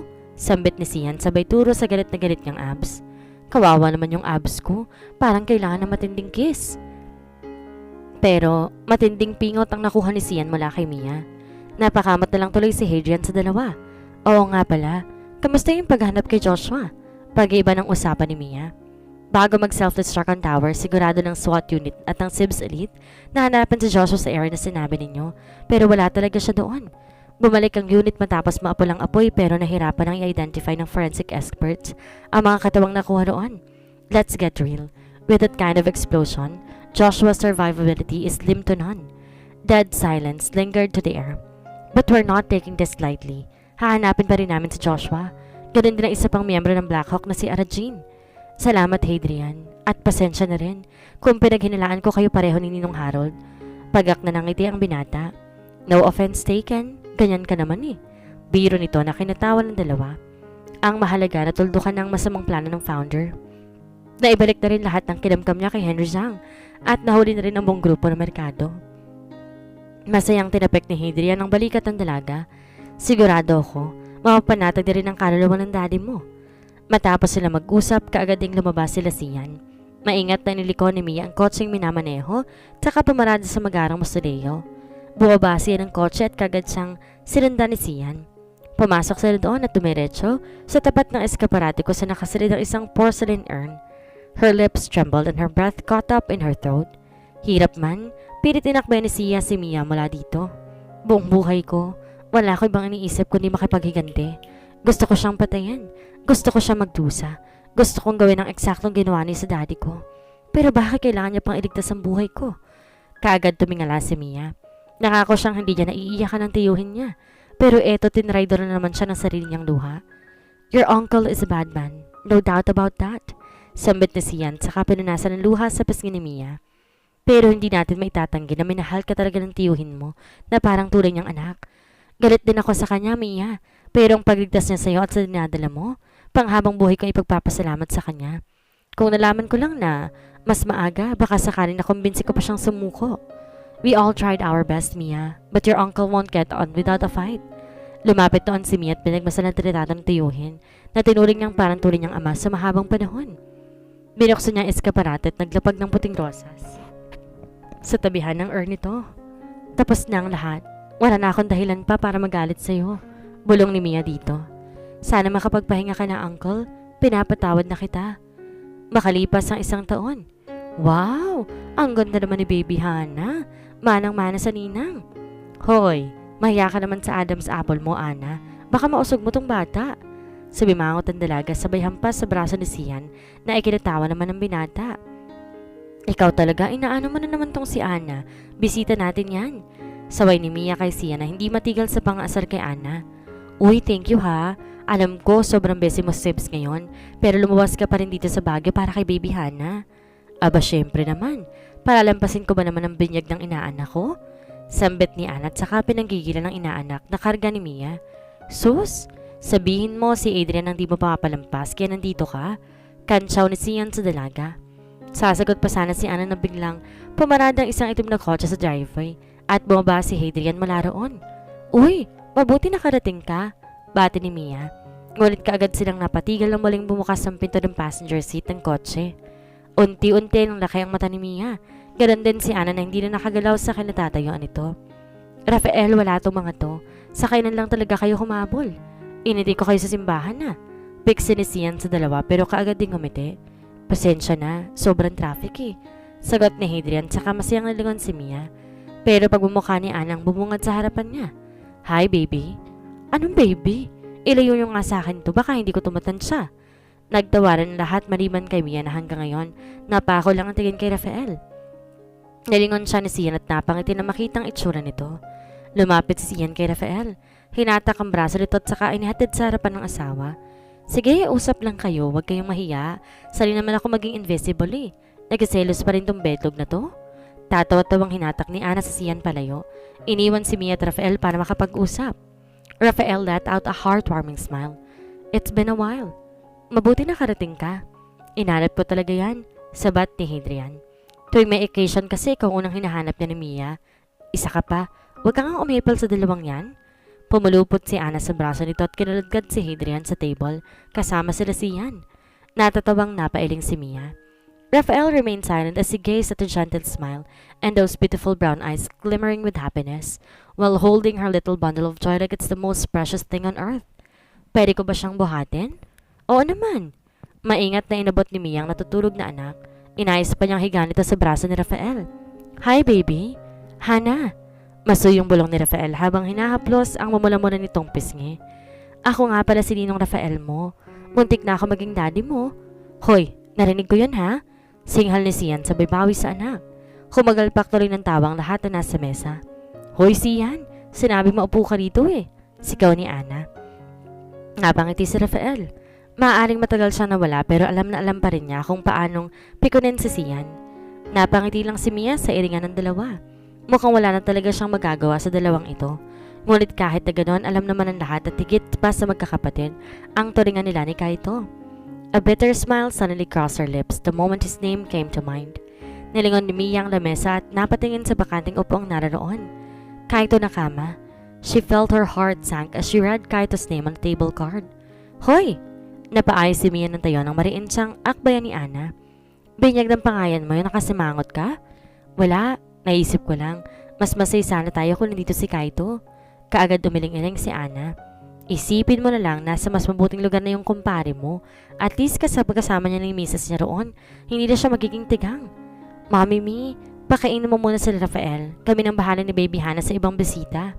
Wika ni Sian, habang buong ngiting inililipad-lipad ang ay bumubungis-ngis niyang anak. Mabuti pa nga, bulong ni Ana. Asikasuhin mo na yun si Rafael at ako nang bahala dito kay Baby. Wika nito sabay harap kay Adrian. Halos malamok ko tuloy ang mukha ng binata. Natatabang napailing si Rafael sa dalawa hanggang sa magtamang muli ang kanilang mga mata.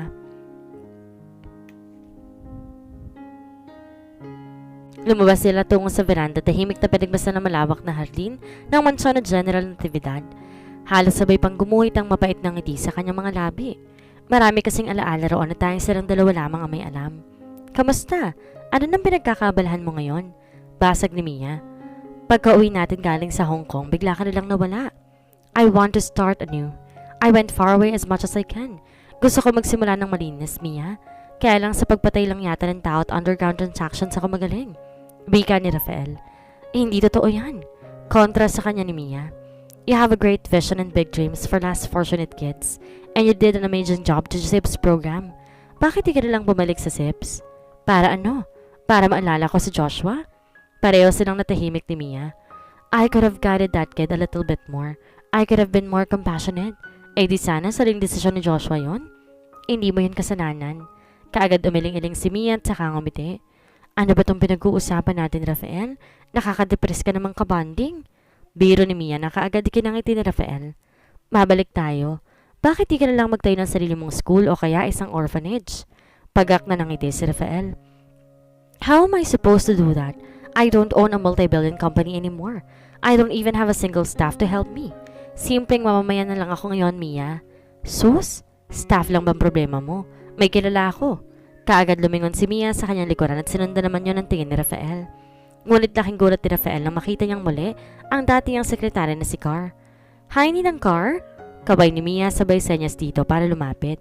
Halos tumigil ang puso ni Rafael nang humakbang papalapit sa kanya ang dalaga. Pero hindi lang siya ang ganoon. It has been more than a year. Pero hanggang ngayon naninervous pa rin si Car tuwing lalapit siya sa binata. Sino ba namang hindi? Gayong noon pa man matindi na ang paghanga niya rito. Ninang Car, ito kasing kumpare ko naghahanap ng girlfriend. Kaagad siyang nilingon ni Rafael. I mean, staff. Naghahanap ng staff. Tawa ni Mia. Sabay, senyas dito para lumapit. Halos tumigil ang puso ni Rafael nang humakbang pabalapit sa kanyang dalaga. Pero hindi lang siya ang ganoon. It has been more than a year pero hanggang ngayon ninenervous pa rin si Car tuwing lalapit siya sa binata. Sino ba namang hindi? Gayong noon pa man matindi na ang paghanga niya rito. Ninang Car. O, paano? Maiwan ka na muna kayo, ha? Para makapag-usap kayo. Ikukuha ko lang kayo na maiinom. Naku, Rafael, ayusin mo desisyon mo sa buhay, ha? Diskumpiyadong bulong ni Mia. Kilala niya si Rafael, hindi ito yung tipo na nagko-confess. Sa katunayan, si Mia pa nga naunang gumawa ng paraan para maging sila ng binata. Halos kilabutan tuloy si Mia nang maalalang muli yun. Kamusta ka na? Sambit ni Car at ngumiti. Matapos natin umuwi galing Hong Kong, bigla ka nilang nawala. Hinanap kita sa SIBS pero hindi ka na raw affiliated doon. Inanap mo ko? Tanong ni Rafael at tinuhuli ang tayo ng dalaga. Oo, paano hindi kita hahanapin hindi mo ko pinasweldo? Natatawang sagot ni Cart saka pabirong hinampas ang braso nito. Ngunit kaagad nang patigil ang dalaga nang saluhin ni Rafael ang kamay niya at nang hindi niya bitawan iyon. Her gaze fell on his strong calloused hand. But no matter how many lives had fallen in Rafael's hand, it is still the warmest and gentlest hand that ever held her. Umakit ang tingin niya sa binata pero hindi handa ang puso niya nang masalubong muli ang pagtitig nito. Have we met? Napamaang lalo si Car sa sinabi ng binata. Inayos ni Rafael ang pagkakahawak sa kamay ng dalaga niya kaya kinamayan nito. You are? I am Car. No, putol sa kanya ni Rafael. Hindi tuloy nakapagsalita ang dalaga. You are my woman. Sigurado ba to? Bulong ni Anna at saka mabilis kinuhang dalawang tableta sa kamay ni Sian. Oo naman. Muntik na akong gahasaan ni Mia habang nakalambitin kami sa 10th floor nang dahil lang sa love drug na yan. Effective yan, brother. Garanti sabog. Paano ba ito gamitin? Ipasok mo sa puwet ni Hadrian tapos isubo mo. Napatangang bigla si Ana. Di nga, tanga, syempre ipapainom mo, unggoy to. Buong gigil si Sian na pinaghahampas ni Ana habang di naman makahinga sa katatawa sa Sian. Hayop ka? Ang tino ng tanong ko sa'yo pero yung balak mo sa kumpare ko hindi matino. Bungis-ngis ni Sian. Pagbigyan mo na ako. Last chance ko na kay Hadrian to Kapag umalis na to papuntang US, wala na talaga akong chance pikutin to. Sige na, ihalo mo na dyan sa iced tea. Ako na mag-aabot kay Hadrian para hindi halata. Pasimpleng inihulog ni Ana ang tableta sa inumin, habang sa Sian naman tahimik na nagmamasid sa paligid. Okay na, bulong nito. Nilingon niya si Ana at saka malokong umiti. Yes naman, may madidiligan mamaya. Pinagsasapak siya ni Ana sa braso. Ang ingay mong tao ka? Di bale, ikaw naman ang mag-iingay mamaya. Ay, nakakadiri imaginein. Inis na napangawi si Ana sabay abot sa kanya ng 2 baso. Oh, bakit 2 to? In case sumabla yung una, meron pang isa. Aba, matindi. Gusto talagang maputukan. Ibigay mo na lang dahil pang sinasabi. Tinulak ni Ana sa Sian pabalik sa lamesa. Pero bigla na lang bumungad si Mia sa kanilang harapan. Uy, sakto. Akin na yan. Sambit ni Mia sabay hablot ng baso sa kamay ni Sian. Teka, uy. Ninong Rafael, Ninang Car, inom muna kayo ng iced tea. Oh, sabay na naparanok si Ana at Sian nang kunin ni Rafael ang baso at inamin yon. Okay lang ako. Kakainom ko lang kanina. Thank you. Magilong tanggi ni Car. Okay, kain na kayo dun sa loob. Ayaw ni Mia sa dalawa at saka bumalik. Kaagad napangiti si Ana na makitang pabalik si Mia dalang icy na may love drug. Pero halos takasan ng kaluluwa si Ana nang matabilok ito at tumapa ng icy sa sahig. Mia naman Iyak ni Ana. Asar na nagpapadyak sa sahig. Halos kabagin tuloy kakatawa si Sian. Samantalang naguguluhan namang napatingin si Mia kay Ana. La, bakit? Gusto mo ba ng iced tea? Hindi. Mas gusto kitang kurutin sa singit, hitad ka? Agad na palingon si Sian na marinig ang doorbell. Agad siya nagtungo sa pinto at binuksan iyon. Pero pareho silang natigilan Jiro na makitang isa't isa. Pasok. Matamlay na sambit ni Sian. Kung siya lang masusunod, hindi talaga kukumbindahin ng isang to. Pero wala siya magawa nang isinama ni Mia si Jiro sa guest list niya. Pumasok si Jiro, ngunit kaagad ding nilingon si Sian. I did not kill your brother. I kinda figured it out. Marahan siyang nilingon ni Sian sa kasinala ang pinto. Hindi ang isang tulad mong makapagpapatumba sa kapatid ko. With the sound of his voice, Jiro knew Sian was hurting. He is bitter, angry, just like him. After the death of his older brother Dylan, he finally understood why Sian wanted to beat the shit out of him, just like what he felt towards Knight. He was poisoned hours before the match. Sabat ni Harry. Madumi ang kalakaran ng pustahan sa arena, pero sinisigurado ko sa iyo, Sian, hindi si Dylan na nagutos nun. I'm sorry. Muling basag ni Jiro. I'm sorry for still talking shit about Kian. I know I'm a cocky asshole. I shouldn't have done that. I am so sorry for your loss too. Sian's face still emotionless. But your brother is still an ass. Jiro let out a pale smile. I know. Ang init? Sambit ni Rafael habang pinapipay ang kwelyo. Wala na bang ilalakas yung aircon? Nakatodo na. Reklamo ni Hadrian. Nanganginig na yung mga tuhod ko Okay ka lang ba? Tanong sa kanya ni Car. Ewan ko, bigla na lang uminit yung pakiramdam ko Sandali, titingnan ko ang vital signs mo ha? Itinaas ni Car ang kanyang buhok tsaka inipit iyon. Bago hinarap ang binata, tinawakan ng noon nito. Mariing naparanok si Rafael ng mapatingin sa maputi at makinis sa leeg ng dalaga. Hindi niya alam kung bakit init na siya. Pero halos silaban siya tuwing madidikit siya sa dalaga. No matter how hard he tried, his eyes cannot look away from her dampened cheeks, her moist lips and her dreamy brown eyes. Dali-dali niyang binuksan ng butones ng kanyang damit. Gusto niyang maghubad pero mas gusto niyang hubaran si Car. Kaagad tumayo si Rafael sa kaamiling. Hindi niya na nagugustuhan pa ang mga tumatakbo sa isip niya. Oh, saan ka pupunta? Pigil sa kanya ni Car. Hindi ko alam. Okay ka lang ba, Rafael? Gusto mo ba magpahinga ka muna sa guest room? Tanong sa kanya ni Mia. Mas malamig ang aircon doon. San ba? Tanong ni Car. Ako na magdadala sa kanya para maobserbahin ko rin siya. Yung kwarto sa dulo ng hallway. Tahimik na napangiti si Zia nang alalayan ni Car si Rafael patungo sa guest room. Samantalang sambaka naman ang mukha ni Ana. Pagkapasok na Rafael sa guest room, kagad niyang hinubad ang damit.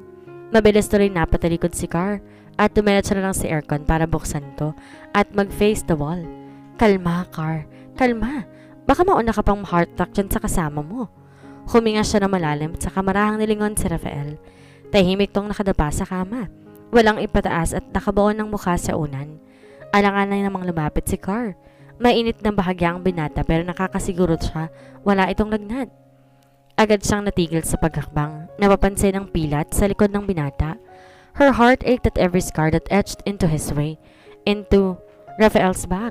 Hindi niya lubos maisip kung gaano kasakit, gaano kalalim, at gaano karami mga sugat na iyon. How can you endure so much pain? She whispered as finger gently traced those vicious scars. She wanted to erase it. Erase all of his pain. Heal him. Love him. As much as she can. If only she could, she would. Ngunit laking gulat niya nang hablutin ni Rafael ang kamay niya at mabilis siyang pinaibabawan ng binata. What do you think you're doing? His deep voice, his strong touch, and his overwhelming masculine scent. Lahat ng yon hinahanap-hanap ni Car. Bawat araw, bawat segundo, bawat hininga. Hindi na wala sa isip niya si Rafael. Hinawakan ni Car ang pisi nito at kaagad namang napapikit si Rafael sa haplos nito. Stop touching me, he pleaded, or else I wouldn't be able to control myself. Then don't. Agad napatingin si Rafael sa dalaga. You can take me as you want, she whispered. I've always been yours. And with that, Rafael finally kissed Car. Oh, nandito ka lang pala. Kanina pa kita hinahanap. Nilapitan ni Mia sa Kaiser na mag-isang nakaupo sa guest room. Halika, dun tayo sa guest hall. Anong gusto mong dessert? Ice cream? Chocolate fountain? Okay lang po ako dito, tiyata. Salamat po. Napabuntong hininga si Mia. Tinabihan niya si Kaiser habang ipinaghihera si Hana. May problema ba, Kaiser? Mabilis umaling ang bata sa kayumuko. Sorry po, tita. It's been a year, Kaiser. Why do you keep saying sorry? Galit pa po ba kayo sa akin? Walang may galit sa'yo. Masuyo ni Miyang hinaplos ang buhok nito at saka inakbayan. If I were in your dad's shoes, I will do the same thing. He loves you, Kaiser, more than anything in this world. He wouldn't blame you for anything that has happened. Mia bitterly smiled. Here, can you hold Hannah for me? Maingat niyang inabot kay Kaiser ang natutulog na anak. Nabanggit sa akin na papa mo na gusto mo raw magkaroon ng kapatid, kaya simula ngayon kapatid mo na si Hannah. Sana mahalin mo siya, katulad ng pagmamahal na binigay sa iyo ng papa mo. Napatingin si Kaiser kay Hannah at saka pagak na napangiti. Pakihawak muna si Hannah ha, maingay kasi doon sa loob ng guest hall. Tumango-tungo si Kaiser at saka ngumiti. Sige po tita. Mom? Manambing nag-iit ni Mia. Simula ngayon, anak na kita, Kaiser. Tinignan ni Mia ito at para bang nakita niya si Kaito sa mga mata nito. Pangako, Kaito. Mamahalin ko si Kaiser na parang tunay kong anak. Lumabas si Mia sa garden para magpahangin. Pakiramdam niya maiiyak siya kapag nanatili pa siya ron sa loob. Ibinigay mo si Hannah kay Kaiser, hindi dahil sa maingay doon sa loob, ano? Kaagad siyang napalingon at nakita niya roon sa siyan na nakangiti habang prenteng nakasandal sa pintuan. You handed Hannah to Kaiser to teach him how to be responsible. You really sounded like her dad. I bet you're gonna be a great mom. I cannot help but feel proud. Sian walked up to her and smiled with amazement in his eyes. Masuyo si Miyang inakbay nito at saka nilakad patungo sa luwang two-seater bench sa kanilang hardin. Bigla siyang napangiti. May naaalala siya sa lugar na to. Oh, ba't ka natatawa? Wala. May naalala lang ko sa upuan na to. Biglang umuwi si Sian saka inis mo na ng asawa. Si Rafael na naman naalala mo. Huwag ka na nga magtanong. Kung magsiselos ka lang, sabi na nga ba eh. Bulong ni Sian habang nagmamake face. Parang tanga to. Natatawang sambit ni Mia at sabay hampas sa braso ng asawa. Nung bata pa kasi ako, madalas na nag-uusap-usap ang mga kasambahay itong lumang upuan na to. Ang kwento kasi sa akin ni Nanang lahat ng tao nagkakatabi dito, nagkakatuluyan. Napailing na lang si Mia sa sarili niyang kalokohan. Yung unang tao raw na makakatabi mo rito, yun daw makakasama mo sa buhay. Pupusta ako. Sinubukan mo kay Rafael ano? Tudyo ni Siya na labas niyang ikinatawa. Oo, nakatulog nga ako kakahintay sa lokong yun eh. Pero hindi naman totoo yun. Bawi ni Mia. Eh di sana kami ni Rafael na nagkatuluyan ngayon. Nilingon ni Mia sa Sian pero inabot niyang abot nga ang ngiti ng asawa. At ano namang iningiti-ngiti mo dyan? Wala, may naalala rin lang ako. He smiled as he quietly watched this beautiful girl seated at a two-seater wooden bench in the middle of the garden. Halos magdadalawang oras na niyang pinagmamasan to mula sa likod ng puno at wala siyang pakialam kung umabot pa ito sa 3 oras. Napaigtad siya na mapansin ang unti-unting pagdulas ng likod ng dalaga sa sandalan. kaya mabilis siyang tumakbo at sinalaw ang ulo nito bago pa ito bumagsak sa upuan. Tahimik siyang umupo. Hindi niya alam kung tama bang tumabi siya rito. He should not be there. He should be invisible. A mere shadow. Ngunit imbes na umalis, maingat niyang ipinatong ulo ng dalaga sa kanyang balikat at hindi umalis sa kanyang tabi. Shadows never leave your side. Tumingin si Sian kay Mia at saka napangiti. It was a beautiful Sunday night. Masarap ang simoy ng hangin. Namumukad kada mga bulaklak sa paligid. Katulad ngayon. Hoy! Sian gently smiled. May naalala nga lang ako. Asar na napangisi si Mia. Gaya-gaya. Naalala ko yung first love ko. Dito kasi madalas tumambay habang mahinihintay na iba. Napangiti si Mia at saka mahigpit na yumakap sa braso ng asawa. Nagsiselos ka pa rin ba? I really wanted to be your first, but being your last is definitely the best. Ginagap ni Sian ng kamay ni Mia at saka masuyo itong pinagmasdan. I will be the best husband that I can be and the best father to Hana. Simula ngayon sa inyo na lang iikot ang buhay ko, pati ang buong pagkatao ko. Kung sa bagay, noon pa man sa'yo naman na talaga ako. Mia did not have the chance to utter a single word. First lips already sealed with a kiss. Hoy, naglalampung na naman kayo dyan. Sigaw ni Hadrian sa veranda. Natawa tuloy silang pareho ni Sian, tsaka napangiti na makita sila ni Ana at Harry na sumunod na rin sa veranda. Anong ginagawa niyo dyan? May mga bago kayong dating na bisita, oh. Turo ni Ana kina Mr. Zhang, Harold Impalyar, Carla, Gino at Bembem. Nasaan ang baby? Sigaw ni Carla. Mamaya, gagawa kami ulit. Nagtawanan ang lahat at halos sa bunutan naman ni Mia si Sian. Ano bang ginagawa ninyo dyan? Umakit na nga kayo dito? Yakag sa kanila ni Hadrian at pati na rin sa iba pa nilang kasama. They both smiled. With happiness in their eyes, they held each other's hands and walked back towards the mansion, back to their family. Hala! Natatarantang bulong ni Kaiser habang pinapatan sa pag-iyak si Hana. Nasa na kaya si Tita Mia? Para nakita ko lang sila dito sa garden kanina eh. Lumakad siya patungo sa hardin saka naupo sa lumang two-seater bench para ipaghere ang kapatid. Tahan na, Hana. Huwag ka nang umiyak. Tingnan mo, ang ganda ng bulaklak. Pumita si Kaiser ng bulaklak. Nilaro-laro ito sa harap ng kapatid. Masayang humagikik to sa kapilit inabot ng malit itong kamay ang bulaklak niyang hawak. Huwag ka nang iiyak ha. Simula ngayon si Kuya Kaiser nang bahala sa'yo. Ngumiti siya at saka mahigpit na niyakap si Ana. Pangako aalagaan ka ni Kuya. Mamahalin ka ni Kuya ng sobra-sobra. Nawala man si Kaito, lahat sila magkakaibigan. Inalagaan si Kaiser. Lalo na sina Sian at Mia at nasa pangalaga nila ang anak ni Kaito at itinuring na tunay na anak. At dito na po nagtatapos ang huling kabanata ng ating kwento at sana'y muli niyo po akong samahan sa mga susunod pang kwentong pag-ibig. Maraming salamat po. Ingat po tayong lahat.